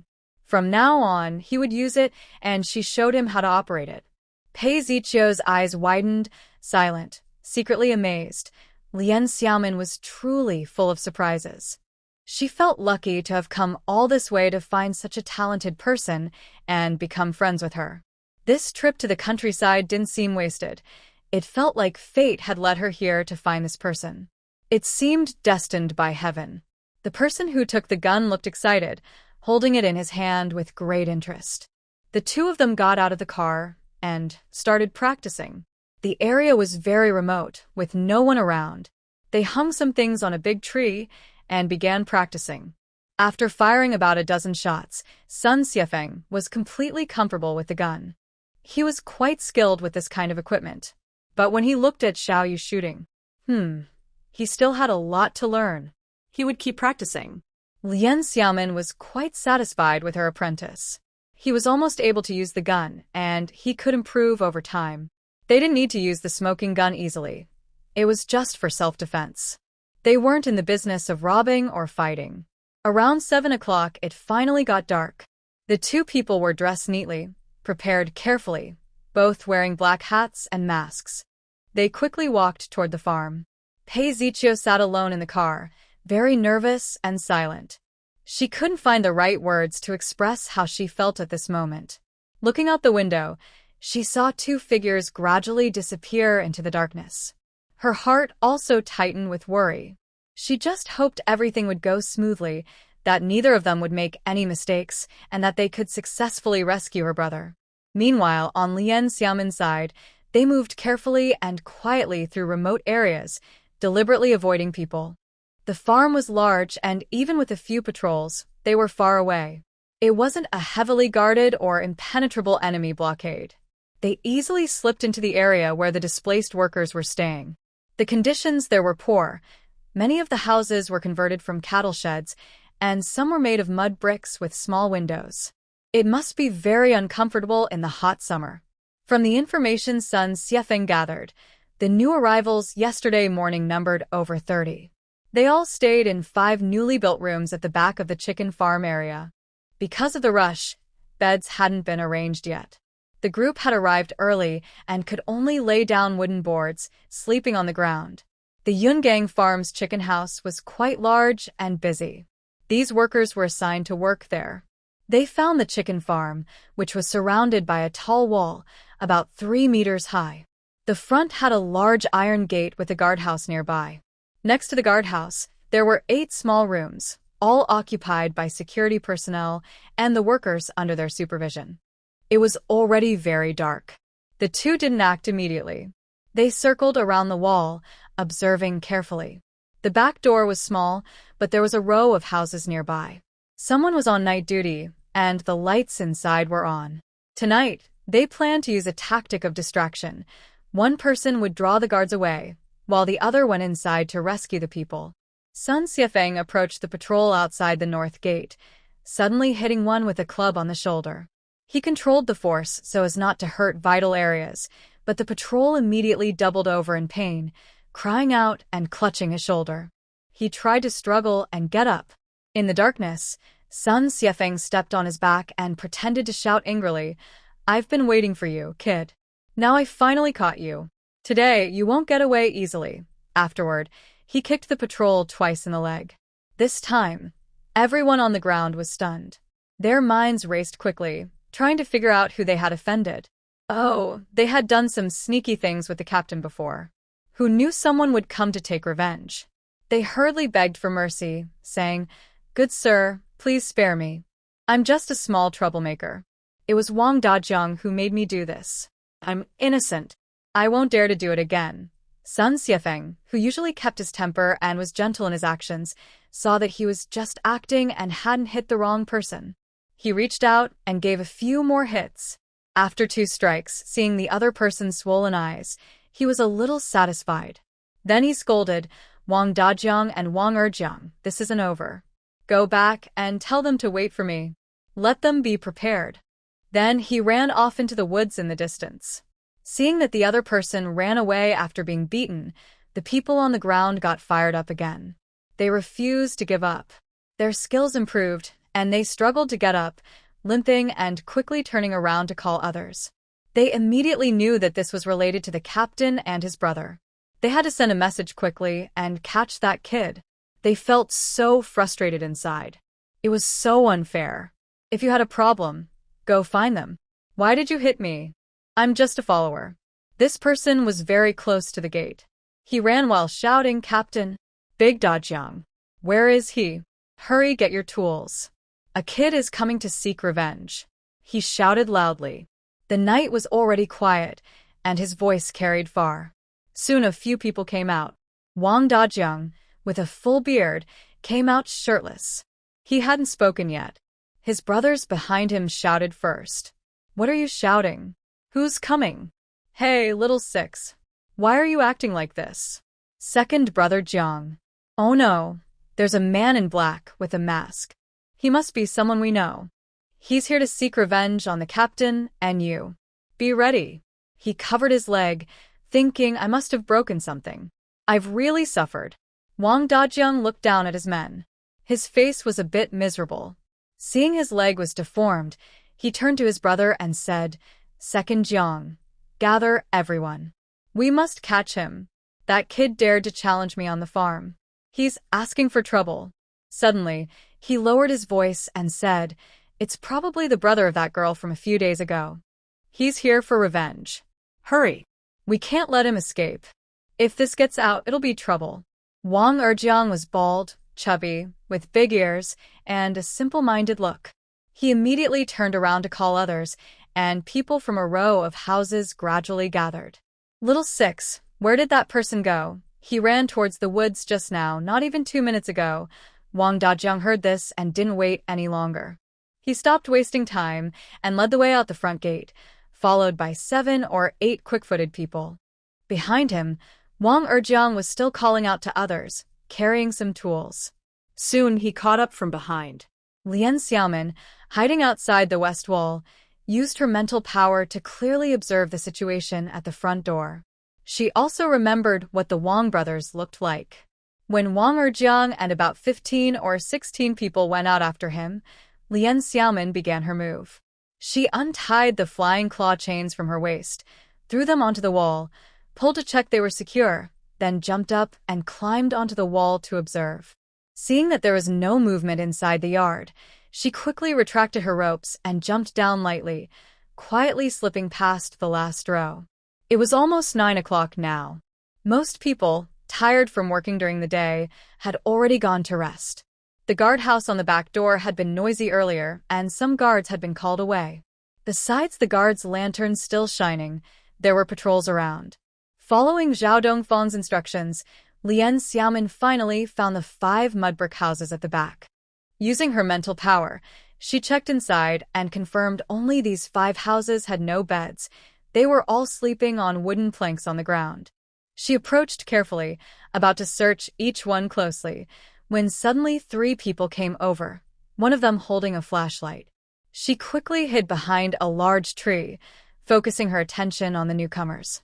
The 3 were whispering, "Tianjun, remember what Brother Erjiang said? Be quick with your hands later, and don't let the money go to waste." The man called Tianjun spoke softly, replying, "Don't worry, I understand. There was a commotion earlier, and we took a big group of people. It's the right time for us to strike.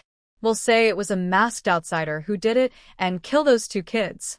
Isn't that perfect?" The 3rd person, who followed behind, looked a bit timid. He had been silent, but as they approached, he squeezed between the 2 and started stammering. "Brother, that kid is about the same age as our younger brother, around 10 years old. I was thinking maybe we should take care of the older one first, and then the younger." The first person to speak stopped and looked around.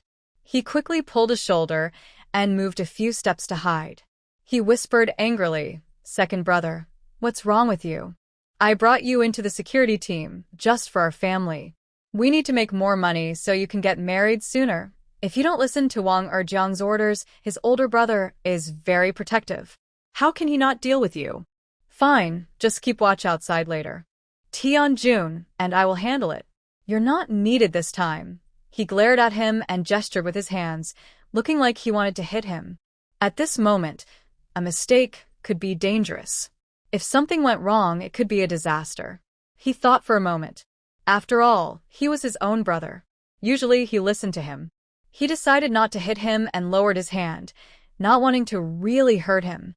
Lien Xiaomin was hiding nearby and understood what was happening. It turned out Wang Erjiang had sent 3 trusted men to secretly act tonight. From their behavior, it was clear they had helped Wang Erjiang do bad things before. She kept watching their movements closely. Unexpectedly, the 3 men didn't go into any of the 5 rooms. Instead, they headed straight to a storage room at the edge, which was used for tools and farming equipment. The wooden house looked sturdy from the outside. The windows were shut and seemed locked. The hesitant man stopped and decided not to go further. He listened to his brother's plan and hid behind a tree to keep watch. This spot was very close to the tree where Lien Xiaomin was hiding, only about 7 or 8 meters away. The other 2 men continued about 30 or 40 meters further, reaching the door of the wooden house. They were unlocking it. They had turned off their flashlights when they reached this row, so their movements were slow in the dark. Lien Xiaomin didn't wait any longer. She quickly took some anesthetic powder from her space and aimed it at the lookout. Within 20 meters, she could reach him. In an instant, the man staggered and was about to fall. While throwing the powder, she quickly moved a few steps forward, reached out, and caught him to prevent making noise. She gently laid him on the ground. The 2 men in front of the wooden door didn't hear anything. They had already unlocked the door and entered the house one after the other. Lien Xiaomin pulled out a small dagger from her waist and ran quickly toward the wooden house. She then closed the door tightly, thinking, "Today I will stay here. Let them come in upright and leave sideways." As soon as the 2 men who intended to attack entered the house, they drew their knives and prepared to fight. Suddenly, everything went dark. She paused for a moment, feeling a presence behind her, as if someone else had entered. "Second brother, weren't you supposed to watch outside? How did you come in?" Before he could finish speaking, he suddenly stopped moving and collapsed with a thud. Lien Xiaomin used her mental power to move freely in the darkness and quickly strangled the man from behind. "Big brother, I'm scared," a voice suddenly cried out from the corner. A boy, lying on a pile of firewood and just asleep, was startled when he heard the door open and people come in. Not knowing what was happening, he became very frightened and reached out to grab his older brother nearby. Lien Xiaomin ignored that and focused on dealing with the remaining attacker first. The man named Tianjun was clearly skilled, quick reflexes, agile movements, and he swung his dagger in a fierce attack. He was covered in sweat, and in a split second, he realized someone had come to ambush him. Although he couldn't see clearly, he still fought back fiercely. Lien Xiaomin dodged left and right, used a sweeping kick to knock him down, and quickly grabbed his left wrist to twist it, breaking the knife. The weapon clattered to the ground. Tianjun screamed in pain and fell to the ground. He knew he was finished. Before he could understand what was happening, a dagger was stabbed into his chest, and he could no longer make a sound. Lien Xiaomin finished dealing with the two men in a very short time. The noise had already attracted attention. The houses were close together, so she had to act quickly. She took out a small flashlight and shone it around to check the corner. The room was originally pitch dark, but now it was illuminated clearly. A young boy, dressed in torn clothes with one pant leg almost completely torn and ragged up to the knee, was huddled in the arms of a young man. The bright light made him squint and show a frightened expression. The man holding him was under 20 years old, with a face marked by bruises and cuts, but still showing a brave spirit. He frowned tightly, but was not panicked. Instead, his expression was filled with anger. Looking very messy, he walks on the street, looking no different from a street beggar. But he is quite tall and broad-shouldered. At this moment, he releases the child in his arms, suddenly stands up, and adopts a defensive stance. His tall, firm posture shows his strong physical ability. "Who are you?" he quietly asks, shielding his younger brother behind him. He already sees two people lying at the door and immediately recognizes them as the ones who beat him earlier that day. It seems they are now unconscious. He is very surprised and alarmed. The black-clad person in front of him has a slim figure, like a delicate girl. But someone who dares to attack even the security team at the farm and does so fiercely must have a mysterious background. Could they be here for him and his brother? The man called Tianjun is skilled in martial arts. He is no match for him. But in front of this person, he was quickly defeated. What incredible skill they have. Watching the cautious look and movements of the other person, Xiaomin speaks more softly and asks, "Do you know Ziqiu? She asked me to come and help you escape from the prison." The man's eyes suddenly widen, and he stares at her tightly, his lips trembling. The small kid hiding behind him peeks out, grabbing his older brother's collar and pulling it, unable to hold back tears. "It's my second sister. My older brother was sent by her to rescue us, but his older brother doesn't relax. He is 19 years old and can't be as naive as a child, believing everything immediately. He remains cautious. Why should I believe you? This might be another trick from that Hu guy. Honestly, if you want to deceive us, at worst we'll just die. We have no treasures or riches. You should leave now." Xiaomin ignores him and kneels down, waving to the small kid behind her. "Fatty, why do you look so thin? Your second sister said you love eating bamboo shoots with meat and big watermelons. Last time, your older brother told you to eat less and scolded you. Was she right?" Fatty is Pei Xian's childhood nickname, but unfortunately, the chubby kid has now become a skinny monkey. The small kid's round eyes look surprised at his sister, who is wearing a black mask, then he lifts his pointed little face to look at his older brother. "My older brother, she knows my nickname is Fatty." It must be second sister who told her. After saying that, she loosened her brother's collar and shyly reached forward, placing her hand in the sister's palm. Pei Zishi's expression changed, but he didn't stop the younger sibling from holding the sister's hand. He was still hesitant. Because of the family troubles, he had become suspicious and couldn't trust anyone or anything. "Sister, I'm so hungry. Yesterday, when we arrived here, they didn't let us eat. Big brother said it was to stop us from escaping, but others have food to eat here." Lien Xiaomin knew she couldn't delay any longer. She had to leave quickly. She took out 2 white rabbit candies from her pocket, giving one to each of them to restore some energy, since they still needed to run away. Fatty opened his candy and ate it right away. The other person still didn't move. She quickly pressed the candy into the other's hand and said fast, "Eat the candy quickly to regain strength." Honestly, Pei Ziqiu is waiting at the farm nearby. I will take you to meet her. We can't waste more time. Hearing this, Pei Zishi finally showed some emotion. His eyes brightened. "My sister, is she really here? All right, I believe you this once. Let's go." He kept the candy in his mouth and didn't take anything else, deciding to follow. In fact, they didn't have much luggage, so they didn't need anything. They stayed in the house for about 5 minutes. Lien Xiaomin turned off her flashlight and immediately led the two out. Not far from the door, she clearly felt that Pei Zian, who was holding her hand, was walking slowly. She looked down and saw his legs trembling slightly, but he stubbornly clenched his teeth and kept moving. Next to him, the tall Pei Zishi wasn't trembling, but he had injuries and didn't look much better. Without saying a word, she crouched down and signaled the little one to climb onto her back, holding him around the neck. She held his legs and stood up, walking quickly. Carrying a 10-year-old on her back was not difficult. They quickened their pace, heading west toward the wall. The sooner they got further away before being discovered, the better. They were about a few hundred meters from the wall.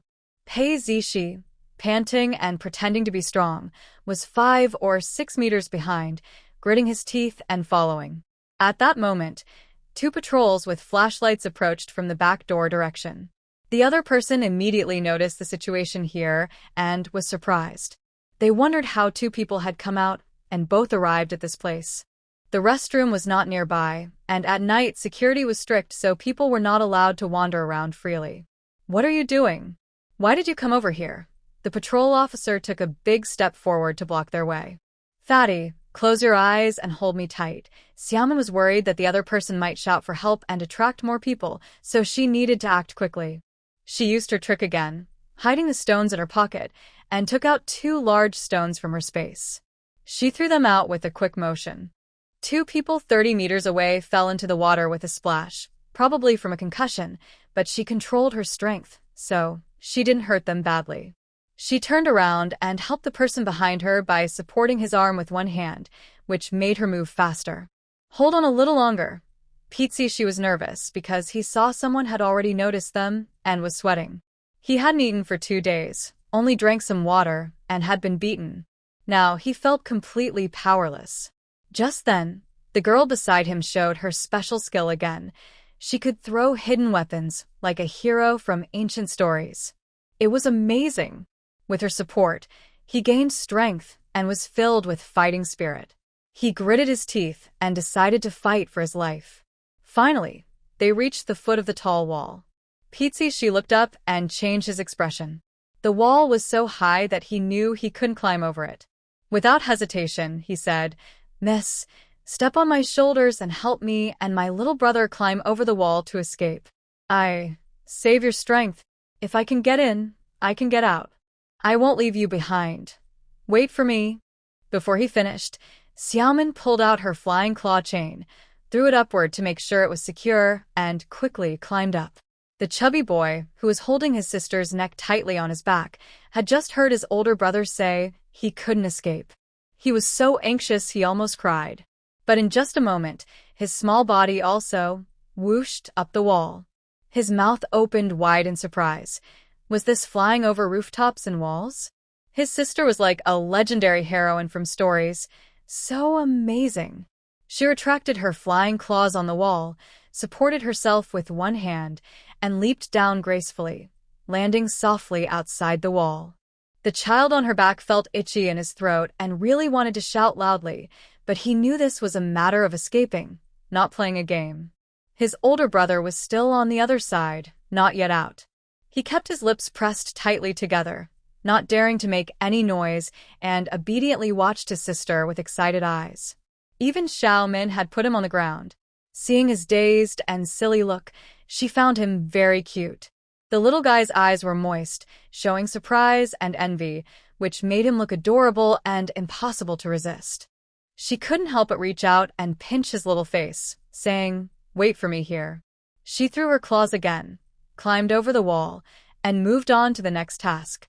In just a moment of distraction, Pei Zishi saw her move smoothly and return. She was good at climbing, but she wondered if she could really handle herself too. How was she supposed to climb? She was barely able to stand without leaning on the wall. If she hesitated later, it might be embarrassing, like a hero falling under the wall, she thought. Stop relying on luck. You don't need to climb yourself. Come here, I'll carry you over. What? Although she had lost some weight, she was still quite sturdy. How could she carry him? Pei Zishi felt cold inside, with a doubtful look, eyeing her small frame. Xiaomin saw he wasn't moving, so she decided to take action. She grabbed his arms, twisted around, and looped her arms around his neck. Just like a chubby kid, hold my shoulders and neck tight. Weight wasn't the issue, it was that Pei Zishi was much taller, around 178 centimeters or more, making it hard to carry him. She held one of his legs with one hand and could only grip the rope with her other hand. This time, she took 2 steps back, then started running fast. Using the momentum, she pushed off the wall with her feet, skillfully flipping over the top of the wall. After a brief pause, she loosened her grip on the rope and quickly hugged his legs tightly. This way, his feet wouldn't touch the ground when he jumped down. Then she leapt confidently, landing steadily outside the wall. The whole move was graceful and smooth, like carrying a backpack. Pei Zishi's expression was no different from before, calm and composed, with his heart pounding happily and a slight smile on his face. This was truly impressive. Xiaomin muttered to herself, "Why isn't he letting go yet?" The petite girl reached out and pulled his arm away, catching her breath as well. This long arm almost strangled her tiny neck. She nearly fainted from lack of air. She put away the flying claw chains. At that moment, she sensed a figure staggering nearby. Upon looking, she saw it was Sun Xiefeng. Pei Zishi was initially startled and wanted to pull her little brother closer to block this person. Seeing the two exchanging nods, she realized they were on the same side and relaxed. Sun Xiefeng didn't say much. He looked at Pei Zishi's condition and saw she was injured, so he figured she couldn't walk fast. He bent down to try to carry her and leave quickly, but Lien Xiaomin stopped him. "You should carry the kid. We have a tougher night ahead. Save your strength. I'll carry him, and we can run faster." Sun Xiefeng nodded. Now wasn't the time for talking. He immediately carried the child and ran. Lien Xiaomin had already wrapped the chains around her waist. She pulled the big guy onto her back, holding his long legs. She reminded him, "Just hold onto my shoulders. Don't choke me this time." "Oh my, I almost lost my life because of you." Pei Zishi was still stunned, letting herself be guided. She was soon on the small body's back. Forget it, escaping was the priority. She would repay this little hero's great kindness someday. Okay this time, he wasn't nervous and didn't dare to struggle. Lien Xiaomin ran swiftly. They chose places with few people, constantly jumping over pits and small slopes. But with a person on her back, she moved as fast as walking on flat ground. Sun Xiefeng had rested well that day and kept up with them. They darted through the farm, took a detour for about 7 or 8 miles, and finally returned to the jeep. Pei Zichio waited anxiously inside the dark car, staring intently at the road they took, praying silently for everyone's safety to return. Until she faintly saw shadows flickering in the darkness, getting closer and closer. Her heart almost jumped out of her chest. She opened the car door, got out, and took a few steps forward, feeling her body trembling. When she saw clearly that the person on Xiaomin's back, the face she had dreamed of countless times, was indeed her big brother, who had grown up with her. Tears burst out uncontrollably. The running person finally stopped and paused. "Xiao Qiu, I've returned your big brother to you." These long legs make it hard to carry him. Wait, are all people from Shanghai this tall? Almost as good as Lin Yushu, Lien Xiaomin took off her mask, grinning, and muttered happily to her good friends, no longer showing her fierce and determined look from before. Pei Zishi stared steadily at the girl in front of her, who was now crying softly. She was someone he and his family had been thinking about and caring for deeply. In that moment, his emotions overwhelmed him. He quickly grabbed his younger sister's shoulders and said, "Zichio, you really came? I told you to stay far away, but you didn't listen." The girl in front of him was already crying uncontrollably. Just then, Sun Xiefeng also arrived from behind. He had been a little behind earlier, but he couldn't run faster. His little brother was just too quick. He put down the child on his back, took a deep breath, and had already thrown his mask aside. Second sister, I miss you so much." "Boo-hoo, Pei Zian, with sharp eyes, saw her older brother and sister hugging and crying, and he eagerly went over to hold their waists, overwhelmed with emotion. Sun Xiefeng, still catching his breath, said, "Let's get in the car first. Those people are searching everywhere. We need to leave this place quickly." Lien Xiaomin got into the driver's seat, letting the three siblings sit in the back. Sun Xiefeng sat in the passenger seat. They started the car but didn't turn on the lights. Everyone was alert, using their mental energy to watch the dark road ahead, and they drove away quickly. Pei Ziqiu took out the prepared steamed buns and cakes to give to them. In the hot weather, these are the best foods to keep. Although they had some simple cooking tools and grains in the car, it was inconvenient today, so they only bought these for the evening.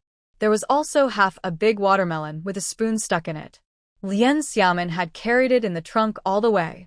The watermelon was still good, easy to store, so she packed a few. There was still one left in the back. This afternoon, while waiting, they shared half of it, saving the other half for the two who escaped later in the evening. Since these two had gone 2 days without food, they didn't dare eat too much. Each ate a little bread to fill their stomachs, and then had some watermelon to quench their thirst. "Chubby, is it delicious?" Sister Xiaomin brought it just for you. The little one was eating the sweet watermelon happily, so delighted he couldn't find his way. He nodded vigorously. "By the way, big brother, little brother, I haven't introduced them yet. This is Lien Xiaomin, my good friend. The one over there is Feng Ge, Sun Xiefeng. They came with me on the 21st from Liaoning province to rescue you. They drove day and night without rest. It was very hard for them." Pei Zishi looked gratefully at the two people in front. After removing her mask, she recognized them clearly. They also looked tired. Considering the date, they had traveled so far and worked so hard. It was truly not easy. "Feng Ge, Miss Lien, I will never forget your help. I will keep it in my heart. If I ever get the chance to stand out, I will repay you greatly. You are my brothers and sister, my life's benefactors." The little kid, still dripping watermelon juice from his mouth, also said excitedly, "Sister Xiaomin, you will be my big sister from now on. And the big brother who carries me, I will listen to you and learn kung fu from you." The driver chuckled and said, "Big sister? I'm younger than your second sister. Kid, practicing martial arts is tough. Maybe I will suffer, but when bad people hit me, I didn't cry once. Right, big brother?" Pei Zishi gently patted her little brother's head, looking at his innocent face. She remembered the hardships she had suffered with the adults, the painful scenes. She choked up and said nothing. Pei Qiuxiu, hearing this, had tears in her eyes but smiled and said, "You should learn from big brother first. You used to be so lazy, only interested in eating delicious food. When you grow up, you can continue learning from Feng Ge." The siblings in the back seat talked about their experiences, mainly Pei Zishi sharing about their family. Sun Xiefeng was organizing his pistol and bullets. Someone nearby glanced over and asked, "Did you shoot just now?" "Yes, the Wang brothers shouldn't have been left alive. I fed them a few peanuts." Sun Xiefeng felt deeply about this. Thinking of his parents at Hongxing Farm near Kaoshan, he hated people like Su Manfa even more. The Wang Dajiang and Wang Erjiang, they're just like Su Manfa. They deserve to die. Pei Zishi heard this and froze for a moment. She reached out and firmly grabbed Sun Xiefeng's shoulder, showing silent gratitude. After hearing her sister explain the situation, she realized that Wang Erjiang was bought by someone named Hu, who wanted to kill her and her younger brother. Feng Ge had essentially avenged himself by eliminating his enemies. "I can't quite describe how I feel inside. Anyway, I don't thank you openly, and I don't know how far I can go in the future, or if I can repay this kindness." He silently looked out the car window. On the dark night road, a row of tree shadows kept moving quickly behind. At this moment, he had already gotten into the escape vehicle. Under him was a very precious seat, but unfortunately, his family in prison had no such place and were still suffering in hardship. He looked back again at the endless darkness behind him, as if he was gradually leaving it behind. Being left behind gave him a feeling of escaping from danger. The car had been driving for about half an hour when Xiaomin suddenly slowed down and stopped at a fork in the road. The brother and sister in the back seat were surprised, unsure of her purpose. She turned around with a smile, raised her lips, and said, "There's one more passenger getting on. Please bear with it a little." Let the chubby one sit on Zichio's lap to make room. The two looked confused. On the run, who was this new passenger? But they quickly followed her instructions and rearranged the seats. The Jeep's interior was quite spacious and not crowded. The siblings looked at each other with suspicion, wondering who they were about to pick up. Pei Zichio, who was very clever, looked at the distance and the direction of this fork in the road. Suddenly, she was struck with realization. She had just pointed out the way. This was the fork leading to Chao's village. Could it be? She couldn't believe her guess. How was that possible? Her heart suddenly pounded loudly, her eyes went wide, and she stared out the window, waiting for the truth to be revealed. Until Xiaomin came back from the woods by the roadside with someone, walking quickly toward the car. The figure was an older man, and Pei Zichio already had her answer in her mind. Before she could speak, Pei Zishi, sitting beside her, exclaimed, "Grandpa." "Zichio, what's going on? Am I dreaming?" Xiaomin had already opened the right rear door, helping the old man carry a sack and a basket, and helped him get in first. After digging for treasure together last night and burying Ding Chong, they suddenly became very close. Seeing each other again felt like they had known each other for a long time. Their relationship was very close, with no distance at all. Maybe this was what it meant to be like-minded. Chao Baojiang was also very excited. He got into the car, signaled the young girl to put the things in the trunk, then grabbed the young man's shoulders and shook him hard. "Zishi, little stone, I never thought I would see you in this life," said the old man, fighting back tears as they welled up in his eyes. He then turned to look at the two children nearby. "Is this Zichio and Ziyan? When I left the Pei family, Zichio was only 7 or 8 years old. Do you remember Grandpa? As for this little guy, he was just a baby back then." Zichio, holding a cute, serious-looking younger brother who was deep in thought, reached out and took his hand. "Grandpa, how could you forget? You even took me to feed the little goldfish. I secretly sprinkled a lot of fish food and ended up starving several of Grandpa's fish. I was too scared to admit it, but I said you taught me. Now you're a tall young lady. The family matters. Xiaomin told me everything last night. It's a long story. Little Stone, how are your grandpa and the others doing? It's been a tough journey, but they need to hold on." Little Stone is Pei Zishi's nickname. Hearing this, he froze, feeling like a drum was pounding in his chest, suddenly feeling short of breath. "Grandpa, what do you mean?" Seeing the brother and sister both staring at him blankly, Chao Baojiang turned to look at the driver. Lien Xiaomin slightly tilted her face and said firmly, "The old man is right. Tonight, we will work through the night to rescue all your family members, none left behind." The car was silent for a few seconds. Suddenly, Pei Zichio covered her mouth, almost crying out loud.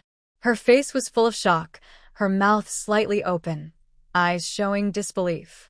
She instinctively reached forward and tightly grabbed the shoulder of the person in front, trembling slightly from the excitement, as if she couldn't control herself. "Xiaomin, is this real? Am I dreaming? Do you really have a way to save so many people?" Lien Xiaomin kept driving, patting her friend's shoulder with one hand. "Don't worry, we're on our way now. We will definitely rescue everyone. I've already planned everything. Let your brother describe the situation of the place where they're being held." Actually, with Lien Xiaomin's skills, she could simply find Hu Yixuan, who works at the Pigeon Committee, and hypnotize him. He would tell everything she wanted to know, and there would be no need to worry about missing any important details. However, now that Pei Zishi has explained everything is clear. It's easier and saves time. She thinks that tonight at Yungang Farm, news might already be spreading quickly, possibly reaching Hu's side. The farm has a phone. With such a big event, a simple call would let them know what's happening. This is definitely possible, so she must act fast to prevent Hu from panicking and causing more trouble. They are far from the farm now. Besides Sun Xiefeng, others are too emotional to notice much. The Jeep's headlights have been off, but they are driving very fast. The dirt road in this era is rough and bumpy, but the driver doesn't care about that now. The car speeds up secretly in the dark, getting closer to their destination. Around 10:30 p.m., they finally slow down and enter Shanghai. Pei Zixi clearly gives directions. Lian Xiaoman drives while using her mental powers to observe the surroundings. Although she lived in Shanghai for many years in her past life, many places have changed a lot. Now she is looking for a good spot to prepare for her plan. They need to replace the Jeep with a truck that has a cover, which she has already prepared in her space. They will find a place to move it out and park it. The modified truck looks very similar to the current Jeep, so it won't attract attention. They head toward the Pigeon Committee's area, about 700 to 800 meters away. There is an empty factory yard, which she spotted earlier from afar as a suitable place. The yard is empty now, with no one on duty or guarding it. She doesn't care which organization owns it. She just needs a place to use. She parks the Jeep at the gate. With a thought, she quickly places the truck inside the yard through the tall wall. She gets out of the Jeep, walks over, and checks the lock on the gate. Using her old method, she pulls with force and with a loud bang, she takes off the lock and chain. The gate creaks open halfway. She returns to the car and carefully drives the Jeep inside. Old Master Chow, sitting in the back seat, keeps looking out the window, smiling at the girl's actions. This scene was very intense for him. The situation was not ordinary, and he wondered if it was related to Eagle Claw strength or something similar. We'll wait until more people arrive, then we'll change to another vehicle. I've arranged for another team with a prepared truck. Sun Xiefeng, and I will go rescue the people. You all wait here first, said Lian Xiaoman, pointing to the truck parked nearby. After putting on her mask, she set out. Pei Zixi looked serious and asked, Do I really not need to guide you? It might be easier to find if I do. The big courtyard behind there is a bit complicated. He knew he was not strong enough to rescue people, but he had just eaten and could at least walk now. No need. You've described everything clearly. I'll handle the rest. You're injured, so stay here and rest assured, replied Sun Xiefeng, also wearing a mask and lowering her black cap. She followed her out of the courtyard, then quickly closed the door behind her. They continued along the road, walking quickly forward. Following Pei Zixi's instructions, they soon found a hidden courtyard behind a street near the Pigeon Committee. They stopped outside the wall, and Lian Xiaoman used her mental power to observe inside. There was no guard room. The place looked like an abandoned yard. A large iron gate was chained and locked. Inside, near the entrance, was an old two-story building, with a row of single-story houses behind it. The lights in the building were on. The first floor probably housed the guards, 2 people who were not sleeping. The second floor had 2 interrogation rooms. At the windows, shadows moved, indicating more than one person inside. Using her mental power to examine carefully, based on their appearance, she identified the person being questioned as Pei Yahui, the father of Zichio's siblings. Outside the wall, the people stopped moving and stood quietly in the dark, listening carefully to the voices inside. Soon, they learned that the man standing in front of Pei Yahui, wearing glasses and tall, was Hu Yixuan. Hu Yixuan looked anxious and scolded the person in handcuffs, shouting loudly. Tonight was really chaotic, and everyone's mood was starting to break.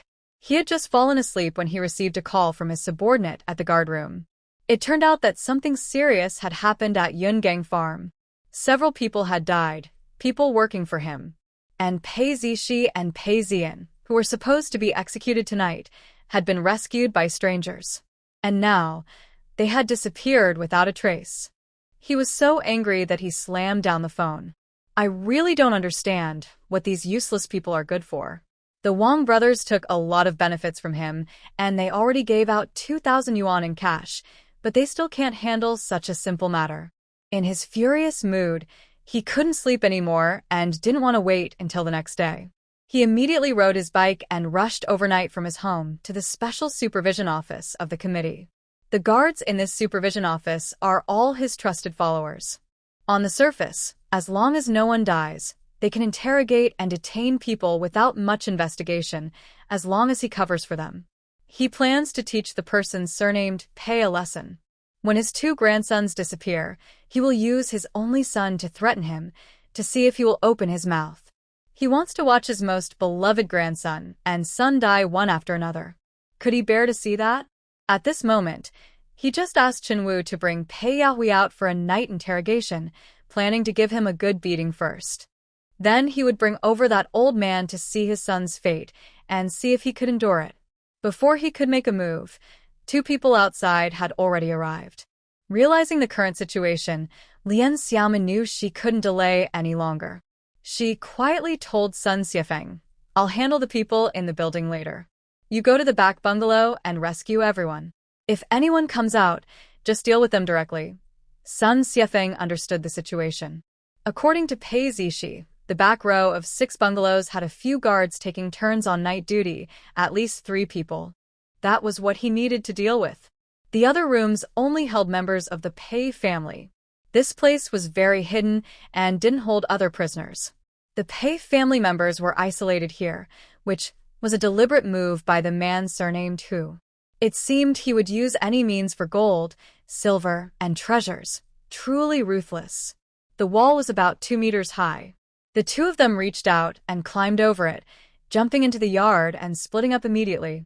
Lien Xiaomin quickly rushed into the small building, moving swiftly. Within 20 meters, she released a bit of sleeping powder from her space, dropping it onto the faces of the 2 men on the first floor. They were sitting at a table talking when suddenly, they felt dizzy and blurred, and within seconds, they collapsed and lost consciousness. After dealing with these two, she quietly tiptoed upstairs. On the second floor, the interrogation room was empty, but in another room, besides Pei Yahui and Hu Yixuan, there were 2 other people. She had already planned everything in her mind. When Lien Xiaomin reached the door, she clenched 2 stones in her hand. She found these things quite useful. They didn't bleed. The situation was getting out of control and too messy to handle. There were only 3 people inside the room, but that wasn't enough for her. She simply kicked the door open and stormed in. With a loud bang, she took a big step inside and quickly raised her hand, flicking away 2 solid-looking ping-pong balls like lightning. The 2 people standing against the wall were startled by the sudden noise and looked at the door in shock. Before they could react, they were hit on the head, thud, thud, and both collapsed to the ground. In an instant, Hu Yixuan reacted quickly. He drew his pistol from his waist and aimed to shoot. Lien Xiaomin had already been watching him. Seeing how fast he reacted, she kicked his gun away with a flying kick. Then she immediately punched him in the chin. Hu Yixuan felt black in his eyes and hit the nearby desk, blood already dripping from his mouth. He endured the pain and saw that the other person was small and delicate, so he tried to fight back. He used the table to push himself up and lunged forward, aiming for a close fight to hold the opponent. Lien Xiaomin dodged swiftly, grabbed his arm, and used a hold to twist it. The other person screamed in pain as his arm broke and he fell to his knees under the pressure. The whole thing happened very quickly, in just about 10 seconds. Meanwhile, Pei Yahui, sitting in a chair, didn't move. He couldn't guess who this person was. Could they also be here for him? But his family had been trapped for so many days with no way out.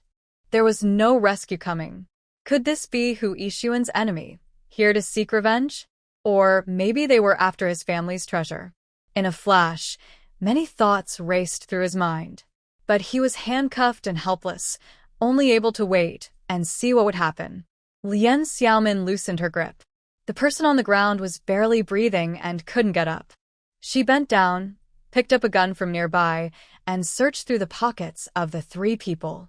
Soon she found the key to the handcuffs. She hurried over to unlock Pei Yahui's cuffs. Once free, he let out a long breath of relief. It seemed this person meant no harm to her. "Uncle Pei Yahui, right? Miss, do you know me?" Who are you? Lien Xiaomin confirmed his identity and said, "I'm here to save you." Come with me. "Let's leave first." She turned and headed outside, feeling a bit worried about Sun Xiefeng's side. After all, more people needed help, including the elderly and children, and their health was uncertain. Pei Yahui also knew that no matter what, he had to find his family quickly and leave this place. Just now, Hu Yixuan clearly intended to harm him. At least he had survived this time. He reached the door, but then turned around. Seeing that the animal on the ground was still alive and groaning in pain, He clenched his teeth and decided not to let it go. There was a small, sharp knife on the table. It was the one used earlier to threaten him. Now, fate had turned. Hu Xingshi was in his hands. He walked over, picked up the knife, and without hesitation, ended the animal's life. Pei Yahui didn't know that his 2 sons had almost been attacked tonight. He was only thinking, Shiyun, rest in peace in heaven. Big brother will avenge you. Lien Xiaomin, who was walking ahead, was actually deliberately letting Hu Yixuan be handed over to him. If he could release his anger and cut down the enemy, Hu Xingshi, who had caused his family's ruin, deserved this fate. Pei Yahui had been under house arrest. He wasn't badly injured, just weak. He drew the knife, gripping it tightly, took a deep breath, and felt a bit faint from the emotional stress. But he knew he couldn't delay. It was urgent to go downstairs and find his family. He forced himself to keep going, following the person ahead. Lien Xiaomin waited at the stairs. Seeing that he was not in good shape, she stepped forward to support him. She simply put his arm over her shoulder and hurried down the stairs with him. Outside, she let go and told him to wait in the shadowy corner of the wall. She would go quickly and bring everyone out. Pei Yahui was indeed a bit overwhelmed. He leaned against the wall quietly, waiting so he wouldn't slow her down in rescuing others. A person with light steps, like a swallow in the dark, swiftly ran toward the small house. When she arrived, she saw 3 people lying at the door of the first room. Looks like her little helper did a good job. At that moment, someone was already coming out of the house. The first to peek out was an elderly man with white hair. Sigh, he understood immediately. This must be Pei Zhaojia. Once a prominent business figure, now suffering such a disaster, turning his hair white overnight. He wondered how he had managed to survive all these months. Pei Zhaojia saw a dark shadow approaching and was startled, but said nothing. Grandpa Pei, I am Zichio's friend. Please come with me, Lien Xiaomin whispered quickly. The old man's expression relaxed instantly. He nodded, understanding that it was late at night and best not to make noise or ask questions. Leaving quietly was better. He turned around, pulling his wife Tang Yuji's arm, and they headed outside, followed by their 2 granddaughters. At the back was Wang Huiqi, Pei Yahui's wife. She looked pale and seemed in bad shape, being supported by Sun Xiefeng as they moved out. Looking up, he saw the eldest son coming, and he felt relieved. The elderly, the weak, the sick, it's very difficult. He felt a bit overwhelmed. Lien Xiaomin went over to help, gently supporting her under the armpits with his shoulder, using his body to help her walk. This made it easier for her to move. The group tried to walk toward the main gate. When they reached the small building, they saw Pei Yahui leaning against the wall, looking anxious and waiting. Wang Huiqi saw him immediately and became very emotional. It was so late, and Yahui had been taken away. Things looked very bad. The day before yesterday, early in the morning, their 2 sons had been taken and never returned. Now they wondered if it was their turn next. The couple was mentally prepared, almost sure this was a matter of life and death. Wang Huiqi's heart was shattered. She felt like her world was ending. After someone was taken away, she couldn't stand. She fainted first, and there was no one else in the cell to take care of her. When Sun Xiefeng arrived, she had just woken up a few minutes earlier, lying on the ground, dizzy. Now, biting her lip, she was supported away. She finally saw clearly who was in front of her. Yes, it was Pei Yahui. He was still standing there, intact. Her tense nerves relaxed, and she felt a huge weight lift from her heart, but her limbs grew weaker. Seeing this, Lien Xiaomin stopped, bent down, and gently carried her on his back. Sigh. This ant is truly a delicate beauty. She's over 165 centimeters tall, but very light, probably no more than 80 jin, about 40 kilograms. Once on his back, her pace finally quickened. He led the way confidently, walking briskly to Pei Yahui, signaling him with his eyes to hurry up. The other person nervously glanced at the lady, but said nothing. Seeing that her parents, niece, and a young man in black were following, he relaxed and continued walking toward the gate. Everyone remained silent. already about 10 meters from the gate. Suddenly, Xiaomin used her mental power to sense that two people had arrived outside, still wearing red armbands on their arms. It was clear they were coming here. They were talking and already taking out their keys. They were just a few steps away from the entrance. She used her body to block Pei Yahui, signaling him to stop and hide behind the wall to avoid being seen.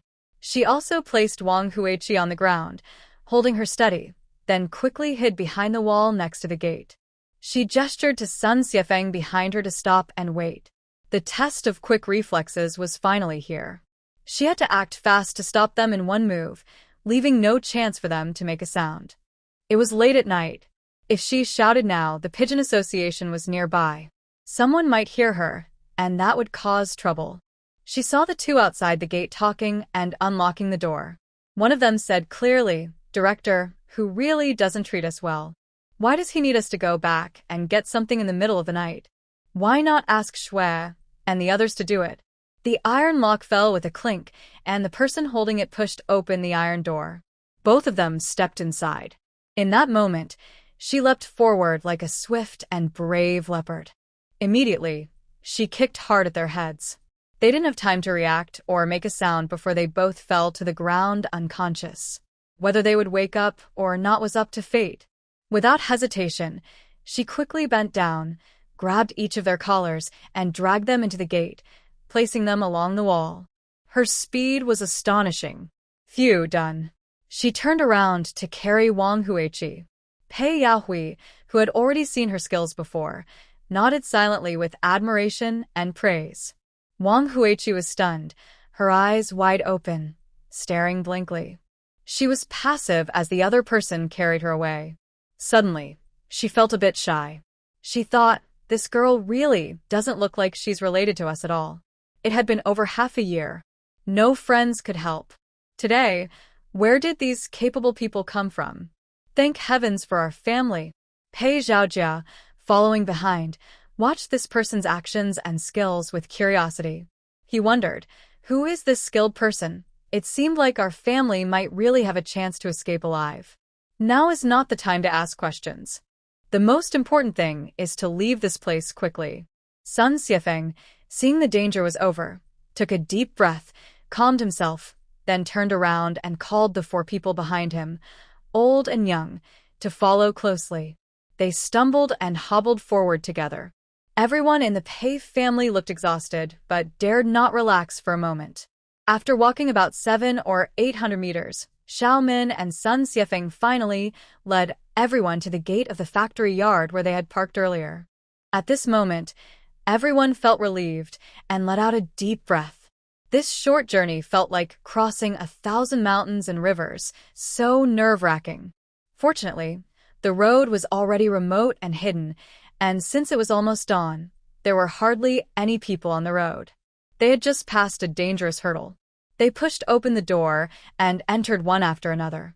Inside, a few people waiting couldn't sit still. They had gotten out of the car and were pacing nervously in the yard. When they heard the noise, they suddenly stopped, held their breath, and stared intently at the door. When Xiaomin saw her mother carrying herself on her back and leading the way, tears suddenly streamed down her face. Looking at her father, who hadn't been seen for over half a year and had become very thin, it was heartbreaking. She quickly went over, trying to control her emotions, and softly called out, "Mom and Dad, you've suffered." Pei Xiao, who had been left in the car and wasn't allowed to come out, suddenly ran out regardless of everything, rushing into his mother's arms. Wang Huiqi had just been put down and saw her children coming over, rushing into her arms. She felt like she was in a dream, overwhelmed with emotion, tears flowing freely. The others also came in. Pei Zhaojia and Tang Yuji led two little girls into the yard, and everyone was stunned. What was going on? The grandchildren were all here. These children. What's happening? Were they all saved by these two people? I had many questions in my mind, but I pushed them aside because of my excitement. Pei Zhaojia saw an elderly man standing at the back, holding onto a jeep door, smiling at us. Brother Baojiang. Am I dreaming right now? Baojiang smiled warmly at his brother and walked over a few steps. They held hands tightly, and as they smiled, tears filled their eyes. Xiaomin signaled to Sun Xiefeng, who immediately whispered, "This isn't a place to talk. We are reinforcements brought by Miss Pei. Tonight, we will save everyone without fail. Let's get on the truck first and leave the danger zone. We can talk more on the way." Everyone nodded and didn't say much. Time was urgent. Staying here wouldn't be safe enough to be truly out of danger. While waiting earlier, Baojiang didn't stay idle. He didn't let Zixi reach out to avoid worsening his injuries. Instead, he and Ziqiu moved some water buckets, cooking tools, and other supplies from the jeep to the truck. When they checked, they saw the truck was still loaded with many items, mainly blankets, mats, and several stacks of clean clothes and shoes, all looking new. There was also food, 3 barrels of water, and some supplies needed for the journey. They even had iodine, gauze, and medicine for injuries, thoughtful preparations. Now, Xiaomin saw that the jeep's belongings had been cleared out and moved over. She said, "The clothes in the truck bed are for you all to change into. Please get on the truck first. Sun Xiefeng will drive and take you away. I still have one last thing to do. I will meet you at the fork outside the city later." Old Baojiang knew what she was going to do, that she must be going to retrieve the 8 boxes of stolen goods from the Hu family. He understood in his heart that this girl was very capable. When they left Caojia village earlier, she told him that the 6 boxes of items would be handled by others for transportation and transfer. It seemed this batch was also arranged properly. Actually, he didn't know that the others were also Xiaomin herself. Pei Yahui came over. He had just heard his daughter briefly explain the reason. She was going to exchange some family wealth stored at Baojiang's place for Xiaomin to travel thousands of miles, day and night, to rescue their 2 sons. Unexpectedly, they managed to rescue his entire family and even plan their escape route to Hong Kong for future development. It seems his daughter is truly blessed by heaven. With such luck, it's not easy to come by. He stepped forward, cupped his hands, and lowered his voice, knowing time was tight and speaking quickly. "Young lady, Ziqiu has already told me some of the follow-up plans. I also have something to discuss with you. The Pei family has some money stored at my close friend Zhao Chuzhou's house. There are 3 large boxes, buried by us in the backyard wall. As we head to Hong Kong, my family also needs some money for support. Do you think it's possible to take me to Zhao's house? If not, that's fine. We can still manage to get by. There are some old friends in Hong Kong who have already gone there." Lien Xiaomin sighed inwardly. Wow. No wonder he's a big businessman from Shanghai. Truly impressive. Having multiple escape plans isn't without reason. It all comes into play now. His family is large and powerful, and he probably has many backup plans. She nodded. "All right, Uncle Pei, come with me. Everyone else get on the truck." Sun Xiefeng helped 9 people, old and young, onto the truck bed. It was covered with a tarp, and since it was summer, it was spacious inside with all necessary supplies, making it quite comfortable.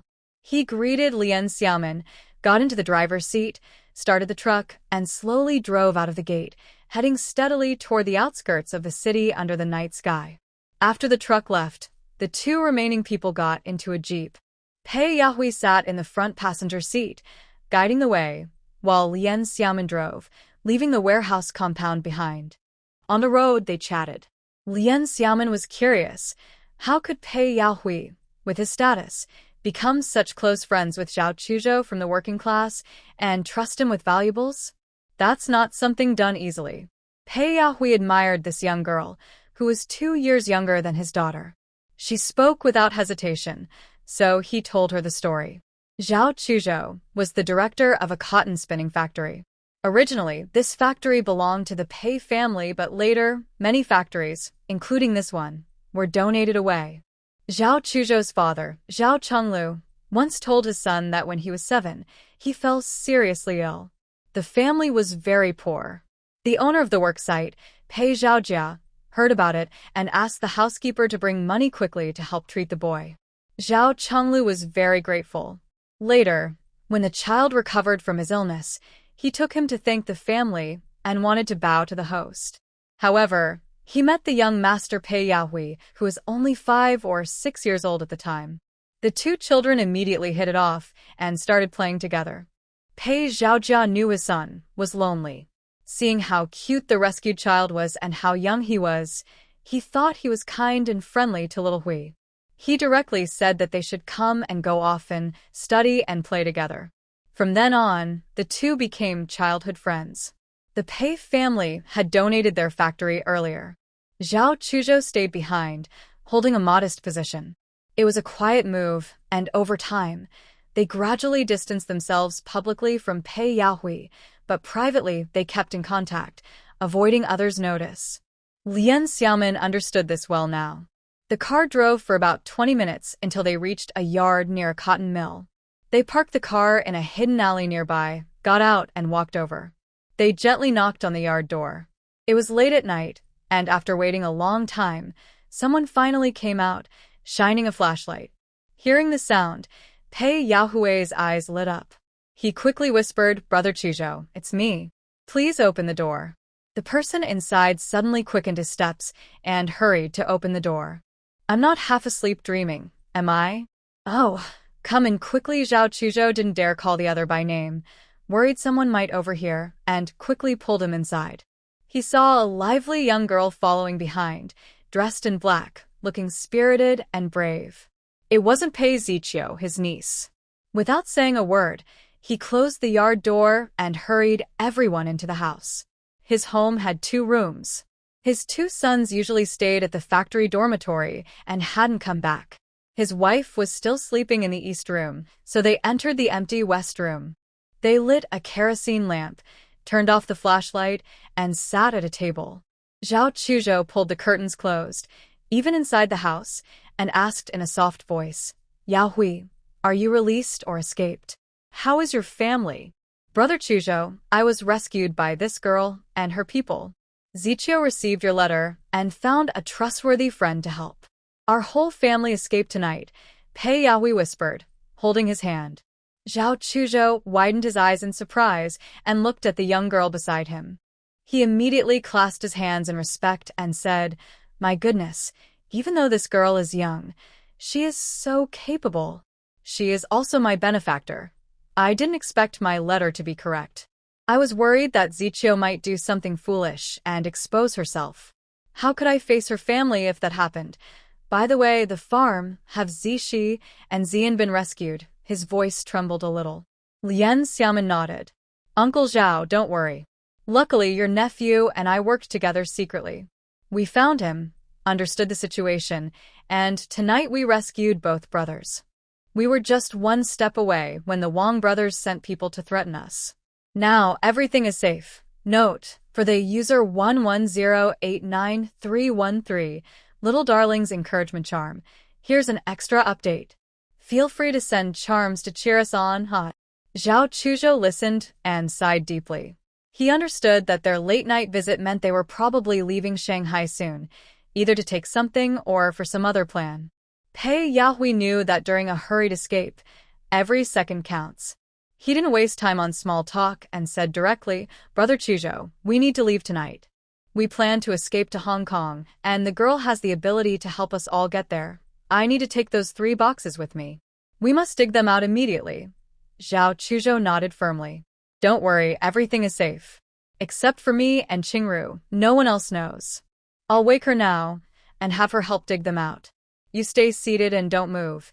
He saw that the other person's health was not good. Just out of prison, they looked hardly human. His wife was also a worker under 40, with some strength. The 2 of them should be enough, and they had to do this quietly. Pei Yahui agreed, without hesitation. At this point, he took a deep breath, just like his own family. Lien Xiaomin saw this and stood up. "In that case, I have some things to do. I'll be quick and come back soon, bringing Uncle Pei and the 3 boxes. We can leave immediately and save some time." "All right, Miss Lien, you go ahead." "That's the plan," Pei Yahui said. Without further delay, Lien Xiaomin quietly left, went outside, and got into the car, heading straight to No. 140, Xinling Road.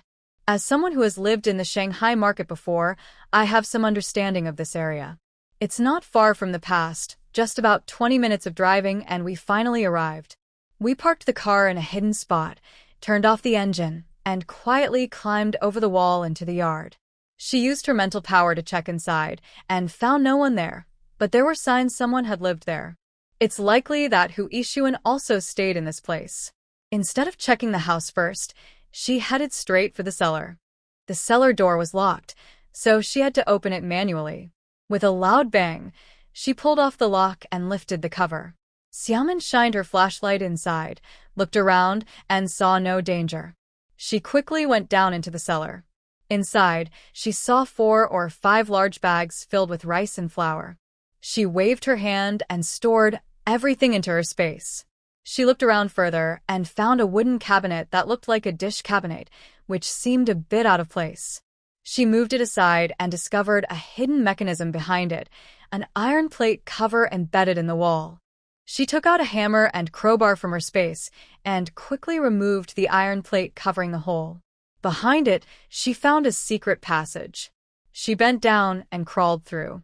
Wow, this place was quite large. It seemed connected to the neighboring yard underground, with another exit above. It turns out the real entrance to the treasure was in the neighboring yard, probably also Hu's private property. She shined her flashlight around. There were more than 8 boxes here, at least 15 or 16. But after a closer look, she confirmed there were exactly 8 red wooden boxes of the same style, just as described by Dianxiang during hypnosis. Maybe Hu had stolen more from the Pei family or obtained it elsewhere. Anyway, she didn't think too much and took everything for herself. In the future, she planned to develop in Hong Kong, and her capital was now enough. She opened each box quickly, checking them one by one, making sure not to accidentally store any messy or unwanted items into her space. She opened a box, looked inside briefly, then moved on to the next. She worked fast. After checking everything, she had a good idea of what she had found. Phew, she sighed happily. This trip was very rewarding, and she felt very pleased. Among the 8 red boxes from the Pei family, there was one with gold bars, another with US dollars and a large amount of cash, and a third with jewelry and jade. The other 5 boxes contain antique calligraphy and paintings, all stored in decorative boxes. They were carefully packed and then placed into a large wooden crate. He thought to himself that Hu Yixuan still felt he hadn't taken enough from the Pei family. The amount of gold and silver wasn't much. Nowadays, antiques aren't worth much. Although he knew they were valuable, he took 5 boxes anyway because they couldn't compare to gold as a stable currency. He also wanted to keep searching for more hidden wealth. He was very clever and, by chance, managed to find a connection to Chao Baojiang. If he hadn't arrived early at Chao's village, over time, old Master Chao might have gotten into trouble. Having encountered him, Hu Yixuan's luck was really bad, probably because of past wrongs done to the universe. Besides the Pei family's treasures, there were 7 or 8 other boxes of different sizes and made of different wood. She opened them roughly and found that 2 boxes were filled with gold ingots. Xiaomin held a bright yellow ingot in her hand, smiling so much her ears almost showed. She tapped the weight in her palm. Quite heavy, about 20 taels. Very tempting. One of these boxes contained at least 70 or 80 gold ingots, which should be kept carefully. Another box had large yellow croaker fish. She thought to herself that Hu Yixuan really knew how to profit, only taking the best dry goods. The other boxes mostly contained pearls, gemstones, and gold jewelry. They looked valuable, with fine craftsmanship. The boxes holding these items were not uniform, seeming to be gathered from different places. There were no antique calligraphy or paintings among them. All right, she decided to pack everything up, separating the items. The 8 boxes from the Pei family were stored on the first floor of the small villa in the space, together with the previous 6 boxes. The other 8 boxes were placed in the single room of Zhang Dashuai's treasure, to be organized later. Her purse was once again full, and she was satisfied as she retraced her steps out of the cellar. Since she was here, she might as well check Hu Yixuan's house, but she needed to move quickly. There were 3 rooms in the yard. She peeked into each one. Only the eastern room was occupied. She used a flashlight to look around, clean and tidy. In the wardrobe, She found a pistol hidden at the bottom, along with 10 small yellow fish. She collected them into her space. In a drawer, there was a small money box with about 800 yuan and many receipts. She decided to take those too, as she wouldn't leave empty-handed. There was nothing valuable left, so she turned around and left the house directly. She stepped out of the yard and headed toward the jeep.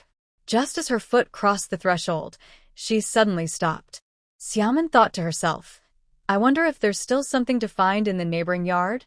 Is the other end of the cellar just an empty yard, or is there some other secret? She turned her body and returned to the yard. A few steps took her to the wall near the cellar, where she used her mental power to check the situation inside the neighboring yard. Suddenly, she sensed that in one of the 2 rooms, a person was tied up in a storage room. The person was sitting on the ground, making faint sounds of pain. There was no other breathing in the yard. She moved quickly, grabbing the relatively low wall with both hands, and jumped over it, heading straight for the storage room. When she reached the door of the storage room, she saw it was still locked. But that couldn't stop Xiaomin. She reached out and twisted the lock twice, then opened the door and shined her flashlight inside. It was a young girl. She looked about 18 or 19, with a long braided hairstyle. Her hair was messy at the front, and she had a cloth strip tied around her mouth. The girl sat on the ground, showing a pained expression and softly groaning.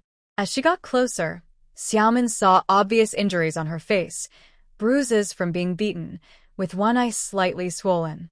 She wondered, could this be the work of who? Who else could it be at his house? He's really a bad person. Despite her injuries, the girl's beauty was still evident, an oval face, delicate eyebrows, and eyes like autumn waters. Her brows were furrowed, and her long eyelashes trembled slightly. Xiaomin hurriedly removed the cloth strip from her mouth, took out a small dagger, and cut the ropes binding her hands and feet. "Miss, how are you?" she asked softly. The girl was still groggy and not fully awake. There was no other choice. Xiaomin took out a military-style water bottle filled with homemade red sugar water, brought it to her lips, and fed her a few sips. The girl could swallow. She gently shook her shoulder and continued to call softly, "Miss, wake up. What is your name? Can you hear me?" Finally, there was a response.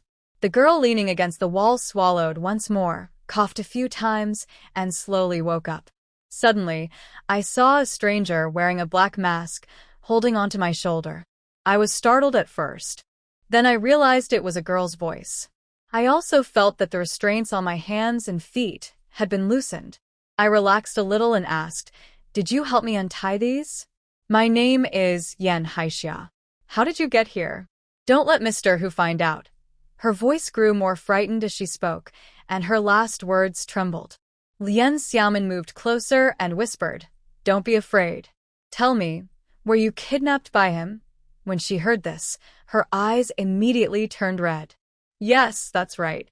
Sister. While he's not watching, you should run. I was kidnapped from Yungang Farm, and it's been several days. I can't escape. He said my brother would come to rescue me today, but he's been caught. I really have no choice. Either I fight or I die." The person crouching beside her quickly understood what was happening. I remembered hearing the evil brothers from the farm mention that a girl was kidnapped a few days ago.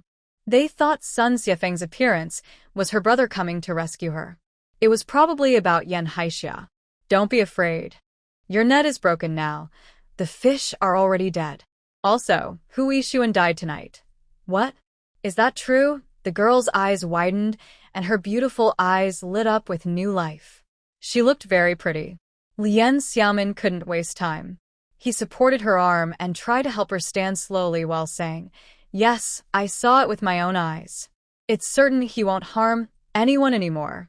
Can you walk now?" Apart from the injury on her face, she hadn't been beaten.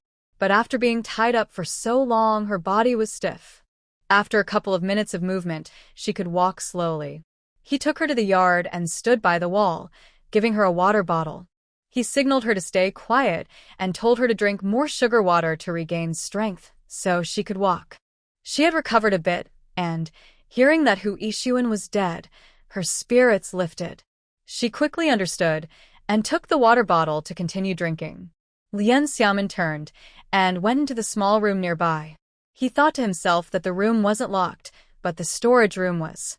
It was really strange, almost like announcing to everyone that this house was haunted. Probably, no one usually came here, and the yard gate was locked tightly. Holding a flashlight, I went inside. Although the bed was made neatly, it felt like no one was living there. So, this yard was probably just a place to hold people, who Ishuan usually seemed to live nearby on the surface. What a clever fox she is. I quickly checked with my mental power. Under the bed, there seemed to be something. I crouched down and moved 2 loose bricks. A metal lunchbox was revealed. I took it out and then crawled out from under the bed. I stood up, opened the box, and saw 2 bundles of money, about 2,000 yuan, along with some small yellow fish, all packed in a box. Thinking about the girl suffering in the yard, I decided to share some with her. After all, I had taken it easily, so I could split it in half when we meet. That might be too much, so I took out half the money, about 400 or 500 yuan, and stored the rest in my space. Yan Haixia drank a few sips of sweet water and felt much better. Although her face still hurt, she could endure it by biting her teeth. She looked up and saw the masked girl come out quickly, holding something in her hand. Lien Xiaomin handed her a black cloth hat, a gray cloth, and a bundle of money. The person in front of her was stunned. The first 2 items were taken from the house when she came out and quickly found in her space. She thought, with this girl's looks, doesn't she know how she looks? She's too outstanding. Better cover up quickly. The girl looked at the money bundle and didn't dare to take it. All of this was found in the house. You can have a share of the money too. Don't suffer for nothing. It might come in handy. She put the hat on her head and shoved the cloth and money into her hand. Yan Haixia finally realized what was happening. She quickly refused, softly saying, "Little benefactor, I really can't take this. If it weren't for you, I might have died here." But Lien Xiaomin's strength was too much. She pressed her hand down, and Yan Haixia couldn't pull away. She could only clutch the money in her hand, feeling helpless. In the end, she stopped struggling. Whatever the benefactor said, she would do. After leaving here, she wanted to ask for her name and find a chance to thank her someday. She signaled her to stay quiet. Lien Xiaomin quickly climbed over the yard wall, reached the gate of the yard, and yanked the lock off with a loud bang, then opened the door. They went back inside, supporting Yan Haixia as they left. She casually closed the yard gate behind them. They walked over to the jeep. It was midnight, and everything around was very quiet. The girl saw that she still had her car and felt a little embarrassed. After thinking for a moment, she decided to speak up bravely. She leaned close to her ear and whispered, "Little hero, could you give me a ride? I want to wait near the Pigeon Association and see if I can pay to get my brother out after dawn." Lien Xiaomin looked at her and sighed. He thought to himself, maybe someone else could help, like buying off someone from the committee to avoid trouble. But for you, even though Hu Yixuan is dead, if his followers or others find out about this, they might not let you go easily. Perhaps they would also connect tonight's incident at the detention center to you. Wouldn't that be like walking into a tiger's den?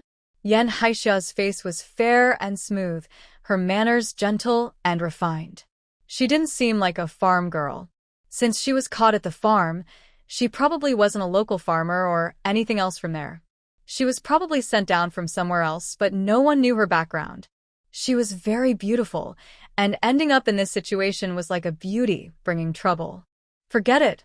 Let's get in the car first. Lien Xiaomin opened the passenger door and signaled her to sit inside. Once they were in the car, they hurried to drive away. Talking inside the car, they no longer needed to worry about being overheard. When asked, Yan Haixia briefly shared her story.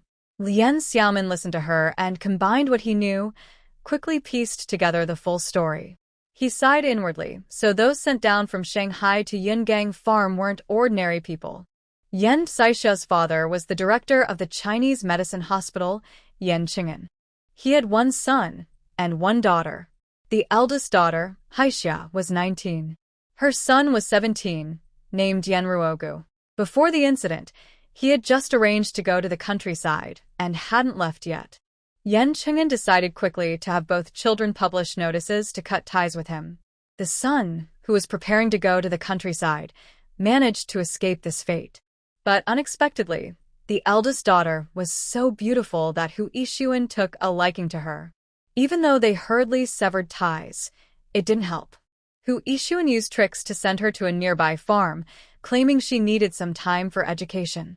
Because Yen Cheng'an's status was too special, Hu wanted to take revenge on him to better control his daughter. But it didn't work. The place where these people are sent cannot be changed, not even by someone with the surname Hu. Yen Cheng'an and his wife, Li Shuxian, were already taken to Liaoning province for reform a few days ago. Before leaving, they heard that their daughter had not escaped disaster and was sent to Yungang farm. The couple became very worried. What should they do about their daughter? If something happens, they might not survive. Yen Ruogu was also anxious. How could he stand by and watch his family suffer while he escaped alone? So, over the past few days, he secretly went to the farm to watch and keep track of his sister's situation. Fortunately, he had a good friend from high school, Wu Gang, whose family lived on the farm. Wu Gang secretly helped a lot.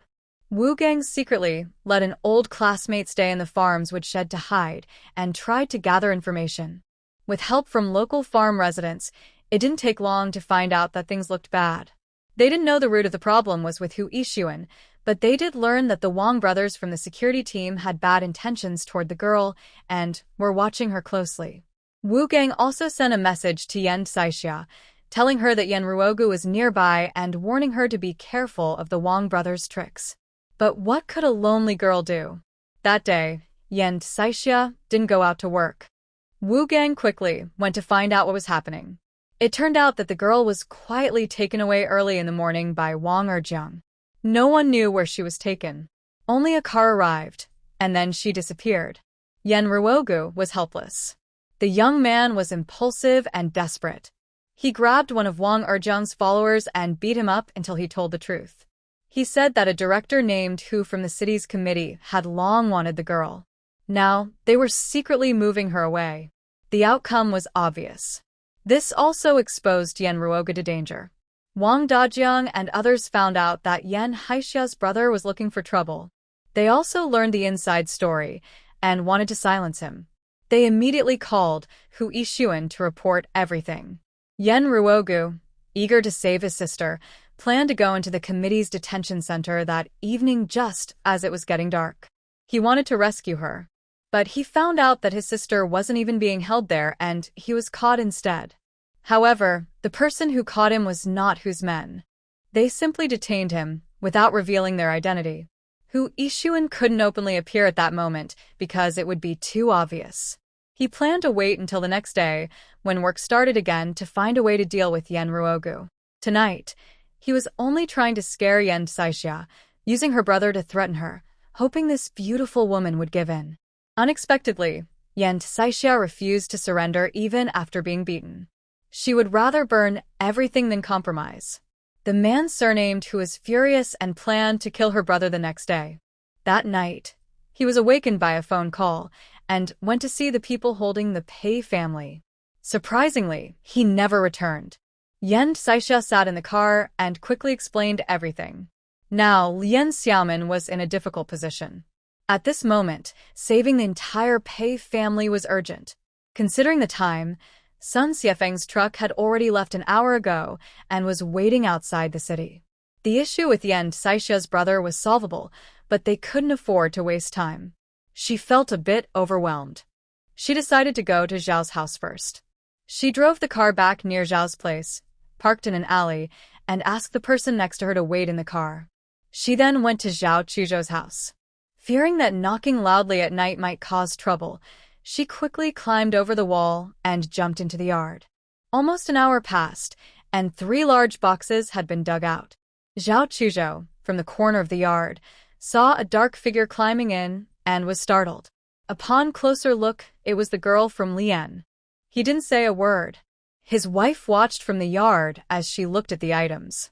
He signaled the girl to come inside. Inside the house, he saw Pei Yahui had just finished some porridge with a bowl beside him, sitting at the table resting. "Are we leaving now?" Pei Yahui asked quickly. Lien Xiaomin sat down to catch her breath and said, Uncle Pei, Uncle Zhao, I just went to Hui Xuan's house to get some things and ran into something.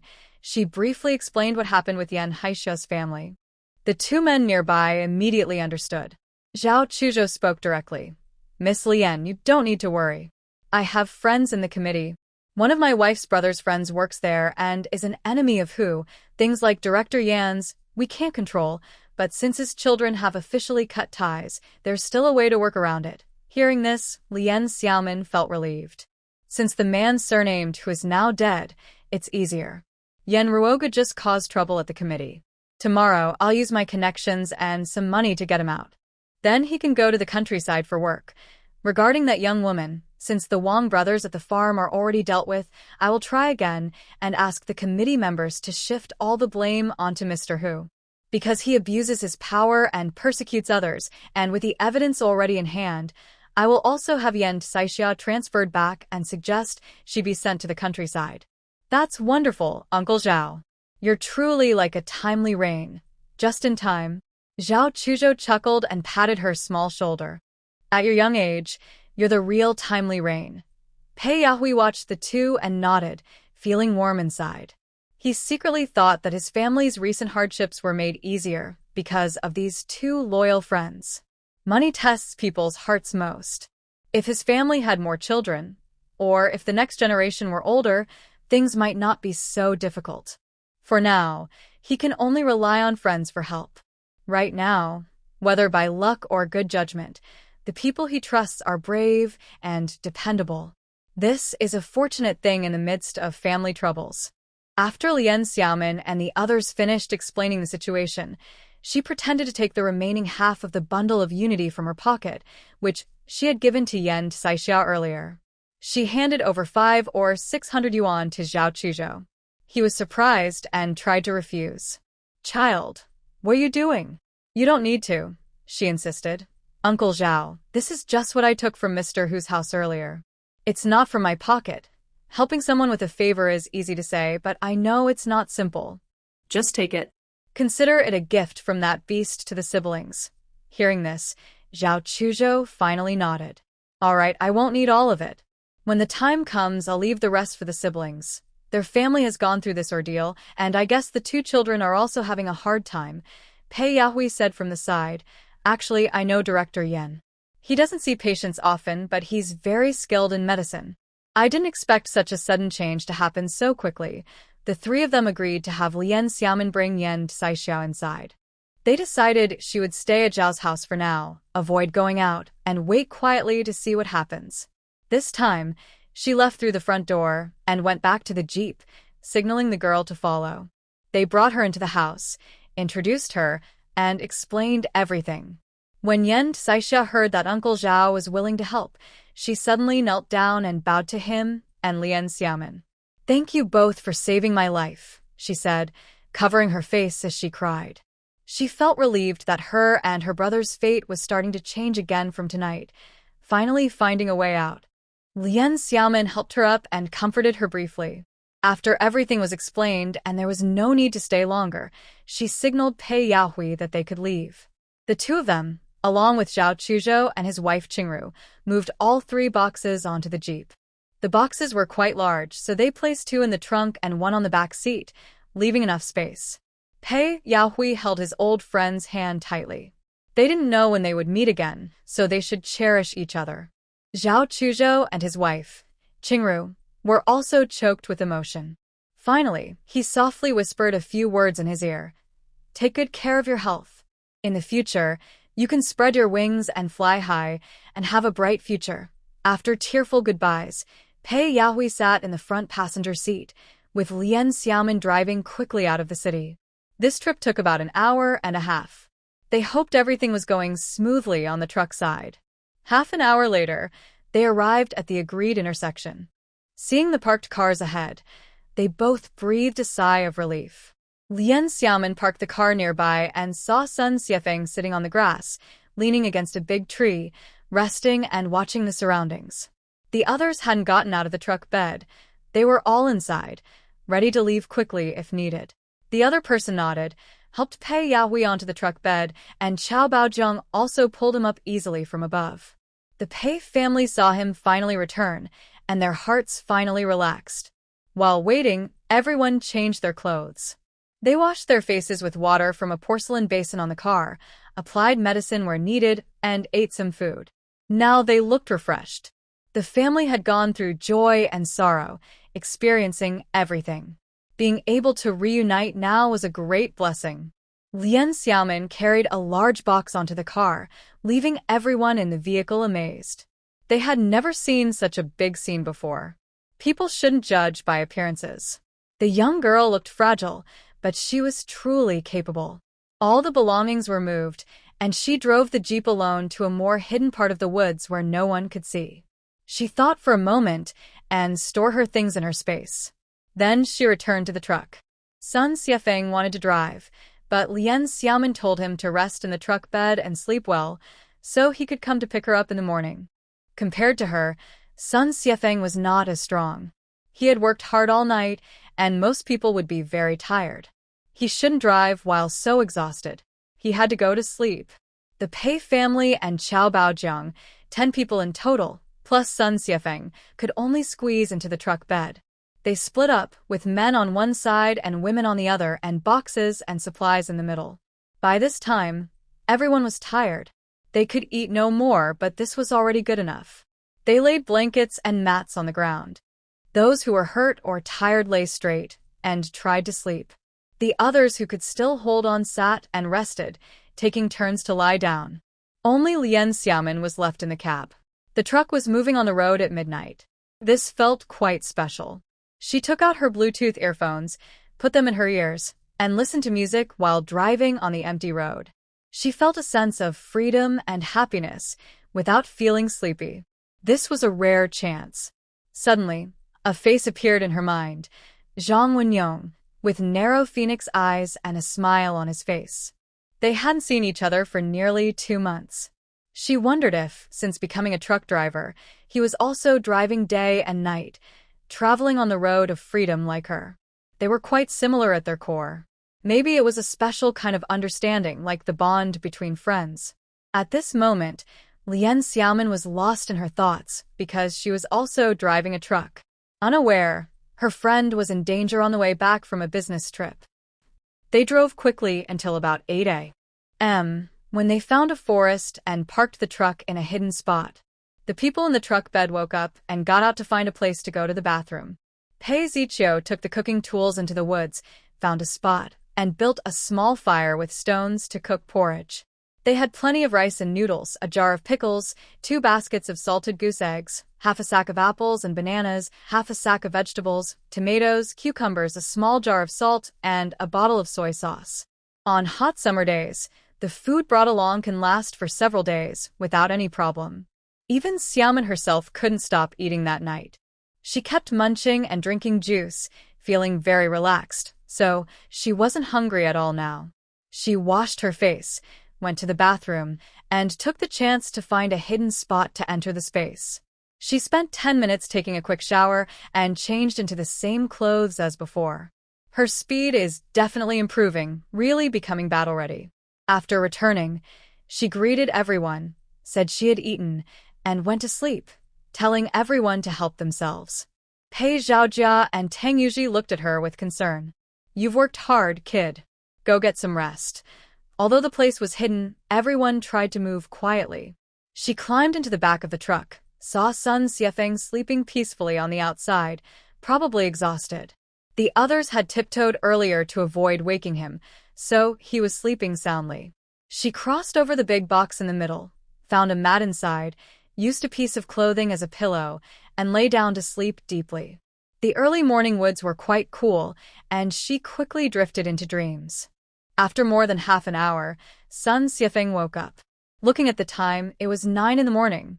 He sat up and saw Xiuyu lying on the mat inside the truck bed, sleeping peacefully. He felt relieved. She was more tired than him, but had persisted until now. Her physical strength was impressive. Seeing everyone outside in the woods eating and resting, he quietly got down from the truck to get some food. He had slept for 5 or 6 hours and still felt a little tired.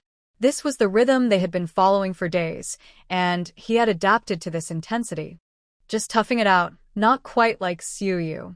After washing up, Pei Zichio used a metal lunchbox to serve him some warm rice porridge, added a salted goose egg, and sprinkled some small salted vegetables.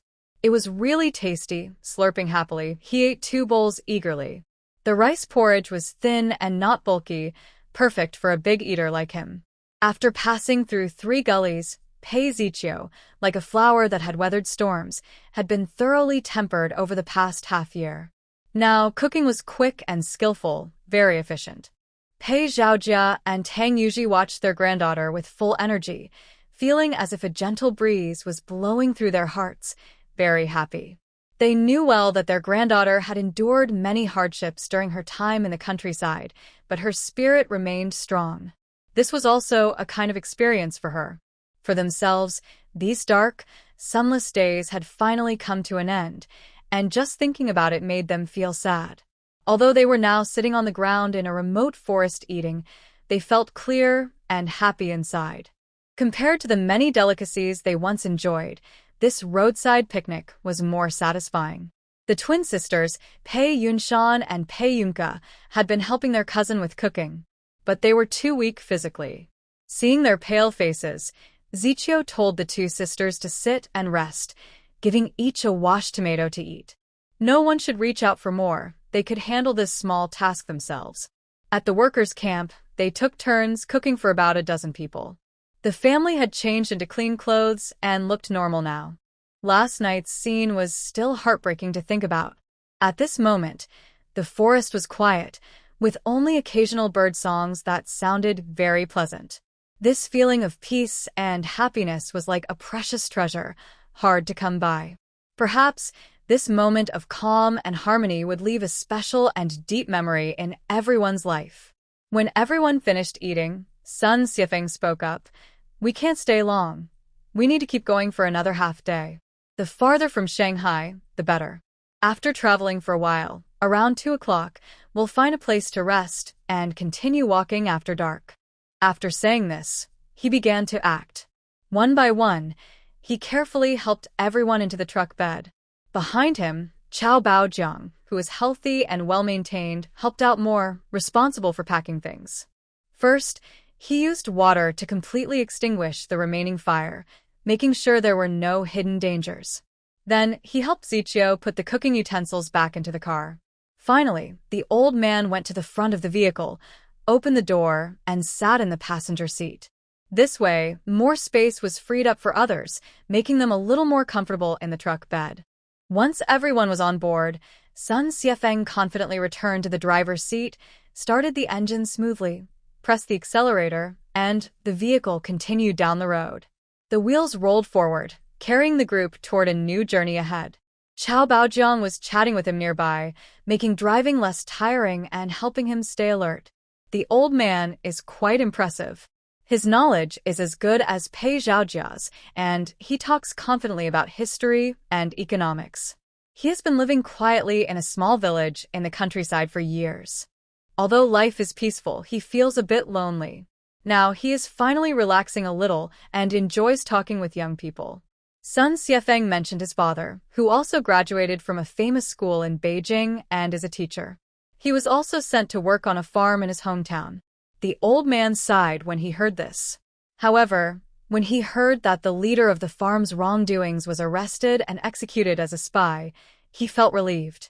His parents are doing well now, working on the farm with family care, which makes him feel better. Regarding Xiaoyu, no matter how important it is, Sun Xiefeng didn't mention it at all. Instead, he asked the old man many questions about identifying antiques. The 2 of them talked more and learned a lot. In this area, Chao Baojiang and Pei Zhaojia are definitely not ordinary. Their family background is strong, and the Pei family must have many valuable items. It's a pity that many were damaged during a raid. They didn't want to travel during the day because it could attract attention and make them easy to track. When traveling from Liaoning province to Shanghai, the situation was urgent because they needed to rescue someone. They had to find ways to shorten the travel time. Now, they need to stay away from Shanghai for safety, so they won't be in such a rush anymore. Everyone, old and young, needs more rest, including the driver, to avoid exhaustion. All the people have been rescued. Whether they arrive in Hong Kong a day earlier or later isn't very important. Xiao Baojiang can drive too. He stopped once along the way so everyone could take a break and find a place to go to the bathroom. When they set off again, he took the driver's seat, letting Sun Xiefeng rest. They kept driving until 2 o'clock, then found a hidden spot to stop. This time, they decided not to leave in the afternoon. They went into the dense forest, stretched their limbs, laid out mats on the grass, and rested. Pei Ziqiu built a small stove to cook. He boiled some noodles, added soy sauce for flavor, put in some greens, and a little salt. It was quite tasty. They used aluminum lunchboxes and enamel cups for utensils, preparing enough for everyone to have one. Lien Xiaomin also woke up, holding a tomato in her mouth. It was sour and sweet. She ate while helping Ziqiu with chores. After eating, everyone rested in place. Those who didn't sleep, well, continued to sleep. Lien Xiaomin had slept for over 5 hours. She was leaning against a big tree, squinting her eyes to rest. Sun Xiefeng went for a walk to check the nearby area. He walked farther and found a small river. He returned with a bucket to fetch water. They continued to rest until after 6 o'clock. Everyone finally felt relaxed. The night's travel was tough, and they all barely managed to hold on. Ashan and Aku still helped their cousin cook. These 2 girls are good children, but unfortunately, their father is irresponsible. Now their family name has been changed. They are part of the Pei family from now on. Lien Xiaomin also helped nearby, cooking noodles. This time, she secretly put a large health pill into the pot while Pei Ziqiu wasn't paying attention. It was small, about the size of a soybean. She thought these people had been drained too much. She wanted to give them some help. They had finally been rescued, and once they reached Xiangjiang, she hoped these business geniuses could help her build her own career. Health is the foundation of everything. The Pei family has few members. In the future, they will rely more on Pei Ziqi, the younger generation. Even now, they lack strong, healthy people for this long journey. Seeing Sun Xiefeng so tired, she decided to help. She added some healing powder to his water jar, just like she did for Huzi last time. She hoped his wounds would heal quickly. The organization needed him to take care of the elders and children. Otherwise, it would be too sad for the little helpers. Pei Ziqi took the porcelain cup that Lien Xiaomin handed him. It was half filled with cooled brown sugar water. He probably didn't realize it had a secret ingredient. He saw others also had some and nodded with a smile, thanking her. He tilted his head back and drank it all. It was very sweet. He slowly looked up, and his gaze met hers. The girl had her dark, shoulder-length hair tied up high in a simple, neat ponytail that swayed gently with her light movements. A few strands of hair fell across her small, delicate face. Her almond-shaped eyes held a smile as she took back the empty teacup. Thinking about how she ran away from the farm last night, carrying him all the way, her ears gradually turned red for no reason. It was really awkward. Making a young girl run for her life like that, this experience would probably stay with her forever. Especially since she was such a pretty girl. If only he could be the one carrying her to escape. He knew that Lien Xiaomin was 2 years younger than his sister, only 15 in age, and he had no other thoughts. Still, when someone attractive was sneaking around with him, who wouldn't feel a little flutter in their heart? Lien Xiaomin watched him finish drinking, nodded happily, and put away the basin. She didn't know what this young master was thinking, but he looked a bit distracted. Hey, do you want a big cucumber? Sure. I'll get you one. There are also big apples in the sack, very sweet. Seeing his lips peeling from lack of vegetables and fruit, she thought he should eat some to make up for it. Yes, I do. I'm starving. As soon as she said that, the strong northeastern accent quickly filled the air, and the 2 sisters burst out laughing. Oh my, I suddenly miss Li Chuang. We Shanghai youths all caught his influence. I don't know what to do now. In an instant, all the little ripples in the young master's heart disappeared. These 2 northeastern girls really knew how to ruin the mood. Pei Ziqiu sighed, sat down, and handed the cucumber to her brother. Meanwhile, the two cousins were busy washing apples. Thinking about how she might never return to Sandaogo after leaving, she felt a bit sad, but mostly grateful. Northeastern people are warm-hearted, and real countryside life is full of honest, friendly folks. Most people are kind and open when you get to know them. Of course, there are good and bad people everywhere. That's how Yulei, a secret agent, appeared. But among those who knew the truth, everyone got along pretty well. Like Sister Sher and several other youths, they were very close. They worked together in the fields and endured hardships, and over time, they developed genuine feelings. If she knew she had fallen off a cliff and died, she probably would have been sad for a while. She had kept a backup plan. If she could rescue her older brother and younger brother, she would go back to continue her work in the countryside. She would tell everyone she was rescued and was just resting to recover. If she couldn't save her loved ones, she would give up and die. It would be over, and she wouldn't fear any more troubles. No matter how many plans she made, she never expected this ending. Xiaomin had unexpectedly carried such a heavy burden, saving her whole family. No wonder she had to come along. She was waiting here all along. This is a big shipment from the Pei family heading to Hong Kong. Ah, that young girl is so kind. I wonder what kind of virtue I have to deserve such an encounter, blessed by heaven, to meet her. After dinner, around 7 o'clock when it was getting dark, everyone got back on the trucks to continue their journey. This rest period allowed everyone to recover well, and they felt much better than before. Lien Xiaomin was driving, with Sun Xiefeng sitting in the passenger seat. He rested his arm on the open window. As the truck moved, a gentle breeze blew in, feeling quite comfortable. In the back of the truck, the Pei family members, young and old, finally started to feel better. Somehow, they felt more energetic, and their faces looked more lively. Especially Pei Zishi, who felt her injuries didn't hurt as much anymore. She thought that eating well, both grains and fruit, helped her recover quickly. The family sat on blankets and mats, finally having the energy to talk to each other. The elders cared about Zichio's life and shared some stories about their time in prison. Pei Zhaojia also looked better and kept talking with Chao Baojiang. As old friends, they had many things to share. Lien Xiaomin and Sun Xiefeng also chatted. They were heading south, aiming to reach Shiko and the Red Forest area in Shinji City, planning to cross over from there. From Shanghai to that area, in their previous life in 2023, the highway was about 1,500 kilometers. Now, the road is probably even longer. They planned to rest during the day and drive at night.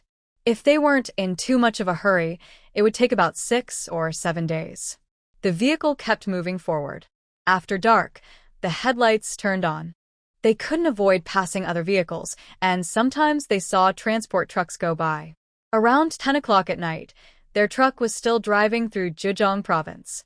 Suddenly, Lien Xiaomin noticed a faint light ahead, like a flashlight flickering, but it disappeared quickly. She exchanged a quick look with Sun Xiefeng. The people nearby sat up straight, looking carefully ahead, but the light was gone. Maybe someone is stopping us up ahead. Should we stop and deal with them, or just rush through? They slowed down a bit. Actually, she was using her mental powers to observe what kind of people might be ahead. She thought to herself, rushing through isn't easy. There's a big tree blocking the road ahead, but she didn't want to tell him. Grab the tools and act according to my signals. Sun Xiefeng nodded, then turned to the back of the truck bed. He tapped the gunstock twice, a secret signal meaning to stay alert and be ready for danger. Soon, the others responded with 2 taps, indicating they understood. Pei Yahui pulled out a pistol from his waist and quickly moved it to the edge of the truck bed, telling the children and parents to stay inside. He had gotten the gun from Hu Yishuan earlier, and Xiaomin later gave him a weapon for self-defense. With a smoking device in hand, there was nothing to fear. Pei Zishi and Chao Baojiang each held a stick, one on each side, also moving closer. Everyone was on high alert, nerves tight, ready for any danger that might come. They were getting closer to the target, now only about 20 meters away. Under the bright light from the car's headlights, Sun Xiefeng finally saw clearly. A large tree was blocking the road in the middle of the highway. Lien Xiaomin pressed the brake, bringing the vehicle to a gentle stop. Suddenly, from the woods by the roadside, 5 or 6 people jumped out and rushed toward the truck.